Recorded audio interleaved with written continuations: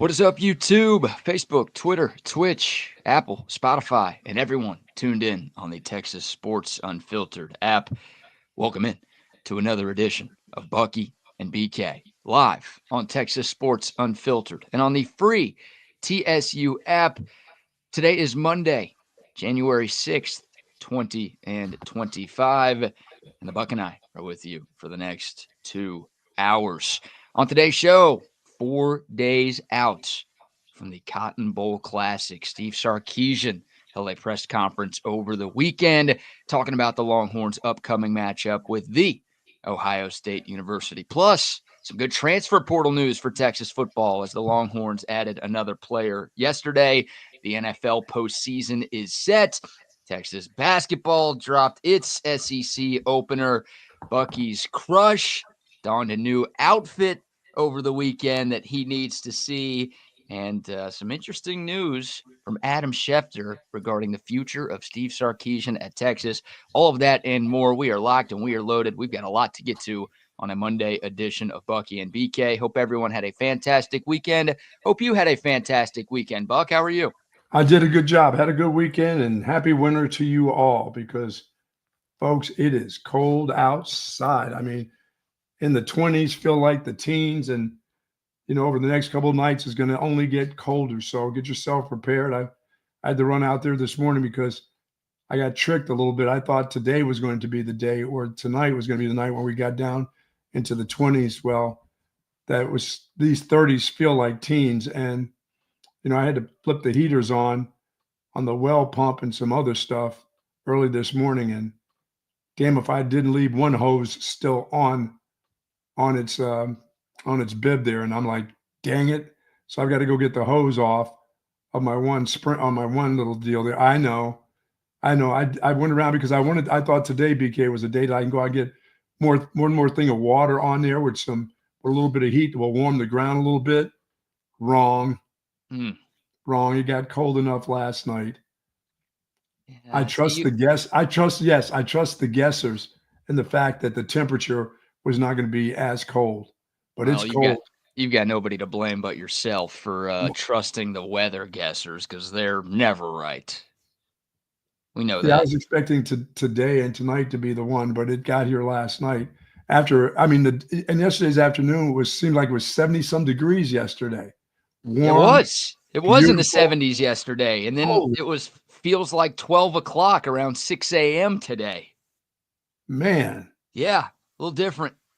That's the beauty and the struggle of living in Austin, Texas, USA, America. One day it can be perfect outside, and the next day it can be like this.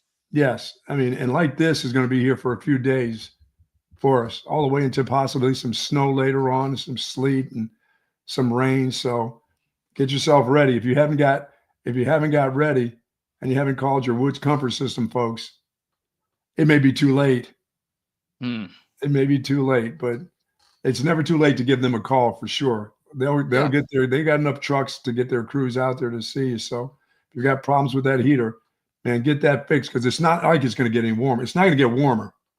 Well, the high today is 47. The high tomorrow is 46. But then you've got highs of 39 and 38 on Wednesday and Thursday. Then how about the weather in Dallas this week? It's even colder up there, and they're expecting snow in Dallas on Friday, which, of course, is the day of the Texas game.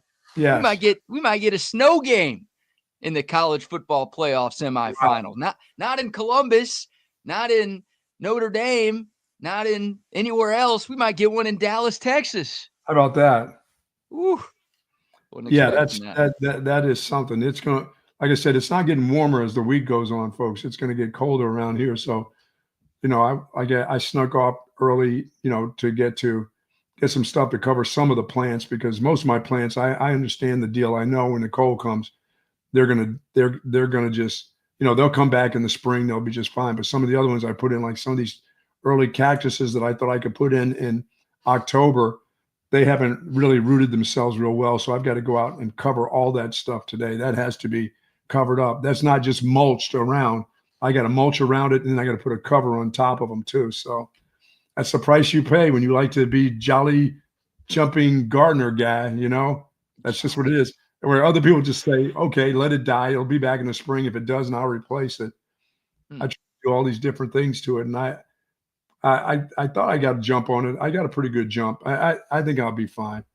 You know what I'm saying? I just got to, when you don't put the hoses, because that copper piping, when that stuff freezes, it expands and that stuff splits, and you don't want that stuff that you don't get any water to your house. That's where you got to be careful of.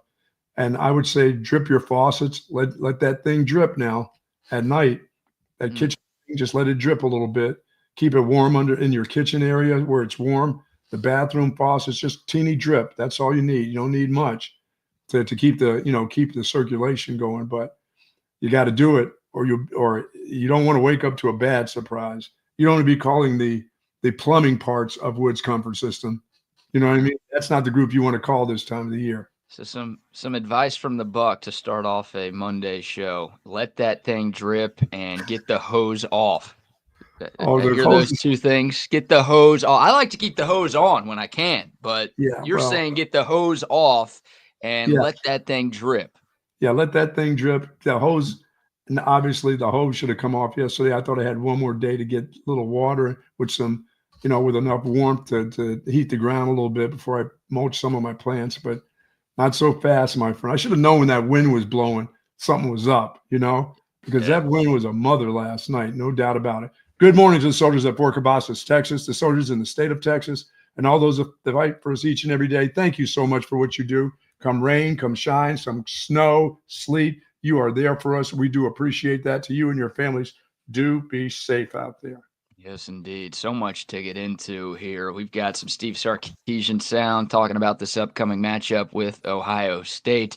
Steve Sarkeesian basically said that no one is giving us a chance. That was the words uttered by Sark over the weekend. So we'll let you hear from the coach. Plenty of Texas basketball to get into. Of course, the NFL postseason is set. We know the Houston Texans will be hosting the Los Angeles Chargers of Anaheim this coming Saturday. It's about to be a fantastic football weekend. You got the 2 college football playoff semifinals coming up on Thursday and Friday, and then 3 straight days of NFL playoff football. Is a great time to be a football fan, that's for sure. Buck, I'll give you the floor. What do you want to start with? Texas football, Texas hoops, NFL? Where do you want to steer this ship this morning? Let's go to football early on a Monday. All right, let's do some Texas football. Yes, sir.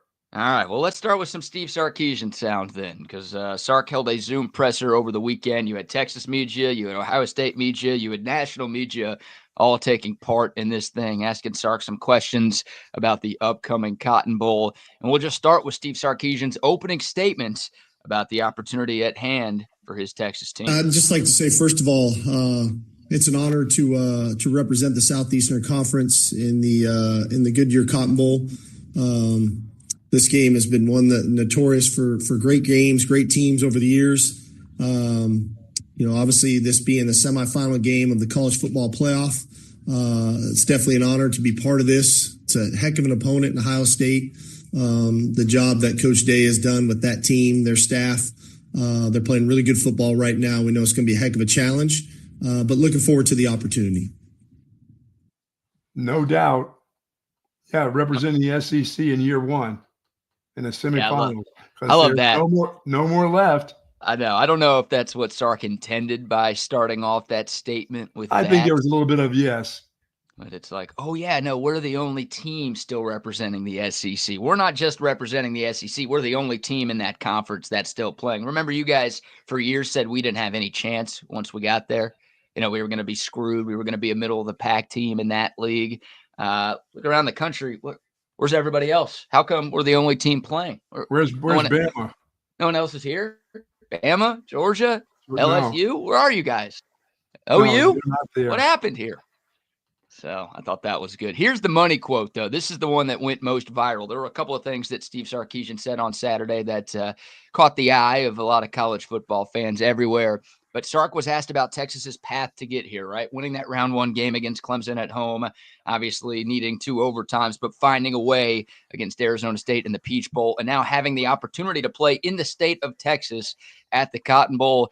Here's Sark talking about his team's path to get to this spot. Coming back home and being part of the first round of the college football playoffs and having a home game, I thought was another really cool experience. The fact that we hosted one of the inaugural home games in the CFP was really cool. And then an opportunity to play in the Peach Bowl, an iconic bowl, and for us to win that and to be the first team to win all the major bowls in that fashion, I thought was fantastic. But now to be in the semis and playing the Cotton Bowl in Dallas is huge. We're going to need our fans. We're going to need our fans' support. I need Longhorn Nation to show out in Arlington. We're going to need everything we got to try to win this game. Clearly we're massive underdogs. Nobody's going to give us a shot, so we're going to need all that we can to try to win this game. Oh, the old underdog role. Clearly, we're massive underdogs, and nobody's going to give us a shot. Well, he's not wrong. I have not heard a single national person pick Texas in this game. Ohio State opened up as a 4.5 to 5.5 point favorite. The line's up to 6.5. Just about every national person I've heard make a prediction on this game has gone with Ohio State. The Buckeyes are the Vegas favorite, not only in this game, but to win the national championship. I mean, they've earned it. They've been awesome in the college football playoff. But, Sark maybe exaggerating a little bit, but he's not wrong. Texas is viewed as a pretty big underdog going into this game, Coach. No, there's no doubt about it. I mean, I picked Ohio State to win the national championship. I still picked Ohio State to win the national championship. I haven't changed from that. It's just that, this will be 85% of Texas fans in that stadium. And you can't get any better than this except for a real home game. I mean, back here in Austin, they got a taste of what that felt like, and they came through. I don't know. I think Ohio State's playing its best football right now, and on a Monday, I wouldn't pick Texas to win. Okay, so even local people, even guys who coached at the University of Texas aren't picking Texas to win this game. Yeah, but I picked Texas to lose in some big-time games that I was wrong. I picked them to lose to USC a long, long time ago and got hammered for it. But on this Monday in the semifinal right now, Ohio State's just playing their best football, and their best football right now is better than Texas, what they're showing right now too. Yeah, well, that's I don't know what changes from Monday to Friday, but some things need to change. That goes to what Sark's talking about, because if you asked me to make a pick on this game right now, I would also pick Ohio State. I'd pick Texas to cover. I don't think this game's going to be a blowout. I think Vegas and everybody else is overreacting based on what happened on January 1st. And look, Ohio State dominated the only unbeaten team in college football, and Texas needed 2 overtimes as a 2-touchdown favorite against Arizona State. So recency bias is a thing, and the last time we saw both of these teams, one team looked a hell of a lot better than the other. I still think this is going to be a close game, but yeah, as it stands right now, if you asked me to say who's going to win this game, I would pick Ohio State. So Texas is going to have to bring it. Look, maybe this is what Texas needs. Right? It's been a while since the Longhorns have been an underdog. You got to go all the way back to week 2 of last season when Texas went on the road to Tuscaloosa and took on Nick Saban in Alabama to find the last time Texas wasn't favored to win in Vegas. And, well, we know what happened. They not only won that game, they won that game by double digits, handed Nick Saban the worst home loss of his Alabama career. So maybe this is something Texas needs to spark them up a little bit. Like, Steve Sarkeesian hasn't always been great as an underdog. If you look at his overall track record as a coach, he doesn't have the, sorry to do this, but Tom Herman underdog bit. Remember how good Tom Herman was as a dog, especially before he got to Texas? Sark doesn't quite have that. But again, the last time Texas was a dog, they won. And then the time before that, Texas was a dog, was the year before against Alabama. Texas was a 3-touchdown dog in that game here in Austin. And Texas lost by 1 on a game-winning field goal in a game where they lost their starting quarterback early on. So maybe this is what Texas needs, and maybe Sark trying to play up. What your guy needs to kick field goals. Oh, I'm sorry to bring it down. Did that just bring it down, really? Boy, I thought I was bringing it down with Tom Herman. You're really bringing it down with Bert Auburn. Talk about a case. You said in a close game. In a close game, guess what he may have to do? Well, that's why I picked Ohio State to win the close game. I don't have much faith in old sideshow Bert to get the job done if his number is called on Friday. I don't know if Yeah, anybody does. yeah. This is for me right now. It's not so much of what Texas defense can do, which they have their hands full because they got two running backs that are like the ones that they think they just played a good running back. These cats can get inside, outside. They got a big offensive line. Their quarterback obviously will be the key. How do you cover both those wide receivers? But their defense has got some speed guys that can really get around. That's the thing that gets, that they're playing their best football right now. But then again, Ohio State, we did beat Michigan. You can't beat them. No, we beat them by like 30 at their place, and you couldn't beat them at all at your place. You haven't beat them for 4 years. Not one, not two. Yeah, really. Not three. Yeah, it's amazing how much the narrative has changed with this Ohio State team since that Michigan game. I mean, there were Buckeye fans, a lot of them, that wanted Ryan Day fired before the playoff. It's not like, oh, no, we'll wait till after this year and do it. It was like, we got to fire this guy right now. There were Ohio State fans who were like, man, Will Howard sucks. We should have kept Kyle McCord. I can't believe we let Kyle McCord transfer to Syracuse. How could we make that mistake? That was not August or September. That was a month ago when Ohio State got embarrassed by Michigan, and it cost them an opportunity to win the Big Ten championship. Everybody had seemingly closed the book on the Buckeyes season. And then, look, I mean, once again, recency bias is a real thing. Ohio State has been far and away the most impressive team through the first two rounds of the college football playoff. But this is not a team that's been perfect all season long. They've had their issues, and some of their issues came late in the season. So, yeah, Texas is going to have to play a great game. But maybe Ohio State is capable with Ryan Day in a big game of peeing down their leg a little bit, Yeah, and it would have to be that way right now. I mean, there's a lot that'll have to go wrong for them right now because, as I said, all their best players are playing at their best right now, and their coach is coaching at his best, and they're getting paid at their best. You know what I mean? That whole thing about them being the best team money can buy, well, it's now starting to come to fruition because that's what they're doing. They're playing their best ball when they have to play their best ball. And no matter what you say about Ryan Day over the last couple of games, that dude is starting to figure some things out with that group. And like I said, the defense is the one. And right now, the one that's struggling with Texas is a little bit of their run game, as we saw the last. I think this front is as good as Georgia as we saw with Georgia, and that's what's scary. And what is Sark going to do about the run game? I mean, you can't go into this game just drop back passing against this defense. Well, ask and ye shall receive, Buck, because Steve Sarkeesian was asked about that, right? The run game was great against Clemson in round one, but it was non-existent against Arizona State in round two. How do you get the run game back in round three? I hope that we can find balance, and I think that we're more than equipped to do that.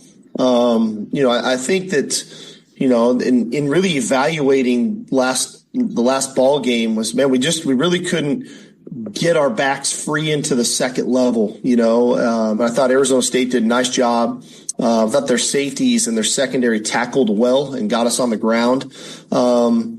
And we didn't get a whole lot of reps to find the rhythm of it. And so everybody's kind of got to take some responsibility of that. But we're at our best when we can run it, and that gives us balance. And so I'm hard pressed not to just kind of walk away from it and abandon it. So we've got to do a great job as a staff of putting together a good plan, and make sure that our players can execute it at a high level, versus the myriad of looks, especially that Ohio State can give you. Well, I think you walked away from it last week in the second half in the first series when you went play action pass on the first down and got your quarterback sacked, and then had to throw it 2 more times when you had talked about being balanced and you needed to get the run game going. Instead, you dropped back and pass. You did exactly opposite. And the more he talks about doing that, the more I think the other teams are going, no, he's not doing that. That dude's going to drop back and pass and try to find Matthew Golden and some other guys. No, you got to, if you're going to do it, stick with it. Hang there with it. I'm not saying hang there all game with it, but you got to give it a chance, and you got to get your best players an opportunity. You're going to need your best athletes on the field. They can't be on the sideline. Your speedster, your guy with the most speed can't be sitting beside you or standing beside you wondering what other play is he going to get in the course of a football game. A guy that we've seen make some things happen. He can't be. Jaden Blue can't be on the sideline in this game. That team has too many speed guys. No, you're right. You need to get your best players the ball, and Trey Wisner and Jaden Blue. What other plays you have available for him? What type of plays? But they have to be let loose. And the same thing with Arch Manning. If he's a part of, if he's been a part of your what you've done the last couple of games, you better get that thing going again, because you're gonna need it all. This will be the best team you play out of all these teams. Yeah, I think Ohio State probably has the best roster in college football, and you picked them to win it all before the year started. The reason I didn't pick Ohio State to win it all because I didn't believe in Will Howard. Well, Will Howard's put together his 2 best passing games of his college career in the playoffs, so maybe he's found something. But yeah, Texas is going to have to bring its A game, and they've got to do different things in the run game to find a way to make it work. I mean, look, they were pretty balanced on paper against Arizona State. Quinn Ewers had 30 pass attempts. Texas ran the ball 30 times. It's not like they completely abandoned the run game and just didn't try to do it in the second half. The problem was they threw it for almost 11 yards per attempt. That's not a problem. That's pretty good. They ran it for 1.8 yards per rush. That's not good. So there's no point in being balanced if you're rushing for less than 2 yards a carry. Texas can't do that, right? The 2 losses to Georgia, they averaged less than 2 yards a carry. And obviously their nearest loss, that wasn't a loss, if that makes sense, against Arizona State, they ran it for less than 2 yards a carry. So maybe abandon the outside zone, Sark, if it's not working. Maybe try different things in the run game. Maybe try more screens. Maybe bring Arch Manning in to see if he can create a spark in the run game. Like you have to do. You're right, because you're going to need everything. Everything in your bag you're going to need in this game. This will be the best team you play out of all the teams that are left, period. Yeah, different formations. Maybe have 21 personnel. Maybe have 12 personnel. Like, I don't know. Like, you gotta do something to unlock this ground game because, yeah, if you're running for 53 yards on Friday, then season's over. We'll see you in Columbus in August of 2025. That's it. Yeah, they can overwhelm you with their defense, and their offense is going to score. As good as Texas defense is, their offense is going to score some points. So you better be scoring with them, and you better have some speed on the field because they'll have plenty of speed on the field. You know, if you got speed weapons, it can't be on the bench with you. You got to find ways to shake some guys loose, screen it to them, screen it, get those 7 or 8 yards because those are going to be that keep the drive alive. Because I don't think you're going to go bone on bone with them, and as you said, run zone plays. And get this done. The same plays you've been running. This will be like going against Georgia's defensive line.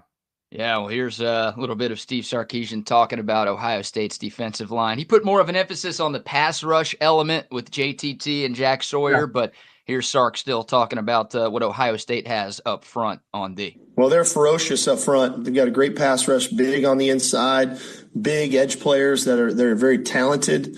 I think getting ahead 34-0 in the second quarter was helpful. Oregon got a little limited where they had to just start passing the ball, and that's generally when a lot of sacks occur. It's when people have to just really throw it to get back into the game, and quarterbacks can hold the ball and so on and so forth, and D linemen can start pinning their ears back and going because there's not the threat of the run.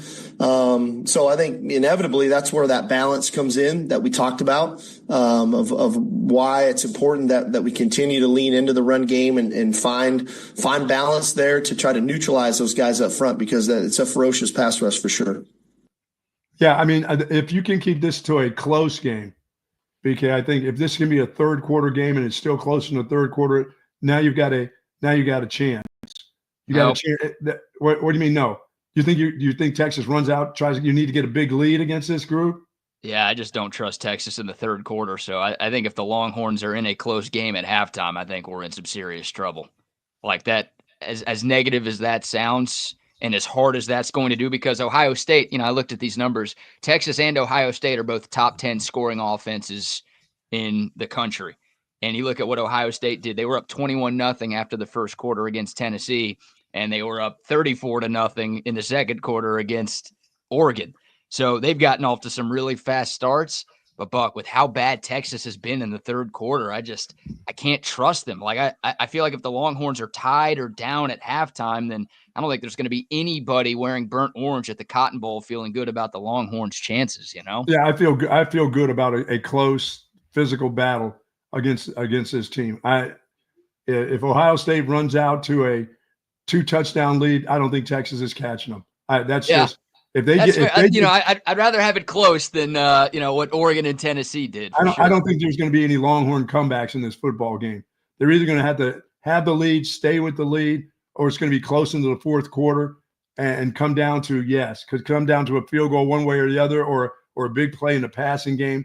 But I don't see this as I don't want to see Ohio State running off to 21-3 or something like that, because I don't think Texas will catch them then. I think their momentum will carry them the way it's carried them the last couple, and Ohio State could roll this group. But if it's halftime and it's a close game, 3 points or whatever, I know this team has been sleepwalking in the third quarter, but I still feel pretty good that they can hang in there in a close ball game. But they're not catching up to this group, not the way they're on a roll right now. No, and I think Sark said it pretty eloquently there. I mean, Oregon got so far behind so Right. early on that they basically had to turn into a one-dimensional offense, and that's why And Ohio State it's not just throwing with Ohio State now; it's that run game, and they're getting inside, and their runners can get outside. They bounce outside, and they can fly. They've got fast dudes. Not just fast. This isn't like scattaboo run you over dudes. It's run you over and then outrun you guys. Yeah. And both of them can go. Sure. Travion Henderson, Quinshon Judkins, they both went for 900 plus this season. I think one of them's at 925 yards on the year, and the other one's at 924 yards on the year. So you talk about balance, you talk about a true two-headed monster. Yes. That's what the Buckeyes have with Henderson, and then Judkins, the Ole Miss transfer, who's been really, really good for them too. So and I don't know how Sark feels about Jaden Blue. I mean, I didn't see enough to make me, I saw enough against Clemson to make me feel like, okay, dude's out of the doghouse. Let's go. He's the fastest guy on your team. He can fly. You got to use him. He's going to be a weapon. Then he gets in the game. He gets 4 or 5 carries, and he's not on the field enough. And it looked like a game that you could use one big breakaway speed, with his speed to break away. And so I don't know how much if he trusts him or not, or they just didn't have any plays for him. They thought that Trey Wisner was going to be enough for them in that game against Arizona State. Yeah, well, I think you got to remember Trey Wisner got hurt in that Clemson game. So that's why Jaden Blue got as many snaps as he did. He would have played. It worked out. Yeah, no, it worked out. It absolutely did work out. Now, Trey Wisner was having a great day, too. He went over 100 yards. He actually averaged, I think, more yards a carry in that game than Jaden Blue did, which is crazy considering Blue had the 77-yard dagger touchdown run in the fourth quarter. But, maybe Jaden Blue, whether you agree with it or not, is still, well behind Quintravion Wisner in the eyes of the coaches. I don't know. It tells me that he is. I mean, just last week told me enough that that's what they thought. So, I mean, it's in the time played. Right. So, yeah, I don't know if we're going to see a lot of Jaden Blue this week. I'd like to see him because I do think he has game-changing speed. He's one of the fastest players on this team. But I don't know what to expect. Like you said, I mean, he got 5 touches against Arizona State last week after playing. Everything you can. And if he doesn't play and he doesn't get in situations where he can be successful and help this team, then they won't win. You're not going to win with just that one running back. That's not going to be enough. They've got too much going on. And I think this is where if you've got that package that you thought that you wanted to expand the package with your backup quarterback, this better be the game. It can't be next year because he's going to be the starter next year. So right. As well use it. And it can't be one play. He's on the bench and we don't see him again. We'll see him next year in Columbus. Whatever you have has to be used. And all your weapons have to be used in this game because once again, you're playing the best team that you played so far, I believe, this year. It's is the best team I believe that's playing right now. Okay, Stephen A. Appreciate that. I think they are. Yeah. The whole thing, and now they no matter what people said about them and how Ryan Day stinks and they stink and they're the best team money can buy, they look like it right now. Right. No, they look great. They've been the most impressive team in this playoff, and 2 dominant wins against 2 very good teams in Tennessee and Oregon, and they have brought their A game in all 3 phases. So it's going to take Texas's A+ game in all 3 phases to get this one done on Friday. I think if Texas can bring the spirit that they brought at home, a home game that they brought early against Michigan, and what Michigan did to them. If they want to be in a physical battle with Ohio State, they can be in the physical part of it with Ohio State. That what they can't give away is the big plays. Number 4 can't be zipping down the middle of your field wide open. Right. Yeah, it's going to be on. As I said, not many teams have done that. Clemson was as scary to me as anything I've seen, and there are better throwing teams and better wide receivers than we saw at Clemson, but there are not many people that have made them look bad. This secondary looked bad, and as good as they are with Smith and the other kid, that can't be. They're going to get theirs anyway, or that can't be the reason that they win. They can't have a kid go for 3 touchdowns and a 60, 70 yarder where he's, they'll have to earn it. If they get a scoring zone touchdown by pass, that's fine. If they get a 20 yarder here or there, it can't be those big ones that make your fans go, "Oh shit." Yeah, I was gonna ask, what does get theirs mean? Because if Jeremiah Smith getting his is anything like what he got against Tennessee and Oregon, then Texas is in some serious trouble. They can't let him get that. He can have some catches, but they can't be. I don't care what defense I play. The Thorpe Award winner will be with him all night long. That's right. I mean, he's just going to be there with him. He's not. It's nobody else is getting him, but that's it. One guy, Jahdae Barron, gets him all day long, every place. No, that's not it. It's Jahdae Barron and a safety getting him all night long. Lionel Richie. You still need somebody over the top too. Yeah. Oh my God. Yes, absolutely. If I'm Texas, I'm playing some cover 6. If I'm Texas, 6'3". He's big. He's big. He's fast. He's the best receiver in the country. And I mean, people are talking about this guy like if he could go pro this year, he'd be the number 1 overall pick in the draft. Yes, I would take him. He's a freshman, so he's got 2 years left. But that's how good people feel about this guy right now. This is generational type stuff that Jeremiah Smith is bringing to Arlington on Friday. He's a mess. He's impossible to stop. And like Chip Kelly against Michigan forgot he had him. And then against Tennessee and Oregon, he's like, "Oh shit, no, that guy's pretty good. Maybe I should get him the ball." And that's been a huge part of the Buckeyes sort of turnaround here in the playoff. All right, more on this game. Plenty more Steve Sarkeesian sound. Obviously, plenty more preview. It's going to be dominating the conversation on this show and on this entire network all week long. Of course, we will be up in Arlington this Friday, bringing you boots on the ground coverage from just outside of Jerry World before the game. We'll give you some details on that. Yeah, Bucky's going to be eating some yellow snow this Friday. It's going to be fun.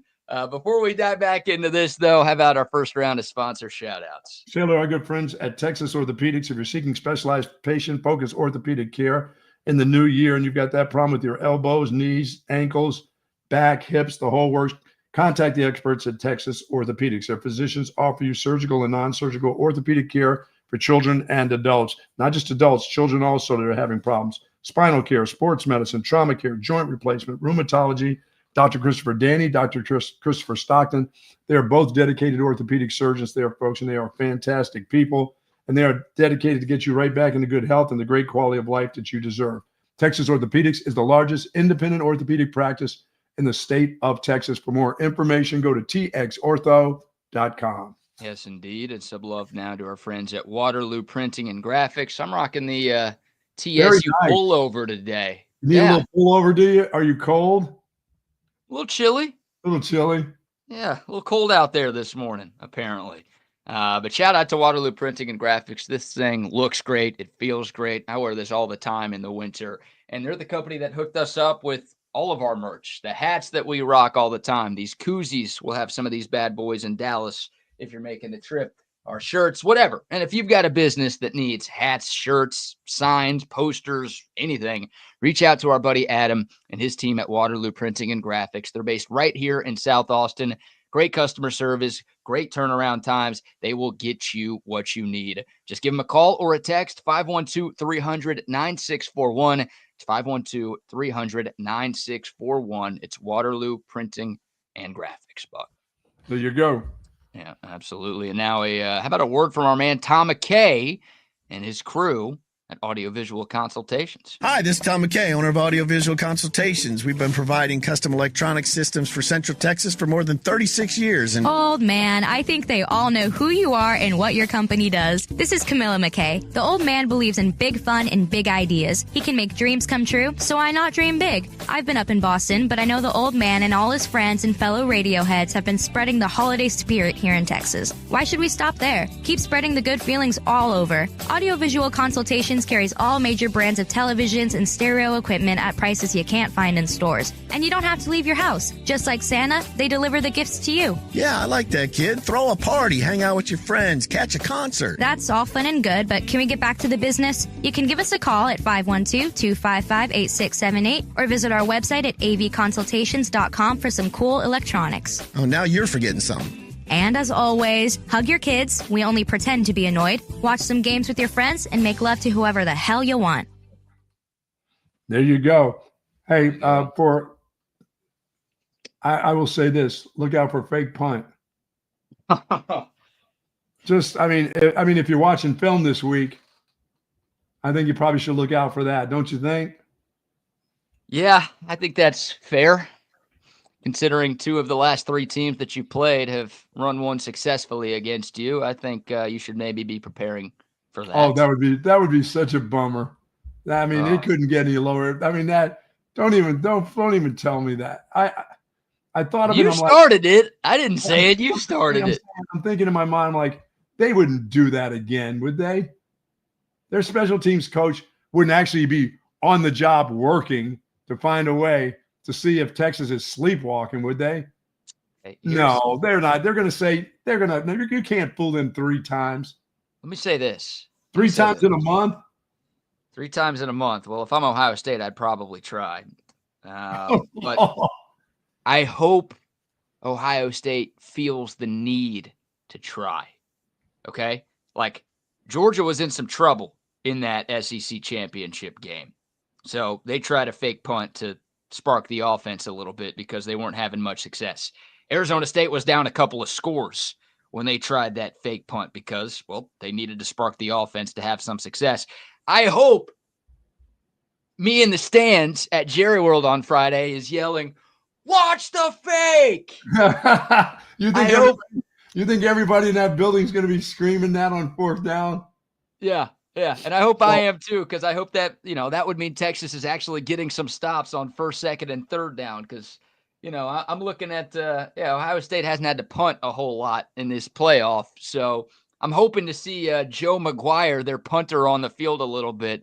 And I'm hoping I even have to be concerned with the fake punt because the way the Buckeyes offense has been rolling, they haven't needed – no, they haven't had to punt and they haven't needed to do that type of trickeration stuff. But, yeah, if Texas does get them in that situation that they could fake punt it and they actually punt it, please don't try to take the guy's leg off at the kneecap. Well, just get the ball back and take it back. Yeah, it's pretty amazing, right? Because in that win over ASU, Texas had a punt return touchdown and a blocked field goal by our guy, Ethan Burke. Yep. And they still got whipped on special teams. Like, that still almost cost them the game because the kicker missed 2 field goals. They had a running into the punter on the first drive of the game.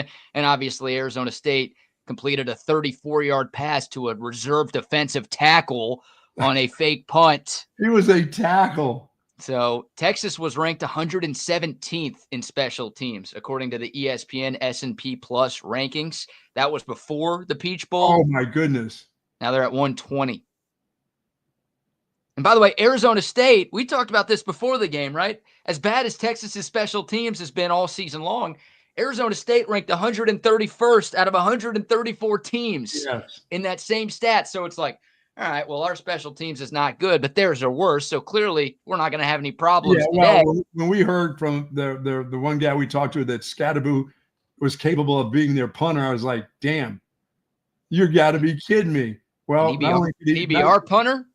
Not only could he do that, but he could have been their quarterback too after I saw him throw up that Hail Mary in the middle of the field. It just hung and hung and hung there. Well, sometimes when Manny Muhammad is in coverage, I think I could be the quarterback. He's had a great year, but his last 2 games have been less than stellar. And he got burned. He's been that beer softball player out in center field. Hey, I got it. No, you got. Oh, here we go. Here we go. Where is it? Where is it? Oh man! But, And he's going to be covering. Just he's the special team. I mean, look, it cost Texas the SEC championship, and it almost cost Texas, obviously, the opportunity to keep competing for a national championship. So most people are picking Ohio State to win. The line is still 6. Like Vegas still thinks this is going to be a close one-possession game, which means every point is going to matter. You know, when you're blowing out bad teams in the SEC or bad teams out of conference, then the third phase of the game doesn't matter that much. But when you're playing games in the month of January, as Texas found out on January 1st, that third phase can be critical. It can be the difference between you playing and you going home. And if Texas gets, look, Ohio State special teams, they're in the 60s in that category. So they're better than Texas, but they're not like elite there. Right. But if Texas gets crushed again on special teams, and we're talking about, you know, another running into the kicker penalty, more missed field goals, bad punts. If that stuff happens, then it's going to make things way more difficult for the Longhorns to win. I mean, Texas could. The difference is the punt returner is going to take his chances, and you're going to need that in this game. As I said, all your big weapons, and he is a weapon. You know, although he may get lit up with those guys, he will take that. He just takes that chance anyway. So it doesn't matter who he plays against. He's done it against everybody that he's played against, including, you know, great athletes like they have at Georgia. So it doesn't matter to him. He's either going to get lit up or he's going to make a big play. He just does it. So I'm fine. Yeah. No, the punt returner is the one part of the special teams that has been very good for Texas this year. But hell, didn't even mention this. You know, Silas Bolden had another good punt return against Arizona State that got called back by a penalty. So, like, Warren Roberson has had 4 or 5 penalties on special teams this year alone. So that's been an issue. Like, your punt return game has been your strength of your special teams, but you're still getting penalties and things that are hurting your field position to start drives. So, yeah, I don't know. I don't know if there's anything realistically that Sark and Jeff Banks could do between January 1st and January 10th to make special teams a strength. The hope is it's just not a huge weakness that comes into play. Like, just don't have any back-breaking plays. And they had 3 or 4 of them against Arizona State. Just don't have anything that bad happen on special teams. And I think we have to call that a win right now. Yeah, if you can go even, you're good. Yeah. If you can get that to be a wash, if you can get the special teams to be a wash.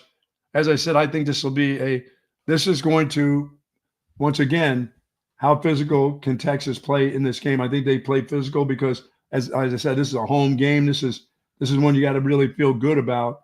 If you don't let it get out of hand, if you don't let some guy slip behind you, as you said, when you got 2 guys covering, if he doesn't beat your 2-on-1, that will be key because they are going to run the ball. Ohio State's coming as everybody else does. They try it. They want to see if Texas is up to how good is that defensive line really. So we'll see because that's what they'll do. And that's the thing. Like, Ohio State's biggest weakness going into the postseason was its offensive line. Mm-hmm. Like, they're without their starting left tackle and they're without their starting left center. Those guys are out for the year. And Ohio State's, metrics, they're on a ton of O-line stats to look at, but the ones that were out there were not very good for the Buckeyes. And I think we all saw them get whipped physically against Michigan. Yes. Right? Like, that was the difference. Ohio State couldn't run the ball. Will Howard was pressured. Like, Ohio State lost the battle in the trenches in that game. And that had a lot of people thinking, like, okay, maybe that's where the Buckeyes are vulnerable. Well, despite being down 2 starters, their offensive line has been great in the playoffs. So Texas has an elite defensive line. It's one of the best in the country. I still think that's probably Ohio State's biggest weakness. Goes without saying, Texas has to win up front. They've got to slow down the Buckeyes' run game. They can't let Will Howard sit in clean pockets and just pick apart this secondary with those great weapons they have. You're right. I mean, this game is going to come down to Texas defensive line being able to show that they can hang with one of the best teams in America. Yeah, no doubt about it. All right, give me the news about Sark. What were you hearing on that front? Well, this is Adam Schefter was on SportsCenter yesterday and couldn't find great audio of this, so we'll just basically say the report on what he was talking about. He said that Steve Sarkeesian is expected to draw interest from NFL teams this offseason. Didn't really elaborate on which teams could be interested. Didn't really elaborate on if Steve Sarkeesian would be interested in even having conversations with those teams, let alone actually leave Texas to take an NFL gig. But Shifty Adam Schefter saying yesterday on the Four Letter Network that Steve Sarkeesian is expected to garner some interest from NFL folk this offseason. Maybe the Dallas Cowboys? Well, it depends on how he plays this Friday. You know, Jerry Jones hired Mike McCarthy because he won a Super Bowl inside his stadium. So maybe if Steve Sarkeesian wins the Cotton Bowl inside his stadium, then Sark's going to get the offer to replace Big Mike. Yeah, that would be special. But I don't know. You know, I thought last year he was going to get phone calls, you know, just being in the playoffs because of some of the things that he did last year. I think every year, if they're in the playoffs, he's going to get those kind of calls from teams. But what are you going to do? I mean, those are things that you can't worry about anyway. So that it's either going to happen or it's not going to happen. And if he says I'm not interested and he comes out and says it, then you just take him at his word. If he doesn't say anything, then everything still remains up in the air. It depends on how the season ends. I don't think anything is dependent on anything. I think Steve Sarkeesian's staying put. Like, I think he's staying in college. He makes a pretty penny coaching at Texas. Yes, he does. I looked it up yesterday. I mean, he's currently making $10.3 million a year plus incentives. So because Texas has made it this far in the college football playoff, I think Sark is set to make $11.5 million this year. And if the Longhorns beat Ohio State, it'll be $12 million. And if the Longhorns win the national championship, I think it's closer to $13 million. But just the base salary alone, that $10.3 million that Sark is getting this year, that is the 11th highest amongst all football coaches. Right. NFL and college. There's only 3 college coaches making more than Steve Sarkeesian right now. And look, maybe the NFL interest will give Steve Sarkeesian another raise, right? Maybe after this year, Texas will have to rip up his contract and give him another one. Sure. But I don't think CDC is going to let Sark leave. And I don't think Sark wants to leave. I mean, Nick Saban was his protege, right? Or vice versa. You know what I mean? Nick Saban was his mentor. Sure. Nick Saban's a guy who obviously tried his hand at the NFL, didn't have success, didn't like it, went back to college and built the best dynasty the modern era of this sport has ever seen. And I'm sure Nick Saban told Steve Sarkeesian about, hey, if you do this thing right at this level, you get way more control. You have way more power. It's way easier to have success in this league than it is in that league. So stay here. So I don't think Steve Sarkeesian, who's finally figured it out in college, wants to all of a sudden leave to take the Giants job, the Jaguars job, like a job where there ain't no guarantees you're going to be able to have success because those rosters compared to the rest of the NFL are not like what Texas has compared to the rest of college football. No doubt about it. But sometimes guys just want to be, they also want to be to coach the best of the best, like you want to play with the best of the best. So yeah, and no matter where you coach in the NFL, they're better than college players. Even some of the worst teams even the Jags and everybody else, they're still better than the Cleveland Browns are still better than the college players. You know, if you can get through to those type of players, I mean, that's your ultimate goal. But who knows? I don't know what his goals are. He's happy to be back in college football.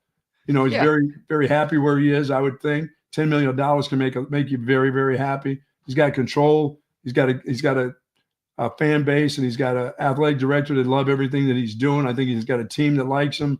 There's no doubt about the players. He's unbelievable when it comes to recruiting.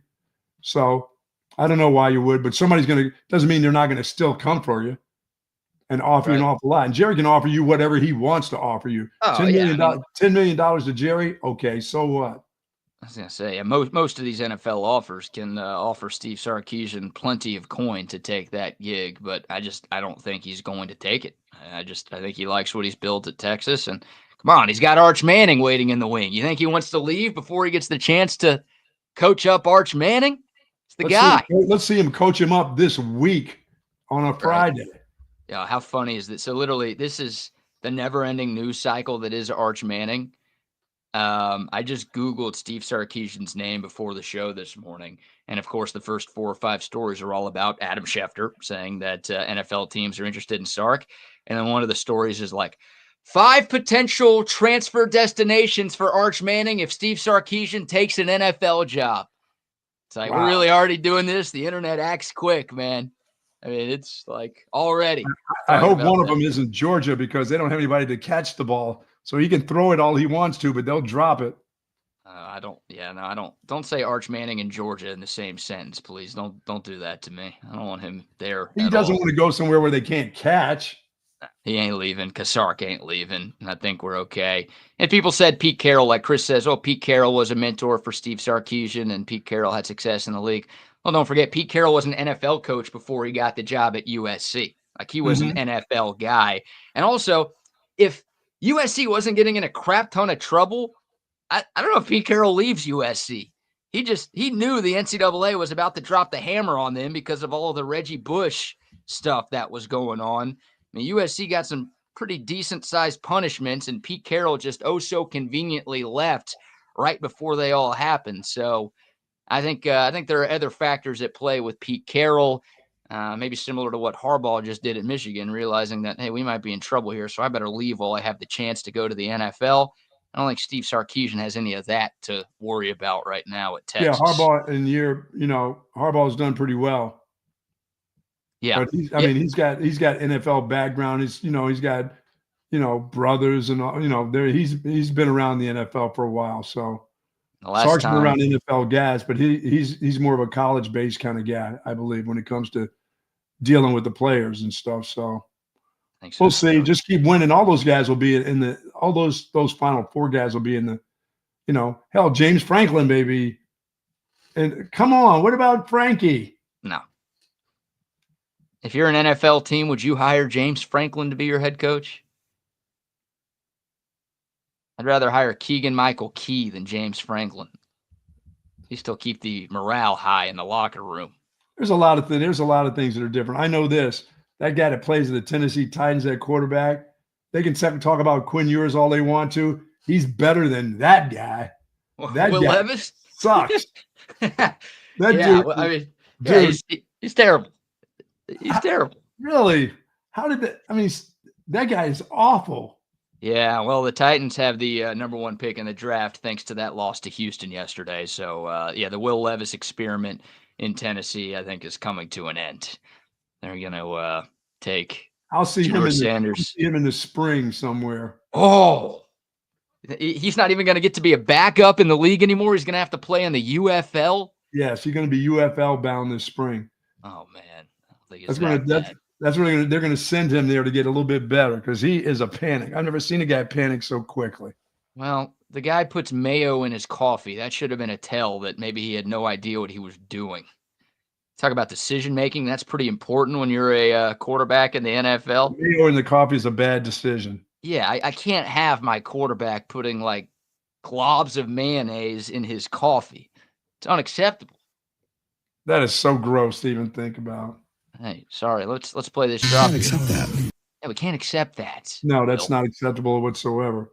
Yeah. Well, I was just gonna say, I don't think Sark's going anywhere. No surprise. Look, it's a good thing. It's a very good thing that NFL teams are interested in Sark because if Texas was 8-4 this year, Texas was 6-6 this year, nobody would be banging down the door trying to talk to Steve Sarkeesian. But because Texas is the only team in America that's made it to the Final Four in back-to-back seasons, and they're leading the SEC into the Final Four. Yeah, and they're leading the SEC into the Final Four. Like, of course, teams are going to be interested in Steve Sarkeesian, but I think he is very interested in staying put in Austin, Texas, which is great news, obviously, for Longhorn fans. All right, Buck, before we shift gears, we got more college football to get into. We got to talk some Texas basketball as well. We also have to talk about your rough weekend on your Gold Star Locks. You were due to come back down to earth, and you came crashing down to earth. Did I really? Yeah, not a great weekend for the Buck. Did I go over? No, you went over on your 50,000 unit plays, though. You got a couple of 25Ks right, but we'll mention that in a second. But before we do any of that, how about another quick round of sponsor shout-outs? Shout out our friends over at 34 Wine and Spirits there on the Southwest Parkway. If you're getting ready to head up to Dallas and you want to bring your booze with you, stop on by. Those guys are wholesale distributors. If you're going up with a party of people and if you need the alcohol brought to you, call on them. They'll get it to you. But go by. They have everything that you need, all the wine, all the liquor, all the liquids right there at 34 Wine and Spirits on the Southwest Parkway. Yeah, baby. Speaking of liquids, how about Altstadt beer? There's some liquids there. You can get that liquid at 34 Wine and Spirits. And shout out to our friends at Kelly's Irish Pub, place where I had my 30th birthday last year. There you go. Mark. You remember that spot. Yep, was there watching some football and some basketball on Saturday. Had me a few Altstadt beers while doing so. Also went to Lavaca Street Bar that night. Had a few more Altstadt beers. Damn. Did you have another birthday? I was enjoying myself. Might as well have been with all the football and basketball going on this weekend. It felt like my birthday, but shout out to Altstadt Beer. It's my choice of beer here in Central Texas. It should be yours as well. If you're staying back for the game this week, get you some Altstadt here. If you're going up to the Metroplex, the good news is at a lot of liquor stores and bars and restaurants up in DFW, you can find the greatness that is Altstadt Beer. They've got it in Houston. They've got it in San Antonio. It really is your best choice all across the Lone Star State. Brewed locally in Fredericksburg. Easy to find. Got a bunch of different brews that all taste great. You guys have heard me talk about it for a long time. I don't need to talk any more about it. Just go get you some and thank me later. It is Altstadt Beer. No impurities, no regrets. Very nice. All right, Buck, your Gold Star lock, since we already kind of set the table here, you were hotter than lava going into the weekend. And I'll give you this. Week 18 of the NFL season is very tough to bet. My cousin usually stays away from these games because you don't know who's playing and who's not. You don't know who's trying and who's not. You got people tanking. You got coaches like trying to save their jobs. Got incentive guys making big money in incentives. You got a bunch of incentives. Yep, we saw a few of those play out yesterday. Wow. So it is not an easy week to bet on if you're betting on football, and it was not an easy week for you. So you were red hot. You were up 270,000 units on the season going into Saturday. And, well, you went 2-4 on your 6 plays, but 0-3 on your 50,000 unit plays. You got screwed by one of them. You had the Bengals minus 2.5 against Pittsburgh, and they won by 2. You had I saw that. Yes. You had the Falcons minus 8 against the Panthers. They lost in overtime. And you had the Fudge Packers minus 10 against the Bears. They lost on a last-second field goal. You also had Minnesota last night for 25,000 units, and they got steamrolled. Yeah, that wasn't even close. That was I thought I'd be wearing my Vikings cap this morning. Nope. Hey, I told you Sam Darnold was going to become Sam Darnold eventually. Dude, they're open. Throw the ball down low. Every once in a while, throw a ground ball, okay? That's Sam Darnold's issue, right? He floats balls a little bit too much. He overthrows guys a little bit too much. And especially early on when that game was close and the Vikings kept getting inside the Lions' 10-yard line, like Sam Darnold was just not accurate at all. And obviously by the goal line, that's where you need to be at your best. For some reason, I kept thinking, dude, let's just kick the field goals. Take at least 2 of those field goals at that time. Take the 6 points. Give yourself – I mean, they were running okay. They weren't running great, but they just – I mean, it was like the pressure on him every time he dropped back. It was in his face. Detroit did a good job defensively with a bunch of guys that weren't supposed to be any good. They were pretty good last night getting Sam Darnold's mug. Yeah, they did. Absolutely. They did a good job in coverage as well. Nick Robertson, who Texas saw when he was at Louisiana Tech back in the day. That's a name I remember from years ago. He did a pretty good job last night. It was a great game plan. And look, everybody's talking about Ben Johnson, the Lions offensive coordinator, rightfully so. And the Lions have maybe the best offensive football this year. And that guy's done a tremendous job over the last couple of seasons, kind of reviving the career of Jared Goff. Everyone's talking about Ben Johnson being the top head coaching candidate. Don't sleep on Aaron Glenn, man, the defensive coordinator up there. Like, that guy should be getting looks from just about every team with an opening this offseason, because the fact that the Lions have lost everybody that they've lost on that side of the ball, and they lost a couple more guys last night too, and they're still able to do that against a 14-win Minnesota team, impressive stuff. That's a complete football team, and yeah, even though they are pretty banged up, they still have a shot. The two games you got right, Buck, you had the Chargers against the Raiders, and you had the Broncos against the Chiefs. That was a beatdown in Denver. Yeah, I mean, I'm looking at the Chiefs game, BK, and I'm thinking, okay, you're not playing anybody, but do you have to get beat that bad? No, I don't think they planned for that. They didn't really plan on trying much, but that was a lot to 0 yesterday. That was one of those ones, if you could just forfeit the game and lose by 3 and move along, they would have done, because that was bad looking. They would have forfeited and lost by 21. I mean, they lost 38-0. They would have taken a 21-point loss. Bad. Yeah, didn't matter. They didn't need it, but not a great day for Kansas City. But Denver gets the win. They get the last playoff spot of the AFC, and there you go. So you're 2-4 this week. You lost 125,000 units. Hey, you're still up. It's wild card weekend coming up. Still up. You're still up 145K on the year. So despite your struggles, you are still in the green. Some of these games this weekend, I'm looking, some teams have some injuries that are kind of scary. I mean, I don't know if Jordan Love, is going to play. Zay Flowers not playing with the Ravens scares me too against Pittsburgh. Oh, yes. There's nothing about Pittsburgh that makes me think they can pull off an upset with or without Zay Flowers. Yeah. Pittsburgh's lost 4 in a row. I mean, they look like shit right now. I've got zero faith. Like, I'm worried about Zay Flowers maybe impacting Baltimore down the road, but I'm not worried about. You're not worried about Pittsburgh's defense at all? No, they're falling apart at the wrong time, it feels like. Could be the end of the line for Coach Tomlin, maybe? Come on, he keeps having winning records. Who cares what he does in the playoffs? He keeps having winning seasons, Coach. Maybe he wants another house. Maybe he wants to go down to Jacksonville or something. Oh my God! Don't do that to him. Come on, man. At this time of his career, what a nice change of scenery. His kids are all old and gone. I mean, like what? He's got to find a retirement home, so he's going to move down to Florida. Why not?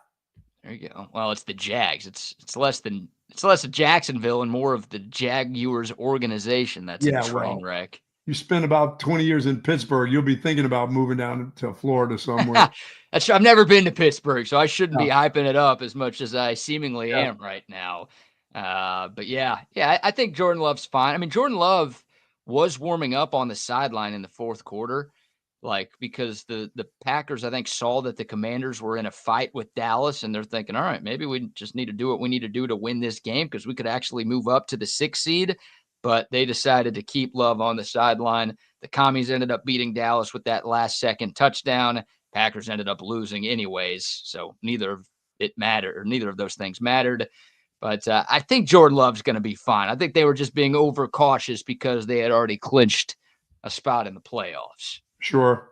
So, I don't know. Big other takeaways. You want to hear from Jerry Jones here? Yes. How does he feel about Mike? We're not talking about Mike at all? Good question. Well, the Cowboys lose. They finished the year 7-10. They're obviously not going to play in the playoffs. Jerry Jones, in his post-game scrum, was asked about the timeline for a decision on Mike McCarthy's future. Kind of the time frame that I've done in the past. That'll be it. So that'll be the way that it's evolved in the past will be a time frame, and I can tell you the past is not necessarily consistent in terms of a time frame. When you said Friday that the hay is in the barn about McCarthy and the coaches, does that mean, have you made up your mind on Mike McCarthy? No. Well, the point is that all that I'm going to look at, that I was answering that question, and that was, does the outcome of this game really impact his future? And I said no. All of the things I'll consider are hay's in the barn. Hay's already in the barn, but he already, before this game even started, he knew what he was going to do. That dude is gone. That dude is gone. You think so? Yes. I hope so. Yeah, the hay's in the barn. Yeah. Even before this game, that doesn't. I love what I'd rather have him say. I'll make some decisions after I see how they play and how they handle the last game of the year. But when somebody tells me the hay's in the barn, that dude's already made up his mind that he's gone. Hay's in the barn. Boxes are at your house to be packed. Yep, and they don't have to fire Mike McCarthy. Don't forget, his contract expires at the end of this season, so the Cowboys can move on from McCarthy pretty easily here. McCarthy in his post-game press conference said he wanted to come back. Of course, no surprise there. Nobody really likes losing their job, but yeah, we'll see. Look, I, as a Cowboys fan, I don't like losing to the Eagles or the Commanders, but I'm kind of glad the Cowboys lost the last 2 games of the season because they were playing pretty well, and I was worried that late season push was going to give Jerry Jones like some false sense of security and pride that, hey, Mike McCarthy's the right guy and the players love him and, we got to keep him around because we finished the year strong and that's going to carry over to next season and we're going to be back into the playoff. Like, I'm kind of glad the Cowboys got embarrassed in Philly and then they lost in heartbreaking fashion yesterday. I just can't wait now. It's now about the Micah Parsons drama. Forget it. Mike McCarthy coming or going, I don't care. I want the Micah Parsons drama to start to show up now. It's time. Well, you'll get some of that. And look, today's considered Black Monday in the NFL. Oh, right? Yeah. Because a lot of coaches lose their job. I mean, we've already seen, Gerard Mayo got fired yesterday. Didn't even make it to Black Monday. I know. That's what I was saying. Dude, they didn't even give that guy till Monday. Right. Robert Kraft says, nope, you are not the guy. Yeah, one and done, and that was it for Gerard Mayo. They won that game yesterday. They needed to lose. If they would have lost, they would have been picking first in the draft, but instead they won. Maybe that's why Bob Kraft is so pissed. But the Jags fired Doug Peterson this morning. Well, you thought he should have been fired months ago. You thought that was coming. Yeah, I couldn't believe he didn't get fired midseason the way the Jags year fell off the rails. But most teams will make their decisions today. Right. I don't know if the Giants have done anything. There are a few other teams. The Raiders. I can see them getting rid of Daboll. I think they'll give him another year. I think Daboll's cooked. You do? We'll see. Yeah, I think he's done. But I don't know. The Raiders. Anyway, there are a few teams out there to watch today. Most teams will make their mind up today, but Jerry's not going to do that, is he? He's got to drag this thing out. Of course he does. He wants the lead story on SportsCenter to be, what are the Cowboys doing with Mike McCarthy? He wants that today, tomorrow, Wednesday, Thursday. He's going to push this thing back as far as he can. This damn thing is going into, forget wild card week, and it's going championship week. That's what it's going to go to. Who's drafting for the Cowboys? Is it McCarthy or is it somebody else? Yeah, that's what he needs. He needs to have that. Yeah. Like Glenn says, the Super Bowl. Yeah, what about like right before kickoff at the Super Bowl? Here you go. Talk about the Cowboys during the Super Bowl, please. This is the only way we can get here. So isn't this what you wanted, Cowboys fans? Us in the Super Bowl? That's what you're talking about, right? So, yeah, I mean, that watching that yesterday was as tough as watching the Texans and the Titans. Having to watch that was not good either. No, I mean, Will Levis versus Davis Mills. I wouldn't wish that upon my worst enemy. That's tough watching right there. The Texans get the win, 23-14. The Texans were locked into the 4th seed. Now we know their opponent. They will host Jim Harbaugh and the LA Chargers in round 1. It's death taxes and the Texans playing the Saturday afternoon game in the first round of the playoffs. That'll be your first game this Saturday on CBS. The Chargers opened up as a 3-point favorite. We'll obviously talk about this game as the week progresses, but Buck, early thoughts on the Chargers and the Texans in Houston? Yeah, I think the Chargers are hitting their stride right now. I don't feel that great about the offensive line of the Texans right now. Although, hey, you put Pierce back there as the running back, maybe. Yeah, he had a good day yesterday. He had a great day yesterday. Busted off some long runs.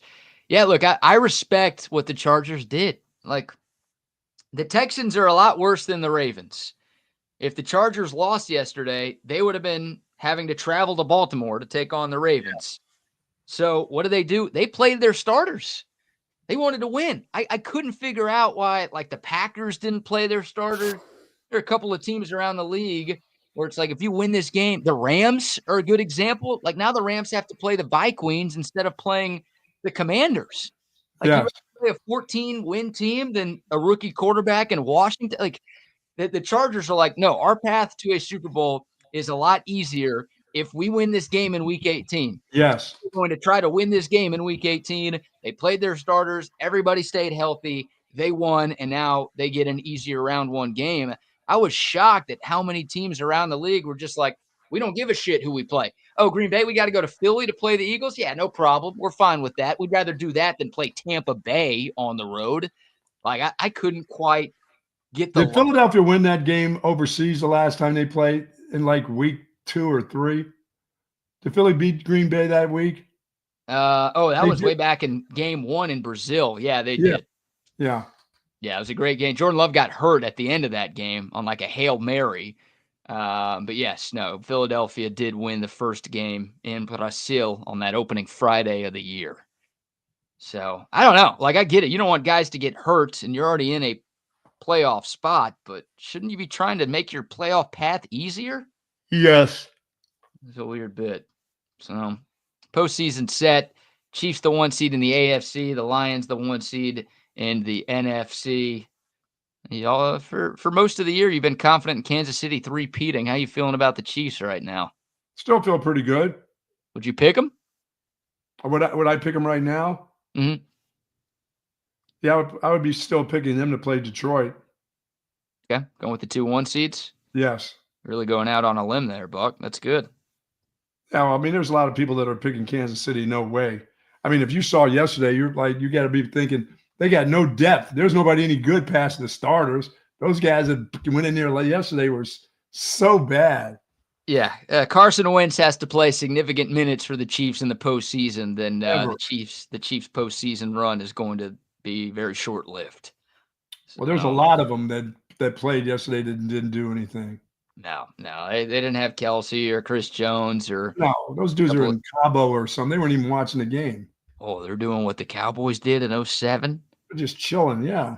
Don't do that. Don't go to Cabo before a big playoff game, especially if you plan on losing that playoff. Oh, by the way, for the Cowboys, I love that news where they let Zeke go so he could go to a contender or something. I couldn't stop laughing when I saw that. That's the reason they let him walk. Was that really the reason they let that dude walk? They wanted him to huh? You're right. No, we didn't talk about that before. Did somebody gobble him up? Was he gobbled up somewhere? Well, he's been gobbling all the food from around the city. But no, I believe Zeke Elliott is still a free agent. Yeah, after week 17, the Cowboys lost in Philly. So funny. They let Zeke go and they released a statement like, "Oh, we want Zeke to be able to sign with a playoff team this year. He needs to be with a contender." They're like, everybody around the league is going, "What?" All these playoff GMs and coaches are like at the same table, like, who's going to pull the trigger on this deal? Oh, that was hilarious. Yeah, good bit there, Cowboys. Thanks for keeping us entertained on this circus. Really, that was too much. That never ends. Yep. So there you go. Some intriguing first-round matchups. Once again, we'll preview these more closer to the end of the week. But in the AFC, Bills, Broncos, you give Denver any chance? Did you like what you saw from them enough yesterday to lead you to believe they could go on the road to Orchard Park and knock off the Bills, or are Bills too good? I think they can make it uncomfortable for them. I believe that for sure.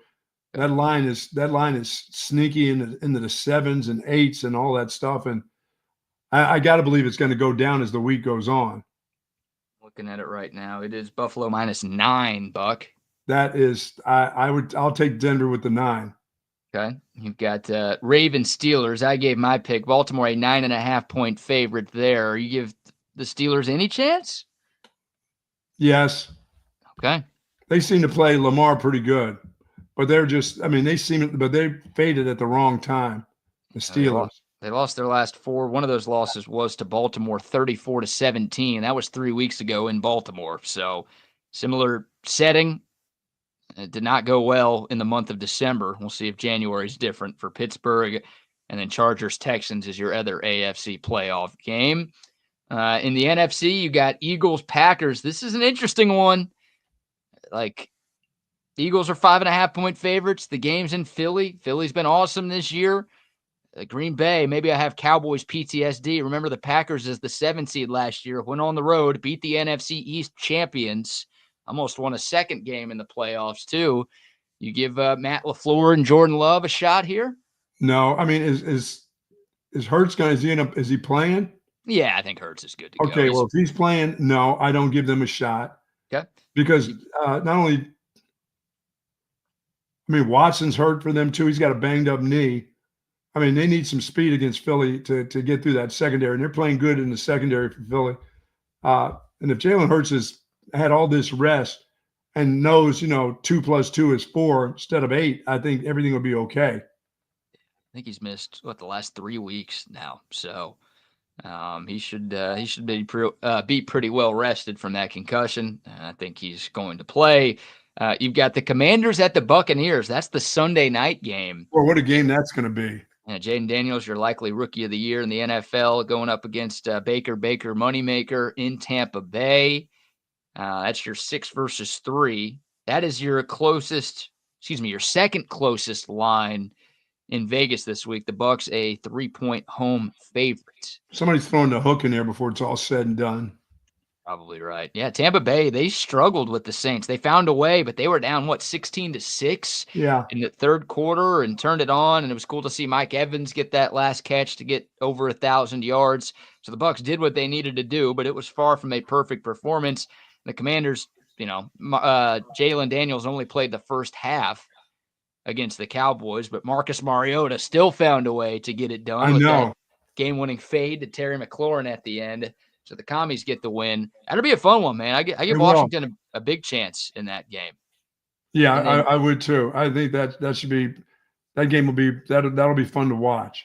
Yeah, and then Monday night, the last game of the weekend, Buck, your Vikings on the road against Matt Stafford, Sean McVay, and the Rams. Minnesota just a 2-point favorite. That is your smallest line of Super Wild Card. I like the Vikings there. I like them to bounce back. Okay. God, I think that'll be a really good game. I think they bounce back from there. That's the every college football fan is freaking out about this playoff format. Like, oh, it's not fair that Boise State and Arizona State got byes, even though they were two of the lowest ranked teams in the field. How about the reward for Minnesota? Like last night, they're playing for the 1 seed and a first-round bye and home field advantage throughout the playoffs, and they lose that game, and now they've got to go on the road to play Sean McVay and Matt Stafford and a very good Rams team. Yes. That's just, people don't complain as much about the NFL format because it's been established and everyone just knows what it is. But sheesh, that's not fun for Minnesota at all. And a great season that they had, and their win totals. I mean, it's ridiculous. It could end. That's just the way it goes. Yeah, it's the rules. It could end. It could all end on Monday night. Right, Minnesota 14-3, and they could have the 1 seed taken from them, and then their entire season taken from them in the span of 8 days. Hey, you know what they did? They lost last night. All they do is win the damn game. That's it. That is it. Yeah, I mean, I don't mind that format. Like you said, I'm used to that format. Yeah, it's not as many people complain. I'm sure some Vikings fans, if you're listening to Minnesota sports radio this morning, they're probably like, can we get this format fixed, please? Like, we should be the 2 seed right now instead of the 5. But yeah, this is a big game for them. I mean, because they got to figure out what they're going to do with Sam Darnold. Yeah, you're right. And has Sam Darnold done enough to get a long-term contract in the offseason, or is that still in limbo? Was the hay in the barn, Jerry Jones? Oh, I don't know. That last night made me think that, oh, God, the game is real, real big. You're going to have to beat Detroit for a lot of years now. They're not going to start getting worse. They're going to get – I don't know. They're going to lose their offensive coordinator. They may lose their defensive coordinator. Their coach, their fourth down maniac of a coach, I don't know if they are a couple-year wonder and then they go back to being the Lions. You know what I'm saying? Depending on who they have calling plays and calling defenses. I mean, Dan Campbell is not going to just go at any place and turn everything around in a year or two. No, but that roster is really good.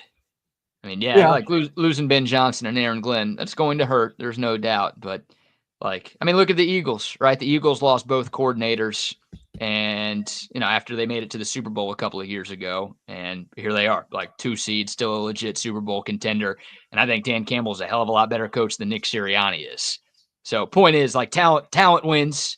And sure. I think that Lions team they're going to be a force for years to come because they've got a loaded roster. How good does that Gibbs do? That dude is unbelievable. Yeah, what do you have, 4 touchdowns last night? As I said, I thought coming out of college he was better than Bijan.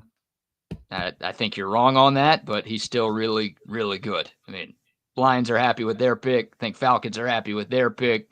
And, Gibbs put on a show last night for Man, sure. oh, man. So, Minnesota, I think Darnold's done enough. I mean, the way that they treated him after that Week 17 win, Sure. came in the locker room and they were lifting him up and dousing him with champagne. Like, I think he's going to be back. But, when you're a quarterback, these big games define your legacy. And even though Sam Darnold's had a great season, if he slips up against Matt Stafford next Monday, then you're right. A lot of haters. If they feel that way, then what do you do with J.J. McCarthy? I mean, you can get something for that dude. He's as good as any quarterback coming out in the draft, right? Wouldn't you think? Yeah. You can Jordan Love it, That's like you could do what the Packers did. They had Jordan Love sit behind Aaron Rodgers for what, 3 or 4 years? Yeah, what's Sam Darnold, 27? And I mean it's different scenario, but I don't know. Like maybe they trade J.J. McCarthy. If they can get a first-round pick for J.J. McCarthy, then okay, you do it. But I don't, I think they can stash him for a little bit, and then just if Sam Darnold resorts back to being the bust that a lot of people thought he was, then all right, you've got a top 10 quarterback just waiting in the wing, ready to go. Well, you got a quarterback that you just don't know about who had not started. Right.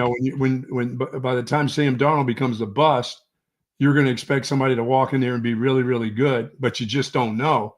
He hasn't been that guy yet. So when you can go get some players that can come in and play for you, with Sam Darnold or around Sam Darnold, I think I'm taking my chances. If I'm keeping him, McCarthy's gone. I'll find another quarterback some other time. Wow. Okay. I'll take chance on I think Minnesota's okay to be ready to be in playoffs and be a part of trying to win that division for the next couple of years. So I'd go get players or get, out of the draft now.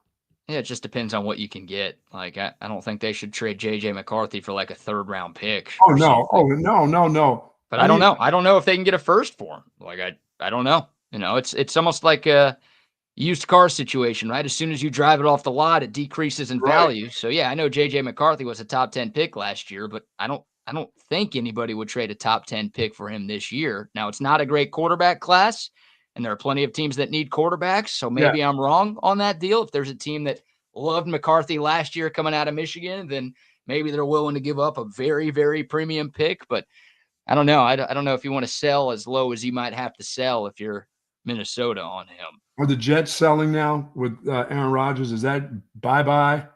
Who knows? It's over. He's done. Hey, Aaron Rodgers is going to take some time. You think Jerry Jones is going to drag this thing out? Wait till Aaron Rodgers does his deal. I think the Jets will make a decision for him quicker than he's going to make a decision. Yeah, I don't think the Jets want to run it back with Aaron Rodgers. No. The question would be, and Greg Olsen on the TV broadcast yesterday was like, there's going to be a bunch of teams interested in Aaron Rodgers. And I'm like, this must be the same teams interested in Zeke Elliott, I guess. Yeah, I mean, they kept saying the 49ers. Like, really? Yeah, I don't know if anyone wants this iteration of Aaron Rodgers. But maybe it is the Jets. The Jets are picking 7th. I don't think they would trade the 7th overall pick for J.J. McCarthy, but they're not going to be able to get Shedeur Sanders and Cam Ward picking 7th. So who knows? Yeah, it'll be a fascinating storyline. I think Darnold's back in Minnesota regardless, but that obviously opens up. I agree. I think they're bringing him back. Sure. So there you go. There's some NFL. By the way, the draft order is set for the teams not making it to the postseason. The Titans will pick number 1, Cleveland 2, the Giants 3, New England 4, and Jacksonville 5. Cleveland looking for a quarterback again. Yeah, they can't beat Deshaun Massage Towel Boy there in Cleveland. Oh my God. They can't let that guy. I mean, they got to cut him. I don't know what the cap hit is. It's going to be brutal, but you got to cut your losses on that dude as soon as you can. Dude, do they just owe this guy millions upon millions no matter what? Well, it was $250 million fully guaranteed deal. So, oh my God. Yeah. By the way, the Cowboys, by virtue of that loss, they'll be picking 12th. I think if they won yesterday, they would have been around like 15 or 16. So the Cowboys losing on that last second Terry McLaurin touchdown did help them out from a draft standpoint. They will be picking 12th when we get to April. So they'll be looking for an offensive lineman. They'll be looking for a lot of things. If you ask me right now what I want the Cowboys to do at 12, I'd want a receiver. Like, they need help for Dak Prescott. CeeDee Lamb's a top 3 receiver in the game, but the drop-off between CeeDee Lamb and anybody, like Jake Ferguson didn't show me much this year at tight end. You kind of thought he was like, yeah, you kind of thought Turd Ferguson was a like difference maker and like maybe this was going to be a big year for him. He did battle through some injuries. Maybe that's a part of it, but like the drop off between CeeDee Lamb and any other pass catcher in Dallas is huge. And you've got to give your $60 million a year quarterback some extra weapons. So I'd look receiver at 12. They need offensive line help. They need a lot of help in a lot of different spots. But if you're asking me what I would do, back from Boise was still around at 12. Yeah, I pulled up a mock draft right now, and the one that I'm looking at has Ashton Jeanty going to the Cowboys at 12. You take him. I don't think I would. It depends on the board. Like I'm not going to sit here and tell you yes for sure I would take him, and I'm not going to sit here and tell you God no, don't take him. But I'd rather them go receiver than Ashton Jeanty, I think. At 12. Like I want a running back. I would say receiver 1, and maybe you take a running back in round 2 or round 3. Pair him with Rico Dowdle, and you got something cooking there. You got a little more skill talent on offense.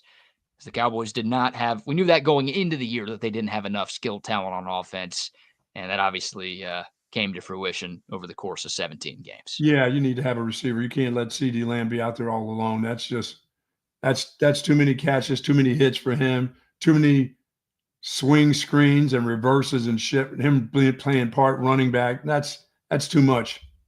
Yeah, too much. I'm with you. All right, we'll take your thoughts. There's some NFL conversation this morning. The playoffs are set. The Texans, once again, will be hosting the Chargers on Saturday afternoon, and the Cowboys will be hosting a draft party at some point in April. That's their next big event. Before we get back into the college football, we've got some more Texas and Ohio State to get into. We also have to talk about the Texas men's basketball SEC opener. And your girl Kim Mulkey donned a new fit yesterday. I got to show you that one, Buck. I bet it's some sensational outfit. I can tell you that right now. It's an all-timer. It is an all-timer. But before any of those, let's give a few more sponsor shout-outs. Say hello to Jay and the gang over at Sue Patrick's, of course. They've got that incredible. They've got tons of Texas-themed gifts, items, apparel, collectibles, you name it. They've got it at Sue Patrick's at 5222 Burnett Road. Got my gear on right now. They offer free shipping on online orders over $49, free curbside pickup. And folks, there's plenty of parking space at 5222 Burnett Road. You are going to need hats. You're going to need gear. If you need a hoodie, that's the place to go get it because they've got tons of different types of hoodies there, ones with hoods, without hoods. They've got sweaters. They've got jackets. They've got the whole works. You're going to need that up there in snow-riddled Dallas this weekend. Arlington area is going to be cold. You're not going to go up there with a little – hey, this is not going to be just long sleeves. And, they've got the Columbias up there. They got the long sleeve jersey shirts at Sue Patrick. But you name it, they have it at Sue Patrick's. Every item that you need with Texas themed, it's going to be at Sue Patrick's. All the caps. Hey, stocking caps also. You're going to need those too. Possibly this weekend. I've got all of mine. I'll be putting them on this morning when I go outside for sure. But it all happens at 5222 Burnett Road. Yes, sir. Yes, sir. Speaking of Arlington, if you're trying to get to Jerry World in Arlington this Friday, there's only one place you need to look to get your tickets. That is centextickets.com. Tons of tickets on site right now for this Friday's Cotton Bowl. If you want to be in the building for Texas and Ohio State, head over to centextickets.com. And don't forget to use the promo code CENTEX10 when you check out. You're going to get 10% off your purchase instantly.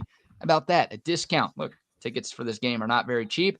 You want to get a little discount. Don't forget that promo code. That's exclusive to TSU listeners and watchers. CENTEX10 at centextickets.com. Nice. By the way, Buck, I keep forgetting to do this. We owe the people some Cabo Bob's catering gift cards. Oh, yes, you do. The So randomizer. Let's bring the randomizer out today. We'll Here give we one go. away today and one away later in the week. But Sounds we are good. giving away a $150 Cabo Bob's catering gift certificate. This one will be for the Longhorns' first-round playoff victory against Clemson. If you want to be entered to win that gift card, all you have to do is send us a text on the Coda text line, 512-222-9328, 512-222-9328. It doesn't matter what you say. Doesn't matter how many times you text in. It's one entry per phone number. So if you text in 50 times, you're not getting 50 entries, one per number. But if you send us any sort of text between now and 10 o'clock, you will be entered to win that Cabo Bob's gift card. So we got you. We're hooking y'all up at the start of the year. Okay. Let's do this Kim Mulkey thing, shall we? Let's see. I don't want to forget this. So, by the way, shout out to the Texas women's basketball team. They're taking care of their business. They are 2-0 in SEC play. They beat up on Arkansas yesterday at the Moody Center, 90-56.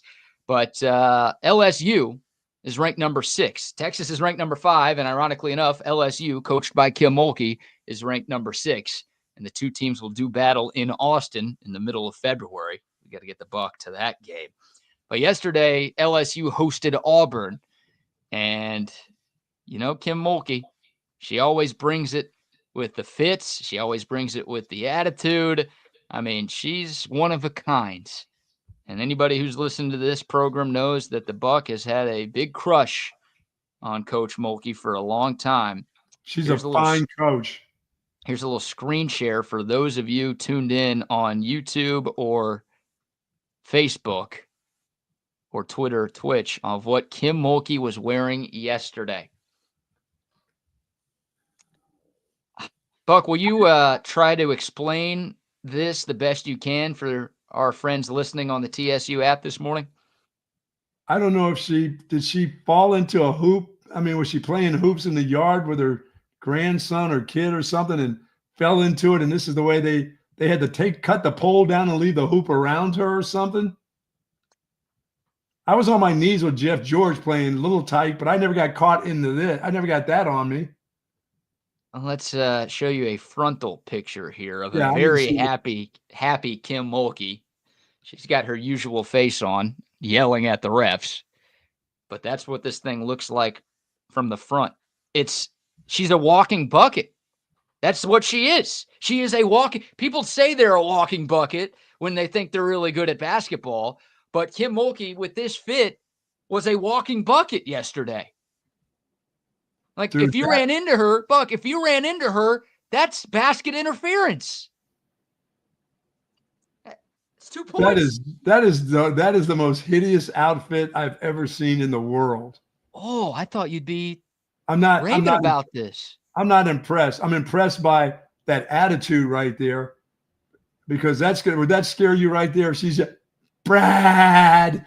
Dude, I've told you, I would rather be trapped in a dark alley with O.J. Simpson or Ray Lewis or Aaron Hernandez, throw him in there too, than I would with Kim Mulkey. I don't want any part of her at all. She terrifies me, dude. Terrifies me.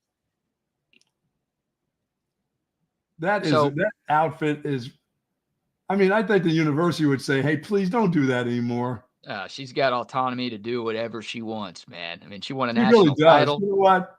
And with that attitude, rightfully so.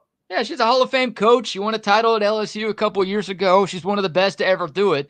But yeah, it's a black long sleeve shirt that's got a white square in the middle of the front, symbolizing a backboard. You know, the square on the backboard. Sure. Then there's a giant orange basketball with like a red rim, and then white nylon hoop strings hanging down from the rim. And they're like dangling over her pants. Where does she find this? I don't know. Somebody makes her outfits, but I know I got to find out who that is. I need some of that gear. You want to wear this? You just said you hated this. You want this? I don't like that on her because she's better than that. I mean, come on, coach. For me, just going out to the local Starbucks with that gear on, that works. Now, hang on.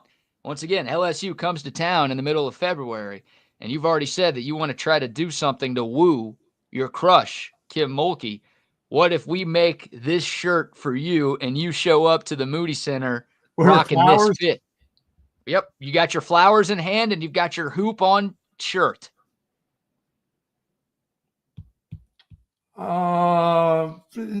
Let's find out where she got that gear from. That's pretty costly, I gotta believe. That whole outfit right there. Guy Sam says, dress for the job you want. She wants to be a hoop, I guess. She's a baller. That's what she is. Yeah, I don't know what that is, but I figured you'd get a kick out of that. I don't never want to see that on her again. Where's her colors at? Where are the LSU colors?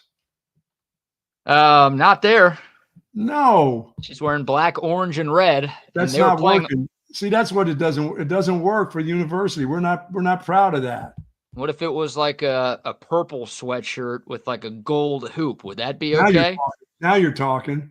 So you're more mad at the colors than you are the fact that she's got a giant basketball net surrounding her midsection? I'm not mad at that part. I'm mad at the colors. You got to be donning your colors, don't you? Yeah. Is she an Aggie or something? I don't know. I figured because of how attracted you are to her, when you saw this first picture, you'd be saying slam dunk or something like that. Oh my God. But dunk a donk. Yeah, you would like to slam that donk, I believe. Look at that outfit. I mean, really. I don't even know what to say about that one. Her son must have said, "You're not going out like that today, are you, Mom? Really?" Yeah, CB says, ask her. So one of her assistant coaches is a former Texas basketball player. Was a walk-on at Texas. He's a good buddy of mine. Joe Schwartz is his name. Good dude. I might text Joe after the show today and be like, where we were talking about it on the show. Where in the hell did your head coach get that? We might need the intel. We might have to talk to Joe on the show to. She probably got some people captured in her basement making all her gear for her. And you would love to be one of those people. Throwing like pieces of bread, open up the door, throwing pieces of bread in. Like a Nike sweatshop worker, but a personal one for Kim Mulkey. That's your dream job right there, Buck. We found it today. Oh my goodness, making gear for her down in the basement.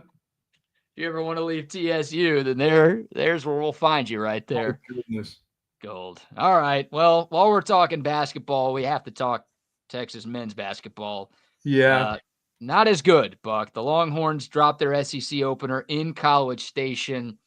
Not only did they drop it, they got blown out in Aggieland. 80-60, the final score. This game was actually tied at 37 at recess, but the Longhorns were outscored 43-23 in the second half. A&M opened up the second half on a 15-2 run.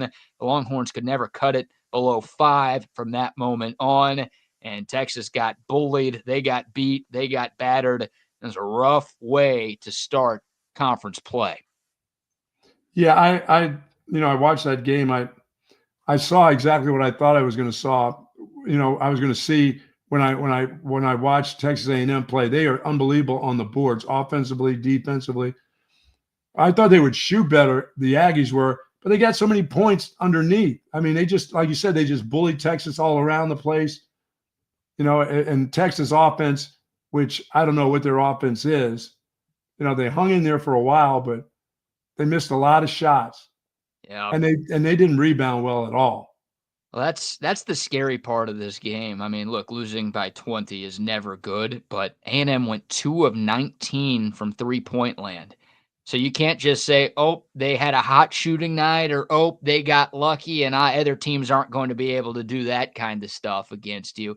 No, they were horrible shooting the ball, but they still won by 20 because, yeah, they bullied you down low. And that was the fear. I think that was every Texas basketball fan's biggest concern going into the season, was the lack of front court depth and talent that Texas had. They tried in the portal. They went after a couple of big-name bigs, but they couldn't get any of them.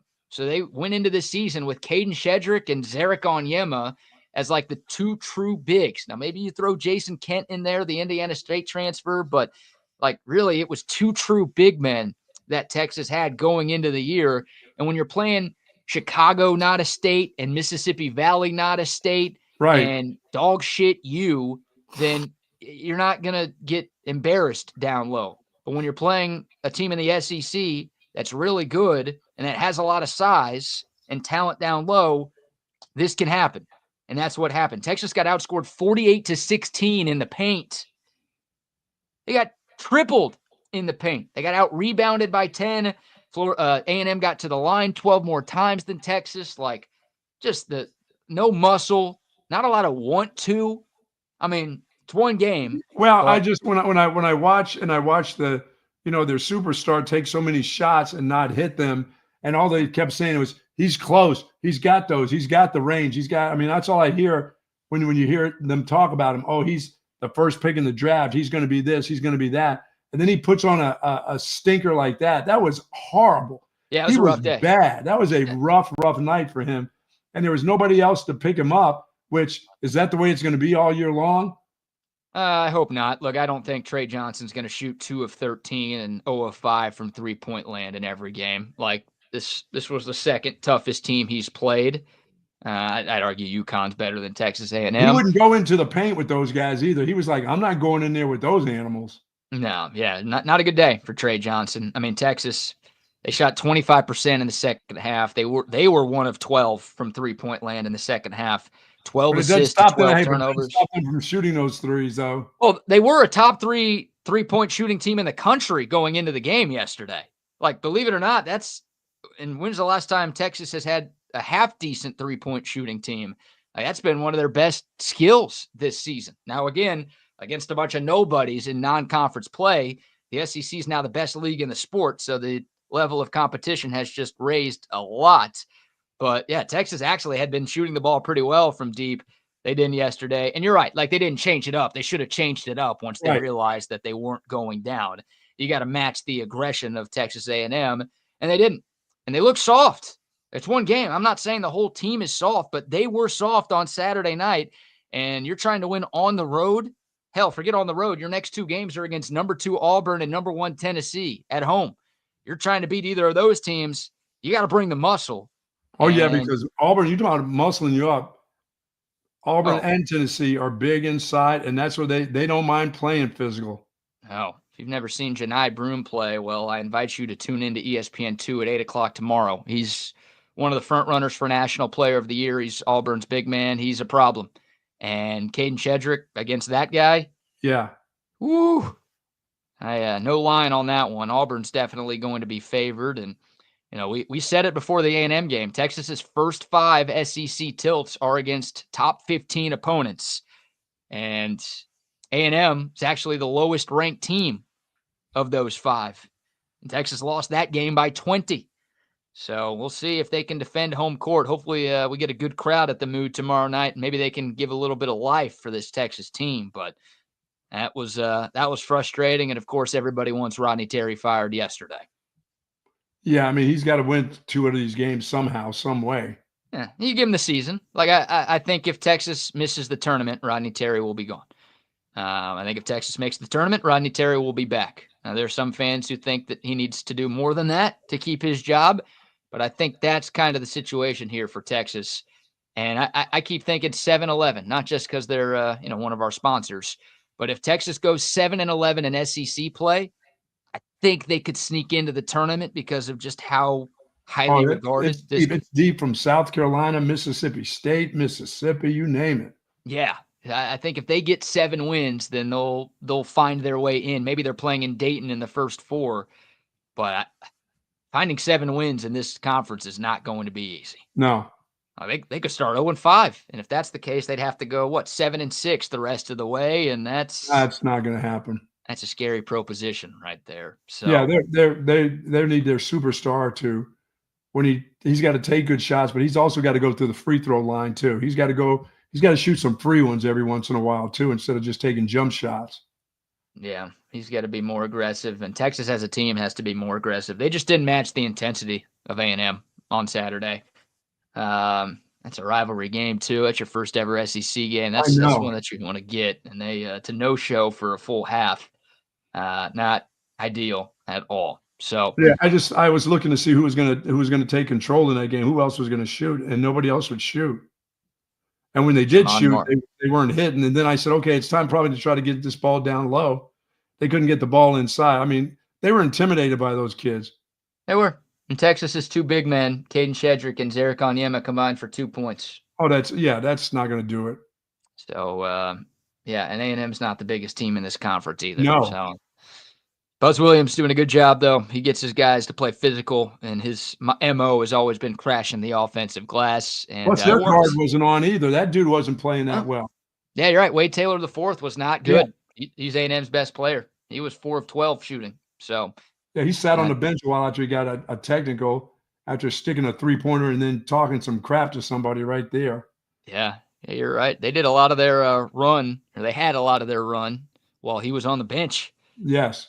So there you go. Texas 0-1 in SEC play, now 11-3 on the year. They get back at it tomorrow night. We'll talk more about Auburn on tomorrow's show, but the path does not get any easier for Texas this week. This is as hard of a week as you could have. They're number 1 and number 2 in back-to-back games.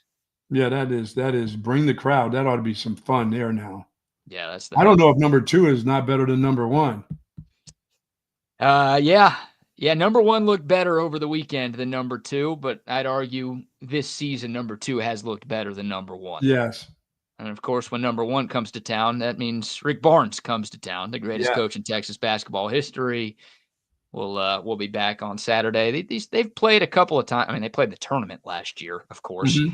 But they played once in the regular season in Austin a few years ago, and Texas won that game. That was was that a Shaka Smart vehicle? I believe that was a Shaka Smart vehicle in that game. But that's a cool storyline, obviously, with Coach Barnes coming home. It is. Hopefully Texas can, I don't know if revenge is the right word, but hopefully they can find a win there. One win this week would be. They're just going to need a win. They need revenge. They need something. Yeah, win one of these two, and that changes the whole conversation around RT. But if Texas loses both, even though it's not fair to play 3 top 15 teams in a row to start your league, if Texas starts 0-3 in the league, you think there's apathy now towards Texas hoops? No, well, they can't play Mary Christian, these teams that they play in the beginning, and not play some good teams and get themselves prepared for what's going to be a hell of a long season. Mary Christian. How did the Jayhawks came back this weekend, didn't they? Yeah, they beat the brakes off of UCF. They needed that one. Good basketball on Saturday. Iowa State looks really good. They're the best team in the Big 12 right now. Mm-hmm. They beat up on Baylor over the weekend. We mentioned Tennessee crushed John Calipari in Arkansas. Kentucky and Florida played a great game, 106-100. You don't see that. That game started at like 10 on Saturday. It's like 10:30. Yep. I turn on the TV, thinking I'm going to get some pregame coverage, and then that game's already like halfway through the first half. Oh, yeah. That was special. Early tip. Yeah, fun day. College hoops is in full swing, and obviously we're still in football mode here. But with less football games on TV because, we're in the Final Four in college and the playoffs in the NFL, good time to start maybe turning your attention to some college hoops. Hopefully Texas has a little bit more. We are done with the bowl. Right. The bowl season is officially over. Yes, there are no more bowls. There's only 3 college football games left. It's your 2 semis and obviously your national championship. What do you think of the other? What do you think of the other semifinal? What do you think of that game? That's a hard one right there now. Yeah, man, I think it's pretty evenly matched. Like Notre Dame with what they were able to do in the trenches against Georgia. Excuse me. That's got me feeling pretty good about the Fighting Irish. Penn State. I can't. That Oregon, like the last time Penn State played a really good team. They gave up 50+ and lost to Oregon. And Oregon was really good. They didn't lose their first game until, last week. Yeah, I don't think Notre Dame has the kind of speed that Oregon has. No, they don't. They definitely don't. I don't know. I wonder if we're fool's gold a little bit with Penn State beating the 2 teams that they've beaten. I think that's a big step up in class who they're about to play with Notre Dame. So I'd lean Irish at the start of the week. I got some more research to do on that game before we get to Thursday. But if you asked me, right now on Monday, who I think would win, I'd pick Notre Dame by a touchdown. Okay. What about you? Yeah, you had Penn State over Notre Dame before the playoff started in this round. You feel good about the Nittany Lions still? I do. Okay. I think they can get some things done. I think they got a little bit more variety on what they're going to try to do. Notre Dame's going to try to run the ball against that. Penn State's defense pretty good. I like their defense. I mean, if their quarterback is on, I think they've got everything going because they've got the two-headed, they got both those running backs at Penn State. So, but the quarterback has to play well in this game. And then again, the quarterback at Notre Dame has to play well. I think the health of Abdul Carter is going to be huge. Yeah, that guy might be the best edge rusher in the country, and he got hurt. His backup number 33 came in the game and was a pain in the ass. He got a personal foul, but he was pretty good. They had some pretty good backups that came in that game for Penn State. Yeah, and Dennis Sutton is also really good for Penn State. He's their other starting edge rusher, so they've got other players, but Abdul Carter is going to be the first defensive player drafted more than likely when we get to April. If he can't play, then that's not ideal for Penn State. Yeah, and their tight end is remarkable. So he's going to get his somehow. They're just going to find ways to get him the ball. It's the Catholics versus the pedos is what they're calling it, I believe. Oh, my goodness. Is that what they're calling it? Or is that what you're calling it? Well, Catholics versus convicts was already taken. So yes, we'll go with pedos on this one here. Wow. Let's say right now I'm leaning to Penn State by 3. Okay. All right. Yeah, you're more of a pedo guy than a Catholic guy, I guess. Huh? All right, that's enough of that. Sorry, that's my fault. That's not Bucky. That's me. All right, before we wrap up with some more Steve Sarkeesian sound, we're gonna have to. I really want to hit this Fox Sports story. We'll deep dive into this tomorrow. Skip Bayless and Fox Sports are getting sued, and also Joy Taylor's in there and Manny Acho's in there. I don't want to rush through it because there's a lot to unpack here, and it's very juicy. So we'll end with some Texas football. Save that for tomorrow. But before we get to some more Steve Sarkeesian sound, Buck, let me just say hello to our friends that once again at Woods Comfort Systems. If your not your air conditioner, if your heater's not working properly right now, call the folks at Woods Comfort Systems. They'll get over to you. They've got plenty of trucks. They got plenty of technicians to get the work done. You're going to need that over the next couple of days. If you haven't done all the preparation, getting ready for this cold, wintry weather that we're going to have this week, then, you should have done it before. But if you haven't done it, please call on Woods Comfort Systems. They're there to take your phone calls. They've been in service and in business for close to 70 years. And believe me, nobody does it better than Woods Comfort Systems. I am so excited that I've done all my stuff with this house with Woods Comfort Systems. And you can call them now. They'll get their service technicians to you as quick as possible. As I said, close to 20 years. Give them a call today. Yes, sir. 512-842-5066 is the number to call Woods Comfort Systems, or find them online, woodscomfortsystems.com. Love it. Shout out to our friends at McCall Custom Homes as well. How about this for a New Year's resolution? How about a new upgrade to your home? Remodel a bathroom, renovate that kitchen, maybe add some life to your outdoor space, maybe add a second story to your home. It doesn't matter what you want to do. Our friends at McCall Custom Homes can turn your dreams into reality. Why? Well, they've been doing it in Austin for 40 years. That's right. 40 years in Central Texas. It's a father-son company with a ton of experience, and they could turn your home into something truly, truly special. Don't just take my word for it. Look at their Facebook page. Look at their Instagram account. Just search McCall Custom Homes, and you can find some of the great works that they've done. And check out their new website, McCallCustomHomesATX.com. That's McCallCustomHomesATX.com. You can look at the gallery of jobs that they've done, and you can obviously get in contact with them there, or you can just give our buddy Mike a call or a text at 512-633-9580. Once again, it's McCall Custom Homes. We build value into your home. And also some love to our friends at Covert Bee Cave. Oh, yeah, we'll be riding to Dallas in style thanks to our friends at Covert Bee Cave. They're hooking us up, and they can hook you up. If you're in the market for a newer pre-owned car, truck, or SUV, don't spend all of your precious hours driving to dealerships. My God, the amount of time you can waste looking for a car when you can just go to Covert Bee Cave and find what you're looking for right there. 3 dealerships in one, 7 brands, 42 acres, Buck? 42 acres, and nobody beats a Covert deal. Not now, not ever. The best in the business. Ever. Yep. covertbeecave.com is their website to look at the inventory, or just go see them off of Highway 71. It is Covert Bee Cave. And some love to passes.com. If you're looking for the perfect gift, you can still give gifts even though it's January. Of course you can. Yeah, and Texas is still playing. If you want to get behind the scenes access and the opportunity to meet some of your favorite players and be a part of exclusive events that no other Longhorn fans can be a part of, head over to passes.com/Texas1Fund and see everything that they've got online right now. Exclusive content, exclusive memorabilia, meet and greets, exclusive tailgates. I keep using the word exclusive. Well, that's what it is. You get stuff that nobody else gets. The best way to be a Longhorn fan is at passes.com/Texas1Fund. By the way, right. BK, Mullet Open registration opens up here in about 5 minutes. How about that? That's right. Which means it'll be sold out in about 6 minutes. Yes, the 24th annual Mullet Open. It's getting ready to open up. Sign up for it. May 6th. I think it's May 16th, something like that.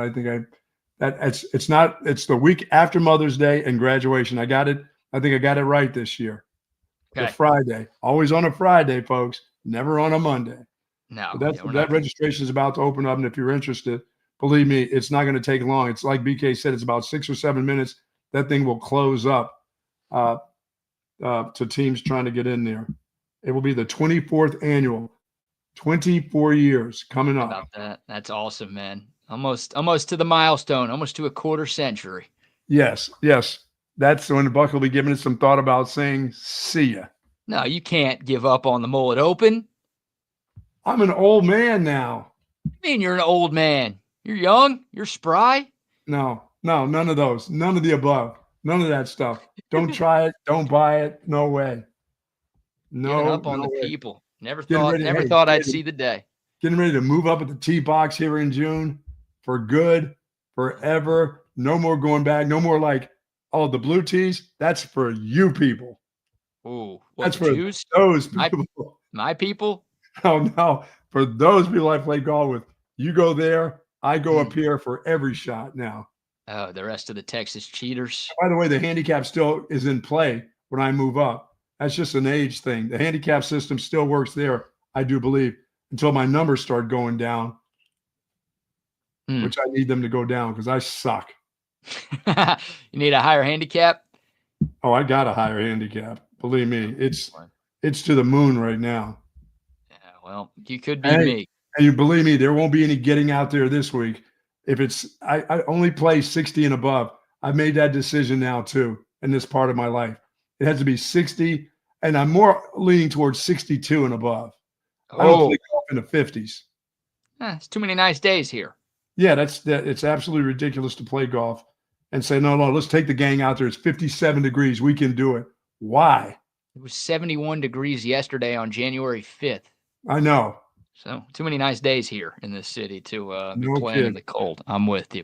All right, a couple more bits of sound from Steve Sarkeesian before we hand things off to Chaos Theory with Rodney and Wags. How about this, being this close to a national championship? Of course, Texas made it this far last year. That was only a 4-team playoff, but obviously they were a part of the Final Four in 2023. Here they are again, just 2 wins away from a national championship. Here's Steve Sarkeesian talking about being this close to the mountaintop. We didn't come this far just to come this far, I guess would be what I'd tell you. It's how it's manifested itself. It's like the journey's not done. The mission is not complete. It's still a driving force behind, what we do every day, why we wake up so early, why we stay so late, why our players are, come in on an off day when we were asking them not to be here and they're in here watching tape, working out, stretching, striding, getting rehab.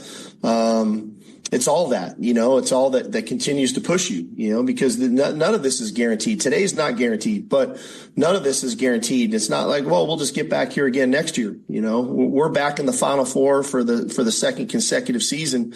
And those other 3 teams that were here a year ago with us didn't make the 12-team playoff, never mind the Final Four. So nothing's guaranteed. It's difficult to get to this spot. And we will want to make sure that we maximize this opportunity and put our best foot forward and see what happens. Yeah, he's absolutely right. Now, those other teams didn't make it back, and he's there. I mean, they have an opportunity. They have an opportunity to do something big. by playing in the national championship game in the first year in the SEC. So this is, a lot of people would have been really disappointed if they'd have lost last week. I think we all would have been.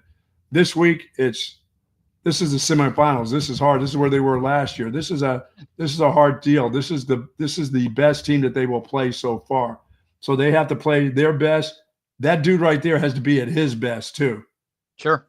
Yeah, he's got to be better. Yeah, he's got to be better than he was last week for sure. Mm-hmm. Because that shouldn't have never been as hard as it was last week. It just it shouldn't. That team was an okay team, great champion, Big 12. Hoorah, hoorah. But dude, no. That shouldn't have been that hard last week. They're a very good team, but I don't care if you're playing Ohio State or Georgia or Penn State or Notre Dame. If you're up by 16 points in the fourth quarter, right, like midway through the fourth quarter, that can't be a game that gets decided in the second overtime. Yeah, and all the little things matter. We get on Bert Auburn, but those field goals, fake punts. You're trying to win a championship. That shit can't happen to you twice in a month. A fake punt. Fool me once, fool me twice. How many times do they have to fool you? Look at some tape and understand that all you're trying to do is get the ball back. If you're going for a punt block, I don't know why in the first series, just let me get the ball back and let my offense get on the field. I don't need a guy near somebody's foot. Stay away, give me the ball, let my offense go back out there. And if you've got weapons, if you got Jaden Blue, that guy needs to be on the field more than 4 plays or 5 plays in a game. He's a weapon. That 77-yard wasn't a fluke. That guy's fast. He's one of the fastest athletes you have. And if you don't trust him, I don't know why you wouldn't. You trusted him the week before. Yeah. And it's, speaking of weapons, like Isaiah Bond didn't have a catch in that game last week. Like, I don't know if we can count him as a weapon anymore because he just hasn't been very productive. But I bring him up to say I think Isaiah Bond and Jaden Blue are 2 of the fastest players in the country. Yes. If he's healthy, if you tell me that guy's ankle doesn't bother him anymore, then run his ass all week at practice and set up some plays where his speed can help you in this football game. I'm not saying throw it into double coverage where it's a free-for-all to get to the ball. Use his speed, use him like you've used him early in the season. Quick screens, get him out there and get him going. But if he's hurt, I'm not spending a bunch of time with a hurt ankle wide receiver that doesn't have confidence in his hands if the ball ricochets off his hands. And Moore has to get back to being the guy that he was in the middle of the season. That guy was one of the most dependable receivers in the country. And now it's like I'm holding my breath like 50-50 if he's going to catch the ball. Right. Yeah, had that drop that turned into a pick against Clemson. So more on this game throughout the week, of course. But yeah, Texas is going to have to play a great game. They're going to have to coach a great game. There's a reason they're 6-point underdogs, right? But hey, bigger upsets have happened in the history of this sport. So is that randomizer going, buddy? Yeah, let's get the randomizer going a little bit as we bring on the boys from Chaos Theory. We'll let Wags and Double R be a part of this thing. First of all, gentlemen, Good morning. Hey, good morning. What's up, guys? A little cold out there. Maybe it's cold outside. Put the covers over the flowers last night.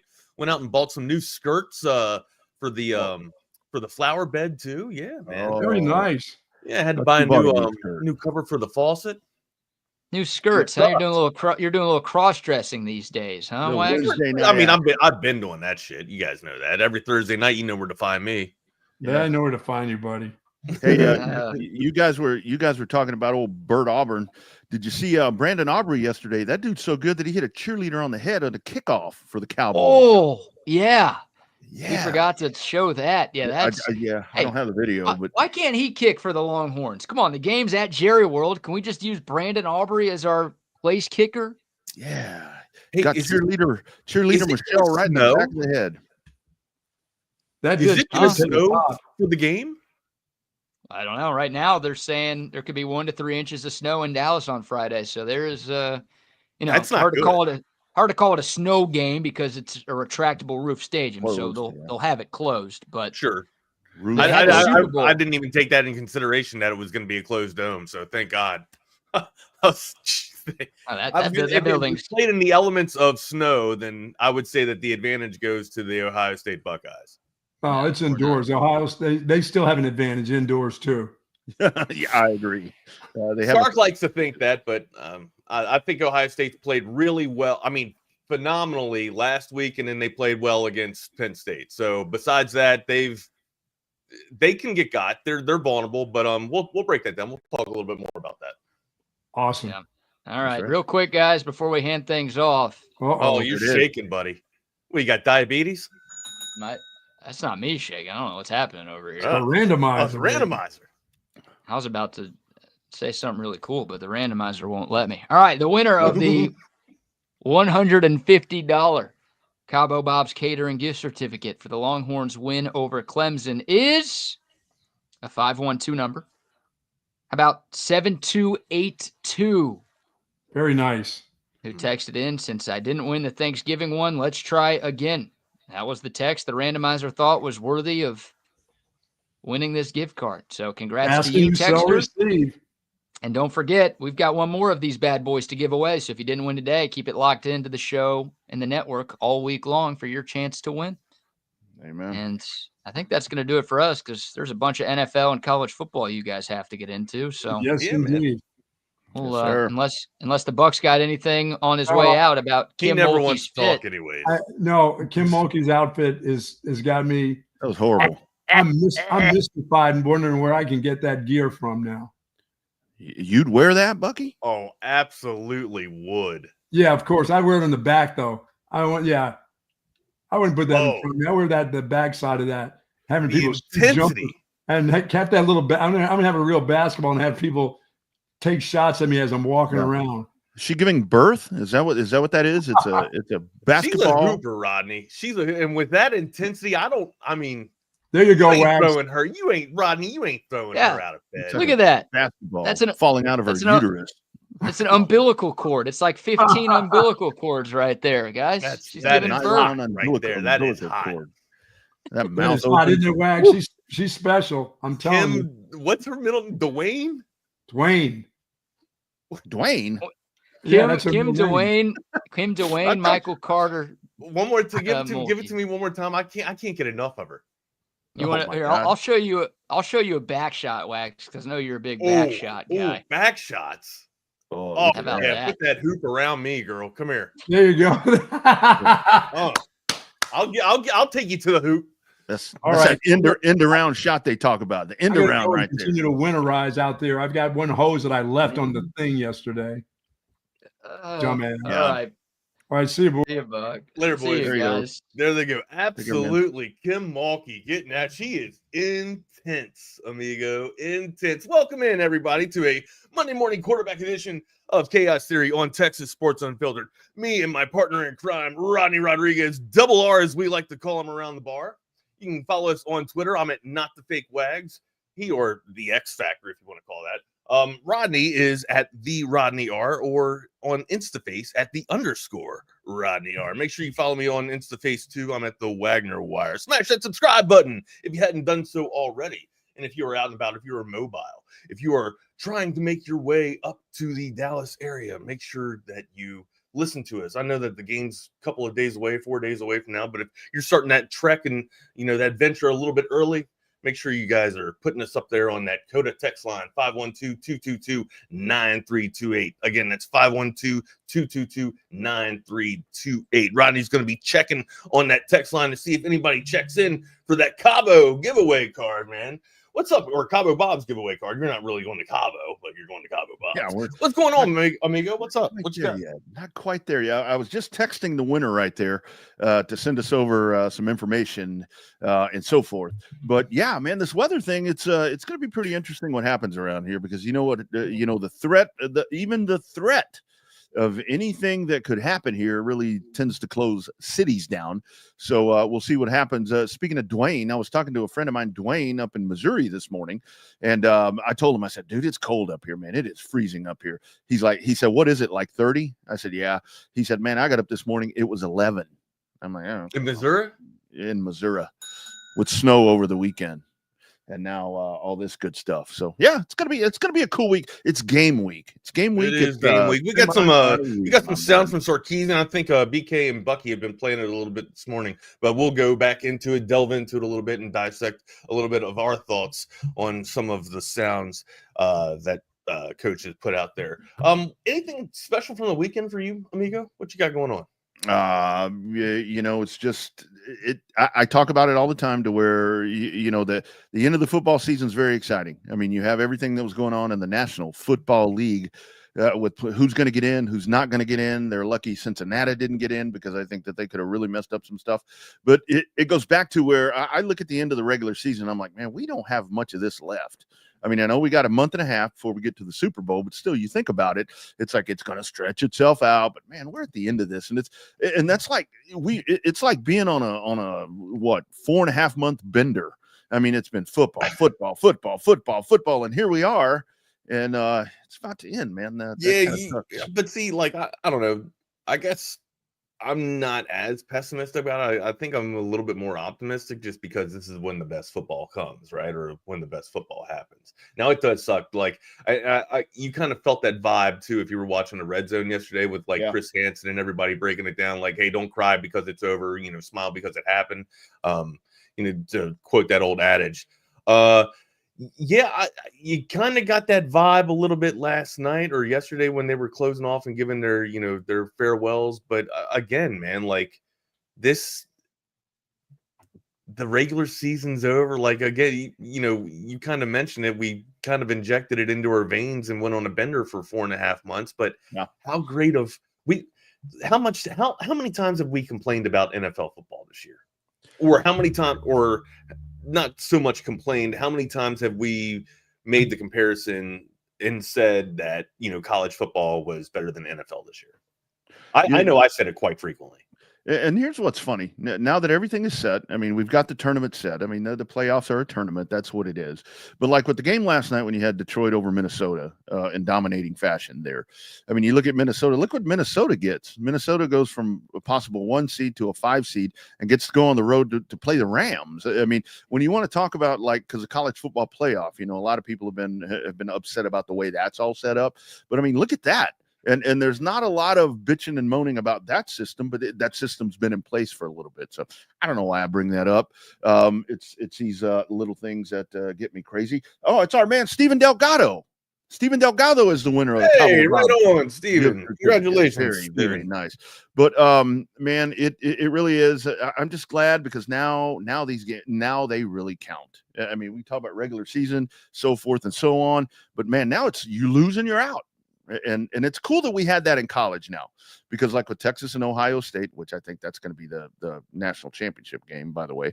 But it's like, man, you lose and you're out. And that's where the reality hits. You're at the end of the road. You're at the end of the road. Figuratively, it's going to be the national championship. Is that what you're talking about? Mm-hmm. Clearly, right? Because it's a semis. Yeah.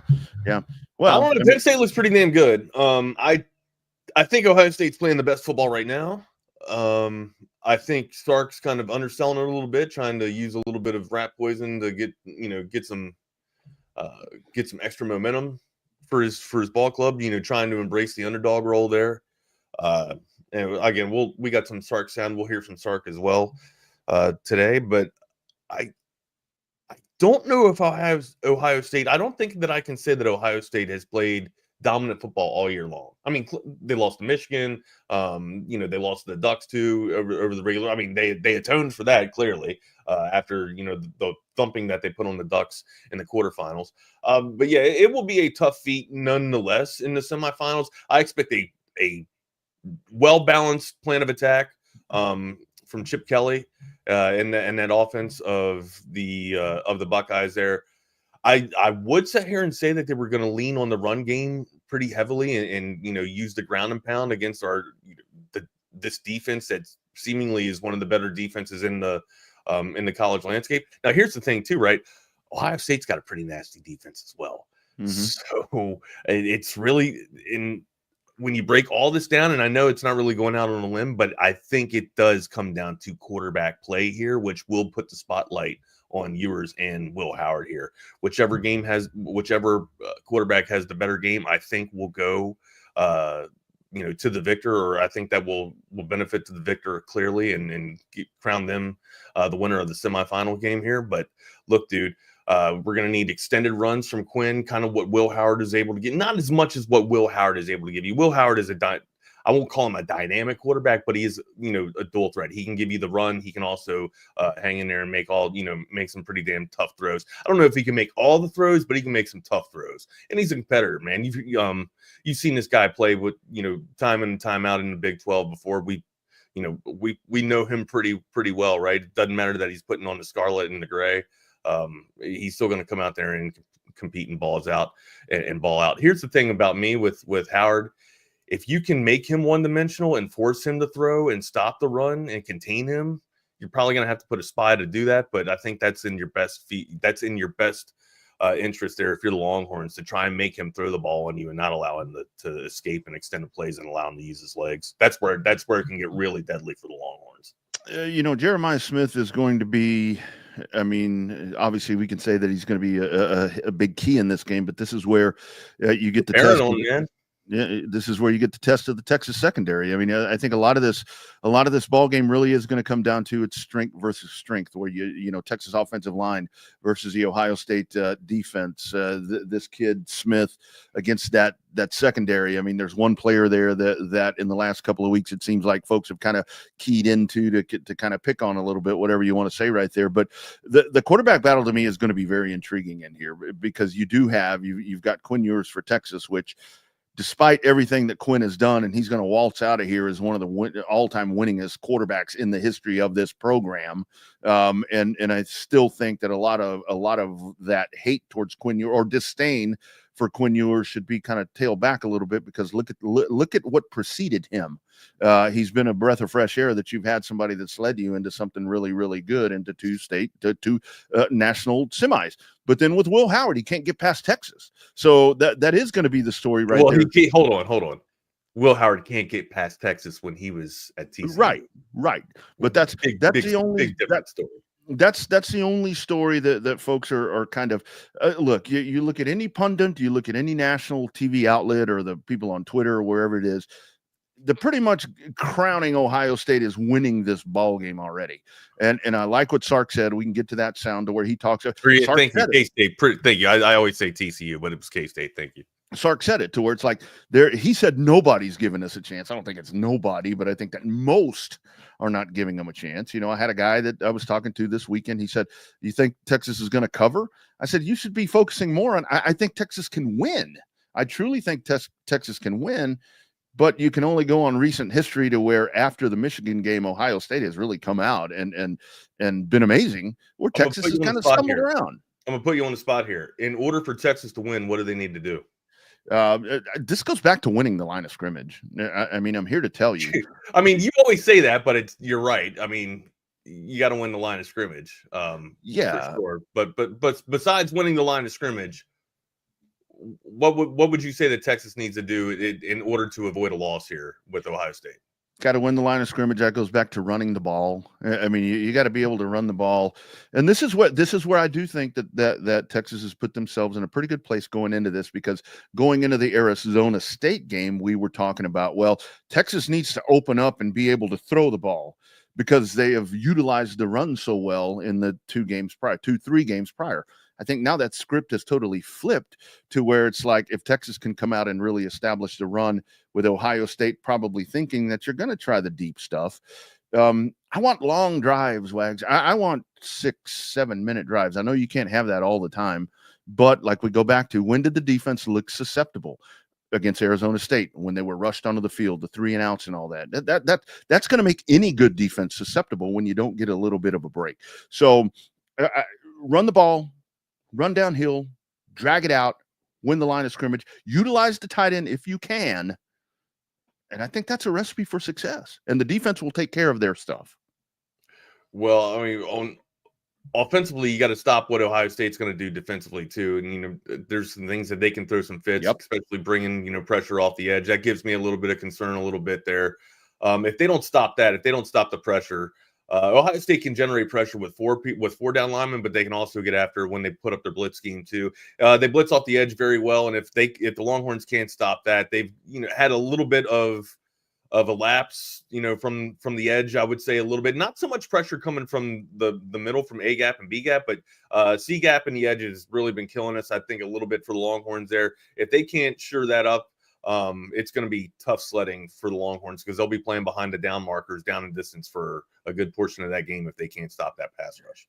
Yeah, and coming into the contest, it really has been where Ohio State looks very on offense. They look very finesse. I mean, everything that they've done, and they've done it rather easily, up until this point. And where UT, I mean, you've struggled. I mean, it's been the winning in the trenches and having to win in the trenches and these close ball games. I happen to think that with this, the way everything plays itself out, if you do get into a close ball game, this is where Texas winning in the clutch, as we've seen a few times this year, including the last contest. I really think that pays dividends right there because they're conditioned better to that, to where Ohio State in the close, I guess it was close against Michigan. I mean, they pretty much got dominated, but it was still a close contest there. They weren't able to be afforded that opportunity. So I really think that kind of some of the struggles and lack of success that Texas has had in this playoff, I think that may reap some dividends when it's all said and done. I really think that that's going to factor in, but you got to keep the game close. You can't spot these guys. You cannot give these guys,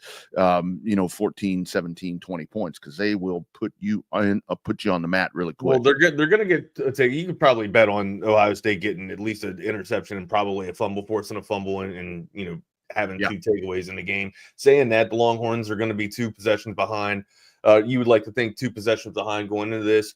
And hopefully to stay ahead of that, you score first and you score early. Again, I think if you do that, you come out, you score first and set the tone. You're not playing from behind. You make Ohio State go and play your tempo of football. I think you have a better chance at that. I would like to see high tempo, but I also want to see, flood wear the damn defensive line down, just so that after the second stanza happens, you can start to lean on Ohio State a little bit and use our. I mean, I'd like to say use our size. I think Texas is still bigger than Ohio State, but I mean, they got hog mollies up front too. But the domination that you just alluded to with Michigan, they didn't do anything crazy. Wink Martindale didn't throw that many schemes and get crazy off. Sure, he blitzed off the edge, but he maintained gap. Him in his defense rather maintained gap responsibility, and honestly, they dominated A-gap in the interior of the defensive line. If Collins can do that, step up and have the biggest game of his life, don't need tackles, just clog the damn hole up and let everybody else scrape and make the tackle, right? Don't allow, that much, maybe 2-3 yard, not too many scrambles from Will Howard up the middle. I don't think Will Howard's going to beat us up the middle like usually a dual threat quarterback does. I do see a little bit of vulnerability on our edge just because of how aggressive we are with our edge rushers. I see maybe us missing a little bit of tackles in the backfield, and then maybe an extension of the run there off of a broken down play. But I don't think design plays to our edge is going to be that much of a factor. Usually when people blitz at you, Rodney, you want to run into the blitz, honestly, or excuse me, throw into the blitz. I don't know if Will Howard is going to have the time to throw into the blitz or locate the hot route or the hot wide receiver with this defense and with how tenacious this defense is. But a lot of that relies on the pass rush. If you're going to blitz and you're going to bring more than 4, you got to get to the quarterback, man. If you do that, if you dial it up and you don't get to the quarterback, that's just suicide, man. You're just asking to be beat. And I think what I fully expect from Ohio State Friday evening, 7:30, AT&T Stadium, semifinal number 2, is that we've talked about it's going to be a topic of conversation throughout the week, and not only on this network but throughout everyone breaking this game down about the wide receiver. I mean, the dude is amazing. I mean, I've seen where folks are like, man, he needs to be in the league now. Well, he can't. He can't go yet. And how would you stop Jeremiah Smith? That's a great question. Hit him late. Get him out of the game. I mean, I'm just kidding, but it's going to be really hard because they're going to try. And this is where I think with them, I mean, you do utilize a double team. You're going to have to double team this guy a little bit. But what does concern me is, like with Will Howard and so forth, the ability to run. These guys, Ohio State has a couple of running backs that I think they're like a yard apart, hovering around 940 yards. That's where they may come to get you. You're going to be focusing so hard on Jeremiah that boom, here comes the running attack. But but I'm very confident in the front and the edges of Texas to be able to contain that. So I think that I really do. I mean, that's how you would slow it down initially, right? I mean, you don't really necessarily have to go to the double team, but if you're getting pressure on Will Howard, 2.5 to 3 seconds, he doesn't have time to find Jeremiah Smith, or Jeremiah Smith doesn't have time to bust open the defense and bust open a broken down coverage and then get vertical and get behind the damn defense. Will Howard won't have time to identify Jeremiah Smith and get him the damn ball if the pass rush is key, is decent enough. So again, that's you go back to the line of scrimmage, Rodney, and again, that is the ultimate key of success, the key component of getting the victory against Ohio State. But there's so many other different sub level of scenarios of what you got to break down here. It's not just the line of trenches. With the line of trenches comes being able to get a decent pass rush to allow them to not have a damn passing attack and also make them one-dimensional. If you can do that, if the Longhorns can do that and force Ohio State to just run the ball solely, that's fantastic, out of their backfield. But again, the running the ball with Will Smith and Henderson, or not Will Smith, Will Howard and Henderson, that's a problem, right? You got to be able to just focus and hone in on one guy. If you allow them to get into their RPO sets and we don't have a good spy on Howard, he's going to eat us up. But force Howard to throw, right? And then in traditional downs, just be able to stop Henderson. I think the Longhorns should be fine, man.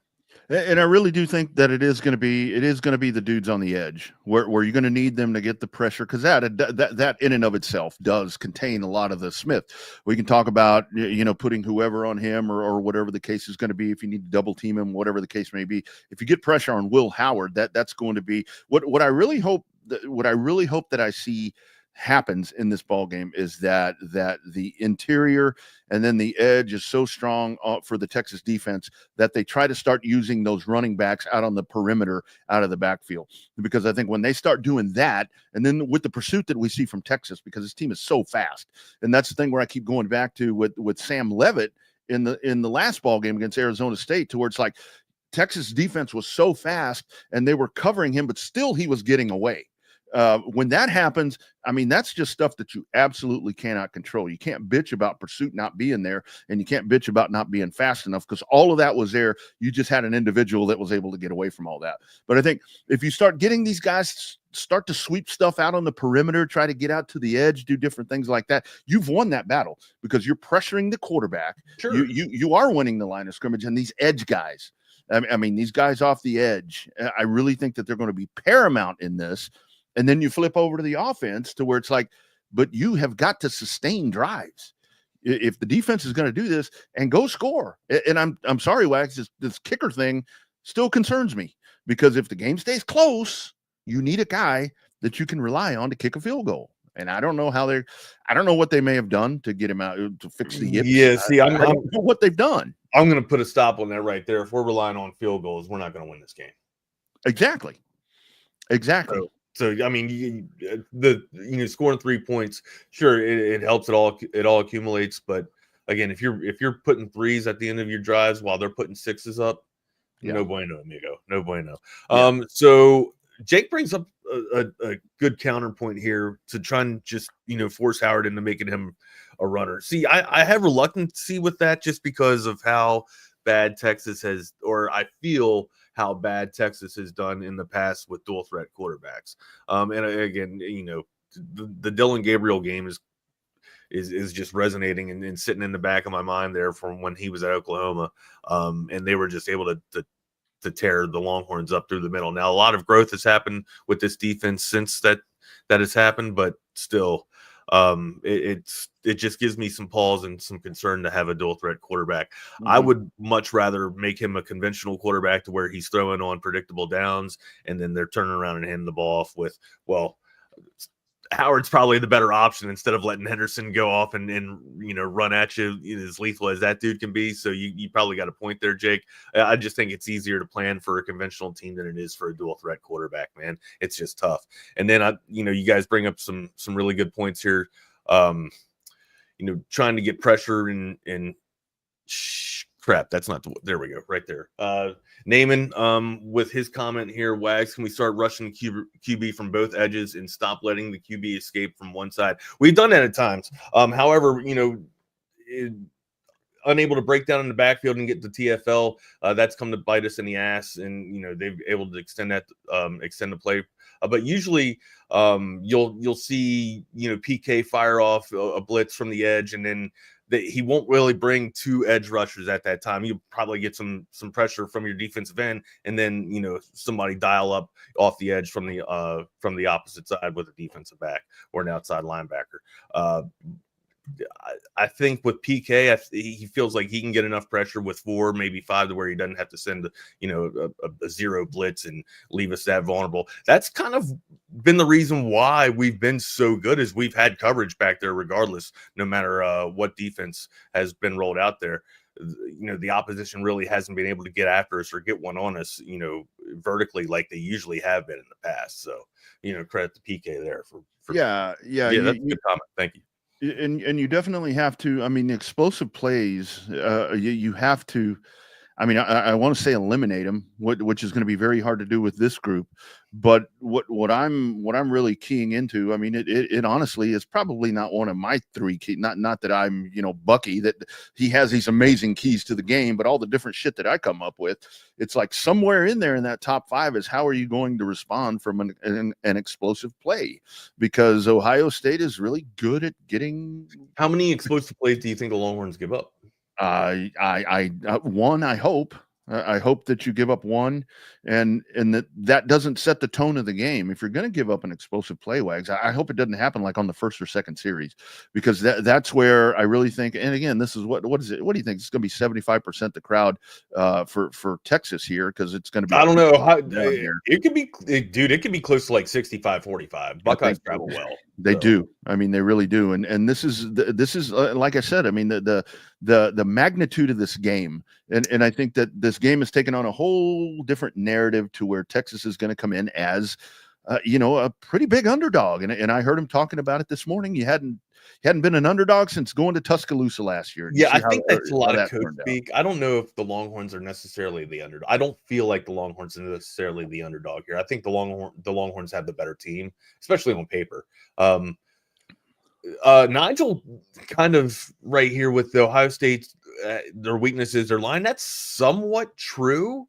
If you go back and look at the game that Michigan did, they dominated the trench warfare battle, right? And beyond, but I mean, you got to look at Michigan's interior defensive line. Like they're pretty damn nasty. They got 2 NFL players on that defensive line.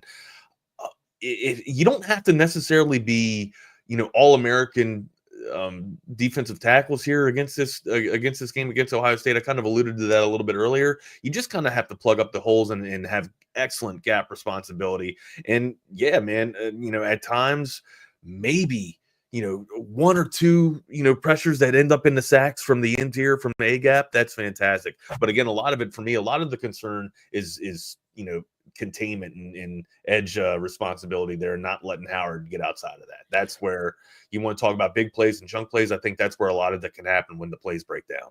Yeah, that's a whole thing where he's having to be a maestro kind of on the move right there and make those plays. And that's where that wide receiver becomes so damn dangerous right there, because he's able to put himself in those positions. And I mean, I hate to kind of go back to other stuff, because this was week 2 or 3 that I'm going back to, but I'd love to see the game plan and so forth, because a lot of this, like we talked about earlier, is the tendency of Texas being an underdog and all the different things right here, and Ohio State being this good.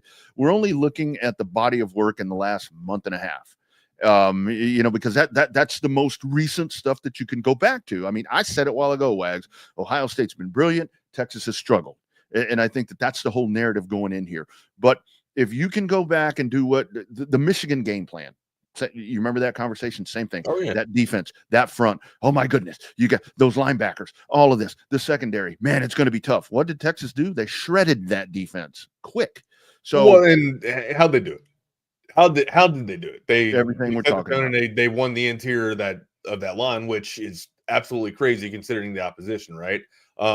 Again, and speed to the edge, and then also utilizing the tight end. The tight end was huge in that game because of Mhm. just how I won't say dominant, how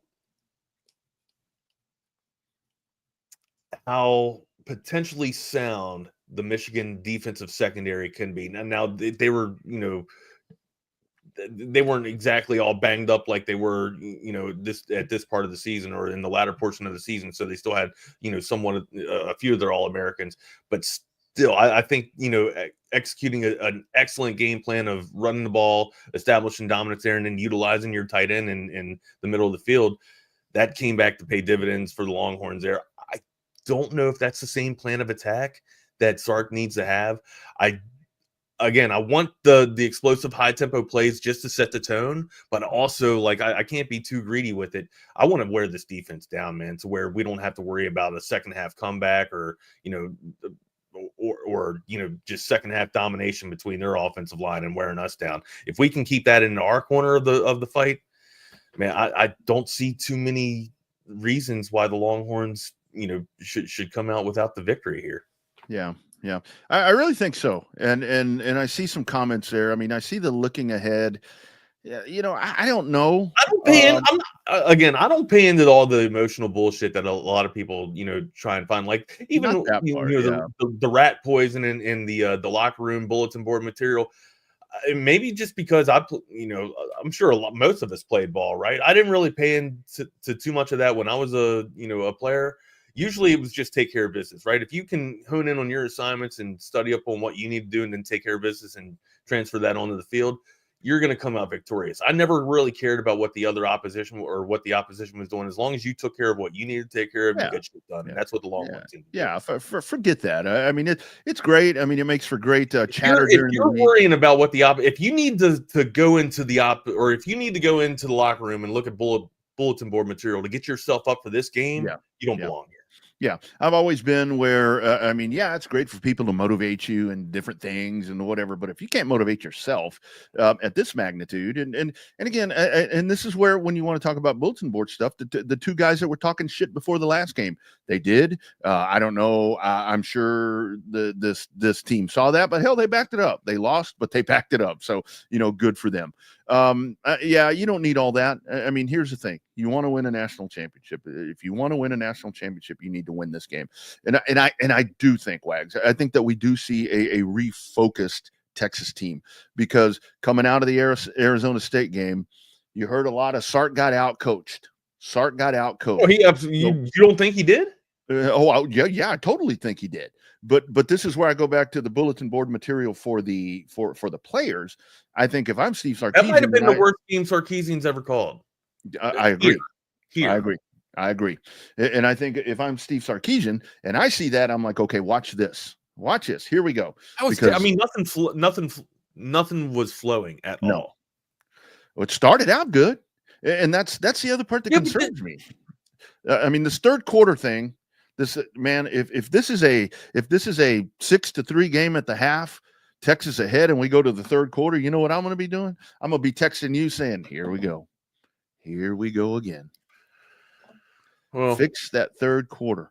That halftime's too long. They need to cut that halftime. And Gaddis brings up a good point here too. I don't expect Sarkeesian to get outcoached by Kelly or Day on Friday. I don't. I think Flood and Sarkeesian, I think that tag team will be better than Day and Kelly.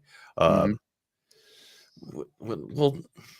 I don't know. And this is where you're going to need to lean on your staff, because like I said on Friday, Wags, both these guys, Ryan Day can't beat Michigan, run him out of here. I mean, there's still people, Ohio State Buckeye fans, that say this dude needs to go. Well, wait a minute. I mean, you can't beat Michigan, but you're beating the shit out of everybody else. I mean, isn't that okay? I think Ryan Day atoned for the loss to Michigan with a seat to the semis here. And if he wins the national championship, that's going to shut everybody up. So again, that's our job. Our job is to not let that happen on Friday. We'll break more of this game down when as the week unfolds. But we did have a lot of NFL football to watch, and if doing that, the perfect way to do that is with audiovisual consultations. For the past 35 years, they've been setting the standard in audiovisual automation, or been setting the standard in audiovisual automation.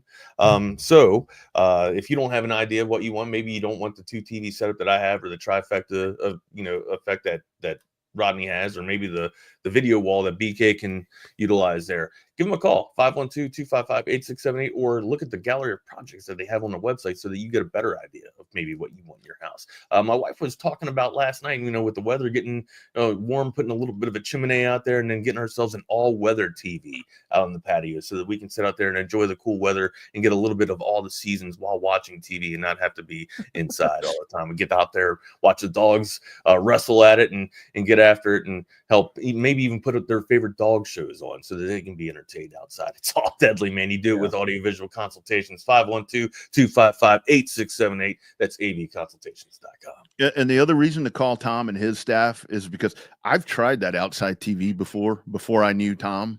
I hung one out there. You put an all-weather TV up there? No. I just put a TV out there. I put a flat screen. I think it was like a Vizio 32-inch. Can't do that. That thing will melt, man. Especially in Texas. Yeah.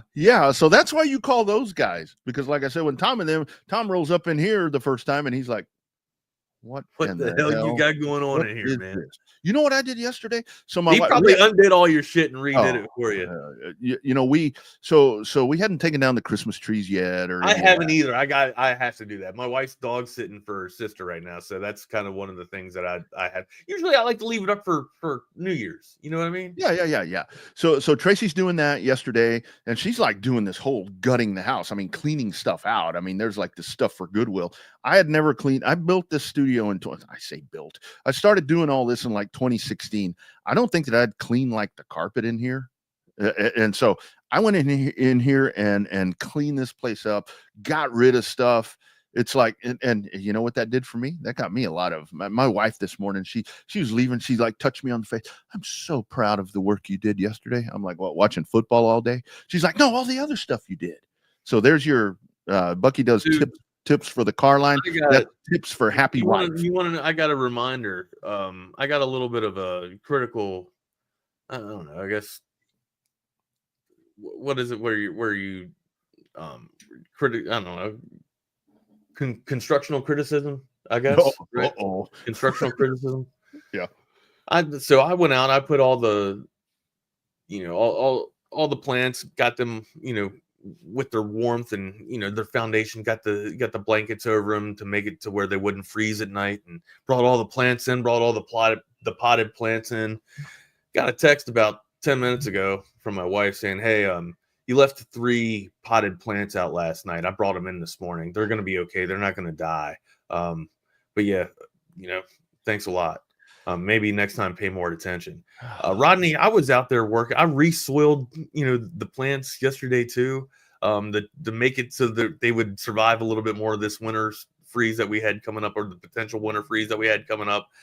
And I soiled the plants re-soiled the plants before. You shit. Yeah, you know what I mean. I had to add that fertilizer. That's fertilizer. Yeah. That's how you get the plants to go, man. You're a shithead. That's what you are. Hell yeah. But I mean, go out there, try to make sure that have some preservation for the plants there, and then I get the message. Yeah, you did an okay job. You could have done better. Make sure you pay attention, more next. And that's on me. I don't know where all the fucking, I don't know where all the plants are though. You know what I mean? Like, you're sending me to do the job. At least supervise. You know what I mean? Point out to where every damn thing is. We've been here for over, almost 7 years, and I still don't know where all the damn plants are, man. But anyways, we brought in all the outside plants and brought them inside anyways. You're getting touches on the cheek and kisses, and for all your honeydews that you got to do, and I'm getting the reminder constructional criticism. Well, I screwed up because I got a lot of other shit that needs to get done around here. So I know what I've done. Luckily, I'll be going on the. Oh well, no, I don't want to say luckily. I'll be going on the road and avoid some of the home projects. Speaking of going on the road, I'm going to Oklahoma. Where are you going?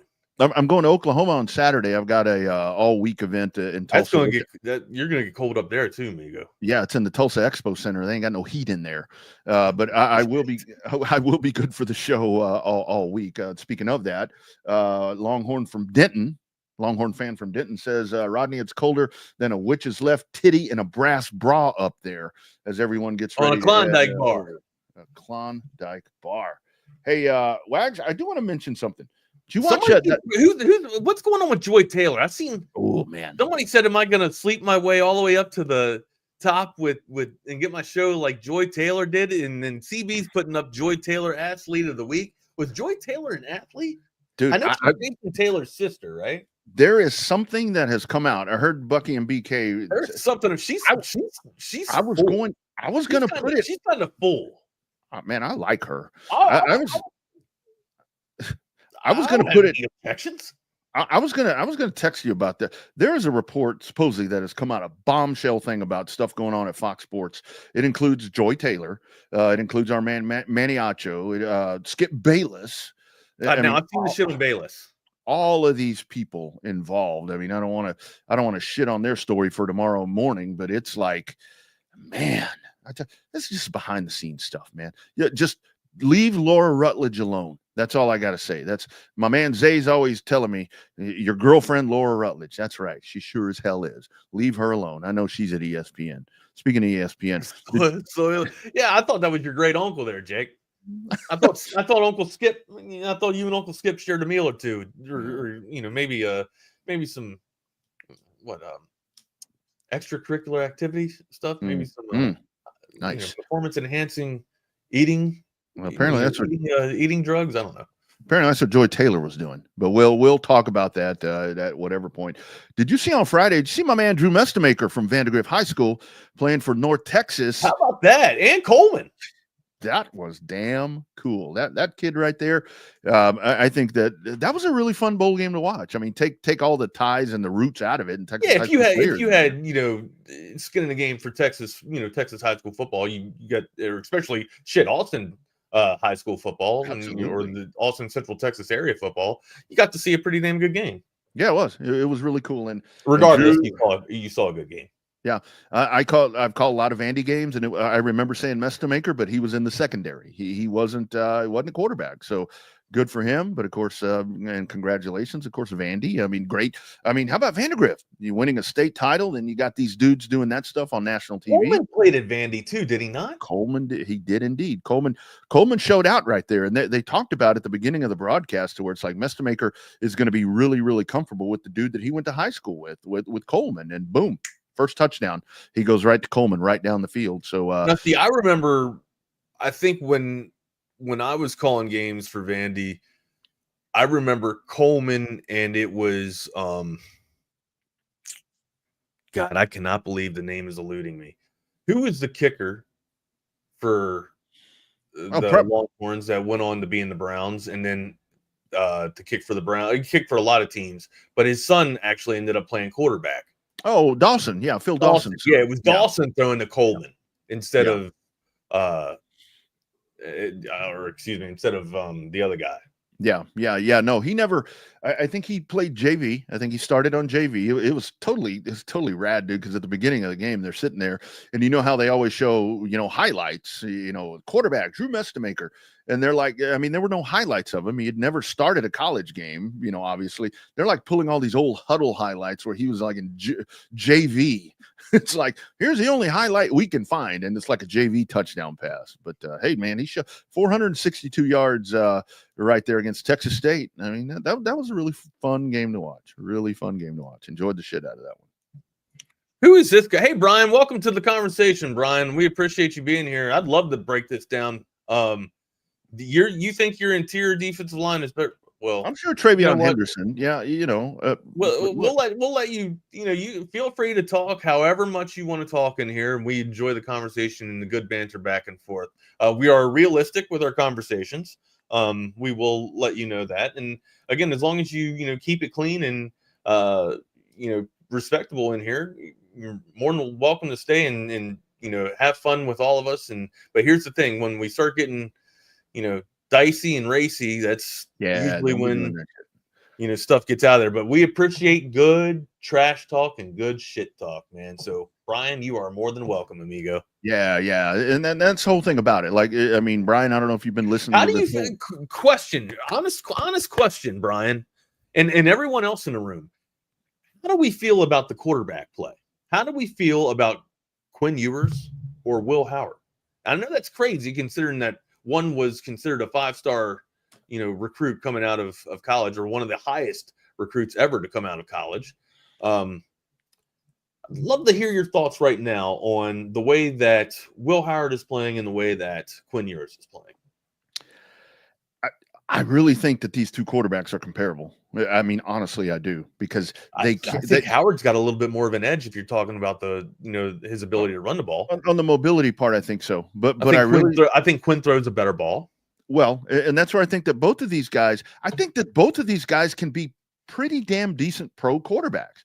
Because that offense is, I guess, slower. I mean, you do see a lot of RPO with Lamar Jackson and some of these different guys. But I think if both of these dudes, if they can get in some sort of system to where they're allowed to use a pro style set, that they will be efficient in the NFL. I think that's kind of the comp right there that those two guys have. But this one's gonna come down to everybody else around you. And the other side of the ball, because the other side of the ball is really good for both of these. But yeah, absolutely. Bring the Ohio State talk. I mean, and like Wag said, don't get all. We're gonna put the Ohio State and the Texas talk on pause for a little bit, because we do got some NFL to talk about. There's been some coaches that have been let go just after 1 year. We got to talk about that. But a lot went down with the NFL. In the past 2 weeks of football has been really good football for the NFL. And I say that because I led with, at the beginning of the show, that usually the regular season wasn't as good as the college football and the college football productivity that we got this past season. Like that, to me, the parity within the SEC was all I needed to see this regular season for college football, whereas you basically have a quarterback disparity in the NFL to where they can't, besides a 4, maybe 5 teams, they can't figure themselves out and get out of their own way, right? That being said, now we're getting into the best portion of football where the cream rises to the top, and we're getting the best of the best here. Yesterday, a little bit of a wild one in terms of everybody being able, on the same, I guess, playing field, no pun intended there. Week 18 did not disappoint there. We had some upsets, Kansas City. What happened to you, my dude? We know the Joes didn't play, right? But still a little bit crazy if you had your cousin out there on your porch trying to drink some moonshine with him and show him a good time from the damn New Jersey area. If you were bringing him down, from the damn New York area, you tried to show him a good time on that back porch, talking about, all the craziness and, all the knowns that we're going to win. Pump the brakes, amigo, because the underdog came to bite you last night. And the end of the regular season resonates to one thing, Black Monday, which that's what it's called. I ain't being mean. I'm wearing a black shirt. It's called Black Monday. Gerard Mayo, one season. That's what it's called. I know. Gerard Mayo, one season, out the door. All right, a little surprise there. Doug Peterson. Now, do you think the victory against the Bills got him that exit stage right? Because they lost the first round draft, or the number 1 overall draft pick, with that victory over the Bills.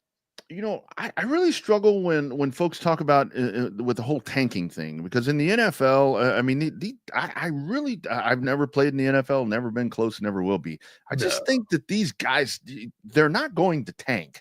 I mean, they're not going to. I mean, what Kansas City didn't play their best players. They sure. I mean, a lot of you looked around the NFL landscape. That's why. The underdogs came back to bite you, because and anyone concerned about Kansas City after that game, it's like, come on, Ray Charles can see that what happened right there. But I don't know, now with Doug Peterson's been fired this morning. I mean, he's just how many years out from winning a Super Bowl, and that dude's on the market again. That's it's all on what have you done for me lately, or what that old my grandfather used to say, you're only as good as your last trip. That's it. Meaning, it doesn't matter how much good you've done in the world. People are only going to remember you for the last thing that you did. Yeah, But, and the Cowboys. That's just reality of life. Now the Cowboys is a question. What happens to McCarthy? It was so odd that the Cowboys go into that game yesterday. All of that coaching staff playing without a contract. You don't think McCarthy stays? You don't think McCarthy's there? I mean, who are you going to get? I mean, apparently Vrabel. I mean, this dude, he interviewed with the Jets. He's supposed to interview with all these different people. Steve Sarkeesian now was a topic of conversation yesterday. I said this on Twitter. That's absolutely. You really fucking think Steve Sarkeesian's not going anywhere? Wags, I said it on Twitter yesterday. That guy has the best job. Sarkeesian. That dude has the best job in professional football, not NFL, because professional football is college. They're paid. Why would he leave? I mean, why? No, he's not going anywhere. I'm pretty sure until I saw the news today, I was really hoping that Vrabel would end up in New York. But after they're keeping those guys, after the debacle with Mayo there, Gerard Mayo out after 1 year in the Patriots organization as the head coach there. I think Vrabel's probably the hot spot for New England, right? I mean, he played in the system. He's a Belichick guy. And if anyone knows how to, I guess, right the ship, it would probably be Vrabel, right? Or maybe, that's what. God, who's the name's eluding me. Dan Campbell field too. Yeah, he's kind of the Patriots. What's that? Robert, I can't even think of it. Robert Kraft. Robert Kraft. Yeah, that's Robert Kraft. Yeah, Kraft will probably want to go with Vrabel anyways. There. Here's my thing. I woke up to the news of the Giants retaining Schoen and both of them. Yeah, which I mean, and Mara flirted with it. Mara said in the regular season that they weren't going anywhere. I thought that was just coach speak, so to say, or it sucks. I thought that he was just trying to be, a good owner and not allowing the drama to get into the locker room there. I thought for sure they would be gone. I'm not so much, bent out of shape that Dable's being retained, but Joe Schoen, I just don't like him, right? And I don't know him, but I don't like his antics, and I don't like his plan of attack that we saw throughout the front office. And maybe it's a lot of it has to do with the way that they treated Saquon Barkley and how Saquon Barkley came back to bite the Giants in the ass, but. Again, I would have much rather seen the Giants go away from Joe Schoen and bring in a new general manager there. But I guess you got to tip the hat to Mara and the loyalty there. But again, I think Dable can coach. I think he invested a lot in Daniel Jones, trying to make Daniel Jones Josh Allen, and it didn't work. And we'll see how much you can atone for it right now, but it's not going out and finding a quarterback in this draft. It's, take the pick that you get, when this all settles down, take the pick that you get and then trade it out and get some more draft capital. That's what I think the Giants need to do. They got some young studs, right? Yeah. They got some young studs. Let's build around it there, but you don't do it right now with a quarterback that you can get, or you can probably get a franchise quarterback in a couple of seasons. You don't need to throw your chip sharing a prayer out there right now and think Shedeur Sanders or Cam Ward's your franchise quarterback. And that's where I think that this draft is going to be so intriguing, because you don't have the quarterback draft that we just had. I don't know if like the Titans now with the number 1 pick, or some of these teams like the Giants that have that hole at quarterback. If you go, I mean, let's see what happens with JJ McCarthy. I mean, I happen to think that the Vikings are in jeopardy of getting bounced next week. I think that home field was so important in that game last night. It's crucial. It's critical. But I think the Vikings are a good enough team to where they're going to be able to get past the Rams there. Rams, having home field advantage, that's a plus. But I think the Vikings are a legit team, and they got more weapons than the Rams. Mm-hmm. And I'm curious to see. Mono Man, are you kidding me? Mono Man didn't look good last night, though, dude. Well, and that's where, kind of in that case, with that whole question coming up, and what do you do with so many? He was pressured a lot too, man. Yeah, Detroit. Weird, I mean, but the Detroit defense was kind of tenacious last night, which they're not really known for. Usually, when you think of Detroit and how they're going to win with their recipe of success, it's outscoring the opponents. It's not with stingy defense that they had, with Hutch going down. As a matter of fact, you'd think that they'd have, a significant drop off since Hutch has gone down. But they're still in it. They're still roaring, man. No pun intended. Yeah, Detroit with that home field. I mean, now they become, I mean, not that they weren't going to be a factor before, but I mean, I just really think that game was so important because whoever came out of that, and I say this, yes, I mean, obviously home field advantage is important, but I just say that for those two teams, whichever one didn't have the home field advantage and was going to have to go on the road, they were going to be very much in jeopardy. I don't care against two. They're just much better at home. So Detroit wins that battle. The Cowboys it really is going to be interesting to watch because with the McCarthy thing, I mean, who are you going to get? I mean, we talked about it the other day. I mean, Ben Johnson, Aaron Glenn. I mean, I think those are going to be the biggest commodities. What's his name? Brian Flores, I think has answered some questions as to the way Jerry has his yes man. That's exactly right. And they're in control because the whole thing has been, does McCarthy want to come back? Well, he can't do shit until January 14th anyway. That's in the contract. That's when it ends. And I think that this is where Jerry will go to work. I heard our man, Brian Broaddus, who does Dallas Cowboy, who does Dallas Cowboy pregame on 105.3 The Fan. He was talking yesterday and he said what he'd like to see the Cowboys do in the draft. He said, I don't know if they're smart enough to do this, but make a move. Make a move. And he talked about our guy. He said, go get Kelvin Banks and play him at guard and get him ready to be a tackle. Those are the things you need to address. But I don't know, man. That's pretty strategic, and I just don't think the Dallas Cowboys front office has that in them. I don't know. Dallas doesn't usually. I mean, you got to give credit a little bit of credit. They are good in the draft. Yep. Like they've been pretty good in the war room there. But if you just made my heart to go sour there because I'm hoping if the Giants don't trade and get draft capital, I'm hoping that the Giants take Kelvin Banks there, man, because to me he's the best. He's the best pick in this NFL draft by far. If you kid yourself and toy around with the thought that you're going to get a franchise quarterback, different teams have different scenarios and situations and different needs right now, right? But if you are the New York Giants and you're toying and lying to yourself, sitting here thinking that Sherwood Sanders or Cam Ward is going to be your answer. Yeah, that will right all the problems. You'll be right back in the playoffs and contending for a Super Bowl. You're batshit crazy. You're so wrong, and you do not have an idea of what the hell you're evaluating. You need an offensive line. Your defense is getting somewhat okay. You have a very talented wide receiver. If you get a left tackle that can protect. Look at what Drew Lock is able to do and I'm not saying that Drew Lock's the answer, right? But he's a decent bridge. I can deal with the bridge right now with Drew Lock. Okay, go out there, get yourself a Kelvin Banks, build around that. Look at what the Lions are doing with Penei Sewell, right? Penei Sewell is regarded as one of the best offensive linemen in the NFL, and the Giants had a chance to actually draft this dude, but they squandered it, and I think. I can't remember. They took a receiver. I want to say they took a receiver over Penei Sewell, anyways. But yeah, they absolutely squandered the damn pick.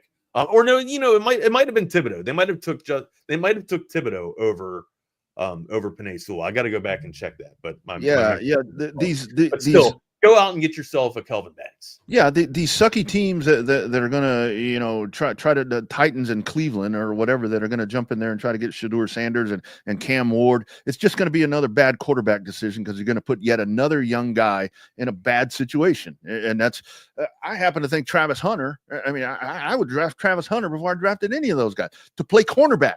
To play cornerback, not for all the other. What do you think? What do you think? That's a good conversation to have. What do you think Travis Hunter wants to play though? Probably make more money with the wide receiver position, right? Well, you have a chance to solidify yourself as one of the best defensive back. I mean, potentially one of the best defensive backs to play. Okay, potentially. But again, you become a wide receiver, you're kind of just middle of the mill, right, or run the mill.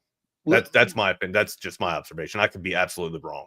let's say, for example, he goes to the Giants. Let's say the Giants, for example. And I saw one mock where they did have him going to the Giants. I mean, what mock was that? That doesn't make any sense to me. I think it was Bleacher Report or one of those where I saw that. But yeah, I mean, yeah, put him at cornerback. But I mean, you've got an unbelievable young wide receiver already there. Have packages for him to play some wide receiver. Don't make that. You need him back there. I mean, and he can't. I've heard, well, he can play both ways. Not in the NFL. Not in the NFL. I mean, in the Big 12, yes. How many people? I mean, that's you need to be one hell of a tremendous athlete. I mean, to play at the top level on offense and defense. Think about how that sounds right there. Yeah. Let him be Deion Sanders. Utilize him that way. Have some kind of gadget thing to where you insert him in there, if not anything, to be a distraction. I mean, because he needs to be a cornerback. I think he needs to be a cornerback. Jeff Al, how you doing, Jeff? Doing good, fellas. My good friend Kevin Flaherty is going to be jumping on. Jordan's got Navy All-American Bowl duty this morning. So there we go. I'm going to be jumping on here in a minute. To piggyback on what you guys said, it's actually weird because that was the last thing I was looking at before jumping on. Ryan Wilson, my colleague in the Paramount family over at CBS, updated his mock now that the non-playoff teams, that order's set. Wags, he has Travis Hunter going 3 to the Giants. He's got Cam Ward going 1 to the Titans, and then Shedeur Sanders going 2. You don't take Kelvin Banks? What? You don't take Kelvin Banks? I part of me wonders, I think teams are going to outthink themselves on the Kelvin Banks thing, thinking, oh man, you know, whatever the height is, oh, we're gonna have to kick him inside the guard or whatever. I just maybe for the first 2 years. Looking at how the Cowboys built their thing leading up to 2016 and 2018, when the window was open, you know, they drafted Travis Frederick, Zach Martin. It was kind of like, hey, just take the best offensive lineman available, and we'll figure it out later. Worked out well. It seemed to work out well. Without if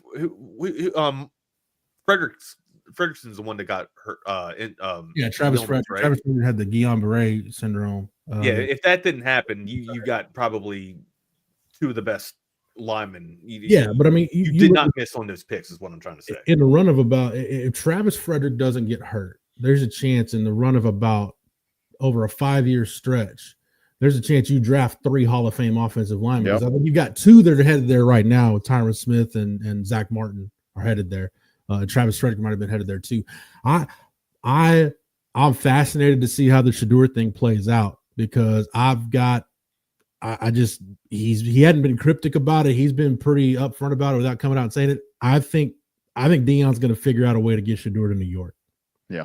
I think that's a big reason why Brian Daboll is staying put and why Joe Schoen is staying put, because that's kind of their answer to ownership is, hey, we're going to get Shedeur here. We're going to ride with him. And we're right back in the situation with Daniel Jones. If I'm the New York Giants, if I'm shown, I'm taking Kelvin Banks, and if Kelvin Banks ain't there, I'm trading that pick and getting draft capital. With Shedeur, though, you get all the sideshow. I mean, Daniel Jones didn't have all that. Daniel Jones was his own sideshow, and you get all that mess. Yeah, flattery. As a Giants fan, that is an absolute nightmare for me. To think that is a possibility there.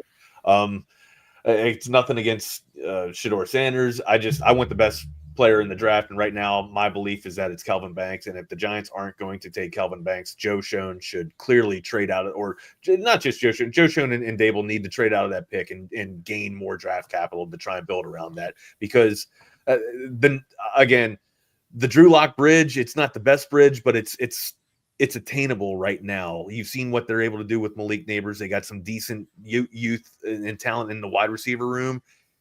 Man, you add some protection there, and it starts with Banks up there. Maybe he doesn't play left tackle for the first 2 seasons. Maybe he gets moved to the interior and plays a little bit of guard, but still, you can't deny that. For me, I just can't deny that he's the best player in the draft. If it makes you feel any better, Wags, of all the teams that I saw that were at Texas home games and even some road games, the Giants had a scout, at least one scout, at every Texas home game.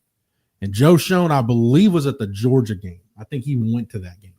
Oh, he's watching Quinn. They're watching Quinn. That would make sense, because if you're looking at trench warfare, that'd be the game to go at. So if the Giants end up taking the Texas guy in this draft, I wouldn't be shocked. especially since the leadership is staying in place. I would absolutely welcome it. I'm sure Kevin's enjoying this draft conversation. Yeah, Kevin. No, I like Wags's Wags's point though, because I think the NFL has shown that you build from the front out, right? And you can damage a lot of young quarterbacks if you bring them into a situation where they're getting a hit every 5 seconds. Exactly. So look at Caleb Williams. Guys in place, you want those guys to have a good supported environment. And quite frankly, when you look at the success of the Vikings, when you look at the success of the Lions and teams like that, you can have a journeyman quarterback in the NFL and find some success if you're really good up front. Mono Man, Sam Darnold, Mono Man. Hey, not all of us can be Kevin's favorite team. And Kevin did grow up a Chiefs fan, so he gets a pass. Not all of us are fortunate enough to have Patrick Mahomes quarterbacking our favorite team. I heard that. All right, boys, y'all have a great program. We'll see y'all. Stay warm. Stay warm. It's cold outside. Yeah. Bundle up. Kevin's the one. Kevin, you got what, a foot of snow yesterday? Yeah, he's got a fireplace behind him. He looks like he's all right. Yeah, right about a foot. But I'm behind the fireplace for a reason. He is Kevin Flaherty. I'm Jeff Howe. It's only an hour. Like I said, Jordan Scruggs is on Navy. That's still weird for me to say. Navy All-American Bowl duty today. Kevin, I just want to run this down real quick since we're on it. The fascinating part to me, because the Cowboys are done. You've got the Chiefs, they're in it, but the Cowboys are done. So I'm on to the draft. I'm mentally just kind of checked out of the NFL for the moment. I mentioned, and I'll just reference the Ryan Wilson mock draft at CBS because it's the first one I saw. And the non-playoff teams, their order is set. We really getting Cam Ward, Shedeur Sanders 1-2, and that's probably going to be the only two. I say right now, it's probably the only two quarterbacks people have consistent first round grades on. It feels very reachy to me to go 1-2, but when you're quarterback starved, you kind of just have to keep going back to the buffet. And I guess at some point you'll find something that suits you. When it's funny, obviously nobody's going to share me in commiserating being a Chiefs fan now, but when the Chiefs had the number one pick, they probably really wanted a quarterback, and the two guys that made the most sense there were a pair of tackles, Eric Fisher and Jokel from Texas A&M. And there just wasn't a quarterback that merited being taken at that spot. The Chiefs took Fisher, who was, wound up being a decent offensive tackle, but certainly not what you're looking for with that number one spot. I think too, Jeff, you look at it, look at that draft that had Alex Smith and then Aaron Rodgers falling, almost out of the first round with how far he went with the second one. I wonder if you could see something like that. I know everybody says, hey, you trade up for quarterbacks and all of that. I do wonder if this is one of those drafts that once, you lift the hood and you get a great look at these guys, you realize, hey, these aren't necessarily the types of quarterbacks that you take at the 1-2 spots. If you are going to see a little bit of a shift, maybe one team in the top 5 takes one guy, but maybe the other guy slips to 10 or 15. That wouldn't shock me either. Man, Kevin, you reminded me of that 13 draft. I forgot how bad that draft was for quarterbacks. Yeah. We didn't have one taken till EJ Manuel went 16 to the Bills. And then, gosh, the next one wasn't taken. Geno Smith was taken at 39. Now, Geno Smith, but he's been all over the place. It's been a crazy journey. He has turned out to be a Pro Bowl quarterback. Yeah. But we know it wasn't just, add in Geno Smith and your franchise is good. And then, man, Kevin, you don't get another quarterback in that draft. You got to go to Mike Glennon in the 3rd round at 73 overall. So that was, like you said, the Chiefs wanted a quarterback. They could have forced it, but it would have been a bad deal to force a quarterback in that draft. Well, even the draft that the Chiefs got Patrick Mahomes in, you had Myles Garrett at 1, Mitch Trubisky at 2, and then the Chiefs traded up to get Patrick Mahomes at 3, and a certain former recruiting analyst who shall remain nameless called it the worst pick in the draft. And not your words. I'll say it. It was Mike Farrell. Mike Farrell said that, and he had more than one bad take. But it was Mike Farrell that said it. But yeah, I mean, even beyond that, I'm just saying, you had one guy that people kind of said, okay, the Bears really needed a quarterback the guy that they took was Trubisky, and then you saw a slide. It wouldn't surprise me, Jeff, if something similar happened in this year's draft, where people start saying, okay, are these really the guys that we want to hitch our franchise to with the number 1 pick, the number 2 pick, the number 3 pick, or maybe one of those guys slides down just a little bit. I do think one of them will probably go top 5, though. I don't know which one. I think that'll be a pre-draft process type thing, but I do think that it wouldn't surprise me at all to see one of those guys slide a little bit. I feel like probably, I think Shedeur Sanders is the best quarterback prospect in this class, all things equal, just because I think the ceiling, man, Kevin, is just so high with him. And you watch more Big 12 football than anybody I know, and you saw a lot of Shedeur this year. And I figured, man, that the eval for him for NFL teams would be tough because it's a lot of projection because his offensive line was terrible. Yeah. Colorado couldn't run the football. Yeah. It was a lot of get the ball in his hands, let him do something. But, the air raid offense there's not really a strong one-to-one vis-a-vis correlation in the NFL. All you're really going on is, hey, can we figure out where his floor might be, which is tough, and can we judge where his ceiling might be, which Shedeur is a boomer bust type pick for me. I don't think we're going to look up 10 years from now and we looked at, a Colt McCoy or a Chase Daniel and be like, yeah, I could see Shedeur Sanders being, a 10, 12-year veteran backup in the league. No, I think Shedeur is either going to be an MVP guy for 5-6 years or he'll be out of the league in 5 years. Well, what was the thing that Coach K said about Leitner where he said, a fire can be what heats your house or what burns it down? I think that I think it's somewhat similar in that I think that Shedeur has a chance to be really good. Like you said, I saw him in person against Kansas this year. Yeah. And it's weird because when you evaluate guys from big-time programs, there's a difficulty with it. Like if you're looking at Will Howard, for instance, later in the draft in this one, because he's well protected, he's throwing to receivers that are pretty open a lot of the time. Yeah. And so it's a tough evaluation to make. With Shedeur Sanders, he had a bad offensive line. He wasn't protected by a running game. But his receivers were really, really good too. And they had a lot of them. And so in some cases he was throwing to open wideouts because his number 3 wide receiver was better than the guy you put out there to cover him. And sometimes Travis Hunter was covered and just went and was Travis Hunter. And so I think it's a really interesting eval to make from that standpoint. I do think he has that ability to be pretty pinpoint. I love the way he can extend plays and give his receivers time. He does take a lot of sacks too, though, Jeff. It's an interesting trait. I know a guy you saw play in person in college. It reminds me a little bit of Joe Burrow in that he holds onto the ball for the very last possible second, and that gives his receivers that chance to get open. Burrow's also gotten sacked a lot in the NFL because he's holding and holding and holding.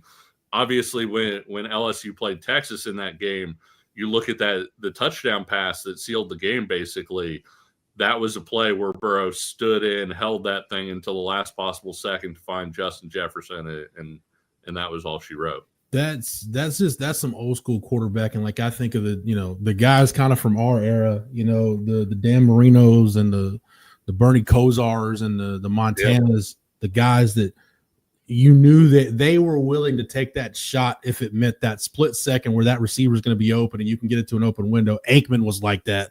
Like, hey, I'm about to get drilled, but you know what? If it ends up in a first down, touchdown, extend the drive, in the game, whatever, I'm going to be willing to stand in here and take the shot. Joe Burrow, we talk about this all the time, man, and I really believe this. Like you talk about guys, we talk about this more with basketball than we do with football, but like, oh, he could have played in this era, or man, if that guy would have played today, what would it look like? Joe Burrow could have slung it with Sammy Baugh and Sid Luckman just as well as he could do it today, and he could have done it with Elway and Marino and Aikman and Montana and Steve Young in that era. Like Joe Burrow, between the skill set, the mentality, the physical traits, everything, Joe Burrow could have thrived in any era of football. I say what you want about the guy. If you tell me like, hey, you can watch one guy play quarterback, it would be Burrow over Mahomes, because Mahomes is such an alien. He just does things like you can't replicate. But I can see Joe Burrow any era of football being a championship level quarterback. You talk. Obviously, both of us have seen a lot of quarterback training sessions, and one of the things that they say immediately is get it out, get it out, get it out, get it out. Ball should be gone, and you don't see that type of quarterbacking as much anymore. I do think Shedeur Sanders has a level of toughness to him. He took some real shots this year. I love your point about Mahomes, because when you talk to basketball trainers, they'll say that Steph Curry is the worst thing for young basketball players, right? Because there's only one Steph Curry. There's only one guy like that, but everybody wants to replicate it. They're in their driveway and they see it and it looks like fun. And so, they're going behind their back and shooting while falling away or whatever else. And it ignores the fact that, technically from a shooting standpoint, Steph Curry is pretty perfect. And, he had a pretty good teacher in Del Curry as his dad as a shooter. Mahomes is similar from a quarterbacking standpoint, where you see kids come to all these things now and, they're trying to throw from all the different arm angles. And it's like, well, that's okay. But as quarterback trainers will say, can you make a layup? Can you stand in the pocket and hit your crossing route? Like that's still a big part of whether you're going to find success. And as much as everybody wants to say, hey, can you make plays on the run? Can you drop your arm angle if you need to? Can you do all these things? You still got to just stand there, plant your feet, and deliver a ball. And I think that's a big part of what makes a successful quarterback. You were at Scout during the evaluation process with Mahomes. I was on the 24/7 side, and I think people forget, like, why wasn't Mahomes very highly rated? And I go back to it all the time. Like everybody in the industry assumed he's good. He's gonna, get drafted and go play pro baseball. And then 100%. When it's not, I think everybody collectively was like, yeah, we're probably going to regret that one, that we ranked him so low, because we just assumed he was going to play baseball. But I think that's the other part of Mahomes too. Don't discount the genetics of having a dad who was a major league pitcher, and the fact that he was a baseball player. It's funny. I remember, because, the fun and gun was one of those offenses at Florida where you had to be able to throw it from different arm angles, and you're drawn up in the sand. Everything's predicated on option routes. Basically, Spurrier didn't want his quarterbacks to be robots. Yeah. And I remember him saying one time, because he had that run where he had Doug Johnson and a couple of baseball guys and playing quarterback. And he talked about, hey, I want a baseball guy to be my quarterback, because they do understand it's not always the snap's not always going to be perfect. You're not always going to be able to set your feet and throw. Sometimes you've got to not be able to grip the laces and throw the football. You've got to be able to get it out from a different arm angle. And that kind of always stuck with me. And now you see the guys like Mahomes and these guys that are baseball players now that are thriving, playing at the highest level. I'm like, the old ball coach was on to something 30 years ago. It was just so far, out of sight, out of mind. I didn't get it, but now you totally see it. Yeah, and you look at Barton Simmons, who obviously both of us worked with at 24/7, now the general manager at Vanderbilt. I remember doing an article with him on a quarterback who was smaller. I can't remember if it was Kyler Murray or who it was, but he was saying that basically for so much of the evaluation process, the guy you wanted your quarterback to look like was a first baseman, right? Like you wanted him to be 6'4", 230, and have sort of that power profile. He said, now what we're looking for is a shortstop, a guy who can turn the double play, who's got quick hands. You think of how much RPO there is out there where you're making a quick decision and the ball's got to leave your hands. And so you think about it like a quarterback turning a double play. That's what you want to see a lot more. And that's what people are recruiting a lot more. Even guys who are bigger, guys like obviously Arch Manning's got a big frame. Quinn Ewers has a big frame. Even with guys like that, you're looking for the flexibility and the ability to get that ball out quickly. Quinn Ewers, I think, is a terrific example in that at Southlake Carroll. You saw him. He was a guy that was making all those middle infielder type throws at Southlake Carroll, delivering the ball from all kinds of some arm angles probably Patrick Mahomes hasn't even tried. I mean, and that was one of the benefits there. Let's talk Quinn as we get into talking CFP semifinals. But by the way, first off, you being a Chiefs fan, you and I haven't gotten to talk about this. Xavier Worthy's pretty freaking fun, isn't he? Yeah. Oh, he's terrific. It took them a little while, I think, to figure out, hey, what can this guy do right now that's going to allow him to find success, to build confidence, all of those things. Because, for people who haven't watched the Chiefs, they've really struggled to protect Patrick Mahomes this year. And like a lot of quarterbacks, Mahomes gets happy feet from time to time. And so Xavier Worthy would outrun a guy by 3 yards deep, and Mahomes would just miss him. Either he'd be running for his life or he'd throw it and would miss him. And it actually reminded me of, what was it, Quinn's sophomore year. It felt like he and Worthy just couldn't quite get on the same page on deep balls. And so you're sitting here and you're saying, oh my gosh, like, is this thing going to work out? And the Chiefs started saying, okay, let's basically hand the ball off to this guy, and they do hand it to him every now and then. But I mean, stuff that's elongated handoffs, right? Like bubble screens, just quick hitches, things like that, and let the speed play up that way.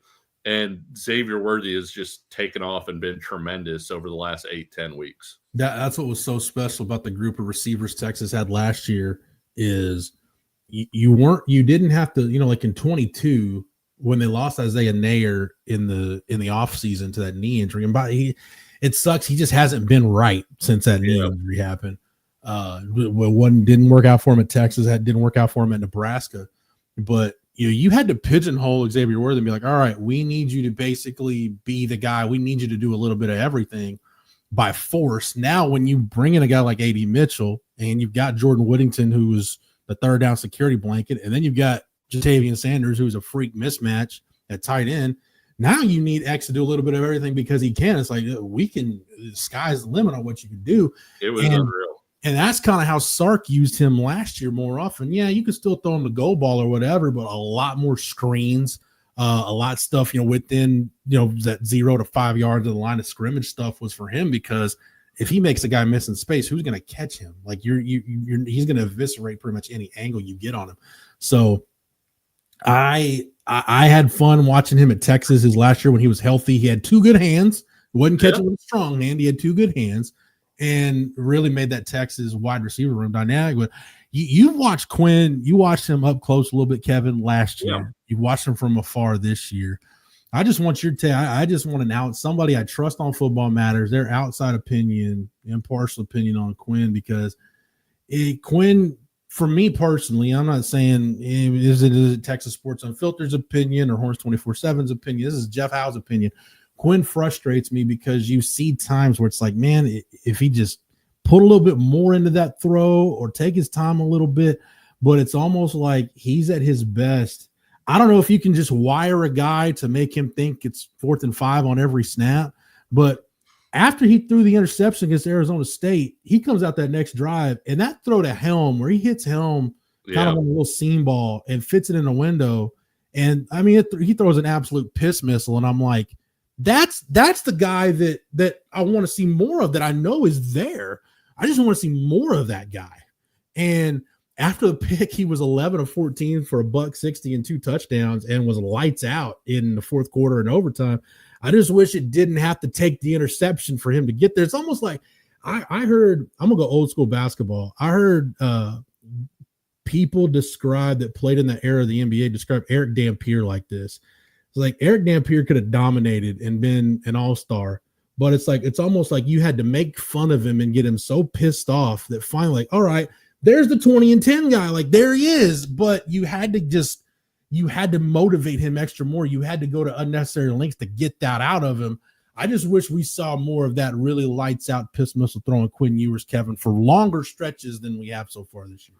Secretariat was another example. Like it's weird to say that about a dominant racehorse, but they always used to talk about how heading into the final stretch, you wanted to let Secretariat drop back a little bit, not to where he was, not to where he was in trouble necessarily, but where he could see his competition. Yeah. And then he would see that, be like, okay, we're in a race, and he'd take off and dominate down the final stretch. And to your point, I thought the Arizona State game was such a great Quinn Ewers game and packed into one, right? Because you had the frustrating stuff sort of up front and, oh my gosh, the offense isn't operating. Arizona State's had the ball for 3,000 hours, it feels like right now. when is the offense going to do something? And then Arizona State comes back and makes it a game and challenges. And it was like that button, he got the view of the other horse at the side of his eye, and he wound up, closing incredibly well. It's fascinating to me, Jeff, because when you evaluate Quinn Ewers as an NFL prospect, one of the things that people were talking about after that game was, of course, 4th and 13. And that's going to be a play that gets talked about in Texas lore, I think, especially if the Longhorns are able to go further in the playoff and potentially even win a national title. That's going to be a play that people circle and put exclamation points next to. But you look at what he did at the line, checking to max protect, where he had the time to throw that ball against what appeared like it was really going to be a zero blitz. I think a guy did wind up dropping off the zero blitz. Yeah, it was a zero blitz look that basically they kind of showed zero blitz and then bailed out of it at the last minute. Yeah.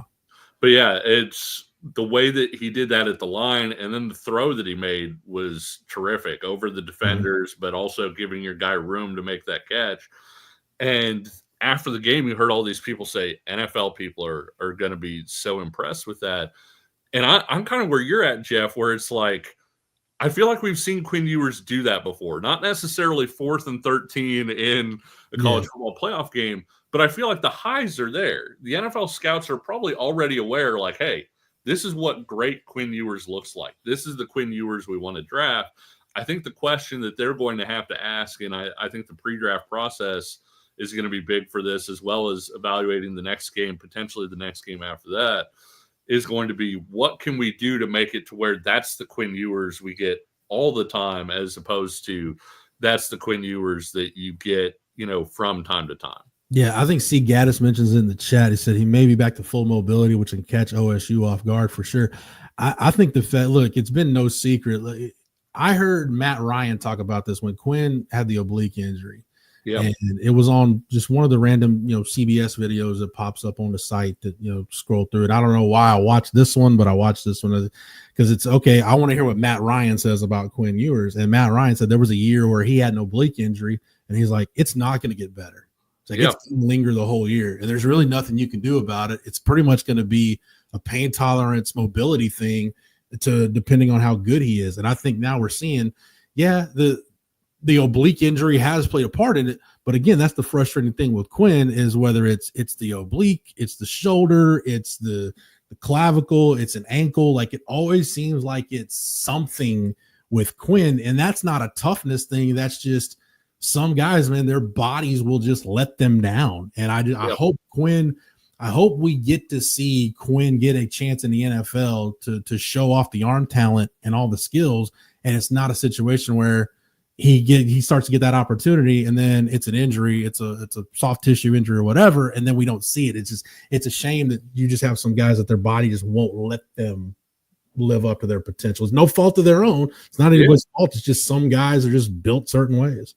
Yeah, and when we've seen Quinn fully healthy, I mean, and I'm glad you brought up the mobility, because I think that's an area where maybe he gets shortchanged by people who don't watch him on a week-to-week basis. Unfortunately, watching KU Texas last year from the Kansas standpoint, saw Quinn Ewers on the long touchdown run early in that game, but also the escapability that he can have from time to time, where he can hurt people with his legs and get chances to throw the ball. But I thought Quinn was. You hate to call quarterback flawless, because there's just about 80 billion things that you can miss if you're watching. Sometimes you're like, oh, that was a great throw and decision. It's like, well, actually he had a touchdown that he didn't see. But I thought Quinn was pretty close to flawless down the stretch against Arizona State when Texas absolutely had to have him. And I realize you're talking about an older player, not, a freshman, whatever. But you do kind of wonder a little bit, hey, is that going to build confidence or whatever else heading into that semifinal with Ohio State? Yeah, let's talk about the first semifinal first, because I do want to get your thoughts on Texas, Ohio State. But Penn State, Notre Dame, I look at this game, and I've seen a couple Notre Dame games this year. Everyone knows I'm a James Franklin apologist, and I make no I say that I make no bones about that. Like I don't apologize for that. Everything in every fiber of my being, and I watched their game against SMU, I watched their game against Boise. Everything is telling me, dude, Penn State's the better football team than Notre Dame, but it's James Franklin in a big game against a brand name opponent. That's the only thing preventing me, Kevin, from picking Penn State. But the way they're playing on defense right now, we know they can run the football. And speaking of quarterbacks that are kind of starting to mature, we talk about Quinn getting there. This is kind of the Drew Aller. I think everybody's been waiting to figure out, all right, is that big time recruit that Penn State got that was going to change the fortune of the quarterback position at that place? Where is that guy? And very well, Andy Kotelnicki has kind of unlocked him in the last, really, I think kind of going back to that Big Ten championship against Oregon. We've seen the best of Drew Aller, and that is a quarterback good enough to win you a national championship. I was fascinated to see how Kotelnicki would work at Penn State because he's so creative in the running game, and I thought that some of that would play out in that, you would have Penn State running more than, hey, you're just running power 35 times a game. and so I thought he would have an impact there, but I didn't know how it would pay off for Drew Aller because he's so different from what Kotelnicki had at Kansas, right? At Kansas, it was a lot of triple option stuff. And when Drew Aller is your quarterback, you're not necessarily lining up and being like, hey, well, what are 80 different ways we can run the option? Well, we can do this, we can do. But no, I do think Aller's coming together. The thing that's interesting to me about Kotelnicki is somebody that had a chance to watch him really up close and then has seen him at Penn State. Situational play calling can get questioned quite a bit with him. You see, it'll be in the third quarter and people will be like, well, why isn't Penn State running the ball here? They've got great running backs. That happened in their first college football, I guess their quarterfinal game where people were kind of like, hey, why isn't Penn State running? They can run it whenever they want. Why are they throwing it here? And so I think in a really close game with Notre Dame, because I do think this is going to be a close game, and I do think you're right in that I probably favor Penn State's personnel over Notre Dame's personnel. Is it the situation where it's 3rd and 2, you're having a big play call in that situation with Andy Kotelnicki, who's a guy who has struggled at times in those play calling situations. And so I think that's maybe a little bit of an X factor that people aren't looking at because, you give Andy Kotelnicki 1st and 10, there are very few offensive coordinators in the country probably better than that guy in terms of he's going to have your eyes looking this way, and then he's going to go here. But you get him into a situation where maybe the options are a little bit more limited or there's a clear best choice, and he doesn't necessarily always take the clear best choice. He does have some of that smartest guy in the room type thing. The other thing, Jeff, watching Notre Dame against Georgia, Notre Dame was so physical in that game, and I thought they would be. But the other thing was Notre Dame's defensive speed was absurd. That's huge for them. Yeah, they were making plays sideline to sideline at the second level, and when you look at that part of it, I saw Notre Dame. I think against Texas A&M when they won that one. I didn't see him against Northern Illinois. I maybe caught him a little bit here and there, over the course of the season. But that surprised me because, as we know, seen Georgia a whole bunch. That surprised me that when Georgia was trying to get horizontal to get vertical, Notre Dame was right there. And so I think with the physicality that defense has and the team speed that defense has, things are not going to come easily for that Penn State offense. There was a time where Notre Dame, they might have one guy, like a Kyle Hamilton. They might have one guy that could run with the dudes at Georgia.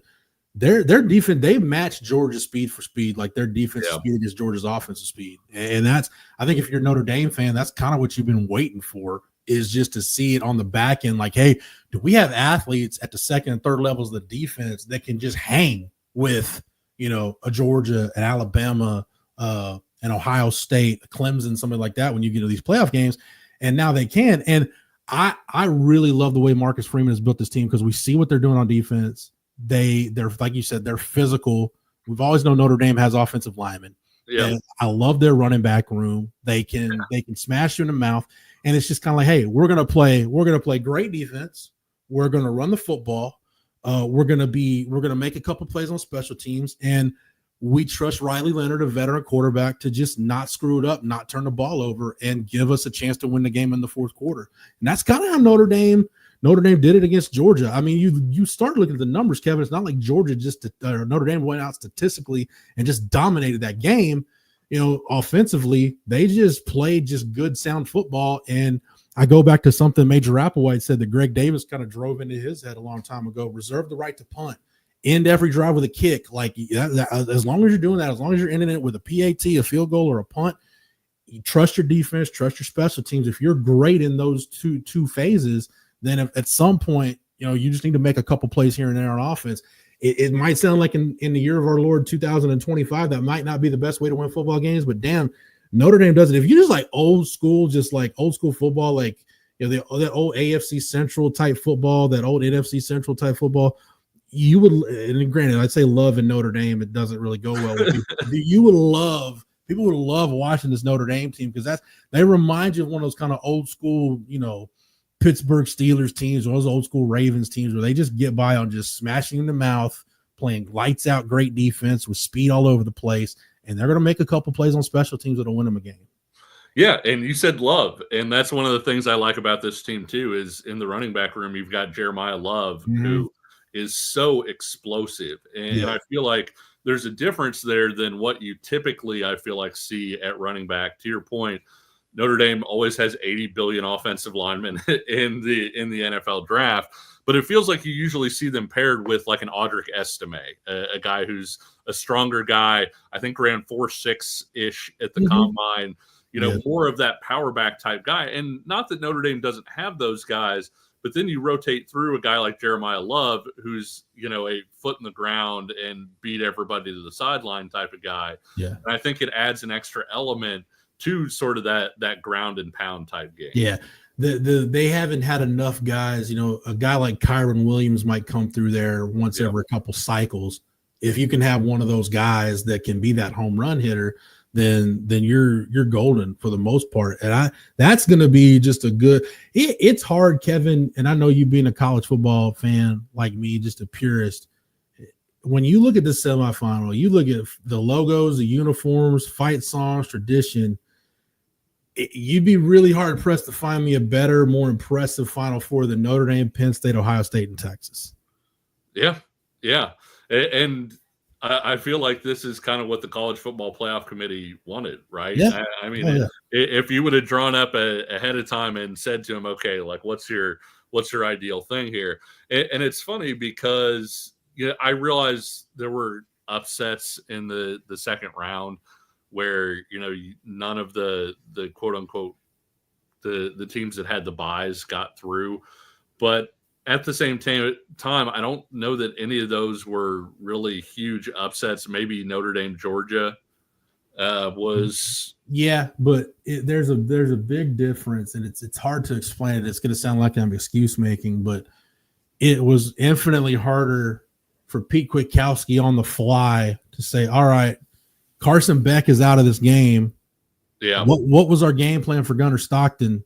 Well, we had some stuff, but pretty much we're at the mercy of whatever Georgia shows us at this point. And it's not like, Marcus Freeman and Al Golden, the two really good football coaches, had 10 days to say, all right, here's what we think this offense is going to look like with Gunnar Stockton. Let's go ahead and put in a plan. Sure. Two totally different deals.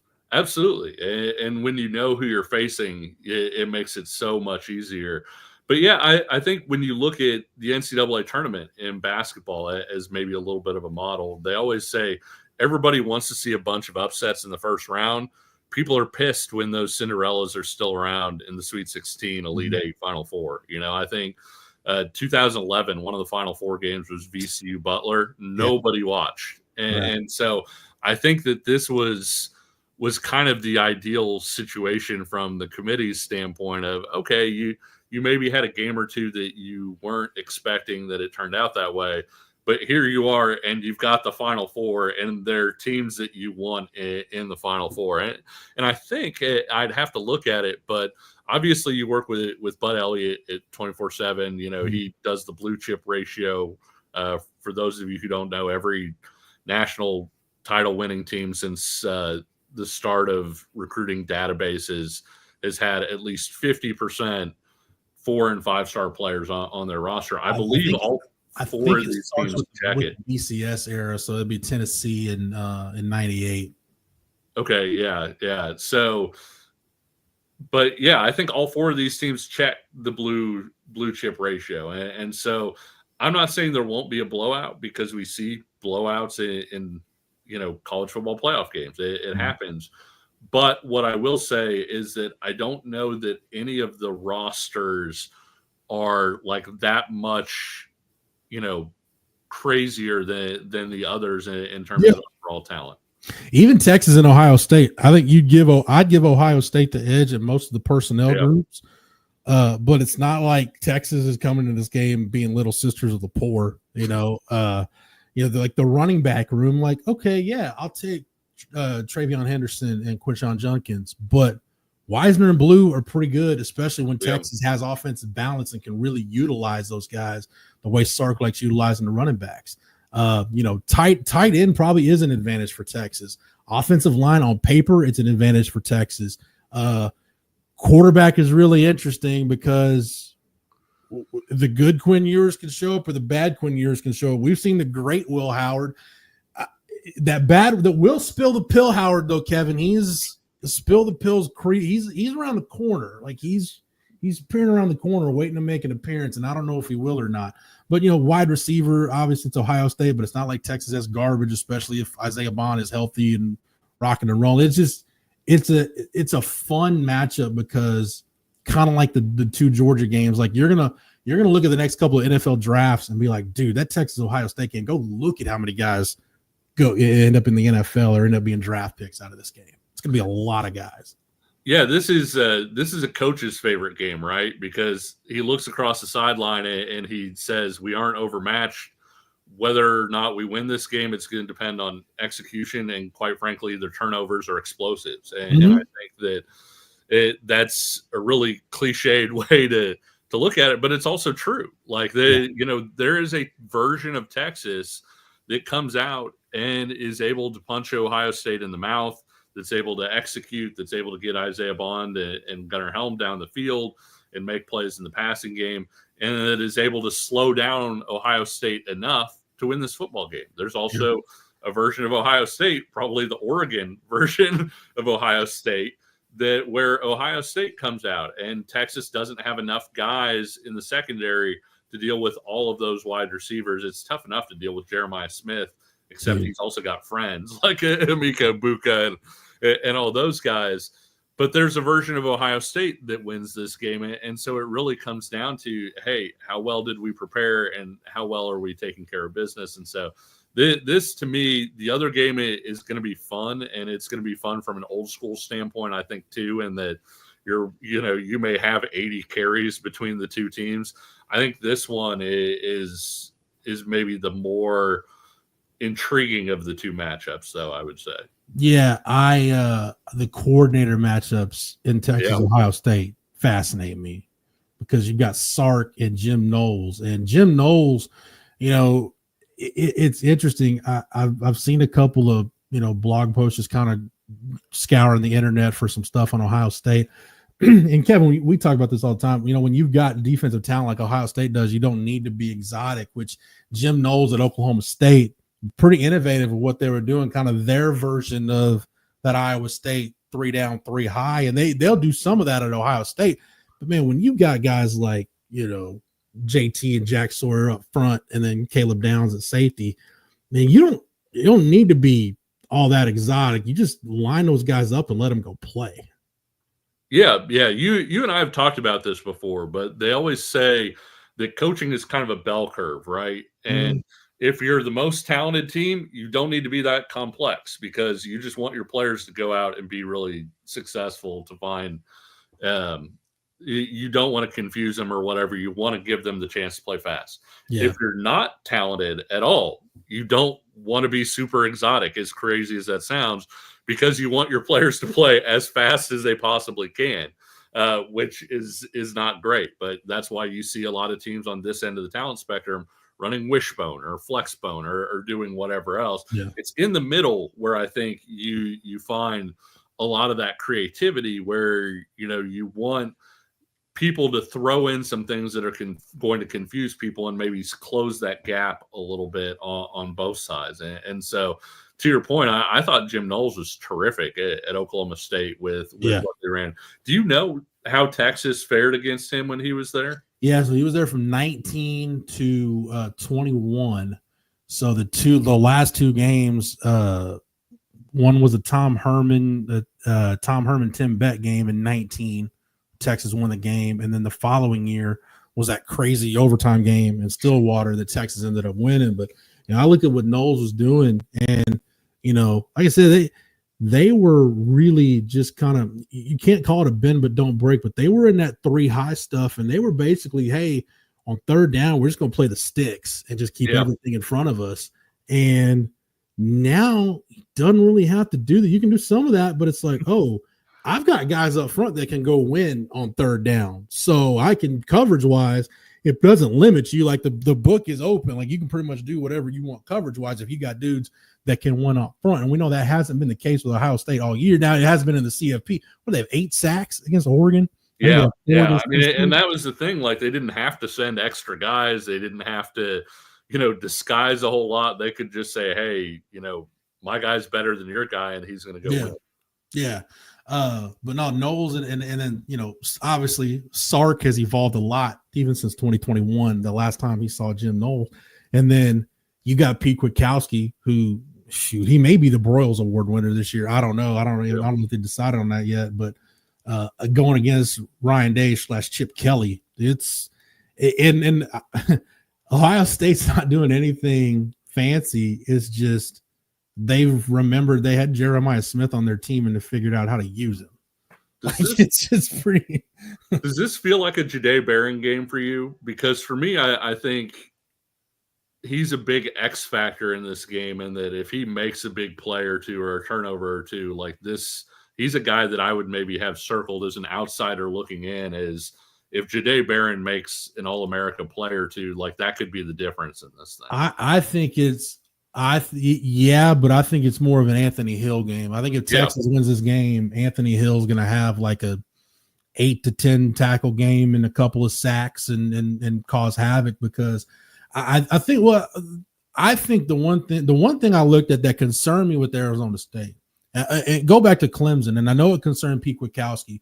The one thing they wanted to do, they wanted to take away design runs from Cade Klubnik, and you start looking at the numbers, like most of his rush.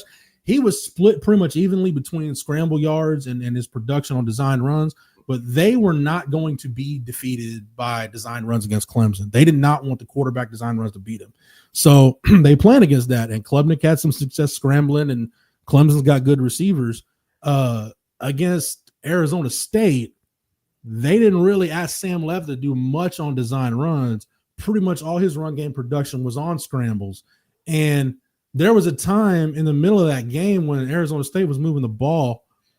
My buddy Chris Dukes and I were talking about it. There were times where Sam Levitt was bailing on some pretty clean pockets because it seemed like their best offense was, hey, just get him on the move, and his receivers are good enough in scramble drill situations to get themselves open.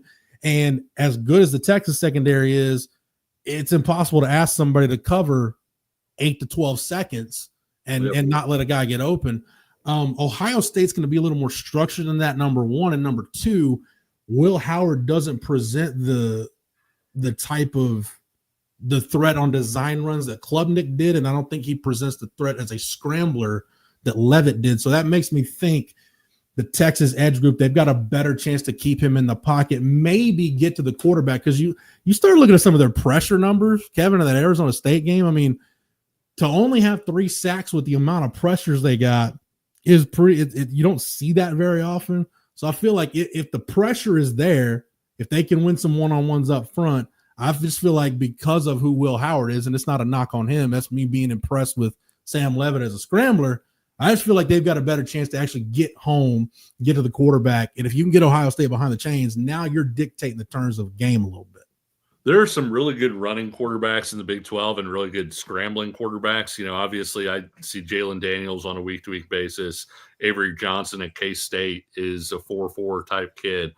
But Leavitt, I thought, was as good as anybody in the conference at scramble drill stuff, both in terms of getting guys open and also knowing when to get downfield and make a play with your legs. Mm-hmm. Will Howard, obviously we've seen him a bunch in the Big 12. I think the threat that he presents, to your point, it's not really quarterback run game. It's not really, this guy is going to kill us with his legs, but he's a big body guy that a lot of times on 3rd and 6, he can get 8 with him lowering his shoulder to get those last couple of yards. He's basically a linebacker running the ball. To your point, though, I think he hasn't had to do that a whole lot at Ohio State, certainly not to the extent he did at K-State. And I think that if he starts doing that, if Texas is playing good enough coverage that you're putting him in those situations, if they're getting pressure to where maybe he has to move around a little bit, I think there would be some pretty eager Texas defenders to be swiping at that ball and trying to get that thing out if he does decide to leave the pocket. Yeah, I think of Will Howard. I just think of that.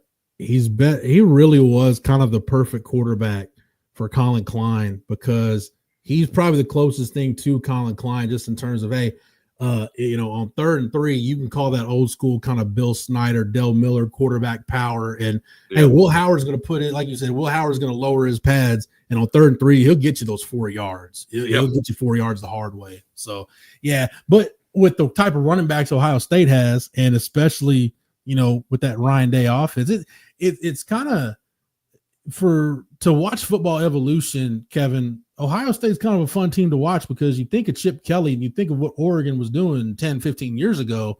And now you're watching this like, yeah, bro, that's not the same. It's not the same Chip Kelly Oregon offense. It's very much a new school mix on what they were doing. And, Chip Kelly's had to evolve that thing. And it's a little bit different. Just kind of like I said, hey, that old school Urban Meyer power spread, like nobody's really doing that anymore. Ryan Day took the framework of that offense and brought it into kind of the current times of college football.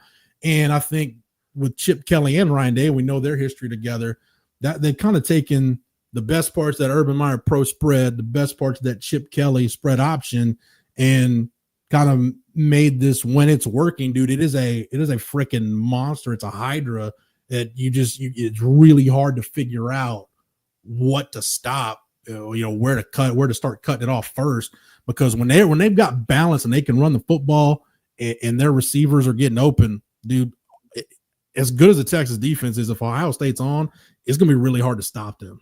Yeah, it's whack-a-mole, right? Like every time you try and take something away, they've got something else there. I thought, K-State fans took it the wrong way, shockingly enough. But like Will Howard, one of the things that he said I think it was at Big Ten Media Day, it was either then or Ohio State's Media Day, he was talking about basically how at Ohio State he didn't have to do everything. He had other guys to run the ball. Like, hey, we don't need me to run the quarterback power. We've got, Travion Henderson and Judkins. I don't need to run around and wait for receivers to get open, because we've got Jeremiah Smith and Igbuka getting open constantly. And, obviously Ohio State pretty good up front too. And so when you look at all of that, Will Howard can be more of a sort of an old school point guard and distribute the ball to his weapons, as opposed to being, a newer school point guard like a Russell Westbrook or Derrick Rose, where, hey, my team's not going to win if I don't go out and get 20 or 25 points tonight. And so I do think Howard's a really interesting guy to kind of circle in this one too. And that, like you said, he's been terrific so far in the college football playoff. You do wonder, hey, when the two teams are actually equal in talent, when it gets to be a 3rd and 8 in the third quarter and Ohio State's got to have it, what Will Howard shows up? Is the confidence still there? If the offense, goes 3 and out a couple times, where's Will Howard's head at? I think he's a really interesting guy to kind of watch too. Yeah, I'm keeping an eye on the chat. I see Tyler in here stirring the pot. Tyler, I appreciate you contributing, but you're the reason why nobody outside of Columbus, Ohio, likes Ohio State fans. It's one of the most obnoxious. It's kind of like that old Super Troopers bit, Kevin. Hey, some fan bases, their shenanigans are cheeky and fun. Ohio State fan shenanigans are cruel and tragic. That's just usually how it ends. But at any rate, man, no, Will Howard, though, I don't know if you remember this play, Kevin, but you go back to the 21 season in Texas, their last game of the year was against K-State, where they won a game. Skylar Thompson was hurt in that game, so Will Howard's playing quarterback. And I think Will Howard gave that Texas defense, one of the worst defenses in school history, their rock bottom moment. He had like a 75-yard touchdown run. And I broke this play down. I don't even know if I sent you this or we talked about it or not. But you go back and look at that play, that touchdown run. Matter of fact, if I just feel like being a masochist, I may look at it today. None of the 11 guys on defense for Texas did their job right. I'm like, dude, there are 11 screw ups on this play that allowed Will Howard to score. And after that, like, there were some guys, BJ Foster, one of them. We didn't see some of those guys on defense. And after that moment, Texas played really well on defense. And what did we see? We started seeing more of, they finished that game with more Byron Murphy, more Barron Sorrell, more Jalen Ford, more Jadae Barron. And the more you start watching those guys, like, hey, this dude can play. And Byron Murphy's gotten better. And Jalen Ford looks like this defense may be okay next year. If some of these guys coming back, I can see where they can improve. And lo and behold, it was, that was kind of the moment. It's kind of like anybody that's got like a substance abuse problem or something, or going through anything in their life. It's like, dude, they're not going to get help until they realize they need help. That Will Howard touchdown run was a slap in the face. PK needed to be like, all right, screw it. Like this defense really is this bad. I just need to get some of these guys out of here, and let's just start spring ball now and get some of these younger guys in here. We both covered 2010 Texas, obviously, and there were multiple games that season where I think we even talked about it at the time, where it was like, Texas doesn't lose this thing without all 8 of these things going wrong. Mm-hmm. But all 8 of them went wrong. Yeah. If any one went differently, if any one of them went right, Texas would win that game. And I think, to your point, sometimes you need to go through a little bit of that to say, okay, like, hit the reset button. Let's see what we can get out of this. One thing I wanted to ask you real quick, Ohio State's offense, does it remind you a little bit of the challenge that Washington presented for Texas last year? Yeah, I think just because Will Howard, not the arm talent savant running this offense that Penix was for that DeBoer Grubb offense. But yeah, in terms of just receiver talent and dudes that can get open, 100%. I think the difference is Washington wasn't concerned trying to run the football, and we saw that really bit him in the backside against Michigan in the championship game. But yeah, it does remind me a little bit of what Texas saw. This is definitely the best collection of skill talent Texas has seen since that Sugar Bowl last year. Yeah, they haven't seen anybody. I mean, Georgia's got talent in different places, and if Arian Smith is catching the ball on a particular day, that group can be really good. But we just saw a lot of times where they just weren't on at all times. Georgia was. But yeah, this is the best collection of skill talent Texas has seen since that Sugar Bowl, no question. Heading into the season, I know we felt like Texas wasn't going to be as good at defensive tackle. Not that they couldn't be really good, but you're probably not going to be as good as Byron Murphy and Fonte Sweat.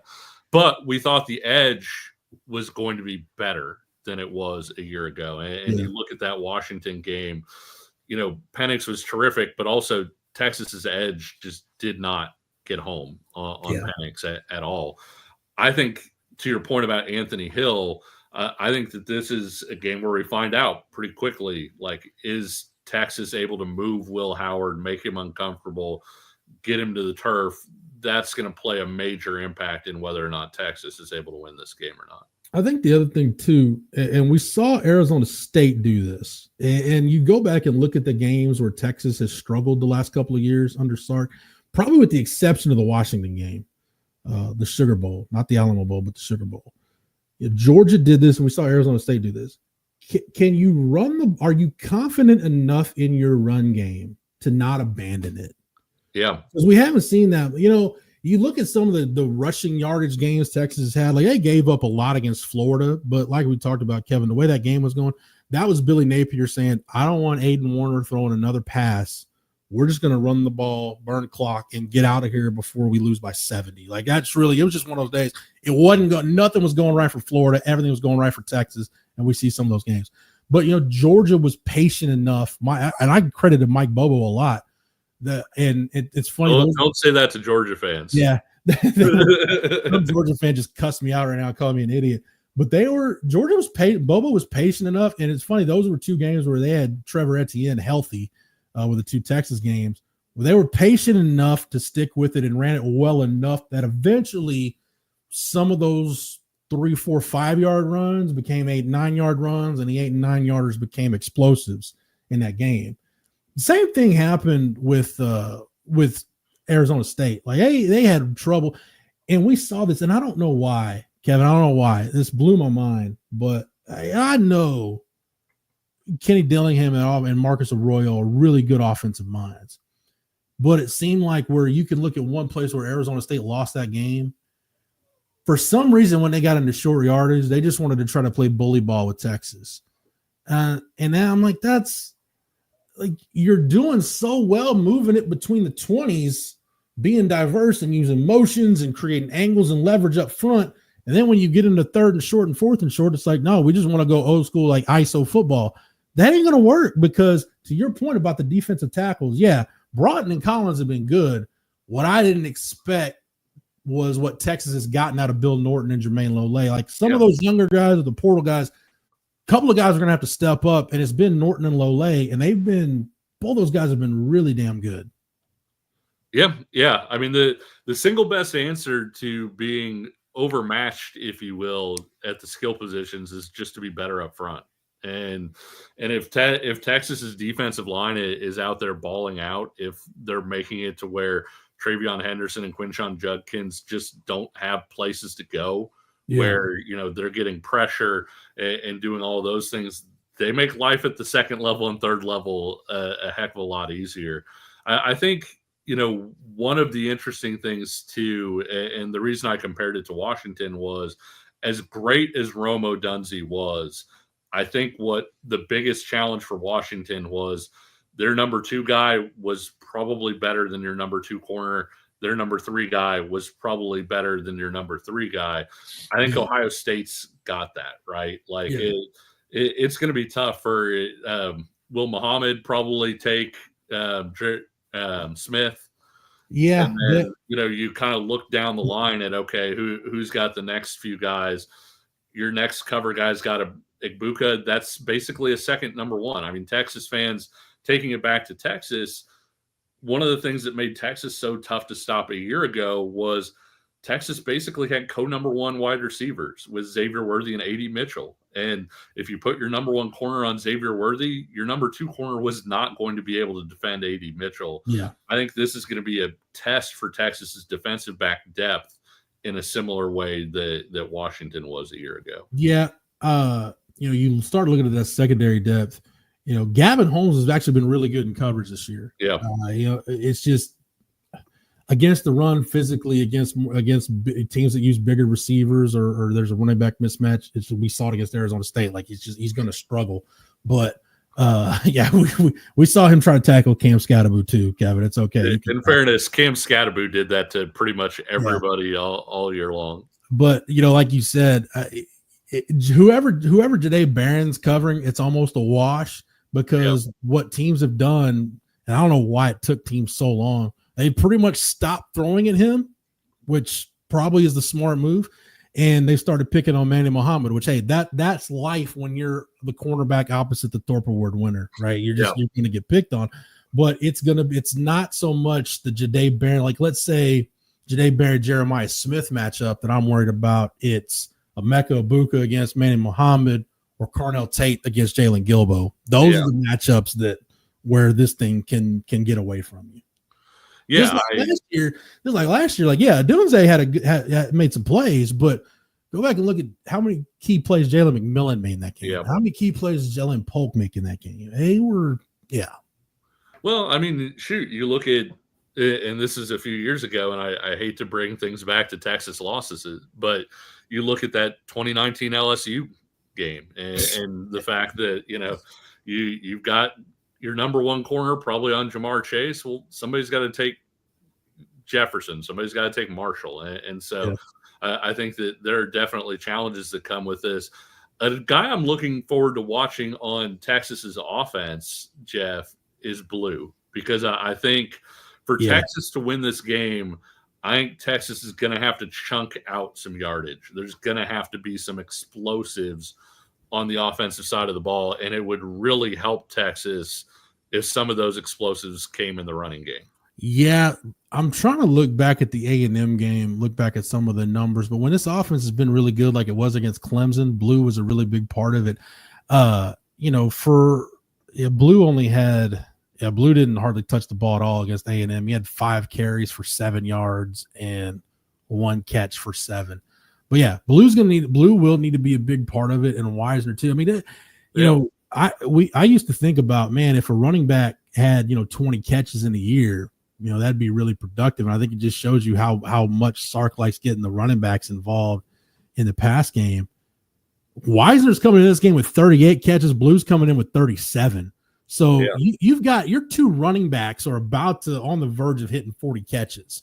So that's big. And I think you're probably one thing that Sark has done. We've seen him do it. I just wish he would do it a little bit more. When we talk about, extension of the run game, you think about the bubble screens and the tunnel screens and stuff outside.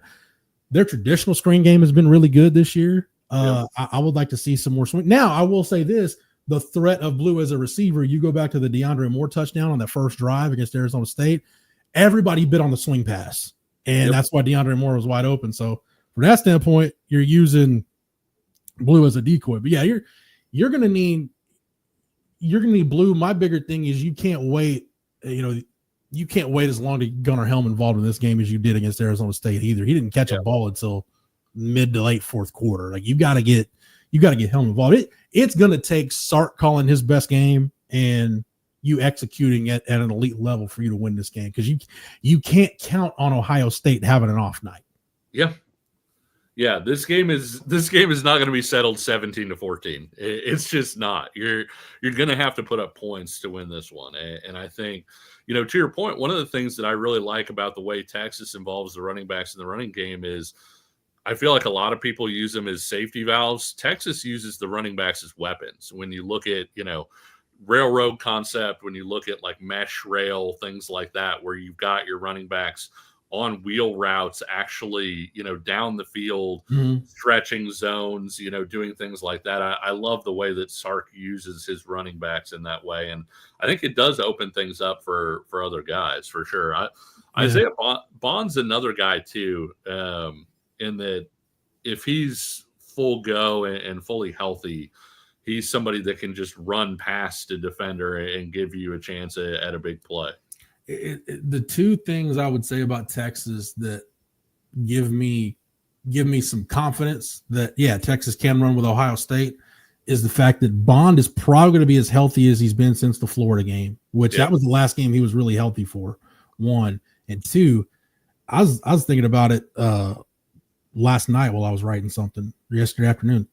The Texas offensive line hasn't finished a game together. The starting 5 haven't since the Kentucky game. Because Banks got hurt early in the A&M game. Then he didn't play against Georgia.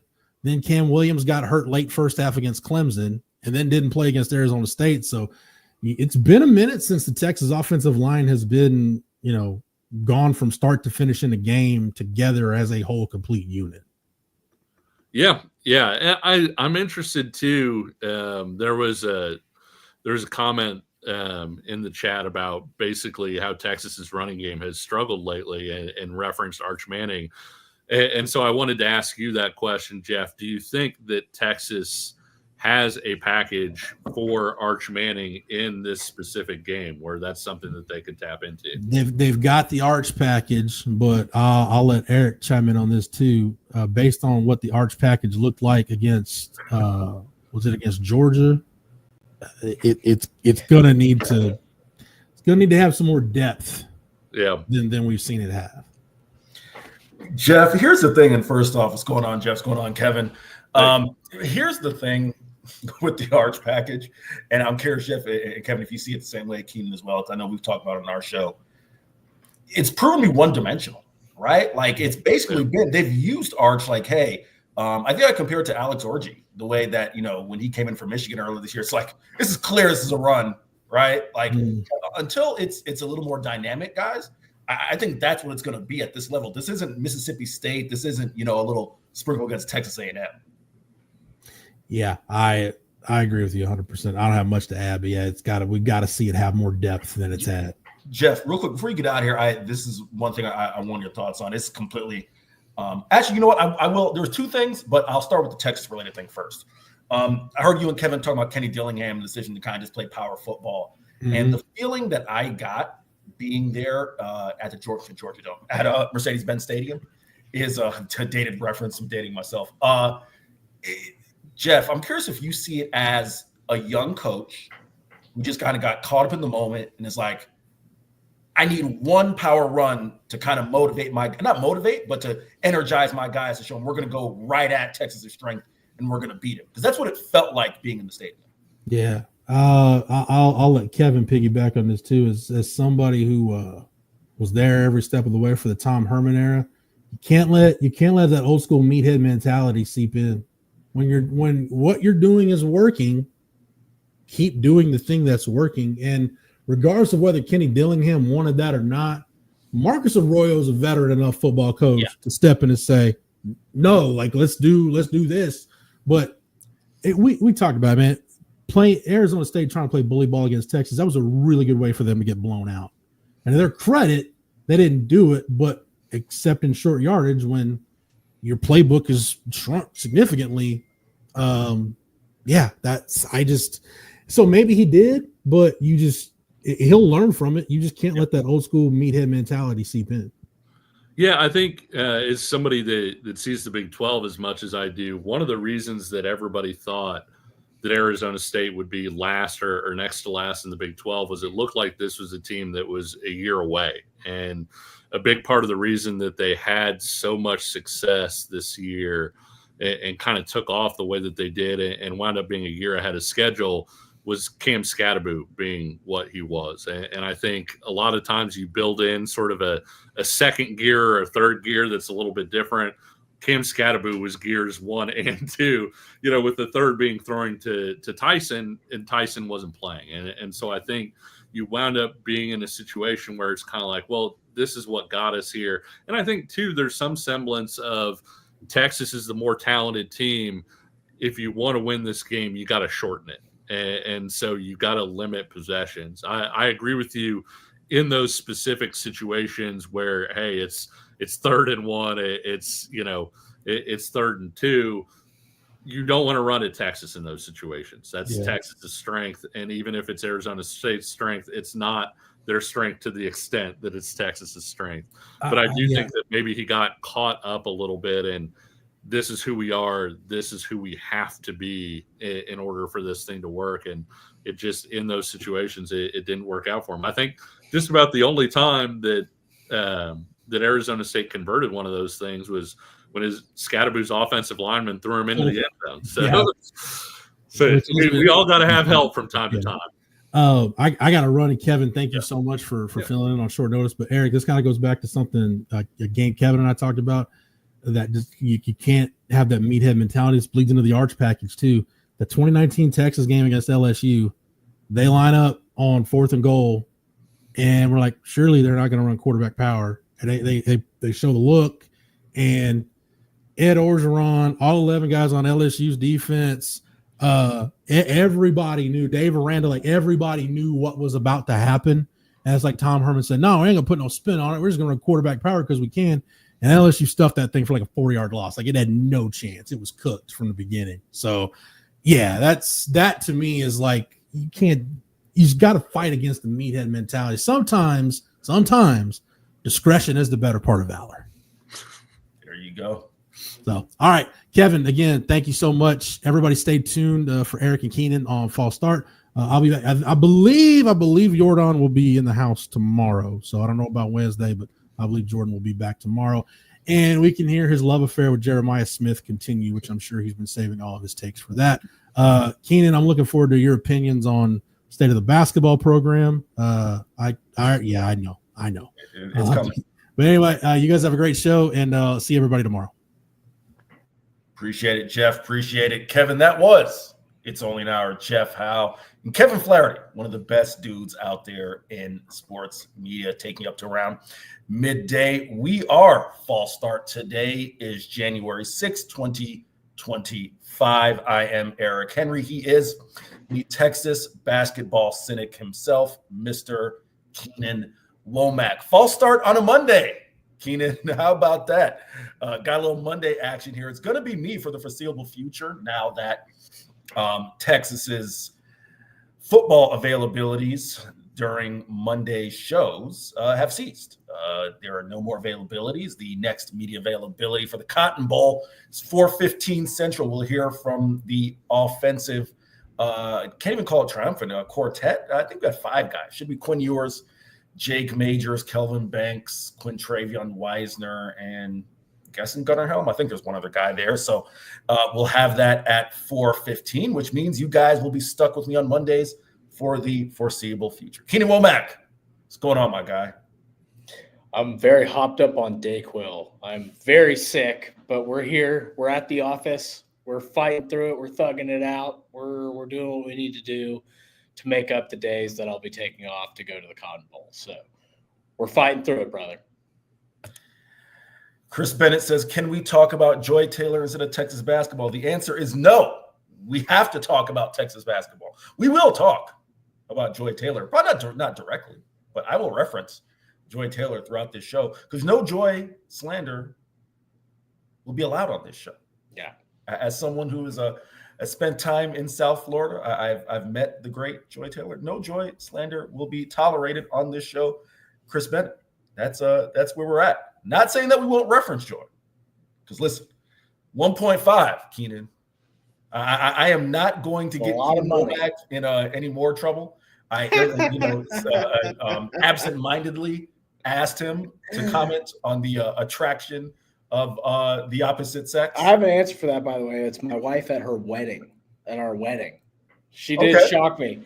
I mean, not that I didn't think she was pretty before, but when I saw her come out in that wedding dress, I was like, damn. And that's the heady play. That's why Keenan Womack is the man himself. He came up with the answer and related it back to the great Caroline Womack. She is the goat. 1.5. We'll talk about that at some point in time because, I know that Keenan in our industry just had 1.5 to drop, but I digress. We will talk Texas basketball. We will talk Texas football. Keenan, I want to pick up where Kevin and Jeff left off in terms of just your initial feelings as the week starts Monday leading up to Friday's matchup, 6:30 Central Time, ESPN. Jerry World, the Cotton Bowl versus Ohio State. Just the initial feelings you have entering this week. Again, we'll have all week. Well, I definitely have some guests on, hoping to catch Caroline Fenton. Caroline just recently engaged. So shout out to Caroline. Hoping that we'll be able to catch her this week. Hoping to have some more guests on. But, just Keenan, your initial thoughts on this matchup for the Horns. Ohio State's offense is real. I mean, they're good on both sides of the ball, right? I think what is being talked about, because everybody talks about their receivers, but they have 2 elite running backs as well, right? Travion Henderson and Quinshon Judkins, especially Henderson. I mean, both of those guys are ranked similarly on NFL draft boards. They're usually right next to each other. 5 and 6 is what I saw last. Forget the source for that. But, this defense for Texas is obviously really good. And I like the idea of Barron covering their best receiver. But, with a guy like Smith, I feel like bracket coverage is going to be necessary. You're going to have to put that safety over the top just in case he gets loose. I understand that Will Howard is probably not quite as good as Ewers, but the fact that he's similar to Ewers in the fact that he just gets his playmakers the ball and kind of lets them do their thing, right? Like Ewers is a better pro prospect than Will Howard is, but Howard is very efficient in the sense that he finds his guys. He might not make, the 70-yard throw across his body, but he will find the guy for a 15-yard hitch route, and that guy will make a play. That extends to the running game as well, because Will Howard he's not like fast, but he's physical and he's mobile in that way. The passing game also extends to the running backs, though. These running backs are good out of the backfield catching the ball, so they will have to be covered by these linebackers for Texas. I think overall, Ohio State's definitely favored for a reason, but that doesn't mean Texas can't win the game. Yeah, Keenan, I mean, listen, you talked about Ohio State as far as kind of the offensive potency, and Kevin and Jeff referenced this during their show, that this is the most dynamic offense that Texas will have faced since Washington in the Sugar Bowl. Travion Henderson, Quinshawn Judkins, both topping 900 yards this year, 10 scores. Jeremiah Smith, we'll play some sound from Jahdae Barron in a second, talk about facing him. We all know what he is capable of, but Emeka Egbuka, I knew I was going to mispronounce his last name. That's going to be a struggle for me all week. Egbuka, right? Yeah, I believe so, yeah. He's got 70 grabs for 10 touchdowns. Carnell Tate. Yeah, he's a baller too. Yeah, Carnell Tate has over 600 yards as well. Here is Jahdae Barron. Yesterday, Texas defensive players. Jahdae Barron, Michael Taff, Alfred Collins, Andrew Makuba, and Anthony Hill Jr. spoke to the media. Here is Jahdae Barron on Jeremiah Smith. Hey, Jahdae, just kind of following up on that. You don't go against 6'3" guys that often. Yeah. I'm just curious, do you have to change how you approach that because this person is physically bigger than the norm? I think everybody, once they go in the game, you got to play your game. You can't change your game based off somebody else to get out of your position on how you play and things like that.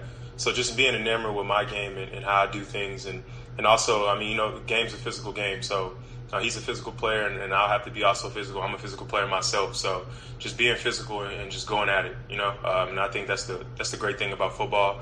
Have an opportunity to go against amazing players, so it'll just be a fun opportunity to just go against those guys. Keenan, that is a matchup, and again, I know Jeff and Kevin referenced it. I'm interested to see how it plays out, right? Because I think the conventional wisdom is that Jahdae Barron's going to follow Jeremiah Smith wherever he goes. That may not be the case when you have three talented receivers. As Jeff referenced, the way it's kind of been, especially in the second half of the season, once it was established that Jahdae Barron's season was no fluke, right? That he was, in fact, the top cornerback, in my mind, top cornerback in the nation. Teams started going at Manny Muhammad, and that's the life of the number 2 corner, right? Gavin Holmes has had a really, in my mind, really good 2-year stretch. I don't think it's enough credit. It's kind of being that 3rd/4th, depending on, last year where he's at a corner who comes in. But Manny Muhammad, I think it's going to be interesting because Gavin Holmes is, again, an excellent cover guy, but he's not big, right? I am of the belief, and again, we'll see how it plays out. Jahdae Barron is the most physical corner on this team. Manny Muhammad's bigger than him, but Jahdae Barron's most physical corner on this team. I do think it's going to need to be Jahdae Barron getting up in Jeremiah Smith as far as, kind of going toe-to-toe with him physically. Your thoughts there? Because I think, and I'm going to write about this for the site later today, I'm going to try to get this up before the offensive availability. I imagine it's going to be on KXAN on their website at 3 p.m. with Noah Gross doing a Facebook Live, so we'll see how the timing works out. But I'm going to talk about the matchup between this Ohio State passing attack and Texas's secondary, because it is, Keenan, the biggest test they will have since Washington with Jalen Polk and Rome Odunze. Yeah, they had McMillan too, and I think that actually this Ohio State receiving core is better than that one. I think Penix is better than Will Howard, but I also think Ohio State's running backs are better than Washington's running backs. And again, these running backs can catch out of the backfield. I think that's another point that needs to be reinforced. I don't have the stats in front of me, but I know that they can get loose on the wheel route or, screens or whatever, and they can get involved in the pass game. I think that the important thing to note for the wide receiver core is, like I mentioned earlier, I feel like you have to bracket coverage Jeremiah Smith, and you have to get your safeties involved in coverage, in individual coverage, because Jeremiah Smith, for my money, is the best receiver in the country already. He's a true freshman. According to 24/7, Eric's site, go follow 24/7 if you are into sports and you want a great journalist's take on things. Follow Eric Henry on 24/7. He was the number one player in the country last year, according to 24/7. Not just top wide receiver, top player. And you see why now. He's physical. He's a grown man. I've heard a couple of different comps. I've heard Julio Jones. I've also heard Andre Johnson for the Texans fans out there. He's just big, physical, 6'4". Like we said earlier, he's just big. He's a big receiver, but he's also, he adjusts well to the ball. He runs great routes. He's just a complete freak physically. I think that Barron has to be the guy on him because Barron, like we talked about, is more physical. He's a better tackler than Muhammad is. And that's not to diss on Muhammad because Muhammad's had a good year. I know he wasn't great against Clemson, but Barron is a much more solid tackler, and I think that that's really important to note, and I think that that's going to come into play in this game. So, yeah, I like the idea of having Barron on him and maybe like shading him with Makuba. Going to head to some of the comments here real quick. As always, we got CB rocking with us, Jake Bayless rocking with us, Mark K, Hook'em False Start, appreciate you rocking with us, Daryl G, who else? I saw James Cox, of course, rocking with us. First off, I guess before I go to the comments about Ohio State, Jason Whitlock has dropped about what you would expect of a Jason Whitlock response in relation to Joy Taylor. So, we'll leave it at that because I'm not going to give Jason Whitlock any more airtime. Yeah, that guy sucks. It's about what you'd expect. CB, I will come to that in a minute. So whoever leaked Mulkey's phone number as a POS, we're going to get to that in a second. I'll have the sound from Michael Taft. You do mention, CB, that it's the best talent that Will Howard's played with. That's something that Jahdae Barron referenced, Keenan, that, in terms of the wide receiver group, this is much different than what he played with at Kansas State. And I think that has to be taken into account as well. I mean, I was never, as Daryl G referenced it, Will Howard almost beat Texas last year at Kansas State. I was never a Will Howard basher, right? I mean, yes, Will Howard kind of has a ceiling, right? I think that's fair, but he's certainly playing with much better talent, much better supporting cast, much better pieces around him. So that is certainly something I think I've taken into account. You were talking about the hands out of the backfield from the Ohio State running backs, Travion Henderson, Quinshon Judkins.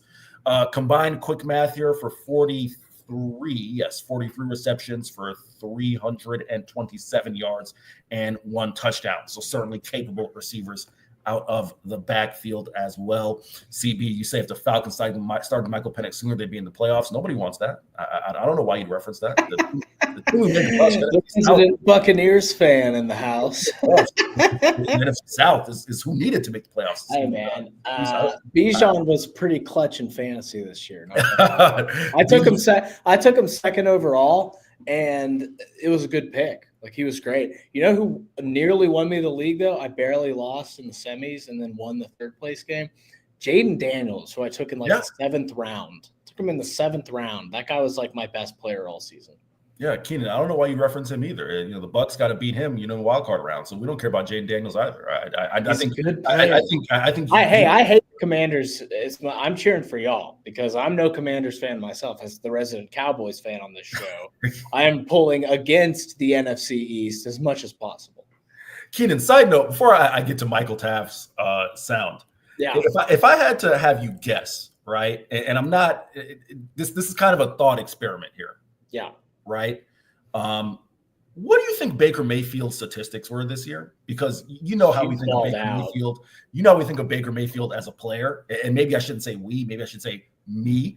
But just curious. Now remember, Baker Mayfield, Mike Evans, future Hall of Fame receiver, Chris Godwin, one of the better slot receivers in the NFL. CB, you can take your go, Sam Kissimmee. I'm playing. I know that this is Texas Sports Unfiltered. I'm just playing. If you had to guess, is a baller. Yeah. If you had to guess what Baker Mayfield's stats were, just what do you think? 17-game season. Your thoughts? Probably like 35 touchdowns and 10 picks, something like that. And passing yards. I don't know. Let's say 4,000 yards. This dude threw for 4,500 yards and 41 touchdowns this year. With Wow. On 70% completions. That's impressive, man. Listen. Browns screwed up, man. Here's what I'll say, okay?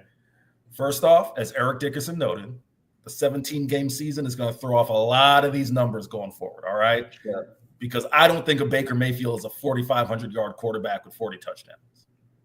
That being said, dude had a hell of a year.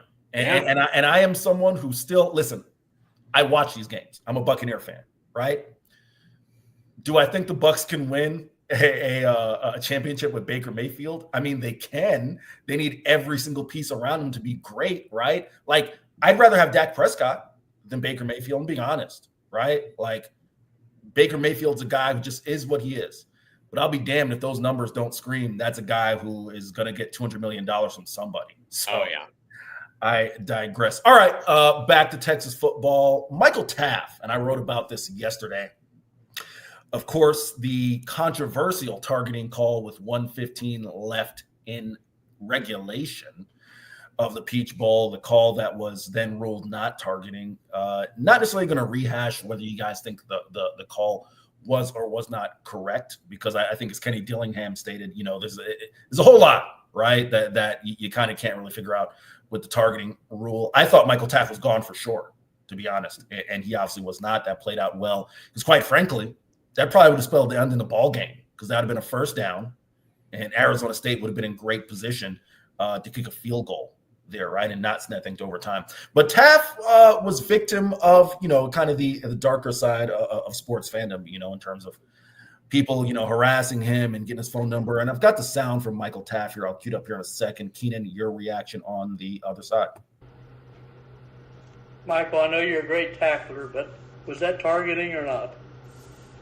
Yeah, to discuss that hit, I think first, thank God that I don't have to have my foundation and the opinion of others, the approval of man, or the game of football, because the things that they're thrown my way after that game on text, people that are finding my phone number on social media, I don't think anyone should ever have to go through. So thank God that I don't. If I could come off of mute here, Keenan, your thoughts? And yes, disbanded brotherhood. That was a Kirk Bowles question. Yes, your thoughts, Keenan? Very Kirk Bowles question. And I love Kirk. I know he's controversial. We love Bowles. We are fans of Kirk on this show, because if you work with him, you realize he's a great guy. Yeah, I would say that's insane. It's like you see a lot of this with gambling now, like where people will DM players like, "You MFer, I'm gonna kill your effing family." It's just like BS like that happens. I mean, it probably wasn't even Arizona State fans. That's the thing. You know what I mean? Like, it was probably our friends in East Texas, I would imagine, were some of those texts, maybe some friends in Norman as well. Not pointing fingers, but pointing fingers. Yeah, it's insane. You can't be doing that. That's crazy. And, good on Taft for commenting on it, I guess, Ken, I am always impressed with Michael Taft's ability to take the high road. You know what I mean? Like, we can go back to the situation with Jake Ellinger, right? Yep. How he handled that at Arkansas, which again, I've never seen Taft that emotional. Of course, expected, right? The friendship between those two.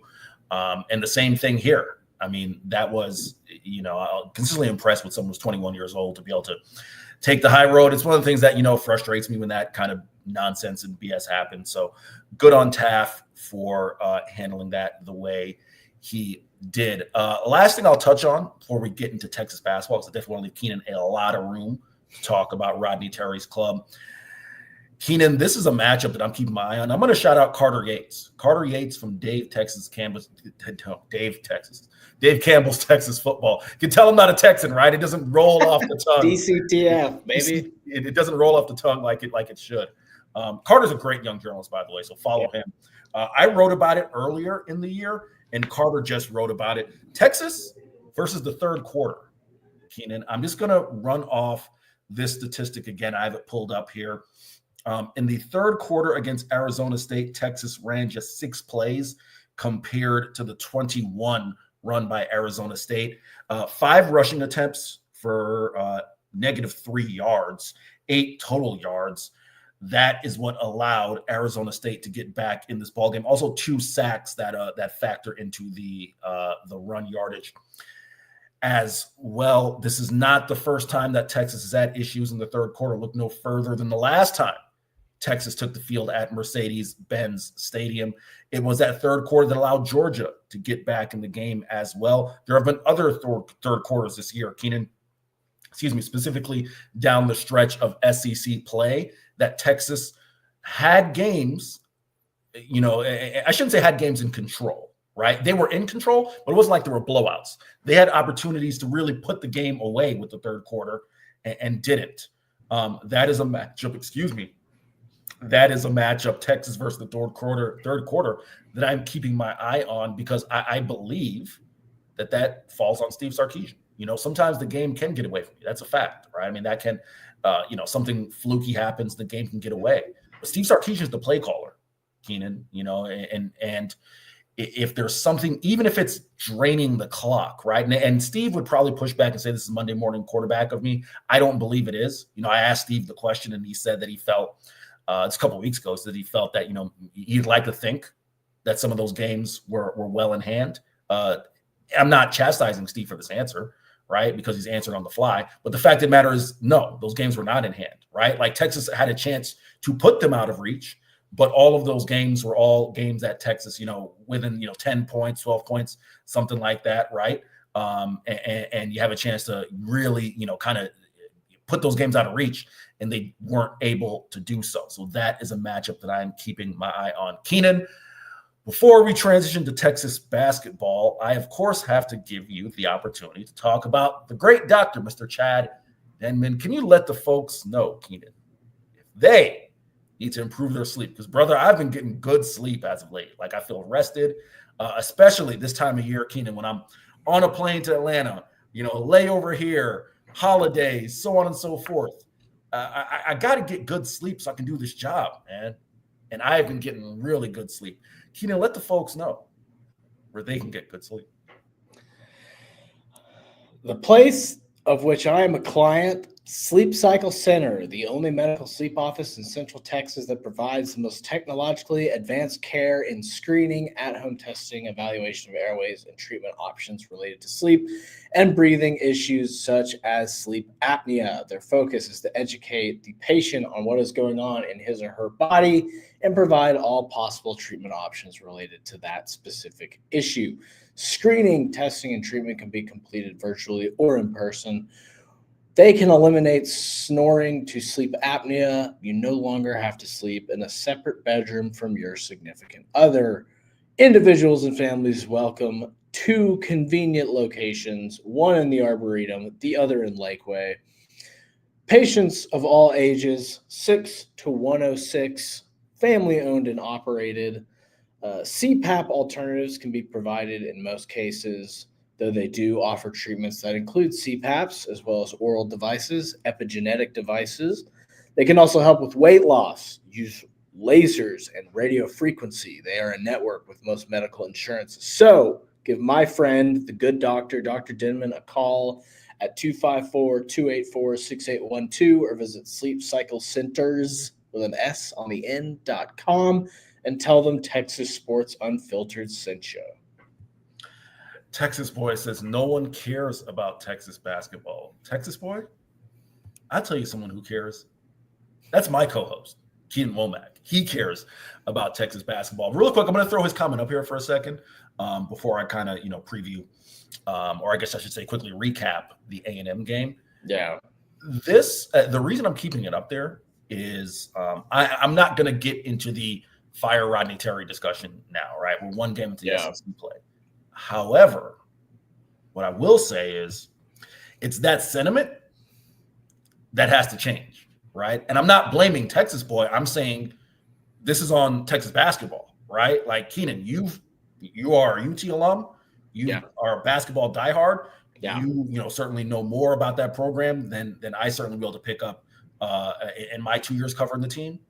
But it just feels to me, and listen, of course, Texas basketball going to be a secondary sport compared to football when you talk about the year that football's having. Sure. But in my mind, this is just my journalistic mind here working, Keenan. It can't get to the point where, man, we're so checked out of this because we don't care because we feel that it's not living up to expectation, right? And I'm not putting words in Texas Boy's mouth, but if that's the sentiment that you're going to get after a couple of these SEC losses, that to me is troubling. Again, this is not a fire Rodney Terry discussion. It's a 10,000-foot view on, man, we can't have people checking out, right? Like, it's going to happen naturally, again, with the season that Texas football is having, that you get. But when people, and I'm just talking about the sentiment coming from our message boards on the site, on Horse 147, people are so frustrated. That, to me, I think is of substance. So before I allow you to respond to that, let me quickly just lay the foundation. Texas, I was at the house, in the house at Reed Arena. The Horns lost to Texas A&M 80-60. Keenan, it was a game that it looked like, and this was my lead, Keenan, I had a whole, cheeky lead to get at A&M fans ready to go in terms of over the last 7 months, Texas has left College Station with Jim Schlossnagle. They've left College Station with the first win in the return of the Lone Star Showdown. And I was ready to say that they would leave College Station with a win over the Aggies. But the second half, specifically the first 5 minutes of the second half, Keenan saw the Longhorns outscored 15-2. That paved the way. Excuse me, damn frog in my throat getting me. Paved the way for A&M to outscore Texas 43-23 in the second half. Really just bullied the Longhorns in the paint. So, Keenan, before you get to, maybe three things, I think we talked about the pregame or pre-show, three things that you've observed from that game. Your thoughts on what I'd said, just that 10,000-foot view sentiment of Texas basketball and kind of, how that, I guess, resonates with you from your perspective. Yeah, I mean, I get why people don't care because it's just like it's hard to care when this team is mediocre. And, Texas is a football school. I know that, and I'm fine with that. Great football program. It's disappointing. You have a talent like Trey Johnson, you have a talent like Tremont Mark, but, when you're out physicaled at every position, which is what happened in this game. You look at Caden Shedrick had no points in the paint, like no points at all, so in the paint, I think they scored 14 points and A&M scored 46. That's all you need to know, right? Texas shoots 7 for 26 from 3. A&M hits 2 threes the whole game and wins by 20 points. That's all you need to know. They take on Auburn on, I don't know if that's Tuesday. It's on Tuesday. You're muted, brother. Auburn has the best center, power forward, big in the country. Janai Broom, he could go for 30 and 20 against Texas. Like, I would not be surprised if he got career highs in SEC play against this Texas team just because they're not physical in the paint. And you look at this SEC this year and how physical these teams are in the paint, and you get to sort of see the picture of why I think this team is going to struggle mightily in SEC play. And yeah, I think Jake is right. I think Shedrick is a Jag. And that's no knock on Shedrick as a guy. I just think he's not physical enough to be your starting center. He would be great off the bench, but you're just not going to win these games if you're not physical. And this team is not physical. And if you're not physical, you have to make up for that in other ways. When Texas was successful in this game, it was when they were getting into transition. And the less they got into transition, the less success they had on the offensive end, right? So if I'm Texas, I'm blitzing the pick and roll. I'm trying to force as many turnovers as possible to get into transition, because that's your only shot in this league. Like, you cannot go into these half-court type of games or you're going to lose, because you're going to get out-rebounded, you're going to get out-physical, and you're going to get beat in the paint. And if you get outscored by 30 in the paint, you're going to lose every single game. Every single game you're going to lose. So their first 5 games, there's a very good chance they finish 1-4, 0-5 in their first 5 conference games. I just don't see an easy win. Even Missouri, which is the 6th game, which I think is their best chance to win early in the conference play, I don't see that as a guaranteed win either. Keenan, I'm going to head to some of the comments real quick, and I appreciate you laying the foundation there for a couple of those. And I'm going to come back to some of the things that stood out to me in the A&M game and get your thoughts. But let's start. Rob says he thinks he needs to make the tourney and win at least one game to stay. Again, we'll get that. We'll certainly come back to that, later in the year. I do think CB's comment here is on point, right? He's an RT fan, but you can't miss a tournament. The talent like Trey Johnson, I listen, Keenan, tough league, but Trey Johnson, as has been established, is arguably the best player to come through the 40 acres since Kevin Durant. So I do agree with that sentiment. But excuse me, talking about some of the things as far as some of the fans being checked out, CB notes, 2019 NIT, no one was at the Irwin Center for those games. Never seen Irwin that empty. Yeah, I mean, if this ends up being an NIT team, you can certainly relate that. James Cox, as always, appreciate you rocking with us. My guy, Jay, says ticket price for basketball games about to be dropping if they keep losing. That certainly is something that's interesting to keep an eye on. I'll have to check the secondary market there. Timmy Taco says, I wish our basketball environment was lit like our baseball environment. Nothing like the Dish on a rowdy weekend. I'm going to pause there. Keenan, have you been to the Dish before for baseball? Oh, yeah. I love going to the Dish. But I would disagree to an extent with Timmy. Just like if you were at the Gonzaga game 2 years ago, that place was rocking. Creighton 2 years ago, place was rocking. It's a fair weather basketball fan base. That's what it is. If the team is good, that place is badass. If the team is mediocre like it is right now, I don't know. We'll see what it looks like for Auburn, considering Auburn is the number 2 team in the country. But, yeah, I mean, like when the team is bad, people don't care. The reason I asked you if you've been to the Dish, like I said, I can't compare because I actually haven't. I mean, I've been for a press conference, but I've never been for an actual game. We'll go. I'll go with you, bro. I'll tell you. I need to make a point to get out some Texas baseball. The issue is I keep going home for the summer, so there's that. But no, Keenan, was it? Dear God, who did they upset at home last year? I covered a damn team. Was it Baylor or Houston? Houston. I think it was Houston, right? I think they beat Houston. Yeah. It was Houston. That place was rocking. That place was rocking. That was an incredible basketball environment.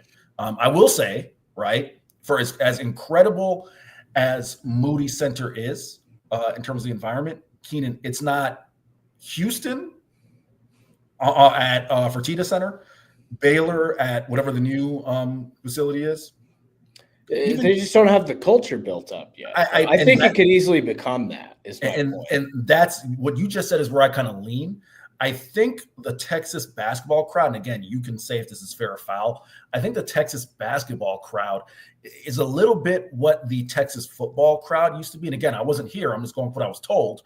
In that wine and cheese crowd, I think, it's not diehard basketball, right? Like, you don't know if that's fair or foul because they get loud. Obviously, I mean, they know when to get loud, but it's not like rowdy for 40 minutes. It just depends on the game. Okay. You know, like again, that Gonzaga game was as loud as I've ever heard any Texas basketball game. Like it was rocking. And you know, I'm trying to think of the loudest basketball arena I've ever been to is United Supermarkets Arena. Yes. But that was for the Chris Beard return game. So like naturally that's going to be insane. You know, if they can recreate, they just have to get some success going in basketball, because like if you're not good, nobody's going to show up. And like Jonathan Franks is right. No, he is right. More fan involvement at women's games this year, because the women are competing for a national championship. That's all you need. You need to be competitive. And this men's team is just not competitive this year. I mean, they have talent, but it's just not. The lack of physicality in the paint is going to cost them all season long. All right, hold that thought, because I'm going to come right back to that. Yeah, Jonathan, I was at the South Dakota State game for the women, and yes, I do agree. And that was a Sunday game that was like 60% full, but those fans are involved, right? And to your point, Keenan, because they're playing for national title. Rob, real quick, are the prices still insane? Again, I haven't checked the secondary market, but prices weren't bad. They were bad in the last games I went to, but yeah, that was a non-conference play. So there is that. Take it for what it's worth. As I try to drop this comment here, give me a second to do so. There we go. Got that drop. Keenan, you talk about the lack of physicality in the paint. Let's get to it. Right? Yeah. This team, 48 points in the paint for Texas A&M, 16 points for the Longhorns. I will run down some of the numbers for Texas when you talk about the bigs. And I actually really would like your perspective on kind of, Keenan, how you view points in the paint. Because, of course, they're not all related to the bigs, right? Guards can get in the paint, score in the paint. Yeah. It's not just a big man stat.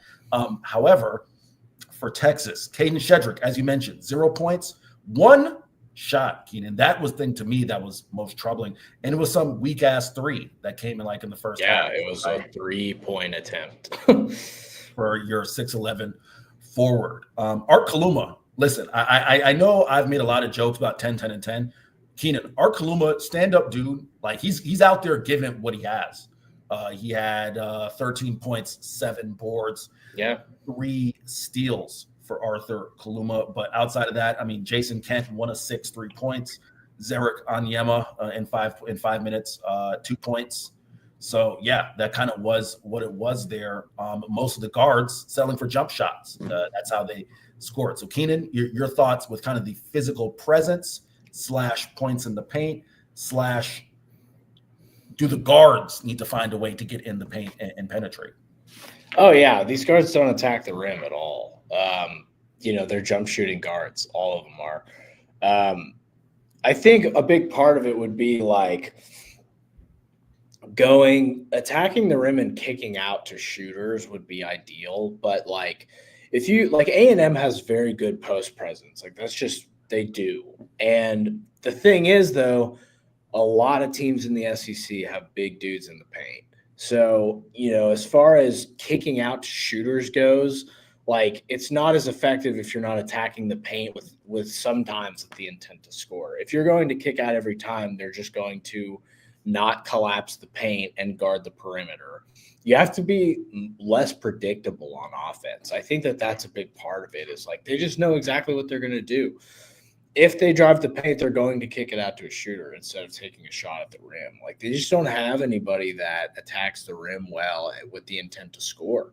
And I think that's a big problem with this team is they're weak at the rim. They're weak at the rim with their guards. They're weak at the rim with their bigs. They're weak at the rim with their wings. It's a systemic problem with this team. It's they're just not aggressive in the painted area. And these paint touches end up being worthless. And they're just doing it to do it. There's no goal in mind when they get to the paint. It's all right, you're going to kick it out. We know exactly where this ball's going every time, and the ball sticks in the half court. It doesn't move around as much. And if you watch the first half of that game, they did a much better job scoring when they were, like I said earlier, in the break. They're just going to have to be a team that plays up tempo, because if they don't play up tempo, they cannot score in the half court.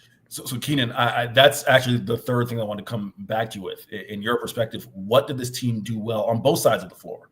Because I think part of it, as someone who was there, A&M did not shoot the ball well in the first half, especially in the early going. They eventually got hot, in the second half, and we saw what happened there, right? But both ends of the floor, what did Texas do well in the first half that you think may be transferable to, conference play and this 4-game stretch is going to be really tough? Well, they did a good job throughout the game of defending the perimeter. Now, A&M's not a good three-point shooting team. They haven't been all year. Like, that's just been a problem for them this season. But their only hope to beat Auburn is they have to hope Auburn, they need an off game from Janai Broom. That dude is built to destroy this team. I said earlier this year, there might not be a team built to beat Texas better than Tennessee. Auburn might be on the same level as far as just built to beat Texas. The way that they attack guards, the way that they blitz the pick and roll, the way that they hedge on defense, it's not looking good for Texas coming up on Tuesday night. A&M just shot terribly. And I don't know how much of that was Texas and how much of that was A&M isn't a good shooting team. So we'll see, but I'm not super confident that this team is going to compete with the Auburns, Tennessees, Floridas of the world, Alabamas. These teams are really, really well built in the paint, and I don't see that being fixable in the next 2-3 weeks. CB, I'm going to tell you something right now. I don't know if the mood would be more hype if she was there. I would be more hype if she was there. So I'm just going to go ahead and address that right now. Keenan, before we get out of here, I'm going to play a little sound. I've got some sound queued up here. I know it's 1 p.m., so won't go too long. I'll probably address some of this tomorrow. Keenan, your pick.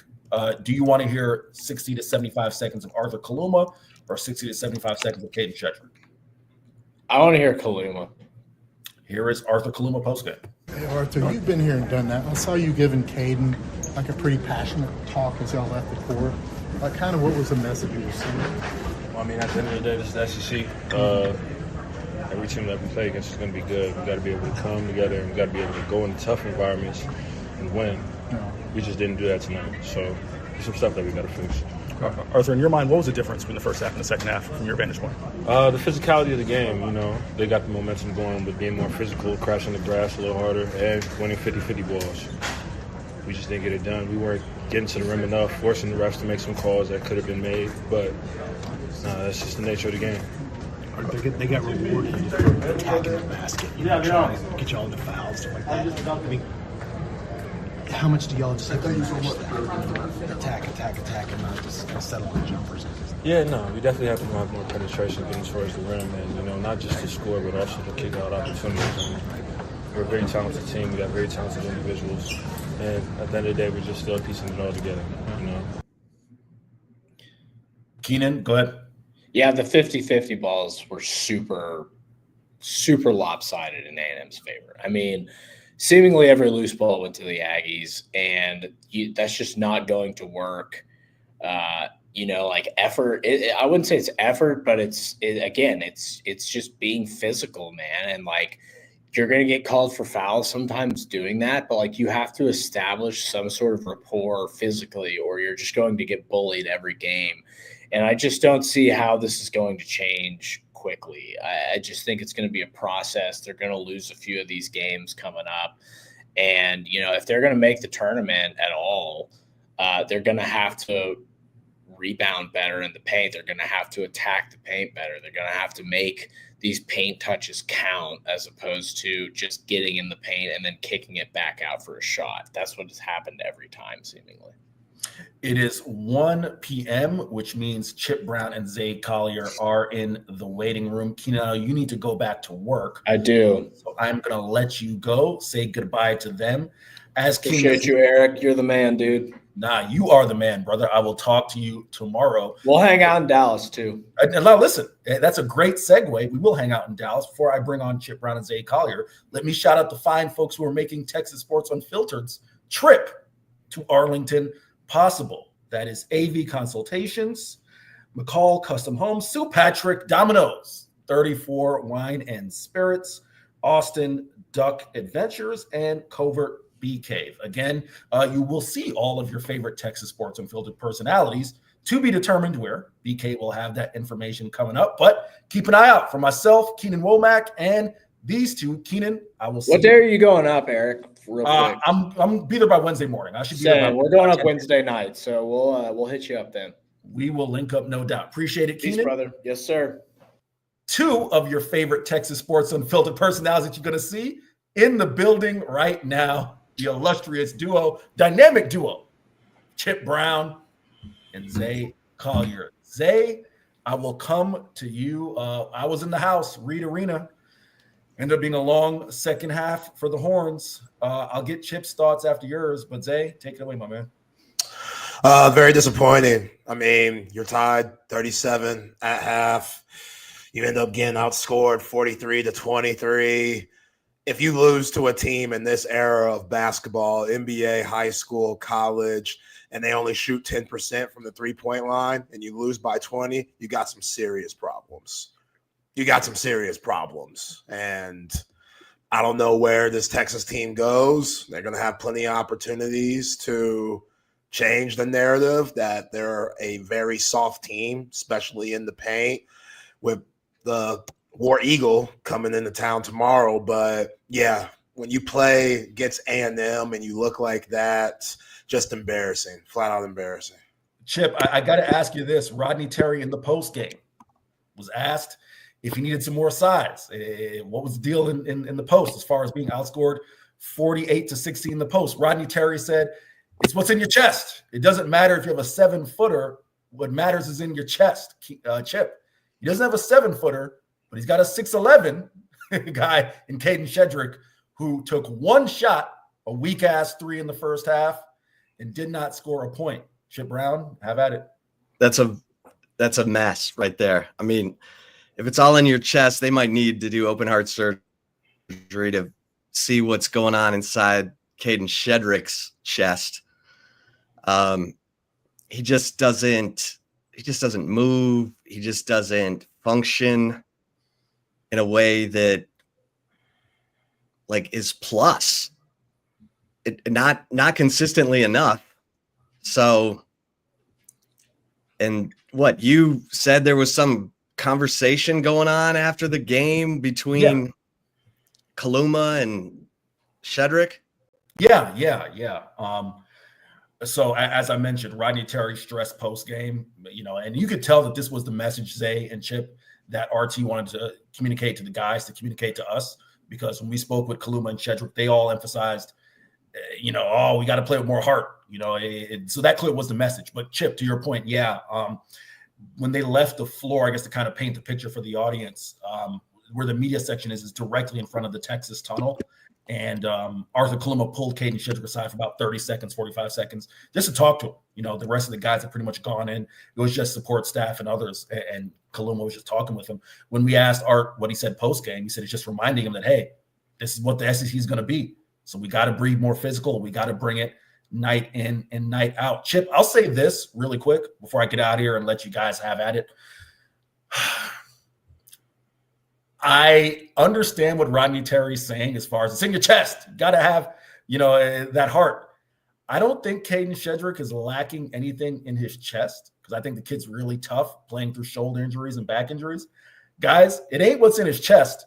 It's what's in his knees and what's in his back. He just can't get up off the floor, man. He just is who he is, right? I think you could put the heart of a pit bull in Caden Shedrick until he gets Zay, you'll appreciate this, a BBL for his knees. Right? That's what it's going to look like, fellas. So with that, I will pass it off to the dynamic duo, Chip Brown and Zay Collier, fellas. Y'all have a great show. Appreciate you, Henry. Hey, in the immortal words of Judy Brown, happiness is a choice. And I'm super happy today because the Detroit Lions are the number 1 seed in the NFC. Oh, hey. Say, what's going on, man? What's up, man? Congratulations. winning the division yesterday, getting that much needed bye that the Detroit Lions could definitely use with all the injuries that have gone their way or haven't gone their way this whole year. And yeah, they made Sam Darnold look like the Sam Darnold that we saw those first few years in New York. So very impressed. Always love the black uniforms. Those go absolutely crazy. Glad y'all rocked those last night. And yeah, we got the playoff wild card matchup set. See if things gonna get cracking there. Yeah. How you feeling, man? I mean, I'm feeling good. Feeling good about that. This snowstorm that's forecasted for Dallas is looking like a potential headache. 95% chance of snow on Thursday, 65% chance of snow on Friday, and they're talking about accumulation. Now, weather folks, weather guessers, as my man Bucky calls them, it's a forecast, but good Lord. Talk about non-ideal timing. When you got all these fans coming up and we could be talking about 2, 3, 4 inches of snow on the ground driving around. So they're treating the roads from what I hear already. But it could be nuts. Yeah, the whole point of having majority of these games in the South to avoid these things. I mean, that's why they got the Orange Bowl, and you go up to Atlanta for the Peach Bowl, and you play in New Orleans, and you play in Dallas because they know in January it gets real out here. So you try to put these games in the South so you avoid things like this. And ironically enough, we might see some serious weather issues in these next few days in the D. So, yeah, that's unfortunate. We'll see what happens there. But, hey, still got a football game to play. And those Ohio State Buckeyes, they're as scary as any team that Texas has faced this year and then some. Yeah, I mean, their defensive front is a lot like Georgia's. So if Texas doesn't come in with the right mindset, they've already lived what it's like not to come in with the right mindset against a team like Georgia. They lived it on October 19th. So they know what the alternative is. And I'll be shocked if they don't have their minds right, because you're an underdog by nearly a touchdown. Everybody's counting you out. You know what you're up against. You should be primed and ready to go. I mean, obviously the defense, after playing 97 snaps against Arizona State, those dudes have to recover quickly. Asked Michael Taff, Alfred Collins, Makuba about that yesterday. All of them said, yeah, man, this recovery has been important. Sark's been trying to take it off of us in practice and just get the game plan in and leave the hitting to the game. But yeah, I mean, this is the ultimate challenge. And I do think Quinn Ewers finishing the game the way he did against Arizona State, that's got a chance to be a huge confidence boost for him. And they're going to need that. They're going to need him to play like he did against Alabama, where he threw for 3 touchdowns, no picks. In that game against Alabama, Texas only ran it for 105 yards on 37 carries. They won that game because Quinn was diabolical with his arm. He threw for over 300 yards in that game.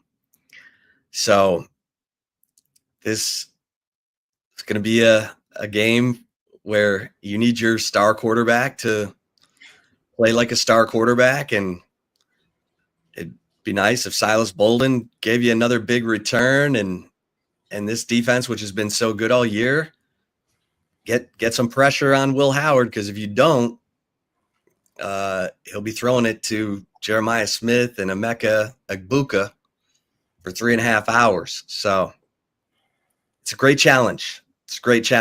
It's one that not a lot of people think Texas can put it all together for 4 quarters, but Texas is certainly capable of winning this game. So we'll talk to Rick Vasquez of surlyhorns.com at 1:30. He's the one putting together the big tailgate party up there at the Cotton Bowl. We'll get his thoughts on it. He's also part of the NIL. He started the Burnt Ends NIL for the Texas tight ends, paying them each $10,000. So he was kind of in on the ground floor when it came to the NIL for Texas football, and he's very in the know about that. So we'll get his thoughts. And then at 2:00, Patrick Murphy of bucknuts.com to tell us about the Ohio State Buckeyes and just, how they've turned on the Jets here in the last 2 games after losing to Michigan, and everybody talking about whether Ryan Day was going to be fired.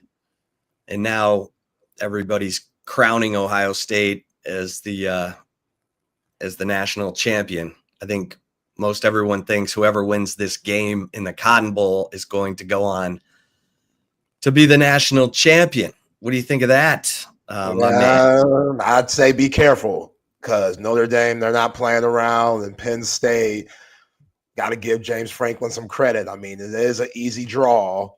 You got your ponies, and then you had Boise State. But still, Penn State, when they look good, they look really good. So I'd say hold your horses there a little bit about this being the winner of this game should be the winner of the national championship game. And, I do think that Texas is for sure feeling it. I mean, this is number 15 for Ohio State in games played. This is number 16 for Texas.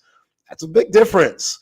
Big difference. After that Michigan game, they ain't going to Indianapolis for the Big Ten championship. They stayed at the crib and sulked and heard what everybody was talking about them and heard all this stuff about their coach. And during that time, they got a lot of rest.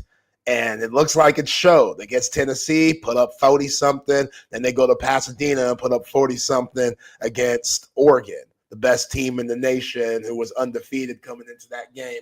8 sacks on Dylan Gabriel, which Dylan Gabriel is way more fleet of foot than Quinn Ewers is. So, yeah, those guys, they're on a serious mission, man. And I hope you're right about Quinn Ewers. I hope that he's found a rhythm, what we saw in that overtime, starting on 4th and 13, one of the craziest plays in Texas football history. And hopefully he could get in that groove, because they're going to need all of number 3. The rumors that you hear, now we got rumors about Steve Sarkeesian in the NFL, which, damn, man, does it ever stop? Like, why just already dealing with Quinn Ewers, already dealing with Arch Manning. Now we're talking about Steve Sarkeesian getting these NFL looks and stuff like that, which I guess Chris Conte told. All based on the Adam Schefter tweet? I don't know if it originally came from him, but I wouldn't be surprised. But it is floating around right now. Yeah, and Sark would be ridiculous to leave this gig right now. This is Jimmy Sexton trying to get his guy a raise after getting him $10 million. And Sexton never stops. So he's going to drop some little nuggets to Adam Schefter and be like, hey, don't be surprised if Steve Sarkeesian doesn't get some looks. And I mean, it doesn't end, Chip. Does it end? Like, good grief. Where can you go in the NFL where you have as much say over personnel? And the whole thing about Sark is his culture. And his culture is based on him telling his story of unforced errors leading to failure and then climbing back up again. Guys in the NFL don't care about that. They don't give a crap about that. Guys in the NFL care about, am I getting my bonus? Are we winning? Does this coach know what he's doing? It's a whole different world in the NFL. In college, you can mold and shape. In the NFL, these guys have already been molded. They've already been shaped. Unless you've got a guy like Dan Campbell who can somehow tap into guys and make it feel like a college program. I mean, guys are getting fired after 1 year. Sark got fired from the Falcons as offensive coordinator, and his offenses were fine. He wasn't even his offense had nothing to do. Dan Quinn had to let him go to just show people I'm changing stuff. So, yeah, Sark could be silly to move on to the NFL right now, like maybe after the Arch Manning experience. But this is a guy who wants to win at the highest level. He's got the support. He's got the NIL. He's got the place. Yeah, you don't leave Texas. This isn't the place to leave. This is where you sit pretty. This is the ATX now. Come on. L'Oreal, she back in the scene. She back in the picture. We got things popping there. That's what I'm talking about, Steve. I see you, Steve. I like that. I need that. That's what I'm talking. That's real love right there. She had her big ass hoodie on. She was fly. You know she stay fly. And she gonna be fly down there at the Cotton Bowl. But yeah, I just think it's absolutely preposterous for these rumors to come out. But it's just weird because it's only Texas. Only Texas gets stuff like this. And now when you're winning and have a chance to go to the national championship game, and this is coming up, it's just odd, man. Really odd. But yeah, I hope they take on the underdog role. This is unfamiliar territory. We saw how Kirby Smart used it against the Horns on October 19th. Get some of that.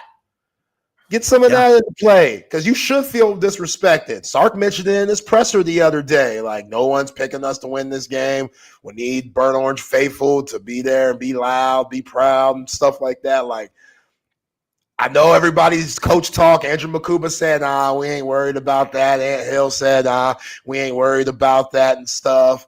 All right. That's coach speak. That's good. That's good for the media. Appreciate that. But all in all, people like myself haven't picked against Texas all year. Now I am. I'm sorry. Like, I can't do it. Like, you got to establish some type of run game. And if we're putting it in Quinn Ewer's hands, Gunnar Helm, he only got the ball towards the fourth quarter, and then the touchdown and overtime.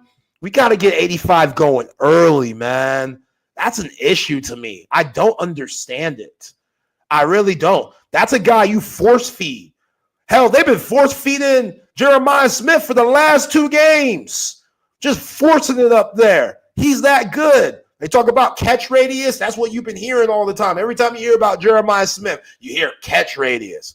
Gunnar Helm, he might not got the speed or the athleticism, but the catch radius is pretty high up there with his size.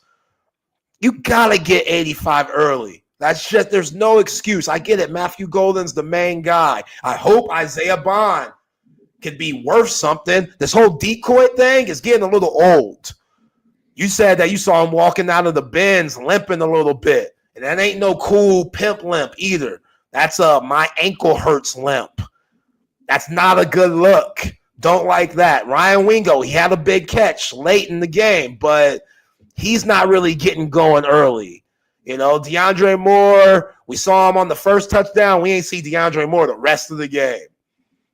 So, again, you barely had the ball, so I understand that. But also, I just got to see more bounce. I got to see it spread out more because Caleb Downs and those boys, they going to be locked in. They were hitting in Pasadena last week. Hitting. Oh, yeah. And getting hype. Everybody. Jack Sawyer's a dog. Oh, JT, I'm just going to call him JT because the Tui Moli Luau, you know me, that Houston degree ain't cutting in when it comes to that dude's last name. That last name is different. Does he have a nickname? Maybe we can find that out. JT. It's just JT? Yeah. Okay, that's fair. Because damn, Call him JT. Let's call him Jay. He's a problem. Yeah, he's a problem. He's a problem. We might have to ask Patrick if he has any other nicknames. I don't want to disrespect the brother, but him and Sawyer on the edge, they're a problem. So Cam Williams, have you heard anything? You talk to your great sources that you usually talk to. What's the word? What's the injury report? What's going down? Practicing. He's expected to play. But it don't matter if it's Cam Williams, Trevor Gooseby. These dudes got to be locked in.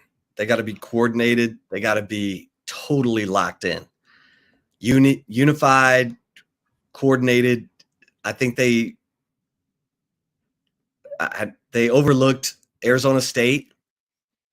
They got hit in the mouth first and then struggled to get on the right track. It's hard if you don't come out with the mindset of being the most physical team. You can get sideways. So I think Texas will, they'll have to do that. They'll have to be locked in like they were against A&M, like they were against Clemson, where they were controlling the line of scrimmage. And I'm not saying they're going to be able to control the line of scrimmage. I'm projecting 100 yards rushing, right at what they got at Alabama. And they might need a 55-yard run by Ryan Wingo to get there.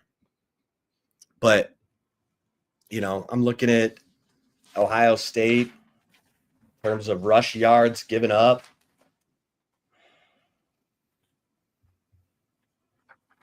They are stingy. Yeah. So,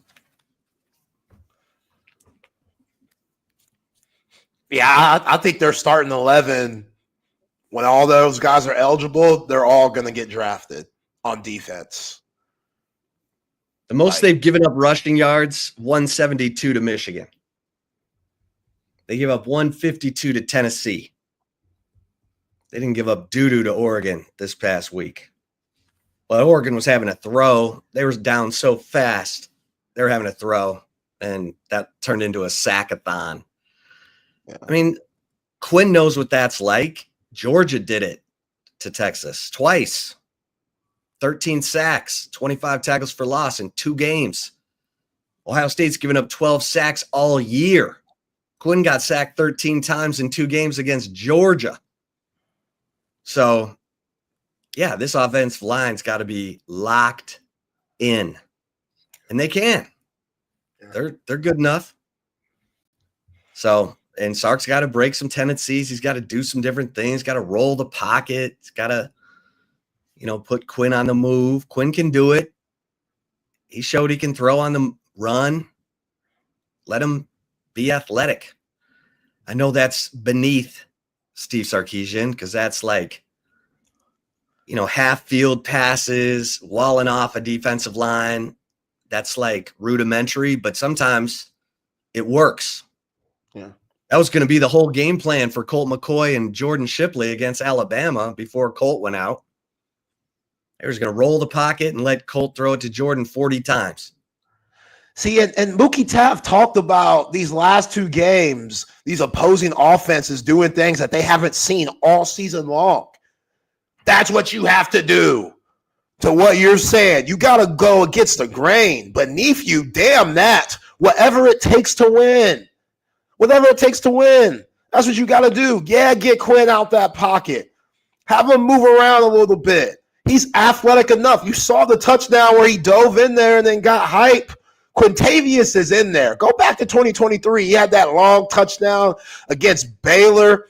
He had another one, I think the week prior or the week after. What team was that? Yes, Kansas. Yeah, against Kansas. It's in him. You know what I'm saying? At this point, the kitchen sink, the dishwasher, the closet. How about a whole bunch of counter and power this week? Yeah, nothing gets offensive linemen going like double teaming to get a push. That's what Ohio State's been doing the last 2 weeks.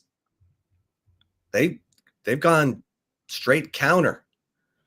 Oh, and it's been that counter's deadly, boy. Henderson and Junkins, they've been killing off that.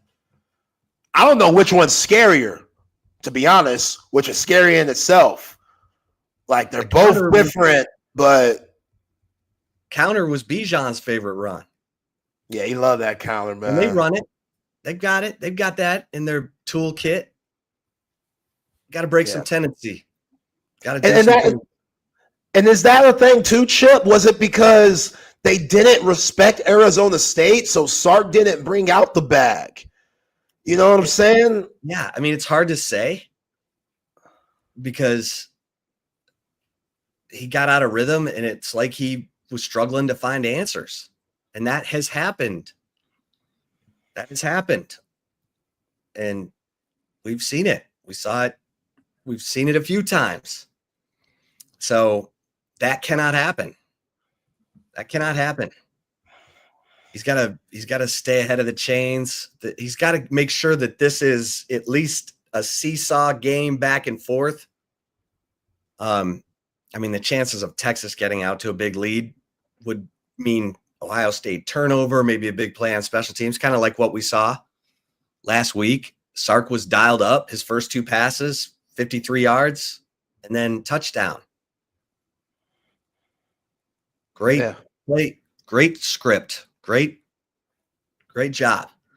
And then, 2 drives later, Silas Bolden, 75-yard touchdown return.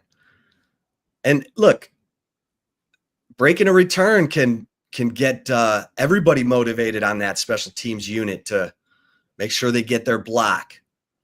Maybe, this is a game where you probably are going to try and do some things like block a punt.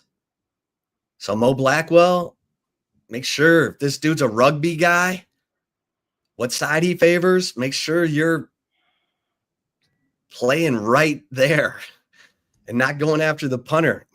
Hardly ever do punters punt it straight. They're running around. They're doing some rugby stuff. So everything's got to be tight. Everything's got to be tight because on both sides, All right, let's bring in the man.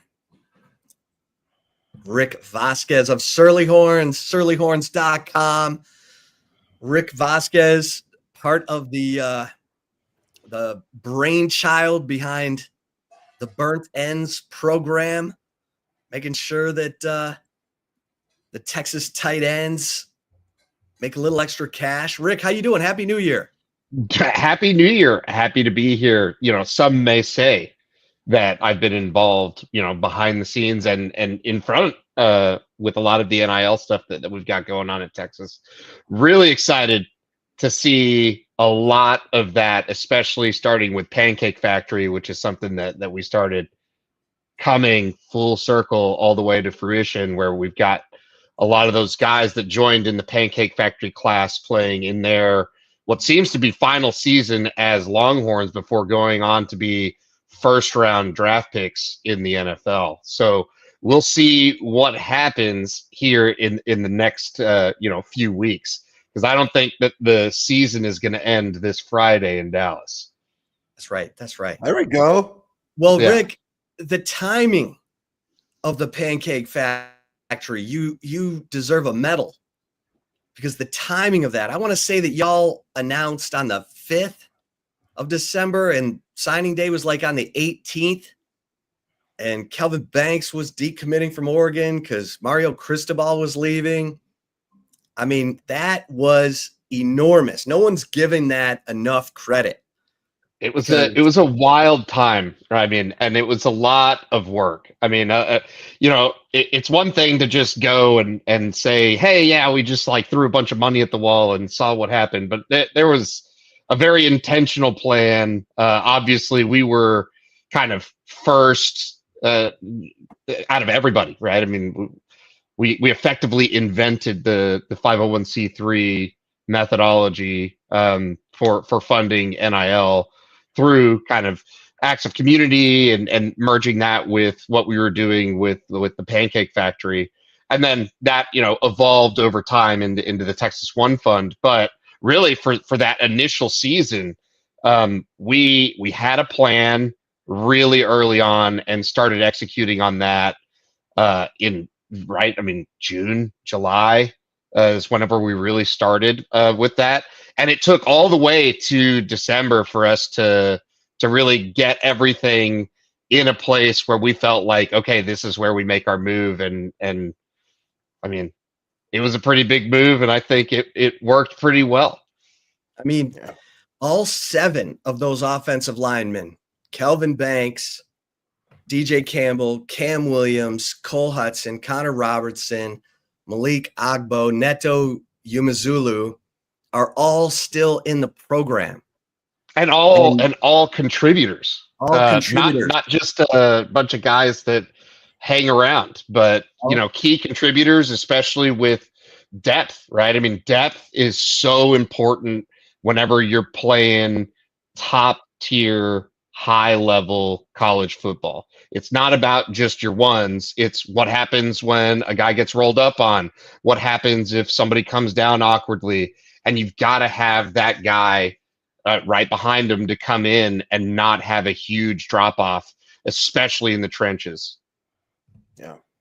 Yeah. I mean, so when you started the burnt ends program for the tight ends, you looked around and said, man, what made you say offensive line next? Well, they were kind of both in flight at the same time. I think the tight ends one we just did through Surly Horns, and we wanted that to be more of like a crowdfunding effort where everybody could participate in that, where the Horns with Heart one obviously was a totally different goal there, where we were doing the Pancake Factory and trying to merge that with, acts of community service and getting out into the community, where Burn Ends was more like, how do we get through compliance? How do we establish a relationship with compliance? And then how do we give these guys meaningful amounts of money, which we thought was $10,000, a nice round number, 5 figures. What college kid wouldn't like 10 grand? Turns out we kind of overshot meaningful, but we've stuck with it. And I think we are the only current crowdsourced NIL program out there, and we're going into year 4. And every year these guys that 10,000 number hasn't been the number since year 1, right? So it's gone up from there. We stopped including the walk-ons, for various reasons. It just didn't make a whole lot of sense to include the walk-ons in that number anymore. But the tight end room, we've felt, is a really, really important position. It was a smaller position group, so it made a lot of sense from a crowdfunding perspective. And then, it's not like there's a huge amount of glorious players that are, going and being tight ends. So it wasn't like we're going to have to go and get a running back, right? And then have RB1 be like, yo, dude, like, I'm making 750 grand selling cars and, the lawyer stuff. So because you do have to wait, it has to be realistic, right? Where these guys actually do want to participate, and it is a meaningful amount of money for them. So I think we struck a really great balance there. The guys in the program have really enjoyed it. We really enjoy what we're able to give back. And for those that don't know, we do post-game interviews. Chip even did one with Spencer Shannon this season. This week, we're actually going to be doing quite a bit of content with those guys, except for Juan and Gunner, kind of saving those interviews for next week, for better or for worse, right? And we're really excited about that. So if you haven't already signed up, it starts at $10 a month for this Burn Ends program. And all of that money, and I mean all of it, I even gross up the processing fees. All of it goes to the tight ends and the tight end pool. A lot of these people, they kind of take money for them and do a little management thing. We don't do any of that. We're just trying to pay players. Yeah, Rick, y'all are doing a hell of a job. And I love how when you open the website on Surly Horns, it immediately says, what the F is a Buckeye? That's absolute gold. Y'all definitely have a good time doing what y'all do. But let me ask you this. With the new rules that are changing constantly with the NIL, how does that make y'all's job difficult in adapting to the rules and still putting out a good product, but understanding the rules that y'all are given, how y'all have to go about that? So what I think is really neat about how we're transitioning and maturing in the NIL landscape, obviously we've got the NCAA settlement coming down the pipe. I think nothing but good things happen from that because it's actually going to give more and more clarity instead of the kind of Wild West, so to speak, where it's not the Wild West anymore. We're in year 3, 4 of NIL and people really know what's going on, but these numbers get thrown around that aren't fake numbers, right? That, $15 million for a top tier roster, that's a real number, right? And to have that every year come in and go out and have to depend on either one-time donors, big whale types, or some type of underfunding mechanism to get, let's call it 10 to 18 million for these top tier rosters. That was a real big question mark for everyone, right? Not just Texas, not just Oregon, not just Georgia. A lot of these schools are saying, man, where are we going to come up with this kind of money if we can't just have it come from the university or direct from the fans through a traditional methodology that they're used to, right? I mean, if you add a $5 surcharge to every ticket in DKR, there's, $500,000 a game. When you start to look at that and you say the same thing about your 60, 70, 80,000 person stadiums, that's a big deal, right? That's the difference between losing a defensive tackle in the portal and the guy sticking around maybe another year or maybe the whole 3 years. And so having this rule set and this evolution with the settlement where the schools can now be directly involved in compensation. Of course, there's the Title IX issue that everybody's got to sort through. But I think, it's not going to be that strict where they're going to say 50-50. It makes no sense in revenue generating sports, to do a rev share that's 50-50 whenever, obviously 50% of that revenue isn't coming from women's sports. And so I think what we'll see is schools that have really high fan participation in person and really excited fans that buy a lot of merch that are very involved with the program will actually become kind of that tier 1B where it's not just the haves and the have-nots. It'll be the very passionate fan bases now will be able to kind of supplement and participate a lot more and keep those active roster players. And then you'll see kind of it tier down from there where people who just don't care, their teams will obviously be kind of prime for the picking, and people are just going to go and get those players from those rosters. And I think it speaks a lot on things like what's happening in North Carolina, where you've got Bill Belichick coming in, and a lot of what he's saying is he's going to run it like a professional organization, right? And you couldn't do that whenever you were relying on a third party to kind of supplement and structure a contract, and like the coach doesn't like you, and then he calls like this third party entity and he's like, cut their NIL. Like that all goes away really after the settlement, and it's really like you're not doing something right, and you just don't get invited back to the team, right? They'll just cut you, you get in the portal, and you're out of there. And so I think there's a lot that has happened to get us to this point, but I think that there's still some change left. I don't think Texas has a whole lot to worry about, not because there isn't anything to worry about, but I think just because everybody that is involved has been preparing for this in lockstep for quite some time. And there's a lot of tools at the disposal, with the Texas alumni base, with Longhorn Foundation, with the athletic department, Chris Del Conte's, right? Everybody has acknowledged how progressive he's been and accepting, and how he messages it out to everybody. It's really important, and how involved the coaches are. So I think Texas is really set up for success. Ohio State, another program that's really set up for success here. And to see them clash, right, in this kind of blockbuster game on Friday, to really, a lot of people are calling this the de facto national championship. You can't count, your chickens before the eggs hatch, but these, I think, are the two best teams. It's easy to position this as the two best rosters, right? They're the two most mature NIL programs that have attracted a significant amount of talent and kept that talent for a long time to develop it. It's not just a bunch of mercenaries on both of these teams. It's guys that have gone through the development process at both of these schools. And so it's going to be really exciting to see what that looks like. And, a lot of these guys on both sides of the ball are going to be starting on Sundays, not just playing on Sundays. And so it harkens back to the 2005 national championship, where you had both of those teams stacked with NFL talent, and not NFL talent that just popped in and out, right? Hall of Famers, some mainstays in the NFL.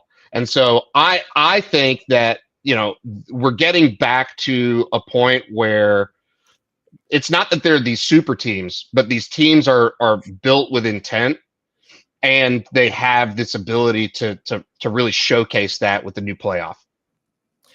I know, Rick, there's been a big effort. We had Wheels on the show, big effort to get Longhorns fans to commit to $10 a month or $20 a month. How's that going? I think pretty well. So we're positioned really well. And one of the things that we've found that really helps is these in-person types of activations, right? Where a lot of fans aren't, the crazy hardcore, I'm going to listen, you guys have a lot of hardcore fans on this show, but the everyday fan isn't listening to, 20 hours of Longhorn content before Saturday. They're getting geared up. They go get their gear. They want to go enjoy the day on Saturday before the game. They go to the game, they go home, they talk to their friends, have some text groups. And that's the average fan experience. And really, how do you get those average fans involved with something like NIL, where they may not know any of the names besides the really big standouts? And they think, what's $10 going to do for a Bijan, right? Or Quinn Ewers or an Arch Manning? They don't care about $10 from me. And it's like, well, no, the $10 from you isn't going to those players, right? It's going into the developmental players that you may not know yet, that the hardcore guys that follow recruiting know. But those guys, when they're a junior, when they're a senior, and you see them come out and you see a Vernon Broughton come through and you're like, whoa, this guy's awesome. And that is all possible because of these $10, $25, $50 a month type engagements that fans can really do something, right? It's $120 a year. It's probably less than your coffee budget if you go to Starbucks and stuff for something that you're fairly emotionally invested in for, we're talking, it's going to be pretty normal for it to be an 18, 20 week thing now. Right. We're going into week 18. And it's a really exciting time to be a Longhorn fan. And so what better way to kind of celebrate that than to add a little bit to the coffers of something like the Texas One Fund, who not just does it for football, right? But it's all sports. Right. Football's obviously the lion's share of it, though. Yeah.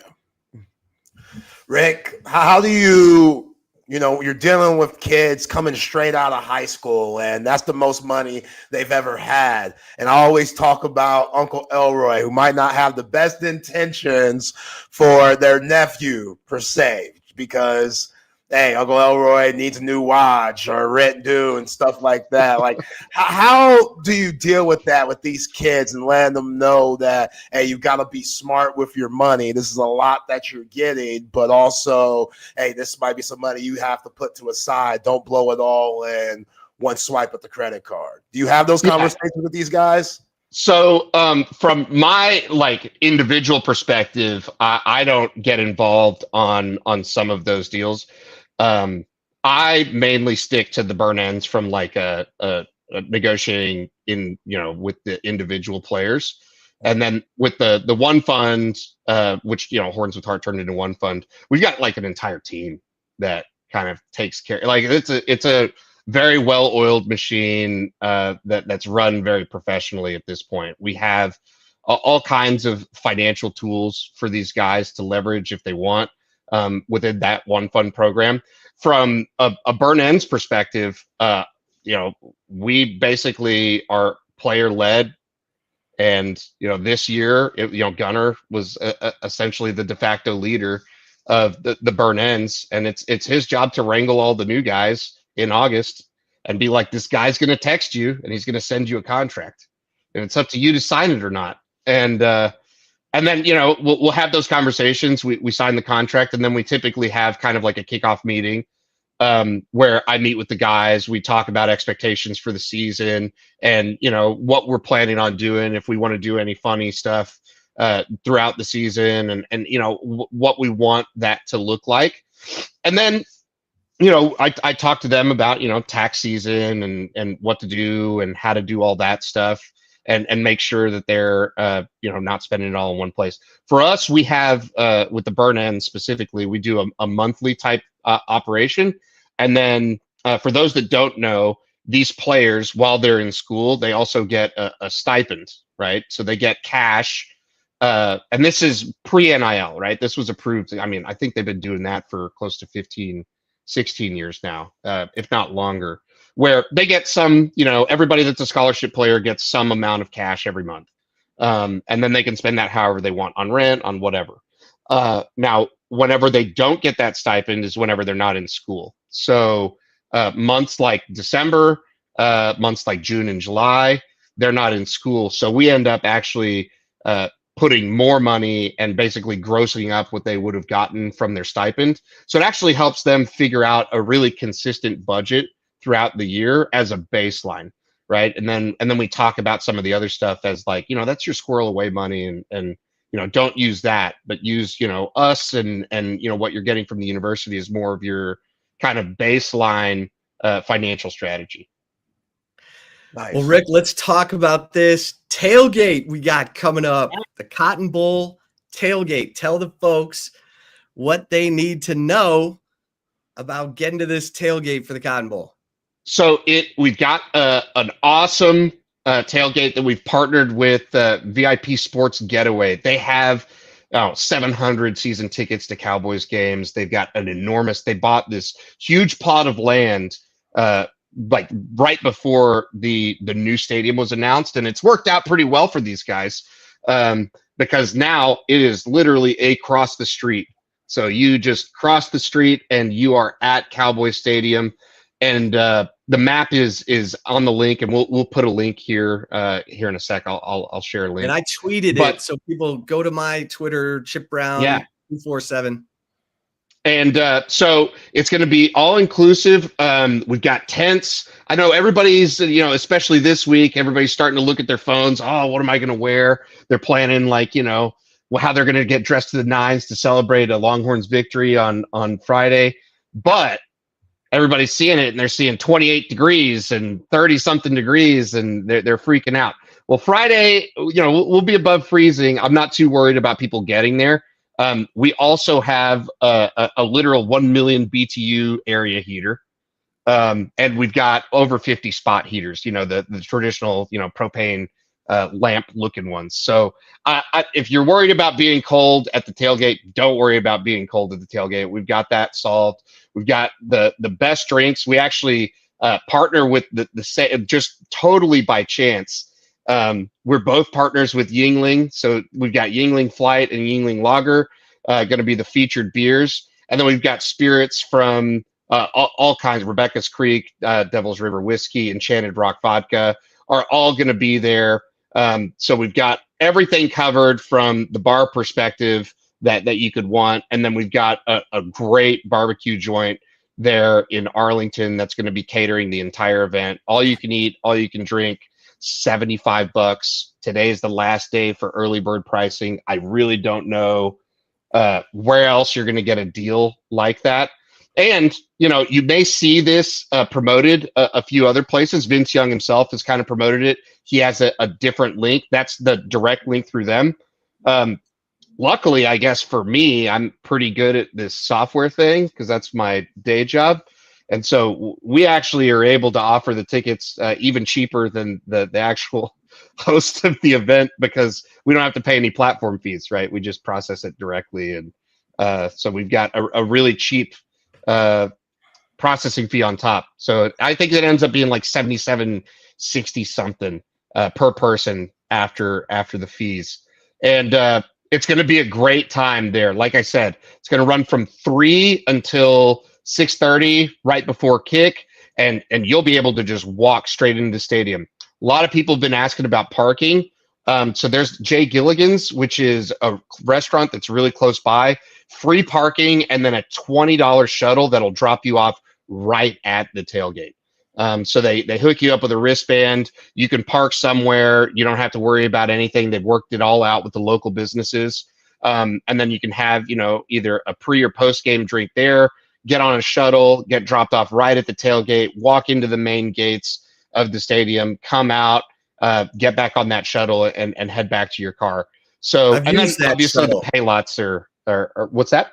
I've used that shuttle. I used it for the Cowboys Lions game. It's fantastic. It's fantastic. They've thought it through. It's really great going to an NFL stadium that has all of these amenities like the Cowboys Stadium does, and being able to partner with all of these existing vendors that really have it down.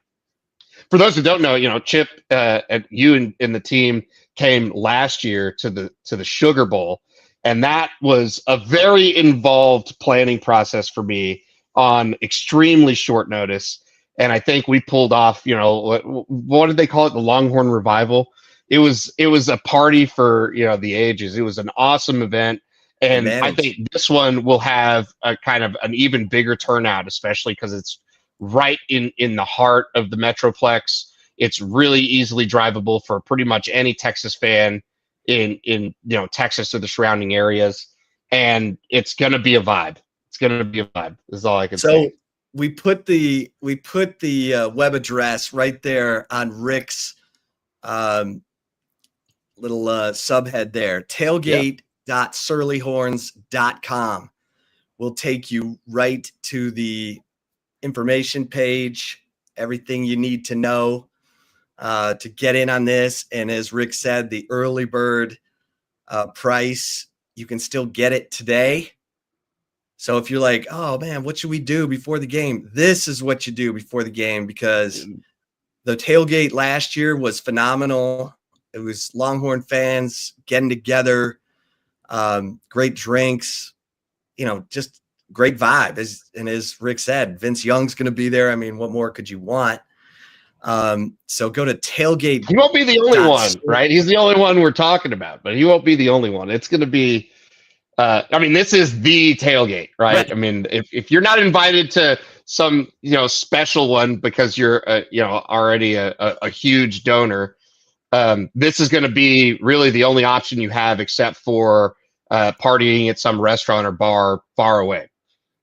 There's not going to be anything like this close to the stadium except for us. So we're really excited about it. And we're really pumped to have partnered with somebody that has so much experience in this spot. It's going to be a great time. Nice. So go ahead, Zay. Sorry. No, you got Chip.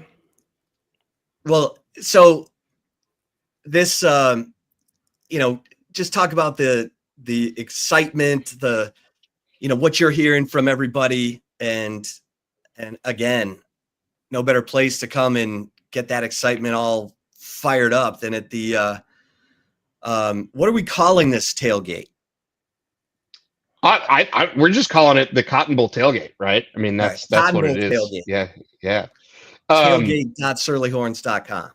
So I think, I've got a pretty good pulse on the general fandom, not because like I'm obsessed with Twitter and on Twitter a bunch, but I've got arguably the largest Longhorn social media site in Surly Horns. So we got a pretty good pulse on what the vibe is out there. And I think right now, this is the closest that we've been to the excitement and buzz before that Michigan game, right? The buzz before the A&M game was very different because, that's a revival of a rivalry that had been dormant for a long time.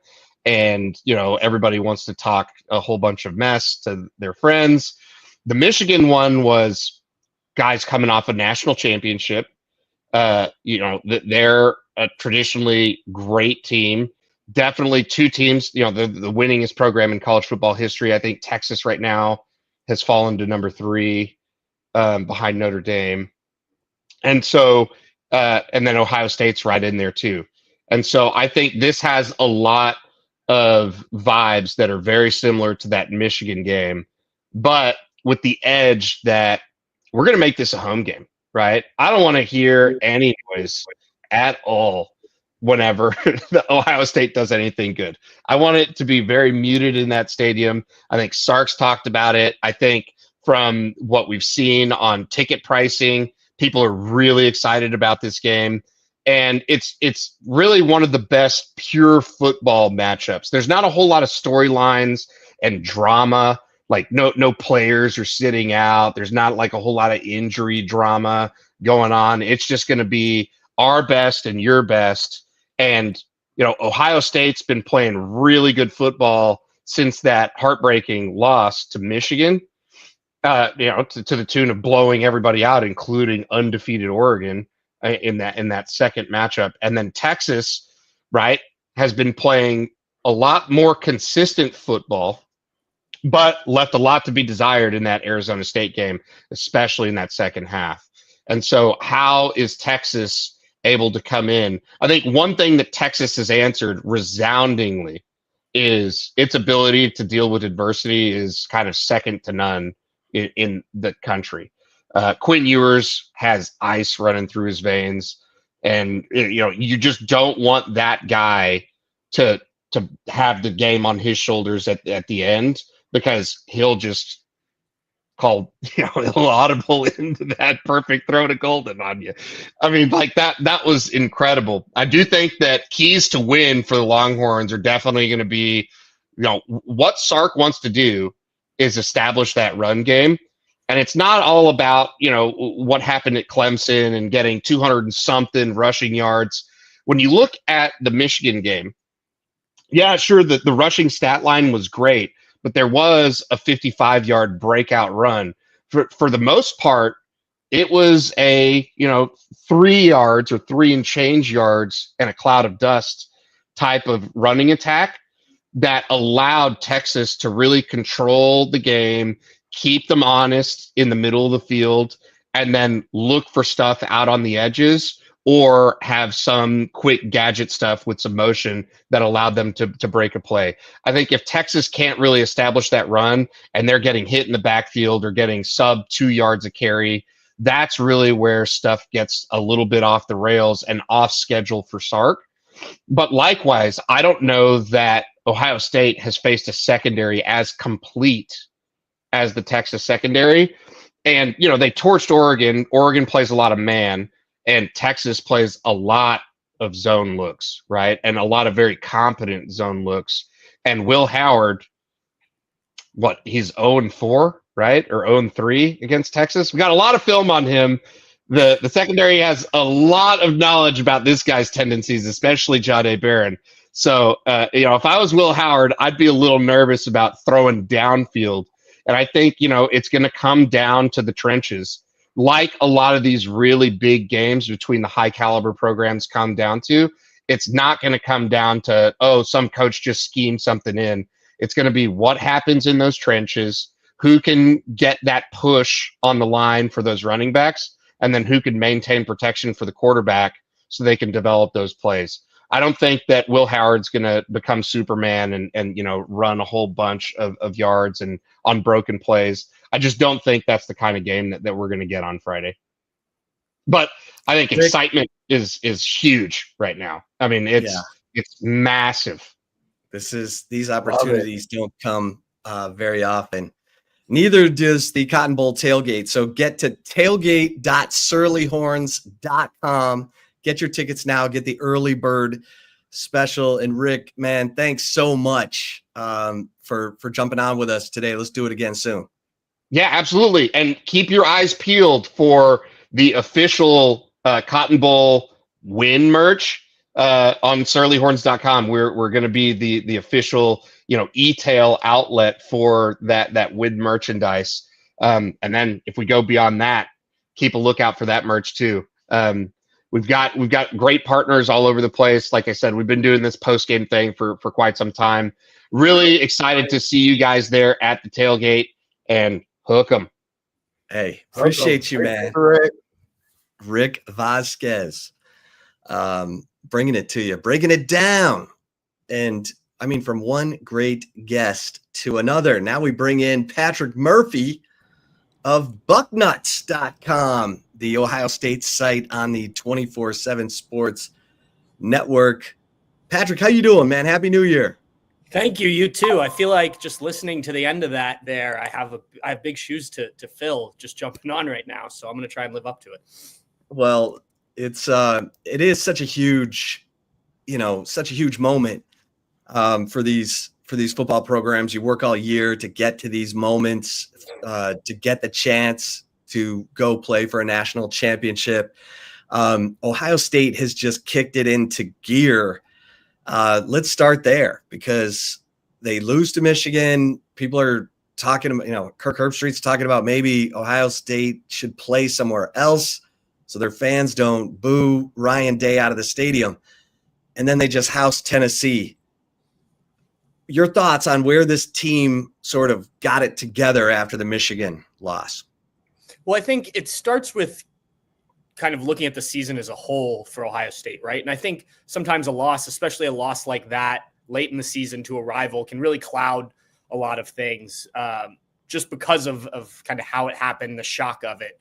Like Ohio State played good football all year, right? They were the number 2 team in the country behind Oregon, who they lost to by 1 point on the road for almost the entire season until that loss to Michigan. So while I was still surprised with what it looked like against Tennessee and just how much you kind of flipped the script from that Michigan game, I wasn't surprised that Ohio State had that in them because we'd seen it before, maybe just not as consistently as some people hoped. I mean, we talked all offseason. I'm sure you guys heard it down in Austin, about this roster and about Ohio State kind of going all in for a national championship this year with so many guys coming back and the guys they added from the transfer portal and Chip Kelly coming in as an offensive coordinator and all that stuff. So like it finally just all came together in a game where they were really fired up after losing to Michigan and they'd heard all the things you mentioned and they put out their best performance of the year. And then the question was, could they do it again against a team they'd already beaten or they'd already lost to, they'd already beaten them. And then you had the Rose Bowl performance. And now I think the next thing is, okay, now everyone's saying good things about you. Can you still find that motivation, that mental edge that they've had these last 2 games?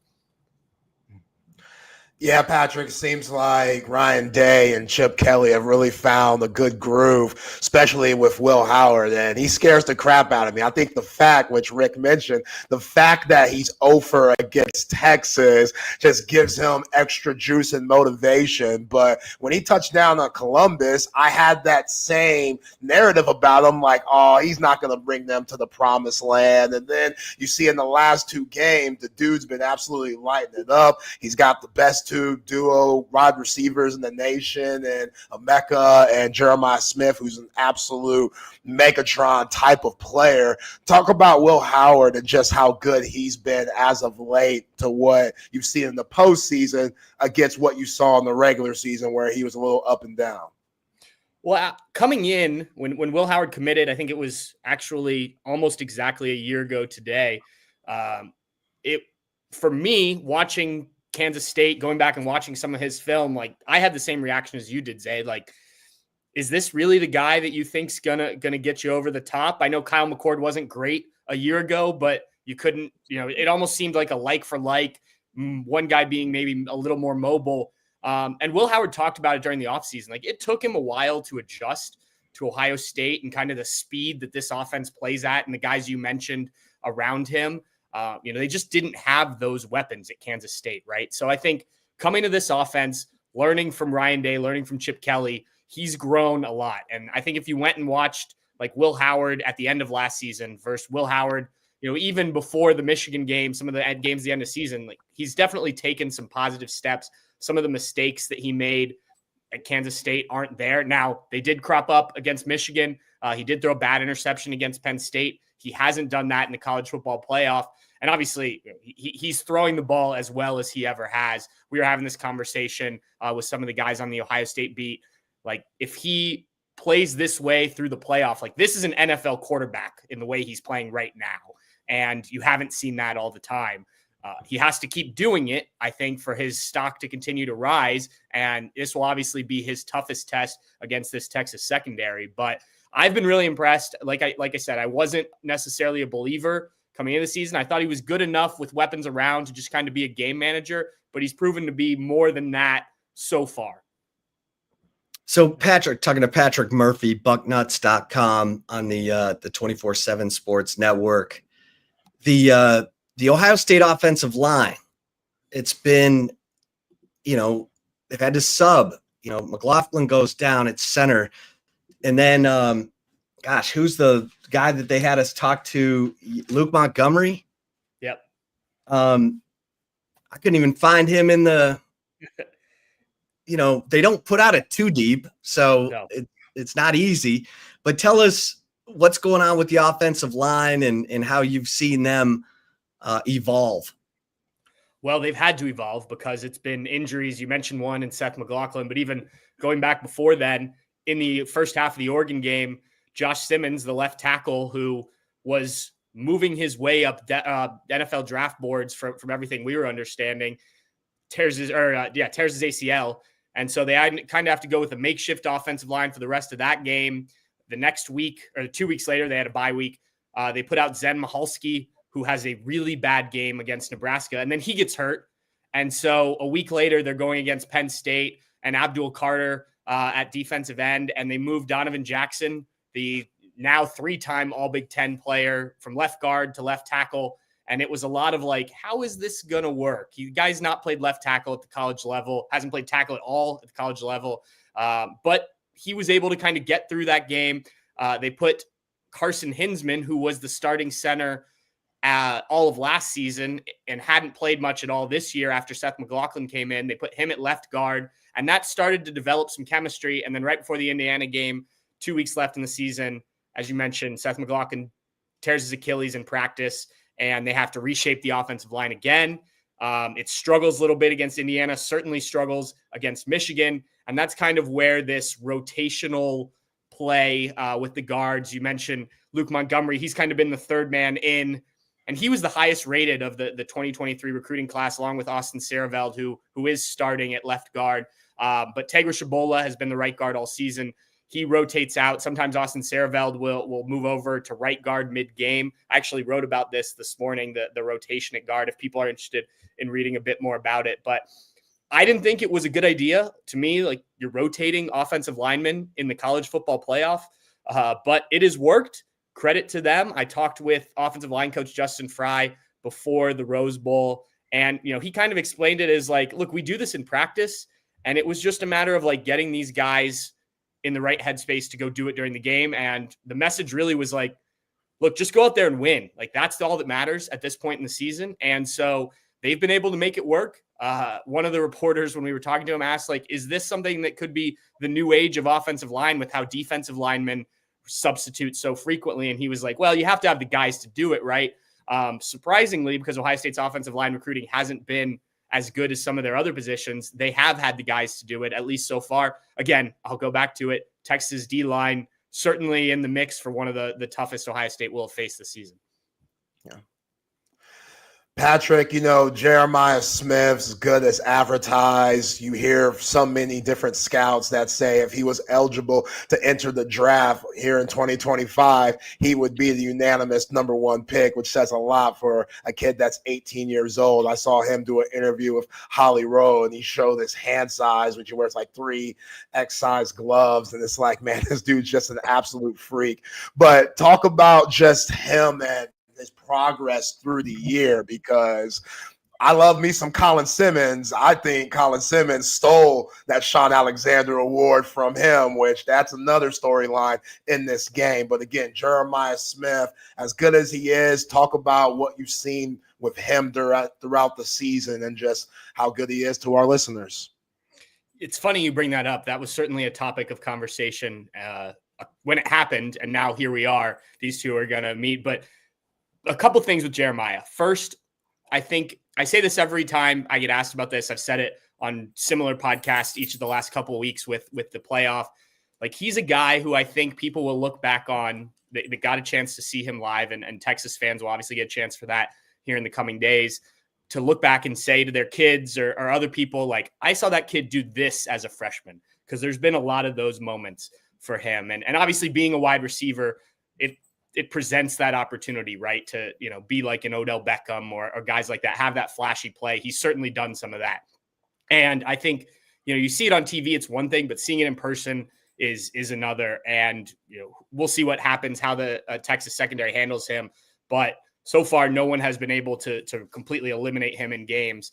I will also say that, going back to the freshman of the year thing, when he was asked about that, like, the first thing he said was, well, Colin's a good player too, and that's kind of the humbling nature of him. And I think for a kid who's been told since he was 7, 8, 9 that he's maybe the best receiver prospect to come out, and then he comes to Ohio State as the number one player in the country and is doing what he's doing, like, it'd be pretty easy. I can only imagine. I've never been in that situation, but to start to let it get to your head, maybe you don't work as hard.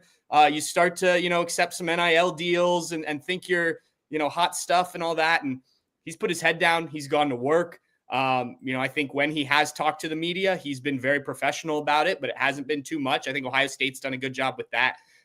But yeah, I mean, look, Ohio State, as I'm sure you guys know, they've produced a lot of good wide receivers recently, right? And he's the first one to have any sort of major impact like this throughout his entire freshman year. Garrett Wilson, Marvin Harrison, Jack Smith, and Jigba each had like bits and pieces, came on at the end. But he's physically ready to play at this level. And as you mentioned, maybe even the next level. He's got the skills. And then I think you add that work ethic in there to just be better. And, I think there's also some self-belief in there as well, right? You got to have that too, to play that position. So it's the right recipe. I think, I don't know how you draw up, if you were in the video game creating a player at wide receiver, I think Jeremiah Smith is probably exactly what you would make of your wideout.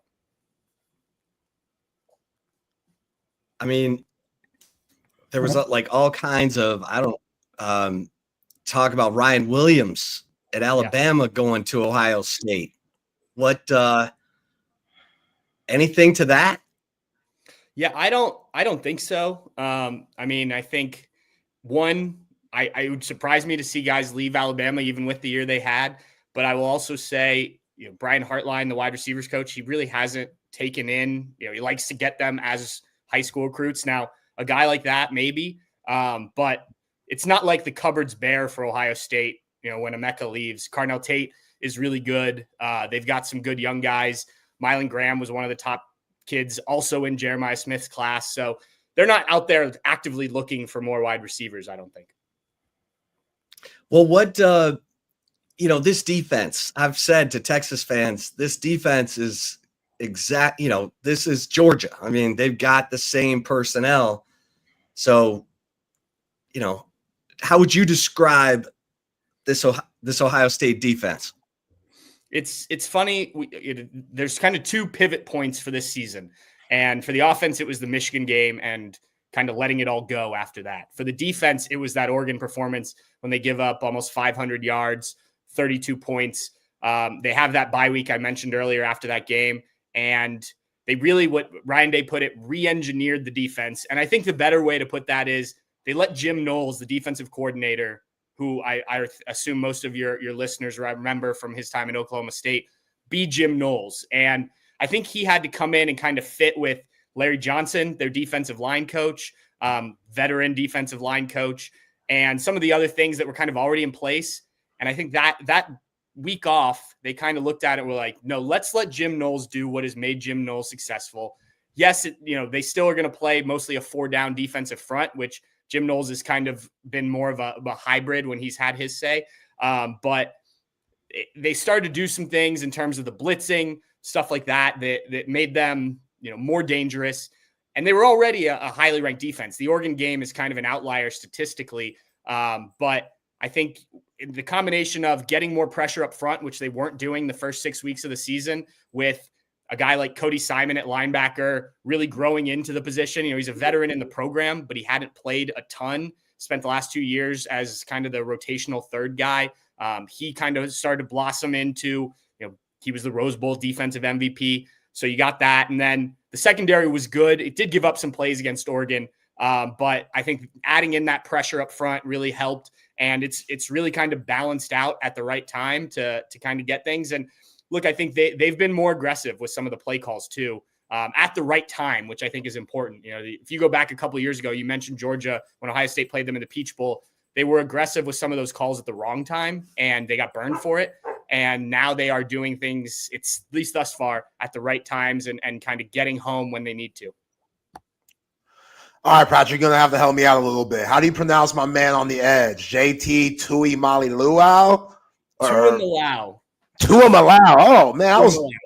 Tuimoloau. Okay. Yeah, I think him and Jack Sawyer, they've definitely upped their game. I think Jack Sawyer is one of the most underrated players in the nation. Talk about the 8 sacks that you saw against Oregon, because you played them the first time. You don't get to Dillon Gabriel at all. And I know that, most of the sacks came after the lead when you knew that Oregon was going to be putting it in the air. But still, Dillon Gabriel, he's been around a long time. He's quick. He's very, deceptive and stuff. Talk about just that game plan going into the Rose Bowl and how they made it hard for the Ducks. Well, I think it's certainly, as you said, getting a lead early, being able to pin your ears back and go. But I think just doing some different things with them. Early in the season, there was a lot of just, you rush at your man. And now they've done, this is going to sound silly, but like twists and stunts and things to just free those guys up a bit more. And then, as I mentioned, some of that extra pressure, Cody Simon was involved in that. But I also think it's just a mentality thing. JT Tuimoloau, Jack Sawyer were two of the top 5 defensive ends in their class 4 years ago, and they haven't consistently played like it. They both had moments and games and things like that, but you've started to really see them both come on here towards the end of this season at the right time. And I agree with you on Jack Sawyer. I think he probably doesn't get talked about enough. I'm interested to see what he does at the next level. But yeah, I mean, they have taken their game to another level individually. I also think some time off before the playoff run started helped. I know Tyleik Williams, their defensive tackle, had been dealing with some stuff. He was asked about that the other day, been kind of banged up.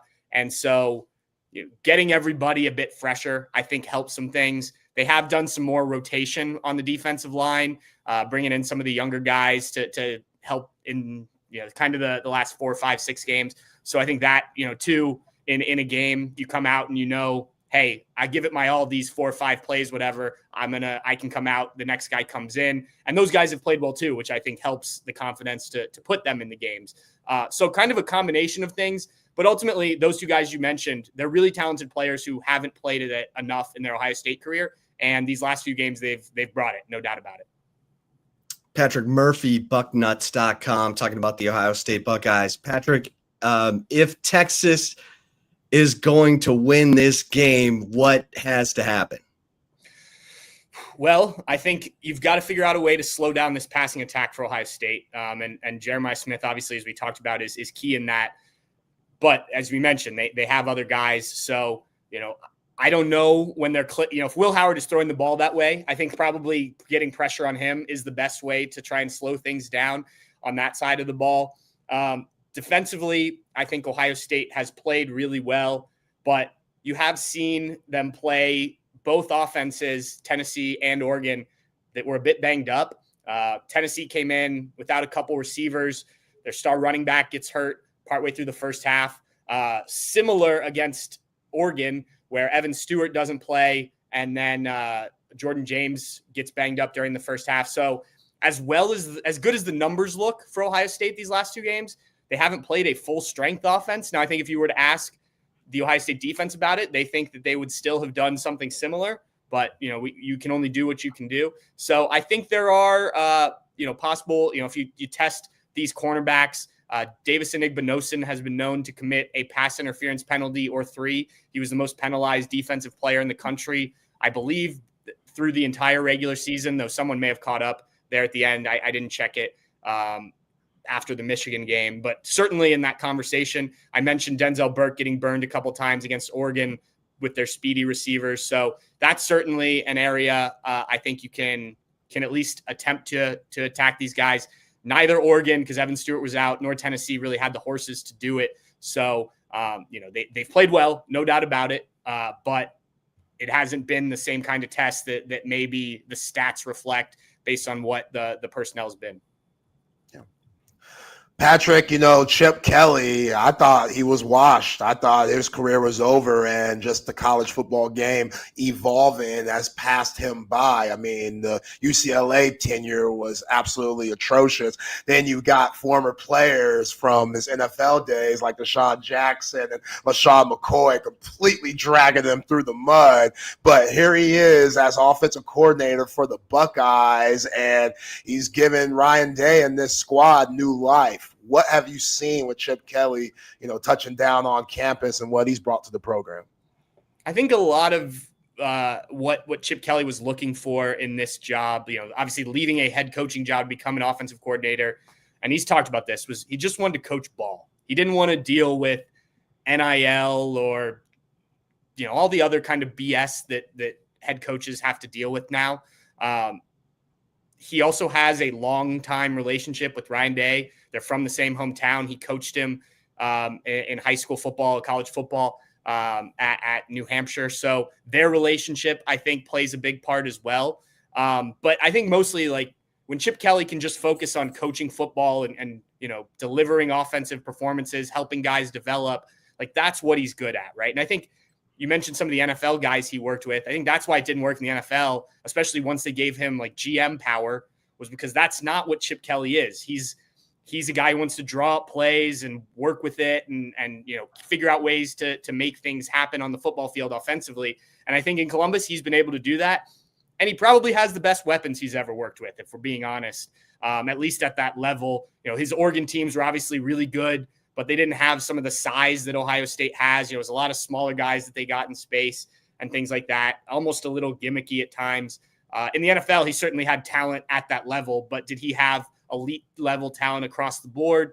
Maybe one of the years with the Eagles, but I think, at Ohio State, obviously, and, you could say this about all of the programs still left, you're working with a different level of guys at this college level. And I think that's helped him have success too. So I think it's just been kind of a really good situation all in all. And he's gotten back to what makes him happy, which I think is another part of it that maybe we don't think about as much, but these are people, right? And so enjoying what you're doing, I think also plays a part in how well you do it.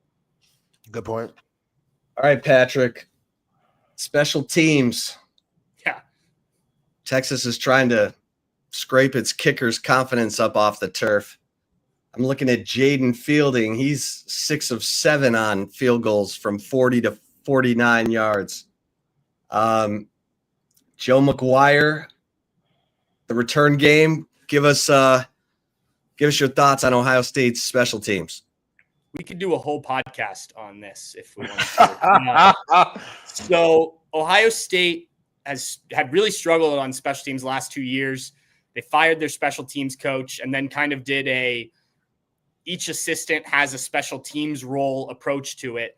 And there was talk all offseason about this renewed focus in special teams and things like that. And I will say it's been better, but Ohio State had its first punt return for a touchdown in 10 years earlier this season. 10 years with weapons that Ohio State's had. And it was Caleb Downs who had to do it, a guy who wasn't even on the team a year ago. And, this was a big deal. And it was funny because that's the type of thing that should happen at least once a season at a place like Ohio State. They still haven't had a kick return for a touchdown, though there's not as many of those these days. The kicking was going really well, or at least well enough for a team that doesn't kick a lot. And then the Michigan game happened and Jaden Fielding missed 2 makeable field goals. I put that more down on the pressure that Ohio State puts on that game, especially being 0-3 the 3 previous years, more so than Jaden Fielding all of a sudden forgot how to kick. It was a similar thing to the coaching staff didn't forget how to coach. The team didn't forget how to play good football. I just think there was a lot of weirdness in that game.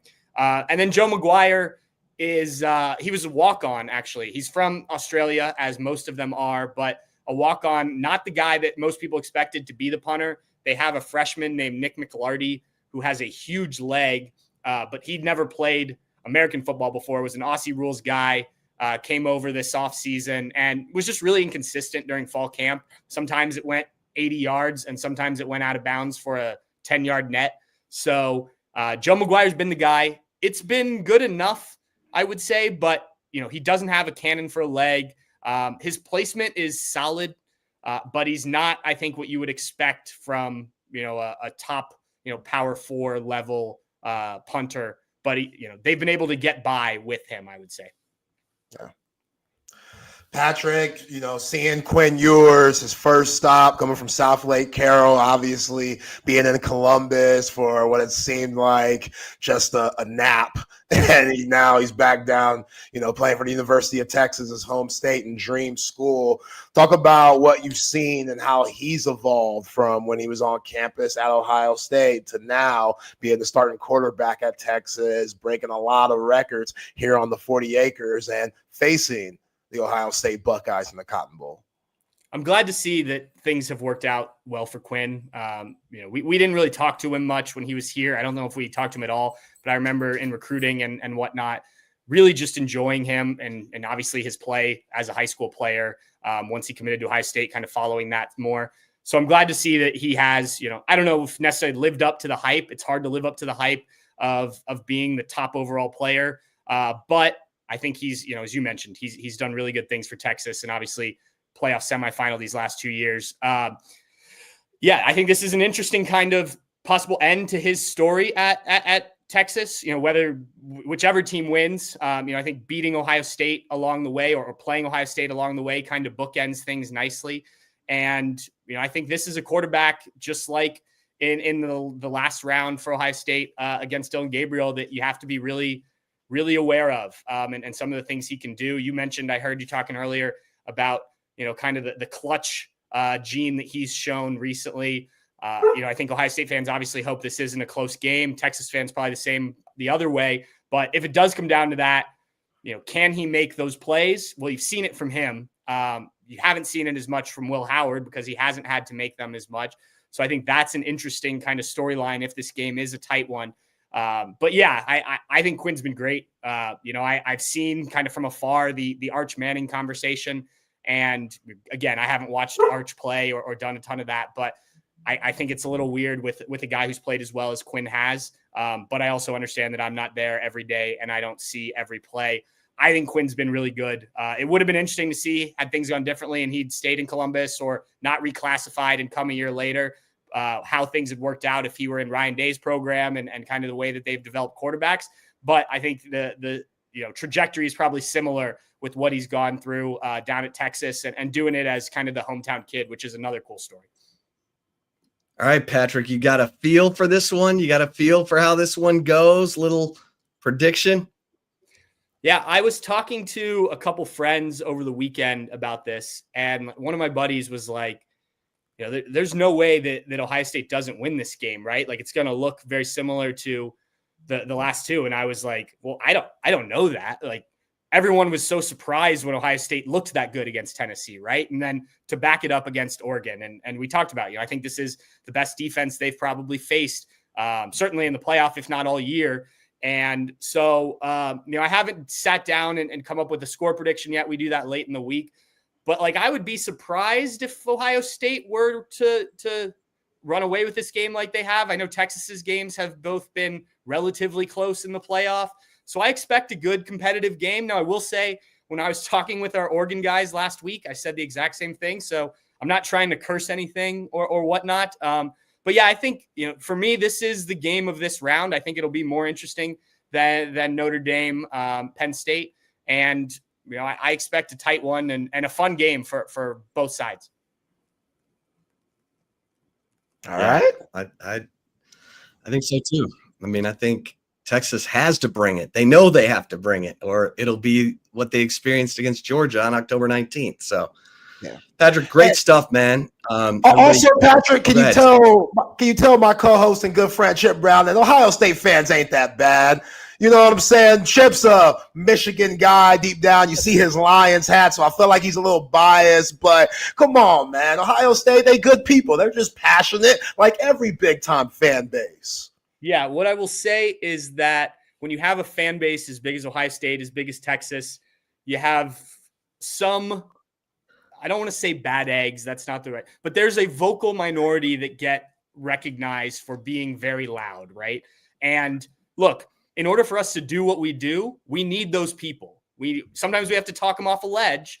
And I think Ohio State, certainly Kirk Herbstreit talking about some of the stuff you mentioned earlier, some of the things he said at the end of the Tennessee game about, I forget exactly how, the lunatic fringe, I think is what he said. Like, there's been a name put with some of the fans who are louder and angrier some of the times. There are good people that cheer for Ohio State, no doubt about it. But yeah, I mean, look, if you're wearing a Lions hat, if you support Michigan, I can understand the dislike. I'll tell you this: I'm a Los Angeles Rams fan. I grew up a St. Louis Rams fan, and so I was glad that the Lions won last night, so I didn't have to see them again in the playoffs.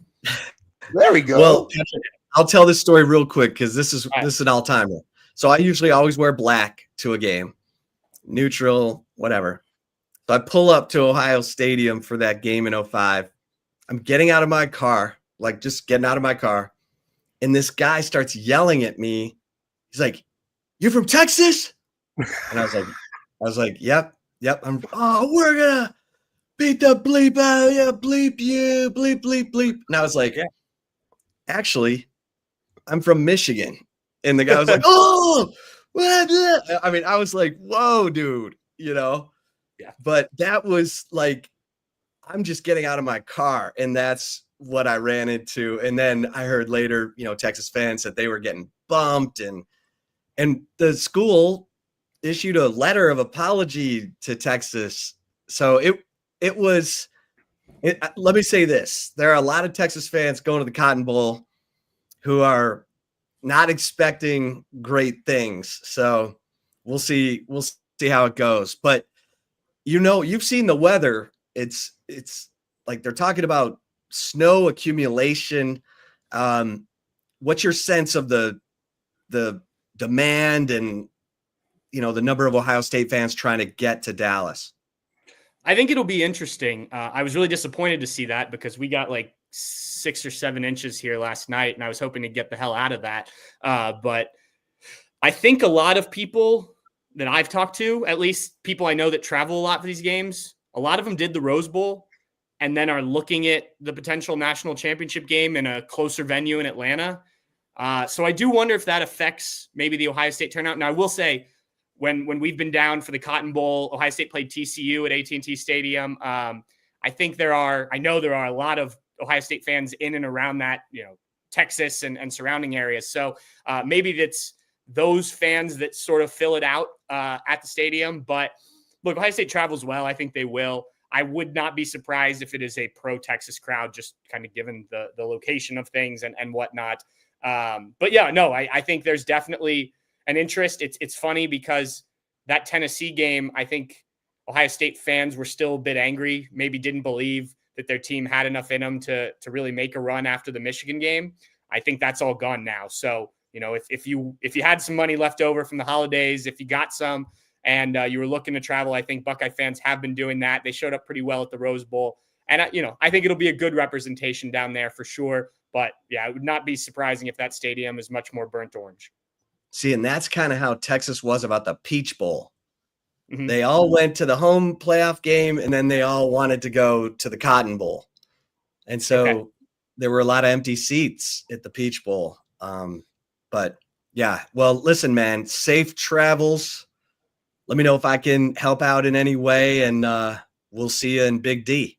All right. Sounds good. Talk to you guys Thanks, then. Patrick. Thanks, Patrick. Appreciate you. See ya. Patrick Murphy, bucknuts.com, breaking down the Ohio State Buckeyes. What do you think, Zay? I mean, still feel the same. Like, they're just rolling right now. Like, it's just sometimes you get on that roll, get on that heater.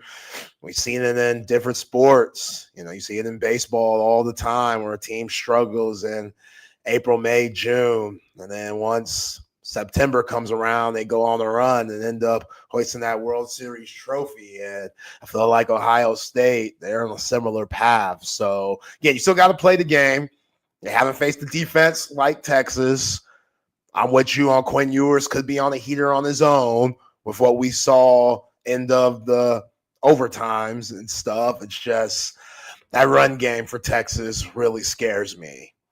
And whether they, go to more of a gap scheme or more counter stuff, I don't know. But I think Steve Sarkeesian, at this point, you got to be the magician that puts the rabbit out of the hat. You got to catch this defense off guard. Because Jim knows he's going to see what Georgia did. He's going to see what Arizona State did. I mean, you're behind the chains on first down way too much against Arizona State. Way too much. Both those guys calling those blitzes on first downs and stuff, and Quinn Ewers not being able to identify that pre-snap. Like, that's a problem. If Quinn Ewers can identify that and then maybe change the plays where he can get the ball out of his hands before the rush comes, then the Horns could be in good shape. But, to what Mulkey Tav said, like, they were doing stuff, Arizona State, that you haven't even seen all year. That scares me. Like, getting caught off guard, that's what you got to do if you're these opposing offensive defensive coordinators. And now that's what Steve Sarkeesian has to do. You got to catch those guys off guard. You got to make sure Jim Knowles is on his toes the whole game. And if you could do that, then you got a chance. But yeah, with the 10 penalties and stuff and the self-inflicted wounds, and we'll see where Cam Williams is at, still a little nervous about Texas in this game, but hey, on paper, like I say all the time, nobody's ever won a national championship on paper. Got to get down where you lay down, and I think Texas, they'll be ready. Just Ohio State, different beast right now. Bryant there were all kinds of rumors a few days ago about Ryan Williams possibly going to Ohio State. Patrick says nothing to it. Thomas says he ain't going nowhere. Yeah. Thomas says the games where Ohio has struggled is when the run hasn't gotten going. That's true. So get after that. Get after that Ohio State offensive line. And yeah, Ohio State has gone more to the counter. They've gotten away from their outside zone runs because that is totally dependent on coordination and being totally in sync. Whereas counter and power is, you're pulling guards and you're kicking out defensive ends. If you got guys who can do that, then feature that. Eric, let's see here. Yeah. Same vein. Thomas says Texas' best secondary Ohio State has faced. That's true. And Naaman says we do great work covering the Texas brand. Thanks, Naaman. Appreciate you. Naaman. Yo, Nigel, what you want me to say? I ain't saying just stay home. That's not what I'm saying. I like the underdog role. I really do. Arizona State should have been a beatdown. I don't give a damn what anybody says. Cam Scalaboo went crazy. He's doing all these interviews after the game, getting offensive MVP in a loss. They made Sam Levitt look like freaking Joe Montana. at times. Come on, man. That's all I'm saying. Oh. Uh-oh. Zay's got a fire alarm going off. All right, well, that's the perfect time for me to get into some mentions here, including Coach 420. Someone needs to invest in my dog, Big Ocho, so he can come back next year. Get that man. Go to the game. I'm with you, Coach 420. He's been outstanding, and I love this. Double D. Yo, Chip, I went to Cover 3 Friday night and had the Sean Adams Prime Rib Sammy. Double D, I will start there. Cover 3, baby. I mean, don't just take my word for it. Take Double D's word for it. He went to Cover 3 Friday night, had the Sean Adams Prime Rib Sandwich. It is phenomenal. I told y'all I went to Dallas for my stepson's graduation, got the prime rib at this fancy schmancy restaurant, and the Sean Adams Prime Rib Sandwich was way better. So go get that Sean Adams Prime Rib Sandwich at Cover 3. And all-night happy hour tonight. Perfect time to go. So head over to Cover 3. Cover 3 Anderson, Cover 3 Round Rock, and, of course, Cover 2 at 183 and Lake Creek. Passes.com, man. Passes.com. Passes.com/Texas One Fund. You heard us talking to Rick Vasquez earlier in the show. Rick formed the first NIL collective, really, the Burnt Ends program for tight ends, and then was part of the Horns with Heart Pancake Factory that helped reel in that incredible offensive line class in 2022. You want to help out in some way and get some stuff in return? Okay, first and foremost, go to tailgate.surlyhorns.com and sign up for the Cotton Bowl tailgate if you're going to the game, because that's going to be the best tailgate, and it's right outside the stadium. So you're going from a heated tailgate right into the stadium. Do that. But bookmark passes.com/Texas One Fund and just click on it every day and see all the different things that they have going, because you're getting interactive stuff like the $25 a month deal for the Wheelin' and Dealin' podcast, where you're getting a podcast with all the Texas student athletes. That $25 is going to Texas NIL, and you're getting entertainment. So go to passes.com/Texas One Fund and check it out. How about McCall Custom Homes? Maybe it's the new year. Maybe you're thinking about, it's time to redo that bathroom. It's time to redo the kitchen. It's time to add some expanded outdoor space. McCall Custom Homes. This is the father-son team you want to work with. They're going to bring an incredible vision to your project, stuff you haven't even thought about. They're going to do it at the price that's right for you. And you can check out their work at McCallCustomHomesATX.com. That's McCallCustomHomesATX.com. Like I said, father-son team, 40 years of experience in the Austin market, 50 years of combined experience between Mike and his son. You want great references, and that's what it's all about. Check out their work on Facebook and Instagram by searching at McCall Custom Homes, and then go to their brand new website, McCallCustomHomesATX.com, and let them come out and see what their vision is for your project. You're going to love it. McCall Custom Homes, adding value to your home. That's what all of these projects need to do, and they get it. Audio visual consultations, my man Tom McKay has been doing it 30 years. The big screen of your dreams, surround sound, a new media room, maybe some electronic shades, surveillance, new lighting. He's got you covered. Go to avconsultations.com to check out the work. But just call 255-8678 and let Tom and his crew bring everything to you. If you're busy, you don't need to be lugging TVs around town, punching holes in your drywall. Let Tom and his crew bring everything to you, from the free consultation to installation. Tom and his crew do it all. All you got to do is call 255-8678. They've done it for me in 3 different houses in Austin.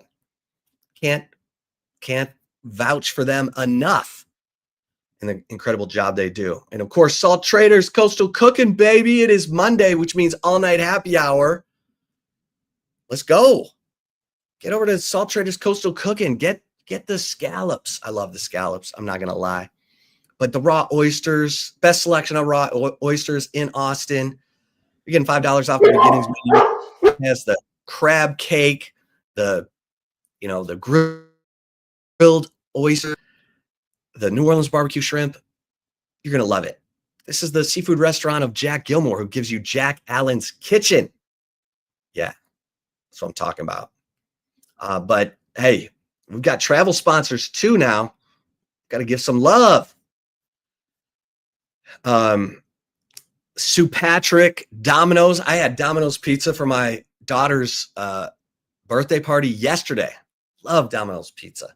Pepperoni and mushroom for me. Love it.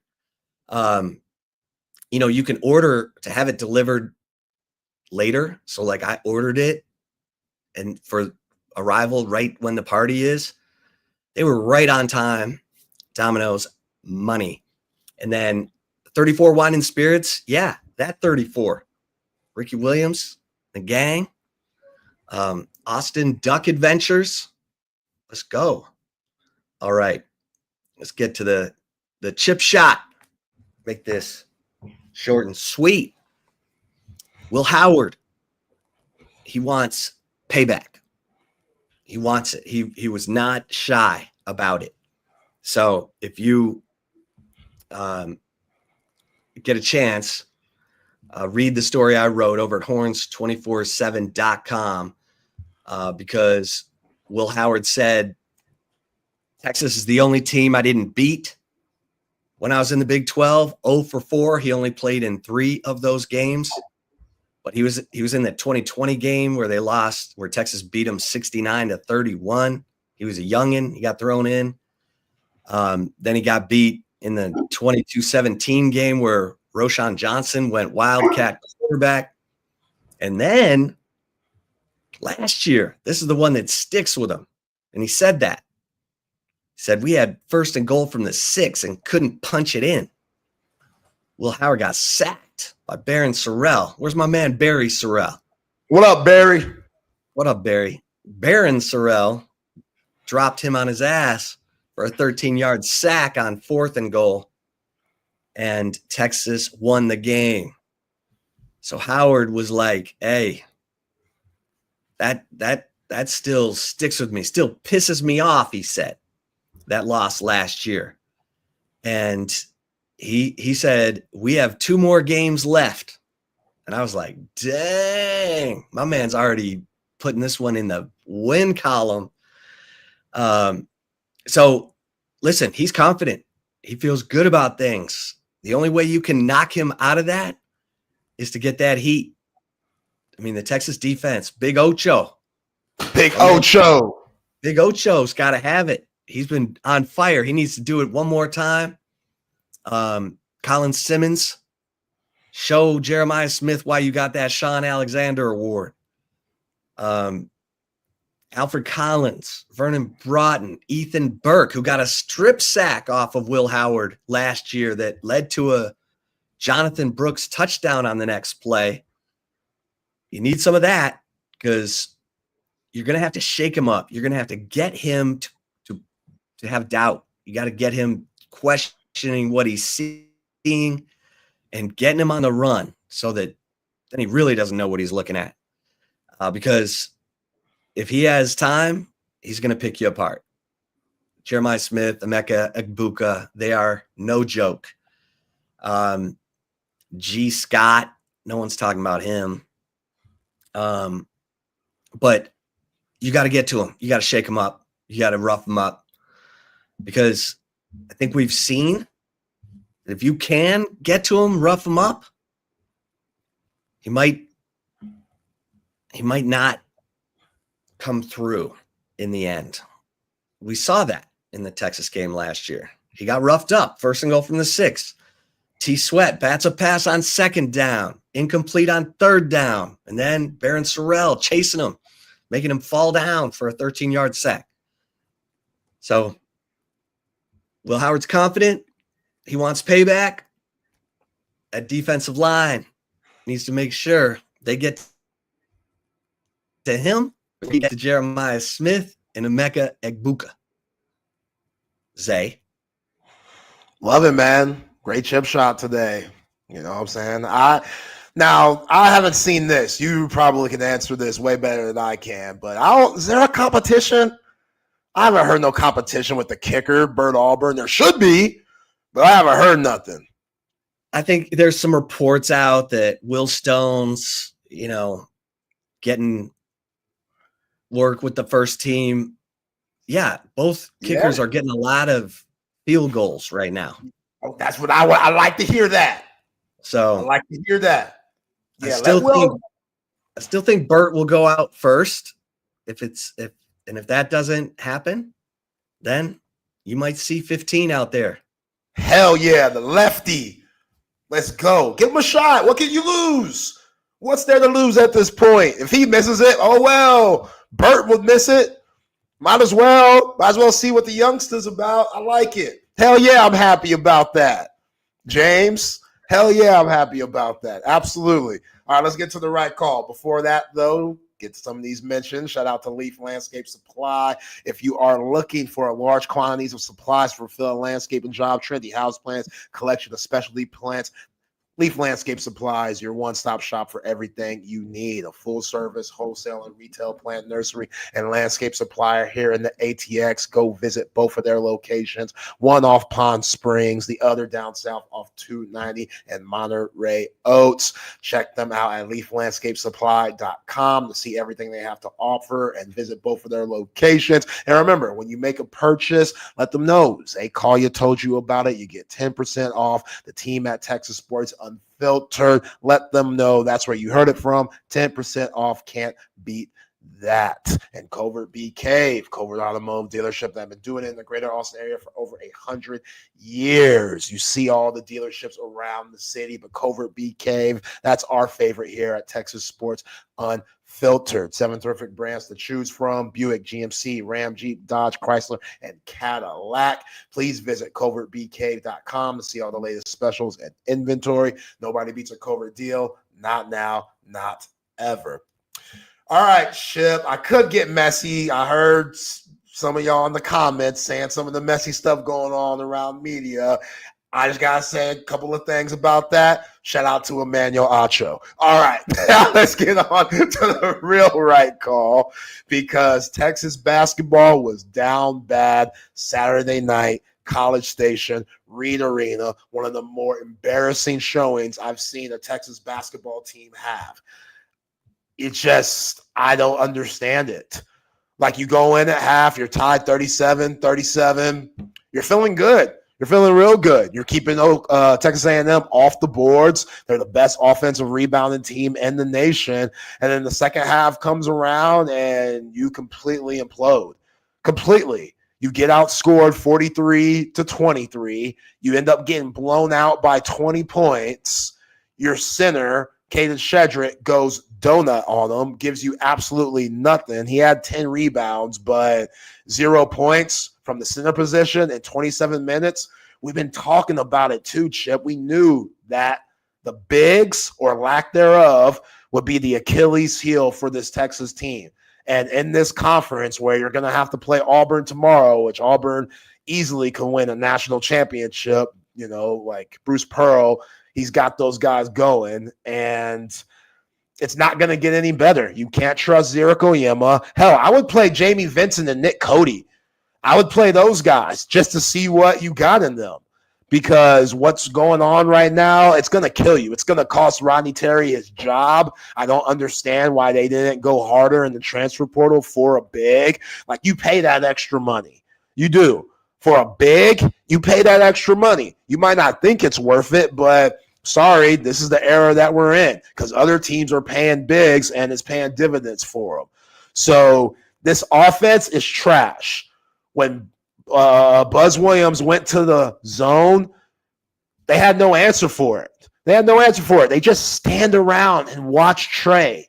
That's all they do. And he wasn't that good in this game. He got bailed out on some of the calls that put him in double digits, but Trey Johnson wasn't good, and I don't like Trey Johnson's attitude either. He has a horrible attitude.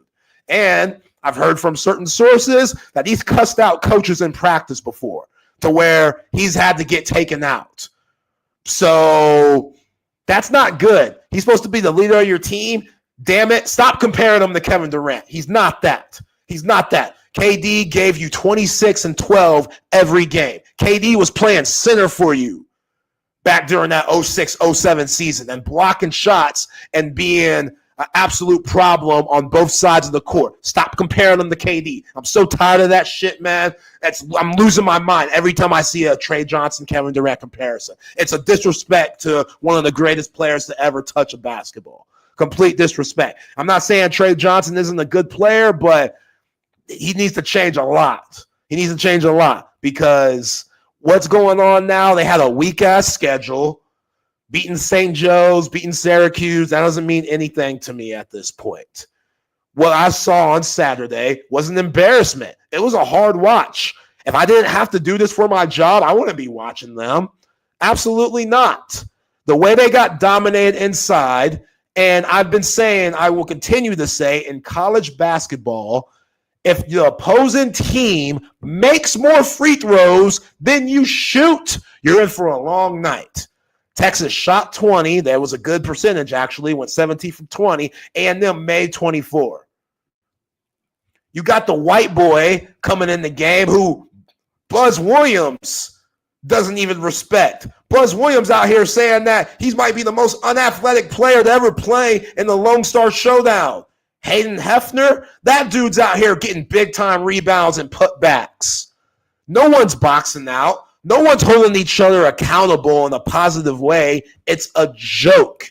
It's an absolute joke. And they have talent, Chip. They have talent. They have guys that could put the ball in the bucket. But the offense is so bad, Frank Haif, that they're not getting quality opportunities in the half-court game. They're one of the worst half-court offenses that I've seen in a long time. The only way they could put points on the board, which is what you saw in the first half, is if they could turn defense into offense. They did that pretty well. When the defense doesn't have time to set up and you could score in transition and get good looks there, that's solid. But once they get in the half-court setting and they have to orchestrate an offense somehow, it's atrocious. It's absolutely a joke. It's awful. And it's going to be to Rodney Terry's demise. There's no connection. There's like we talk about culture with the football team. You got all these transfers you brought in, and Rodney Terry's got to get them together. He's got to get them to play for each other, because right now it doesn't look like they're playing for each other. No, they're just going out there and hooping.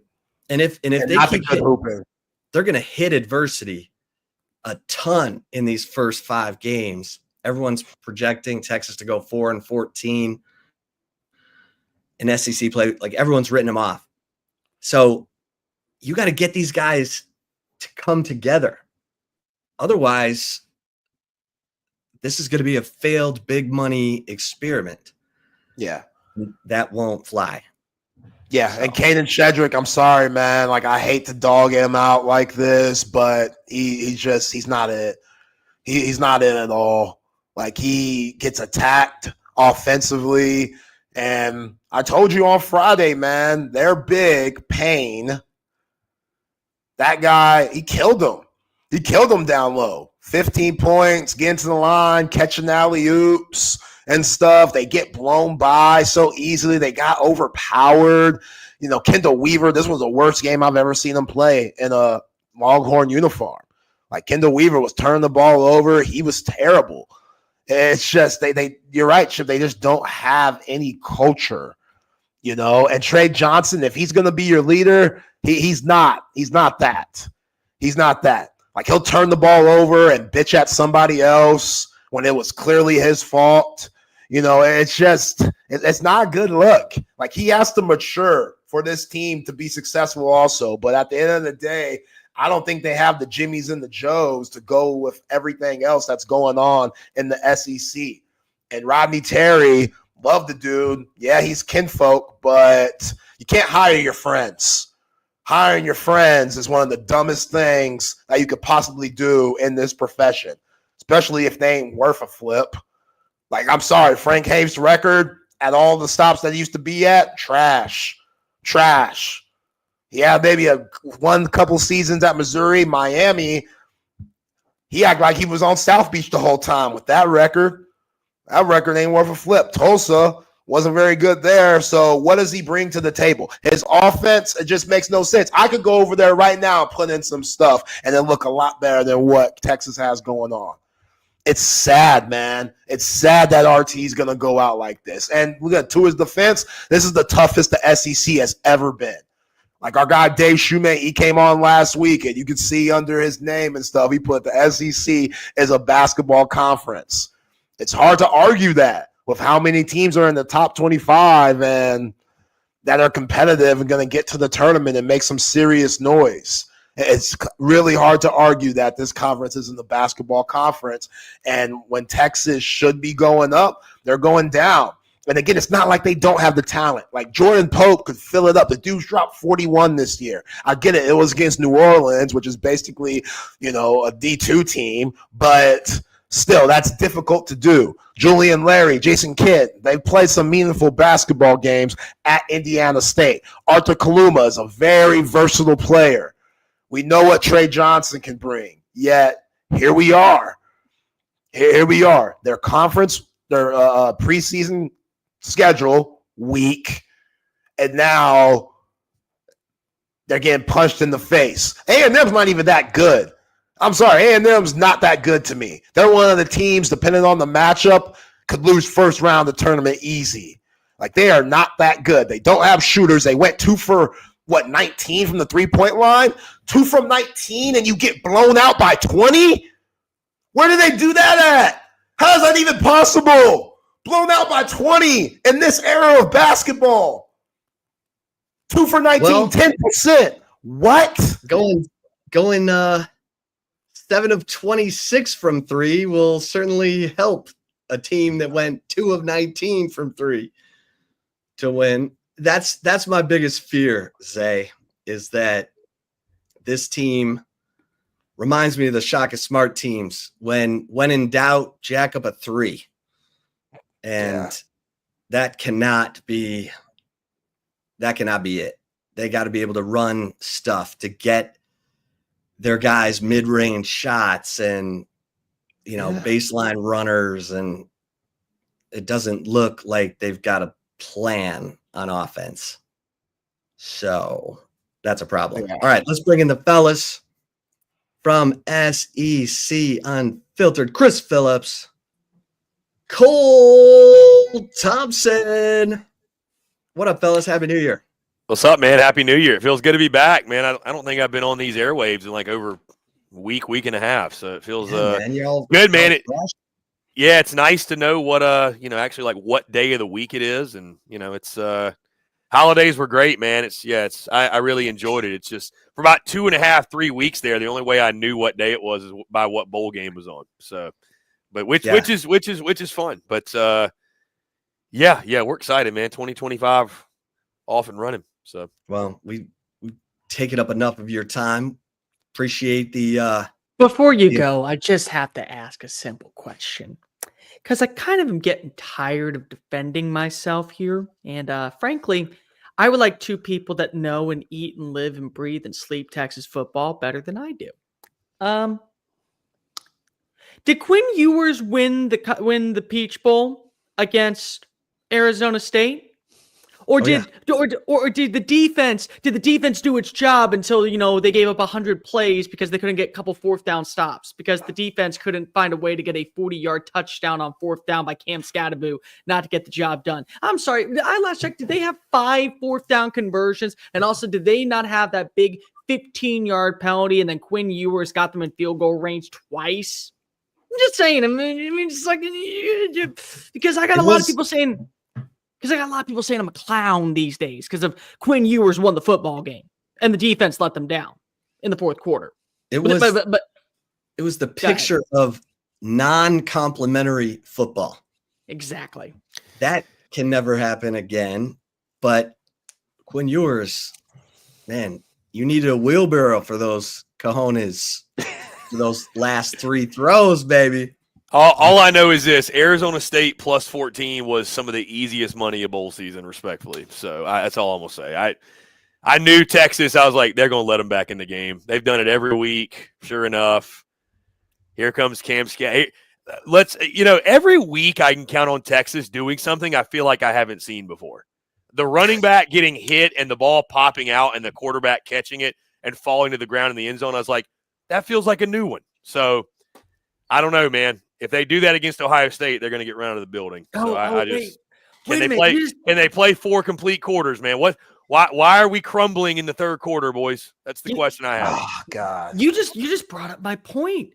Oh, guys. Quinn brought them back, guys. but they need to not be in a position where they have to be brought back in the first place. So do you know what happens if that ball lands in an Arizona State defender's hands? Well, they would have lost. I know they would have lost. Right. And it was a safety because your quarterback got it. Man, so how about we he was right place, right time. I'm not going to say that was play. It came right to him.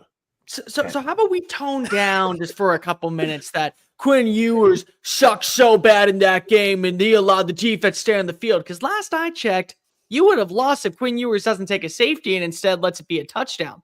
You wouldn't have even gone to overtime. You would have blamed Bert Auburn all the time. Oh, jeez. Don't speak that name. Yeah, I'm leaving on that one. Why? I'm leaving on that one. That's make my blood boil. He's going to be the savior. He's going to take up your whole Joe. I'll save y'all too. Yeah, Zay, Chip, y'all be good. Cole, what's up, man? You get so sick and tired of people going, but the defense. Like, it's uncomplimentary football. This was the first time where I actually can gripe about the defense not doing its job and Quinn Ewers being the reason why you're advancing. And yet, because of you all live with these burnt orange and white spectacles of what national pundits tell you that Quinn Ewers is the entire problem, nobody wants to give him his credit where credit's due. Credit's due this time around. He won you that football game. I'm not saying that he's not the problem. I'm not saying that he hasn't been a problem this year. I'm saying that for one game, you can give 3 his flowers. That's all I'm asking for. You can go ahead and put a little bit of gripe on Pete Kiewatowski and Johnny Nansen for the way that they game played for Cam Scottaboo and Sam Levitt. Yeah, he played well. I mean, I think which by the way, guys, shameless plug, if you haven't watched the preview yet from us that dropped, that came out this morning. I'm sure many of you have seen it as I'm actually going to check right now. This preview already up over 2,300 views in 5 hours, so we're off and running.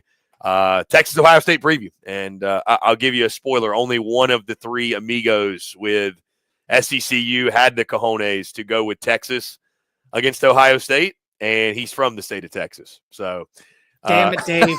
Damn it, Dave! Damn it, Dave! No, it's really good stuff though. In depth, we went about 40 minutes. We're excited for the ball game. Obviously, Friday we'll be fully reacting to it, covering it, everything you come to expect from us over the season. But no, it's going to be a lot of fun. Going to be a lot of fun. And I agree with you. Listen, I thought Quinn played well. I did. He gets too much of the credit, too much of the blame. I just think at some point, even if he plays well, they're going to turn it over. I mean, he's going to turn it over. It's it just kind of is what it is. It seems like at this point. I don't know. I mean, it's look. And it's not all his fault. Not all his fault. I mean, again, this was the most uncomplimentary game of Texas I've seen this year because usually their defense does its job of reaching pressure on the quarterback and bringing them down, eliminating the rushing attack, and making an offense one-dimensional. They didn't have a run game in this matchup against a very, for my money, undersized Arizona State squad. They didn't have the consistency when it came to the deep ball, which is on Quinn. Again, he had a Silas Bolden open touchdown, and he just overshot him. He tried to get the ball to Isaiah Bond. He throws it into coverage, and that leads to an interception. The defense, however, on 4th down really struggled. In the 4th quarter, the Michael Taft play to Cam Scottaboo. Not only does he get the 15-yard penalty, but he also gets like a 30-yard gain. They were insufficient inside the red zone. So it's like a lot of different things that happened there. But at the end of the day, when 3 is the one that puts you on your back and makes you deliver a perfect drive after drive after drive, and then connects on 4th and 10 for a touchdown to save your season, get to double overtime, and then connect with Gunnar Helm on a beautiful wheel route to then get you the lead, and then connect again on a 2-point conversion. I'm just saying, for as bad as the offense looked at times against Arizona State, the one time that it looked good, it wasn't because of your rushing attack was doing the job. It was because 3 was delivering. But we always want to go ahead and crap on him. It's like Gunnar Stockton. I'm dealing with Georgia fans right now coming in my comment section saying Stockton sucked. It's like he's not the one on kickoff return. He's not the one that is making a false start on 4th down. He's not the one that's doing an encroachment when Marcus Freeman beautifully runs a fake punt and gets the team off the field. He's not the one that is on the sidelines and Parker Jones that's getting run into on an Arian Smith touchdown play. Like that's not him. Like, I understand this is a quarterback-driven sport, but there are times where this is also a team sport. The team failed Gunnar Stockton. The team failed Quinn Ewers. They were not the only perfect reasons. Again, both had a turnover. Both had some issues. But they weren't the only issues in that game. So can we stop with blaming Quinn and just giving all the flowers to the defense? The defense didn't deliver in the 3rd and 4th quarter. That's why they came back. Like they still could. Chris, here's the argument. Could they have gotten a 4th down stop? Could they have kept them out of the end zone? Yeah. No, they could have. They didn't do that. So the game was tied. So that's on the defense, not doing its job. That's on the defense.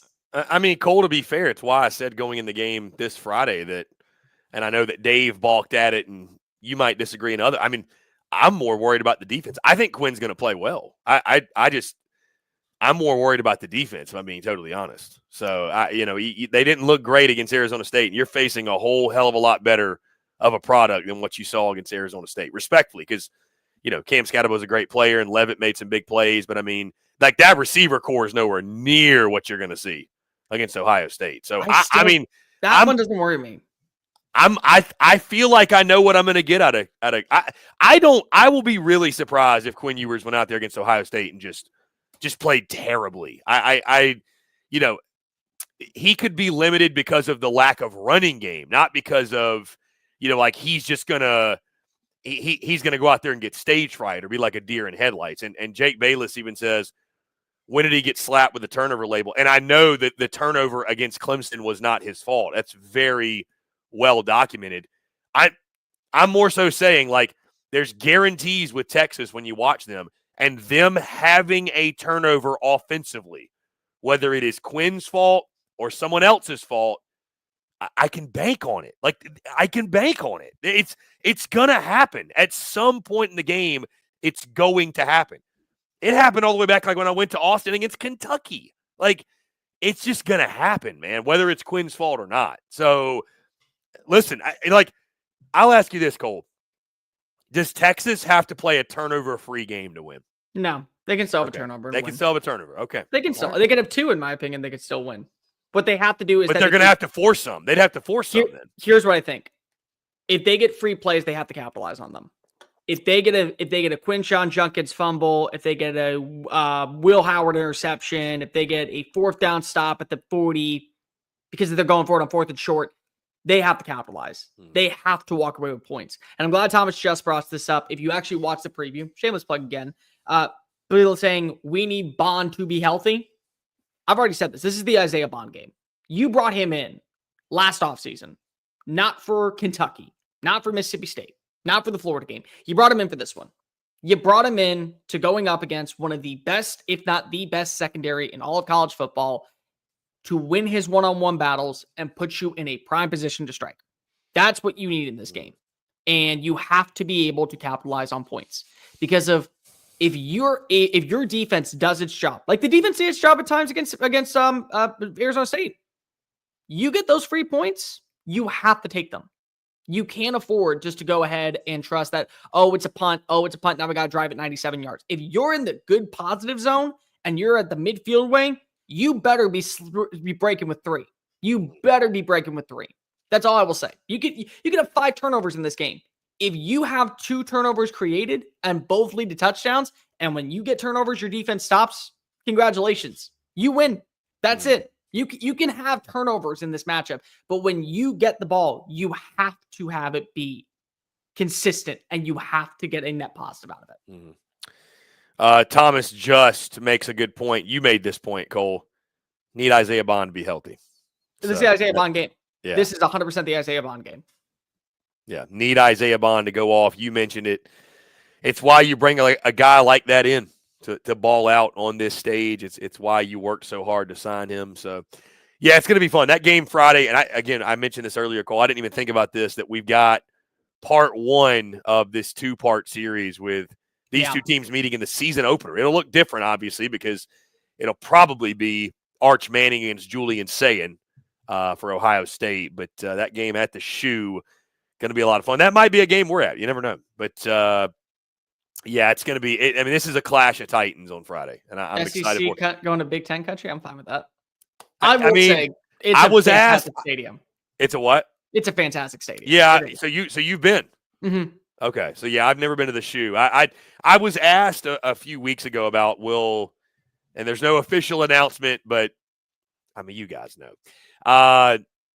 Will we go to like not SEC venues on the 25 tour in the fall? And I think that'd be cool because again, we've got 4 SEC venues that we need to hit, football stadiums specifically: Oklahoma, Mississippi State, Kentucky, and Mizzou. We Red River will be a non-negotiable. That will be a must. And then so outside of that, I mean, there's some we definitely will repeat and we want to repeat and we'll be excited to repeat. But yeah, I mean, when you look at like a week one and the slate isn't like crazy or anything, yeah, that might make a lot of sense. Which it's funny, Cole, because I actually felt this. So for those that did not see, I went to the Alabama-Michigan bowl game down in Tampa. And I felt this. I was getting chirped. I was not wearing Bama stuff, but I was wearing SEC stuff. And I was getting chirped by Michigan people. Of course you were. And so, like, none of these games I went to this past season, I didn't get chirped at any of them, right? Because it's SEC Unfiltered. Like, no matter who we're there for or what we're watching, everybody we're watching is SEC. So there was no chirping going on. So I was like, that game at Ohio State, I mean, they hate the SEC as much as anything out there. So, yeah, we'll get chirped. Yeah, we'll get chirped for sure. People want to talk which will be fun. People talk all the time about Texas A&M being a crappy fan base with the way they act. People talk about how Texas fans are. People talk about how Alabama fans are. I can tell you, if you want to get a consensus on who is the fan base that people cannot stomach at all for the way that they act, it's Ohio State. Like, Georgia fans may bark at you. Ohio State fans spit on you. Like, they absolutely hate you. They hate everyone that is not bleeding the scarlet and gray. They are always out for you. They think that you're a piece of crap. They think that you're human garbage. They don't want to even sniff you. They want to be near you. But when you get in the comment section, if you talk positively about their team, they will at least show you some grace. But if you say anything negative, you're not on Team Ohio State, you don't give them the credit where credit's due, they're coming for you like dogs out in the middle of the night. They release the dogs and they are ready to strike. They are ready to pounce. I was, it's funny, and Texas fans, I'm sure many of them went to the road trip at Michigan. I was surprised how much of assholes their fans were. Because I was told by Texas people their fans were nice. I mean, their fans, I thought their fans were pretty tough, to be honest with you. They hate the SEC, obviously, and they hate Alabama. So I don't know if it's something to do with Bama specifically, or, they don't hate Texas as much, or maybe they just knew they were going to get their butt beat.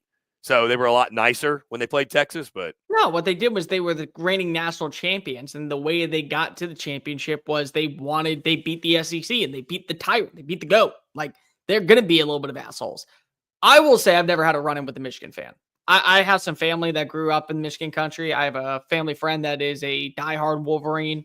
Every single time that he's and I talked about SEC stuff, been very respectful. Been a very chill dude, very easy to get along with. It all depends. It depends on who you're with, what time of day. Is it the college kids? Is it the older group? Like, who's coming after you, really? Because they'll all come barking at you depending on what you are. Well, as a Bama man, Cole, you would have really loved. I mean, they were chirping hard. they were chirping hard about Bama. Beat Bama twice in the same year. I was like, man, this is tough. I don't blame them.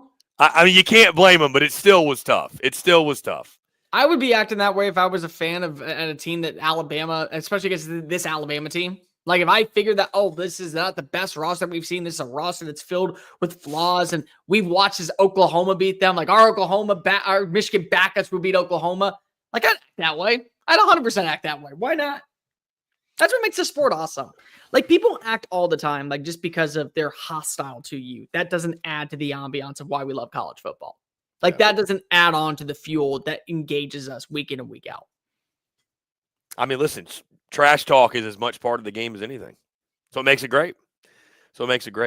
How was Cole? How was the new year? We've talked obviously, but I have not been on these airwaves in weeks.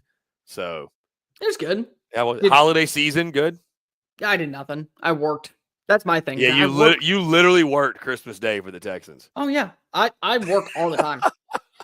Literally. They at least have like a Christmas tree in the press box or what? No, what they do is they did give us milk and cookies, which I thought was really nice. Like, do you remember and cookies? Do you remember like those Pillsbury Doughboy cookies, the ones with like the shapes on them, like Santa Claus and Rudolph the Red-Nosed Reindeer? Yeah.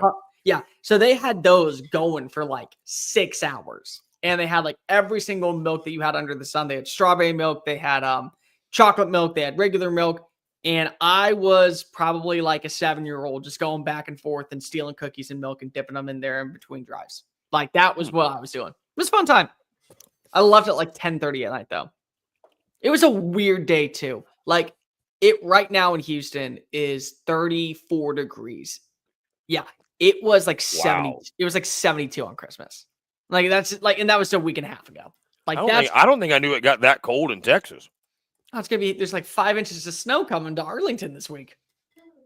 I did not. I don't know. My brain did not compute that it snows in Texas.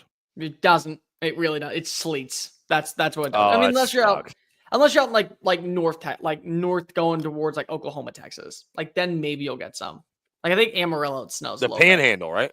Yeah, like Amarillo it snows. What's up there? Panhandle. Have you seen the guy on?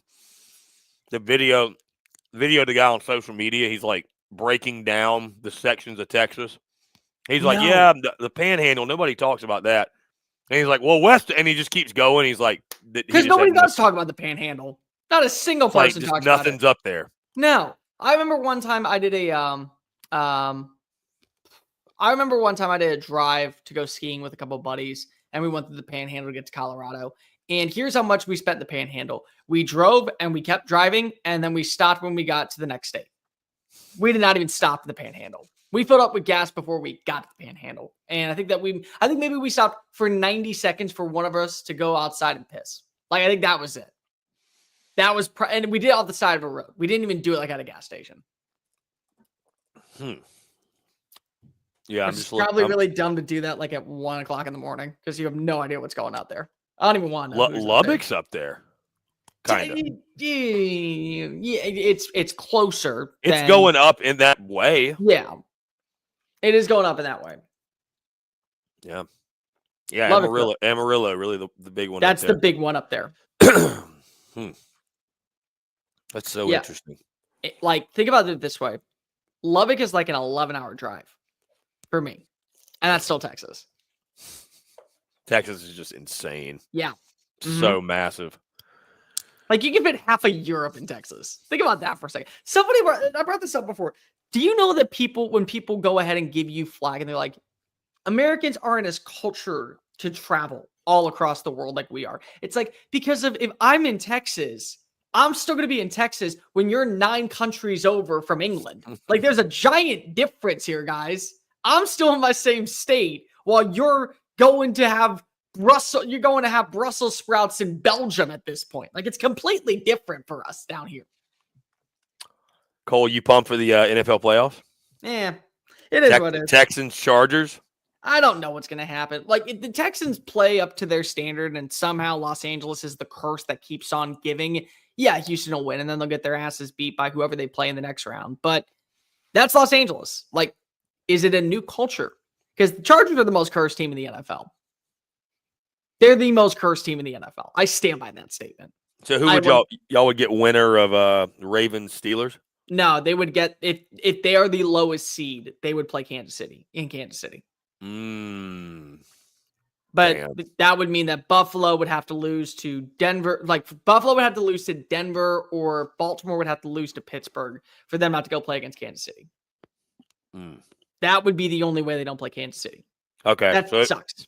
So it's probably going to be Bills, Ravens, and then Texans, Chiefs. Or Chargers, Chiefs. Yeah. That'd be my bet. Yeah. That would be my bet. Yeah. I will say, of all the games that are being played this weekend, the one that is going to be the closest in the AFC is Texans Chargers. And honestly, it has nothing to do with the Chargers. It has everything to do with the fact that they have a curse against their name. You don't think Bo Nix can go off and beat Buffalo? He had a good run. He had a very good rookie season. I got to give him a lot of credit. I did not think that he was going to be as good as he was. Even I thought he was good for the system. Like, I thought he was a perfect fit for what they want to run out in Denver. I thought he was exactly what Sean Payton needed in terms of a quarterback. I did not think that he was going to be able to uncork that cannon on multiple occasions. I really did believe in the check down merchant for a while. He impressed. It's Josh Allen, and he's not losing this game. Josh Allen's trying to get to the Super Bowl. He's trying to win an MVP and get the Super Bowl in the same season. It ain't happening. So I don't watch a ton of NFL. I did see the end yesterday of while I was getting ready for our stuff. The end of Falcons Panthers. They needed the Saints obviously to beat the Bucks, and they fell apart. And Bryce Young and the Panthers beat the Falcons. They owe Bryce Young an apology. Everyone owes Bryce Young an apology. I'm sorry, they do. Sure, no Bama bias here. No Bama bias. No, this has nothing to do with Bama. Listen, if you were to tell me right now, when you look at the Bama quarterbacks that have come on out, the one that I will give the least credit to is Bryce Young, which is wrong of me because I'm actually blaming Bill O'Brien for him not winning a national championship. But I digress. I'm not going to go down that rabbit hole and waste your time and my time. I just didn't think that he was going to be able to translate because of his size. I actually was very much having a gripe with him. I thought that it was the wrong pick. I didn't believe that he was going to withstand in the league. And he still might not be a top 15 passer when all is said and done, but he's at least proven this year that being benched was the best thing for him, that we really kind of sailed that ship to no return before it needed to be done. Like there was a lot of things that we didn't have to do with Bryce that we decided to simply because of one person decided to create this narrative that he sucked because he got benched. And then Dave Canales, once again, what he did with Geno Smith, what he did with Baker, he's doing with Bryce. Like we do not give Dave Canales enough credit for what he's done as a quarterback whisperer in the league these days. He's just been fantastic. Yeah, no, Welcome back, my voice. Okay? Yeah, losing my voice. Seeds on air, not a good idea. Not a good idea. No, oh God, I think you're gonna choke. No, it wasn't. It wasn't even a seed. It was just like some of the seasoning from the seed that really got me. All right, I'm back now. I'm back. Welcome. Yeah, I was happy for the Panthers. I got a soft spot for the Panthers, living in Charlotte for 4 years. So I don't have a team, though. I don't have a team. By the way, I do want to highlight this goal because this came out today. Texas folks were really excited about this. And, I mean, listen, we talk about what moves the needle and how passionate SEC fans are. Man, all we did was post Perfect Game USA dropped their top 25 for the college baseball season. This has got like 53,000 views on Twitter, and it posted it like 3 hours ago. So people are fired up for baseball. Texas comes in at number 7 in Perfect Games preseason top 25. The others ranked: A&M 1, LSU 2, Georgia 4, Tennessee 5, Texas 7, Florida 11, Arkansas 13, Vandy 15, Oklahoma 20, and Auburn 22. I thought Texas and Georgia were and are overrated to start the season. I just think Texas top 10 preseason is very high. I think Georgia at 4 is crazy. I mean, I know they're loaded, don't get me wrong, but like, man, you lose arguably the best player in the sport. So I don't know. We'll talk a lot more about college baseball as we get closer to first pitch. But who's number 1? Number 1 is A&M. Okay. Yeah, but I mean, and it's not even hating. It's not hating. But Texas at 7. Listen, I like the Schloss hire as much as anybody, but Texas at 7 is pretty high. That's pretty high preseason. I think A&M at 1 isn't wrong because of who you have as your top two players. I think that's fair. A&M is loaded. They're loaded. So I think every outlet's going to have A&M 1. I guarantee you. You think they'll have them at 1? Yes. I think D1 baseball, Baseball America, and if I was doing a preseason top 25, I'd also have them at 1. Where's Tennessee? 2 or 3? Tennessee is at 5. Is Arkansas before them or no? No, Arkansas is 13. Okay. So who is in the top 5 then? Yeah, so A&M, LSU is 1, 2, Georgia's at 4, Tennessee's at 5. I can pull up like the full top 25. Virginia's at 3. So Virginia will be good. They're a hit and miss. They had the what's it do? They had the big mustache dude at one point, like fat guy with the flow, right? That was Virginia. You're talking about Steven Schock? Schock, yeah, the guy that's on D1 or was on D1 baseball. Yeah, did the podcast show, like a big mustache. Yeah, mutton shots, man, fantastic. Love that dude. Yeah, he was Virginia, wasn't he? Yeah, he was a reliever for UVA. That's what I say. He was a reliever. Mm-hmm. Yeah, fantastic. Might have made Kenny Powers. Like if we actually made a Kenny Powers for college baseball, that was the dude. I mean, listen.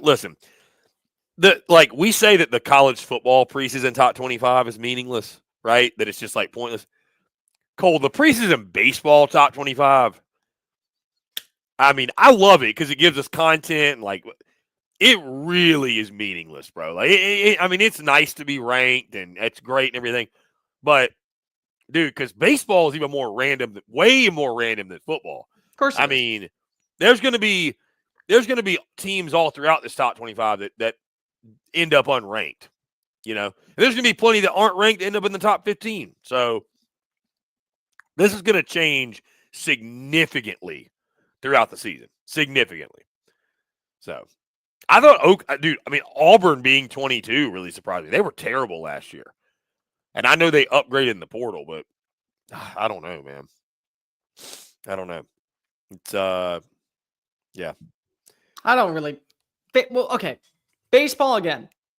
How much do you see change between week 1 and the first weekend of SEC series? Dude, everybody's just going to beat up on non-conference competition. Yeah, that's all. That's what I'm saying. So it's not much good change. I mean, let me put it this way, Cole. The baseball season doesn't. I mean, there's big series before. Like we've got what's happening at Globe Life with Texas is in it. Texas and I believe Ole Miss are in that with like Arizona, Clemson, Oklahoma State. Like trying to fly to Houston. That'll be a lot of fun at Globe Life. That'll be a lot of fun. South Carolina, Clemson is a really big time non-conference series rivalry. That'll be great. Florida, Miami play each other. That'll be really cool. Though Miami, that's an interesting omission. Not even in the top 25. But that'll still rivalry. It'll be great. But the season doesn't really start until we get to conference play. Really, truly. I mean, you can equate it to like the SEC baseball season is kind of like what Ole Miss's schedule was this year in football. You got your first couple of weeks to get it going and open it up, and then you get into the meat of it. So Texas A&M is going to lose to who would it be the worst? Not Vandy. I don't even know who is the worst in baseball. Dude, not Auburn. Missouri. Mizzou is easily if I'm doing a power rankings right now, which I will drop my first power rankings here in a few weeks. I think Mizzou's got to be dead last. I mean, because Auburn last year I know was horrible. They missed the tournament. Like they missed the SEC tournament. Mizzou. South Carolina is going to be somewhat better underneath Molinari, but like, how quickly can he change it? They're going to be middle of the pack, I think. Okay, probably. Do you think? Okay, do you think that we're going to see? Is Kentucky going to go on another run? That's it's interesting you say that. That's another one. They're not even in the top 25. That's because that was. I mean, they lost a shit ton. They lost a shit ton. And I think Kentucky's one of those baseball programs that I still just don't think they've built up they haven't built up the benefit of the doubt to where it's like, oh yeah, Kentucky's definitely going to reload and be like they were. They're Hugh Freeze. They're Hugh Freeze Ole Miss. Yeah. I'm following you. It took me a moment, but I'm following you. I say, 110 win season. You think that things are turning the corner, and then you're right back to 7-5.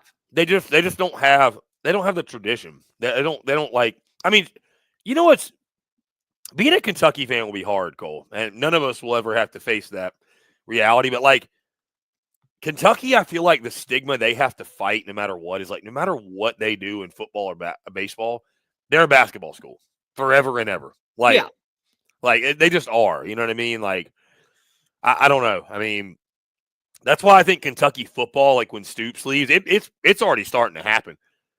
But when he leaves, I think Kentucky's just going to go right back to what they were before him. They're going to be a very pedestrian. Getting to 6 wins is a success. Like kind of like they're going to be kind of like Vandy. Like I don't know, man. Even when Kentucky was winning 10 games in football, you were never like, man, Kentucky's becoming a football school. You're like, no, they're a basketball school having a little bit of success in football. Well, you had the highest paid coach. Like the thing is that don't get me wrong. Don't get me wrong. I think Mark Pope is going to be fine out there. I think that again, even though he wasn't my first phone call for that school, it was a fine hire. The thing is that when they lost Calipari, the question was, okay, can we win in football? Because watch how quickly that the fans start buying into football. If Brock Vandegrift hits and all these transfers hit and all these overall people that you thought were going to be difference makers of the offensive line hit with the solid defensive line and the way that Stutz is able to get the best version out of him. Like, to me, you could at least sell yourself. Now we got to put more investments into the football facility. But when you go 4-8, and you can sustain that success after beating a top 10 Ole Miss team, well, then it's just right back to, okay, well, look at what we're doing in baseball with Majone. Look at what we're doing in football and basketball with Pope. That's where our loyalties lie. That's where we're at this point. Yeah, we'll see. I will, to your point. I'll be very intrigued what Kentucky looks like. Some of the more random ones, Cole. It's always fun to see these. Dallas Baptist isn't random. They're at 17. I know the state of Texas is well represented. You got Texas at 7. You've got DBU at 17. You got TCU at 18. So Sarloos has done a really good job taking over for Schlossnagle. He was there for years before. Yeah. He's done a really good job. So Texas A&M, Dallas Baptist, TCU. Texas Tech didn't sneak their way on there, did they? They did not. Okay. No. Baylor, I know doesn't. Baylor's which is weird because Texas Tech for years was like a power. You could bank on them hosting a super regional. Oh, Lubbock, yeah, fantastic. I remember when my buddy was at Texas Tech and I would go visit him. We would go to baseball games, like because they were always right, and that was right before the Josh and Jace Young era. So that was right at 2015, 2016, right before they got there, or before they became really big. So that's sad. Who's the most random team inside the top 25? West Virginia's at 21. Is that really random? I mean, I know they had the kid that was going to go number 1 last year, and then he got hurt in Weatherholt. But like, they were pretty decent in the Big 12. They went to they were good last year. They went to the Supers, didn't they? I think so. Yeah. Okay. Because they played UNC. That was it. They had that little lefty that almost beat North Carolina. That was an electric game. Yeah, Weatherholt. Yeah, Weatherholt. Yeah, he was awesome, dude. Yeah, he was awesome. No, he was the projected number 1 overall pick, and then he got hurt. Yeah, that was he got hurt, and he was going to be. Everyone thought that before Bazzana broke out, it was going to be him. And then when Cleveland was on the board, because if you know anything about the MLB, Cleveland hates spending money. Like ever. So they'll always be willing to go the lesser route to save a little bit of cash so that way they can keep their other first round pick. The question came down to, do they just pay Weatherholt because of what the luxury tax would be for the number 1 pick for him versus what it would be for Bazzana? And they said, screw it, we're just going to take Bazzana. And then they traded away Andres Jimenez this offseason. The only reason I know that is because of MLB The Show told me.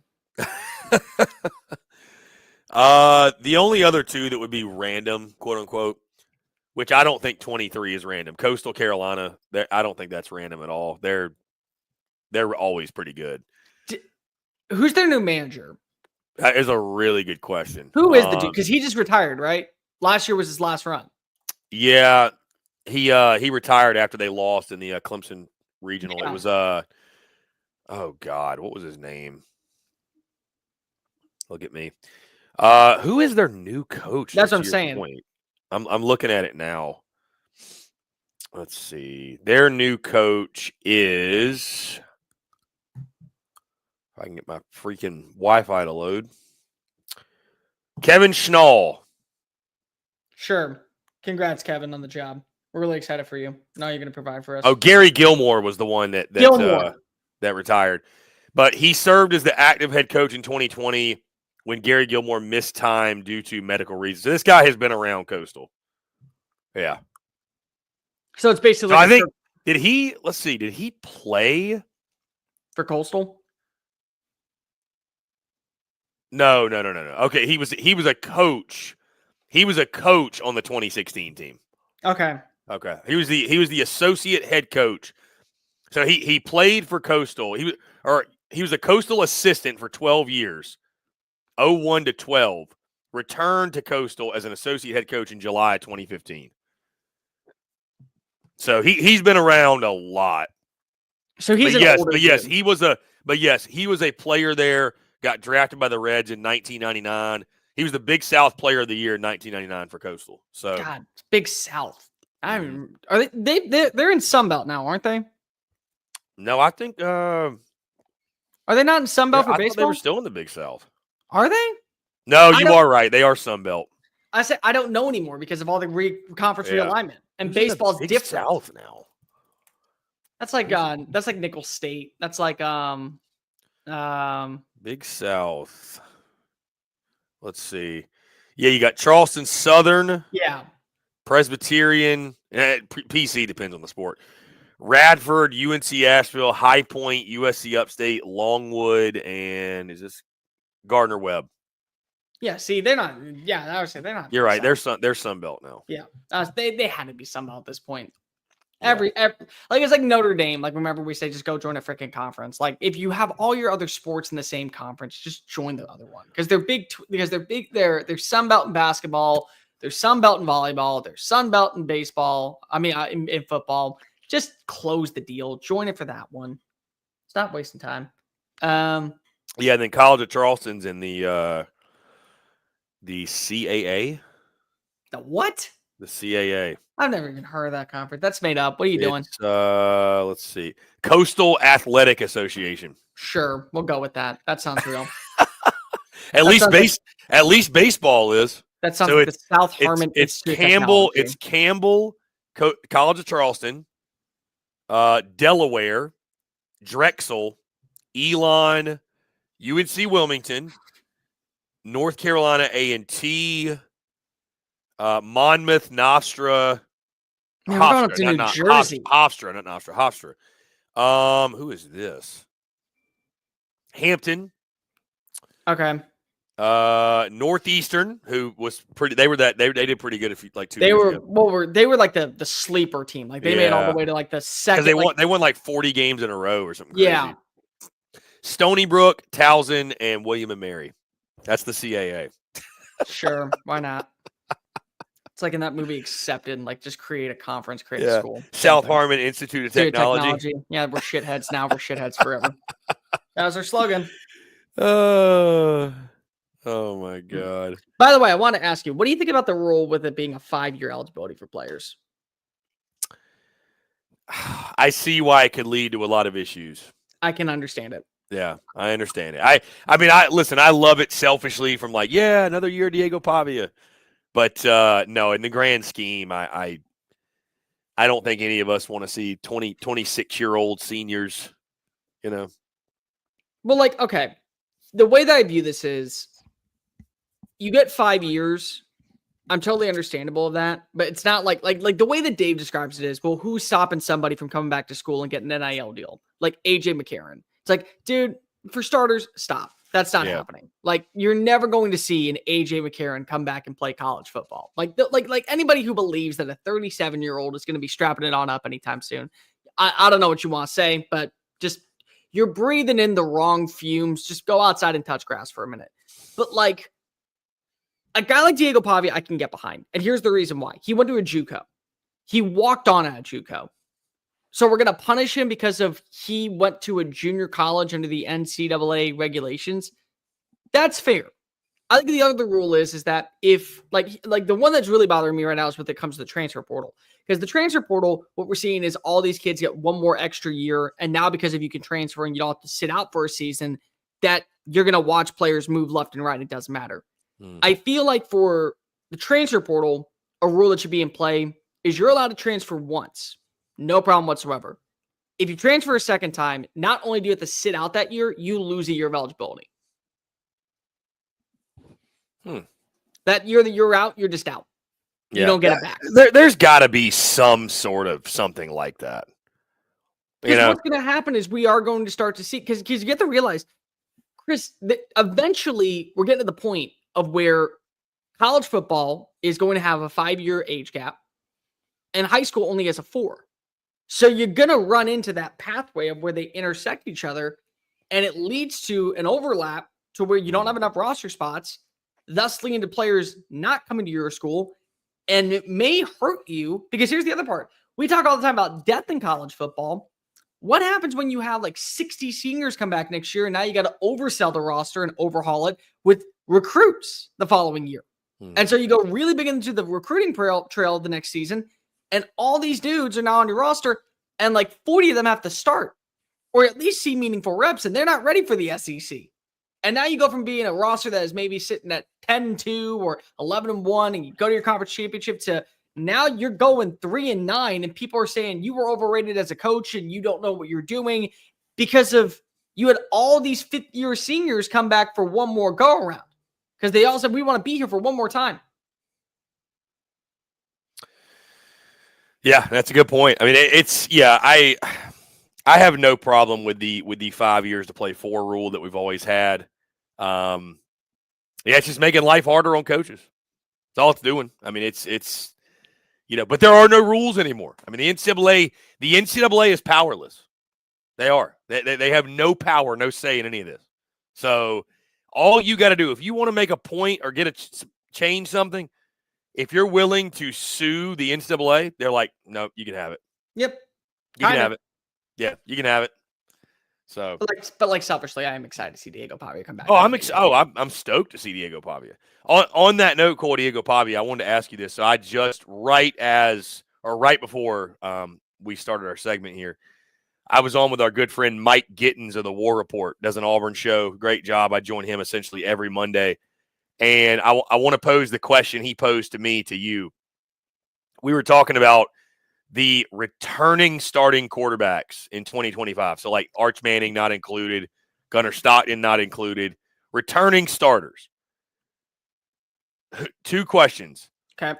Who's number 1, and where does Jackson Arnold rank? Ooh, okay. So I will say Arnold is a lot higher probably for me simply because I like him in the offense more. I do. Like, I would probably say that he's 14 or 15 if we put him just in any offense, and just say based on the production they had like last year. It's Sellers or Lagway is the right answer. Number 1. I think so.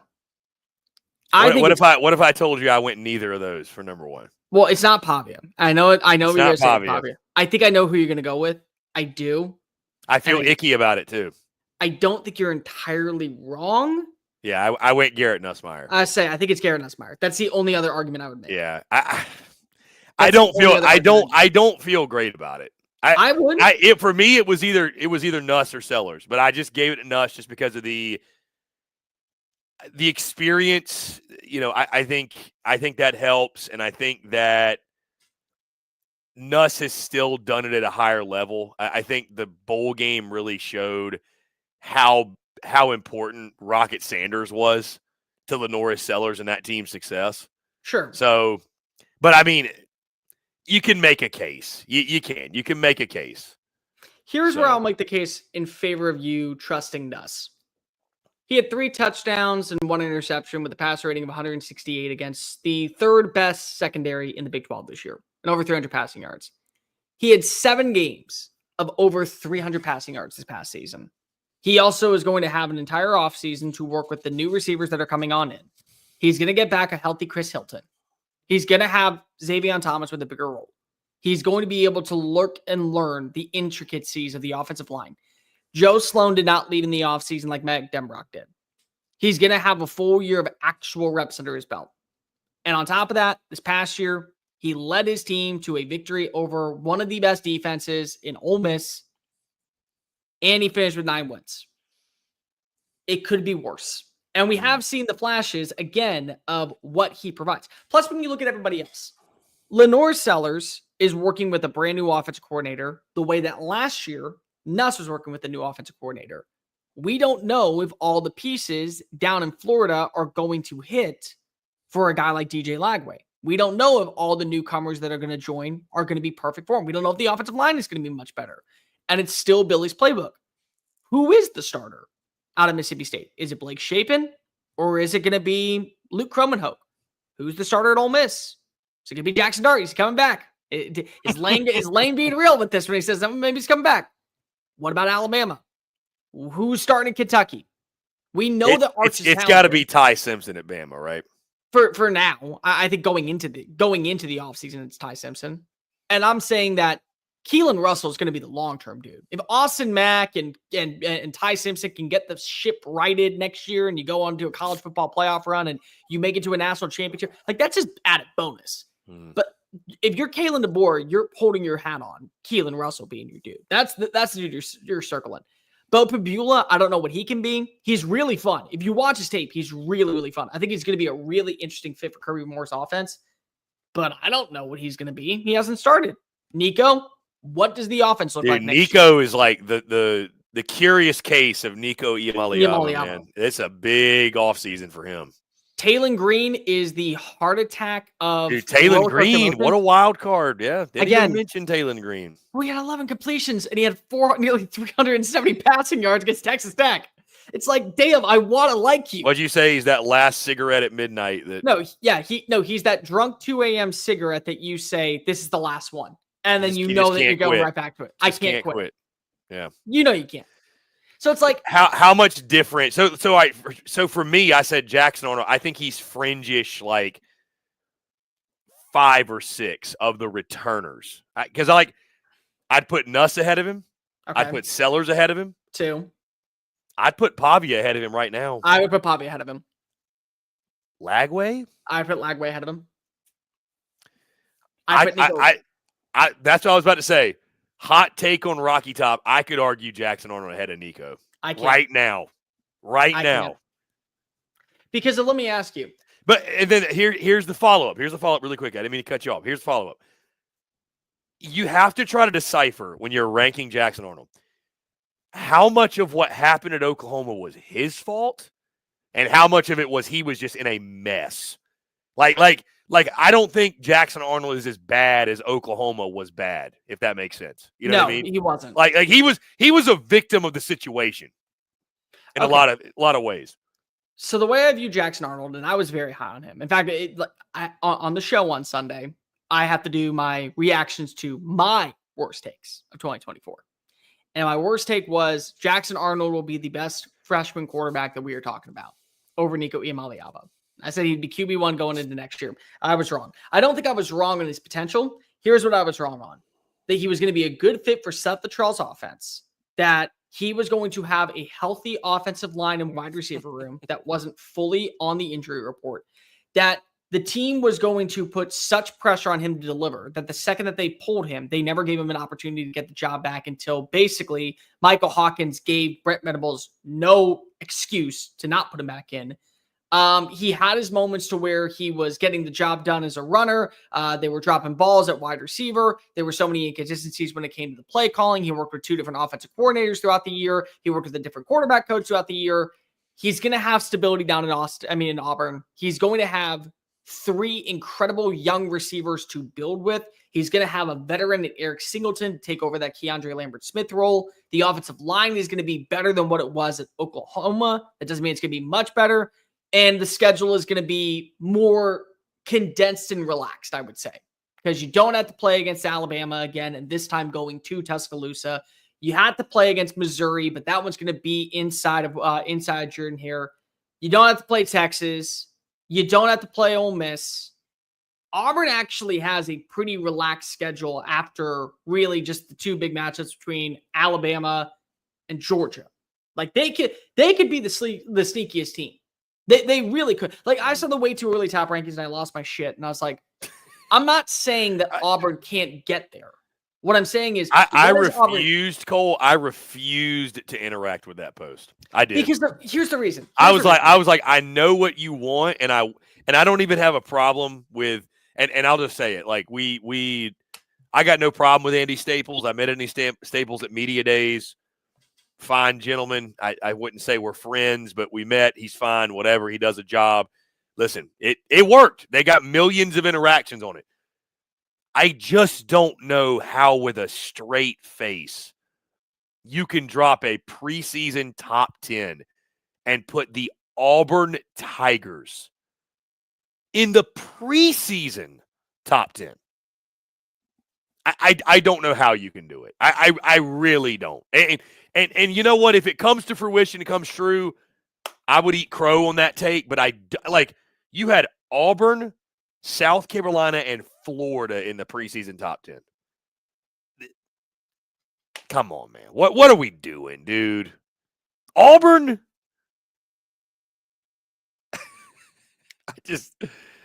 So yeah, that's all I'll say on it. I'm not even. Yeah. I mean, what do you want to go with? Like, I'm not gonna. Here's the thing. I understand where you come from. And by the way, I have no issues with them trying to go ahead and reach and get to people. But like, here's my issue. Number one, if you're the ones preaching that the SEC is overrated, why do you have half the league filled with SEC teams? When you could have thrown in an Illinois that's coming off a 10-win season, an Arizona State that's coming off of a college football playoff berth, an SMU that's returning its starting quarterback and bringing back a ton of offensive talent at 11-2. Why don't you throw them into the mix? But you want to throw the SEC teams in. Ones like Florida, Auburn, even South Carolina was a little bit too rich for my liking. And this is coming from a dude that believes in South Carolina nonstop and thinks that this is a team that is absolutely going to be on a warpath next year. But you're saying to me Auburn, and this is the reason why I want to bring up Auburn, because Auburn hasn't proven yet to me that they can actually be a legit force in the college football transfer portal window. You know who has? Ole Miss. Every single year you look at Ole Miss, they bring in transfers and they leave better prepared for the NFL. What have we seen from Auburn? None of that. We've watched as Auburn consistently has put itself in a prime position to overexceed expectations and then fall short. And I'll tell you what, the boosters, they're frustrated because they believe that they should be right alongside Alabama. They should be right alongside Georgia. They should be right alongside LSU. They should be right alongside Texas. They believe that they're at that level of class. But it doesn't matter if you're bringing in the right talent if you can't develop it. I'll continue to preach that until the end of time. I will. Like, yeah, that's what I'm shown me enough. That's what I'm more scared about. And again, I talked about this with Mike. I'm more scared about that than anything with Auburn. Is that like I sounds like you agree, Cole. Like I think Jackson Arnold has top, and this is returning starters, every starter. And I think we said this going into the season. Jackson Arnold has top 5 quarterback in the league potential. He's got top 5 quarterback in the league skill set. He needs someone to tap into that, though. And Auburn has got weapons.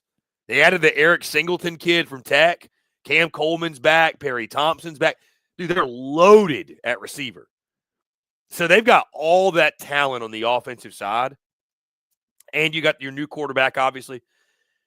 If it doesn't work, it's on one guy. I think that's a large part of the reason why there should be so much pressure on Hugh Freeze in 2025. There's no excuse, man. There's no excuse. And so to your point, it's, you know, and we've heard things behind closed doors and from folks that cover Auburn. You know, I'm a little concerned, man. I'll tell you this, where I'm at. I'm not sold that Hugh Freeze is just going to figure this thing out. Like you know what I mean? They're recruiting well. I give him that. But in regards to coaching them up and scheming them and developing them, I have no faith at this point. Okay, so I know a person, you know him too. I won't say his name. But he comes up with ideas all the time. And they're really good ideas. They're very, very smart. And he'd make millions of dollars. But then he tries to bring up the actual plan. Like, you go ahead and sit him down. It's like, all right, so what's the 5-year blueprint? What are some things in the resources that you're looking into? Oh, it's just an idea. Yeah, I mean, like, I came up with the idea. So, you know, now I got the idea here. It's up to everybody else around me to go ahead and boost up my idea and give me credit for it when it's all said and done. Well, no, that's not how it works. If I take your idea and I build it and I put down the foundation and I make it work and eventually it's bringing me in a net worth of, say, $200 million, you don't get to come to me now and say, well, you stole my idea when I put in all the resources and allocations. That's Hugh Freeze to me right now.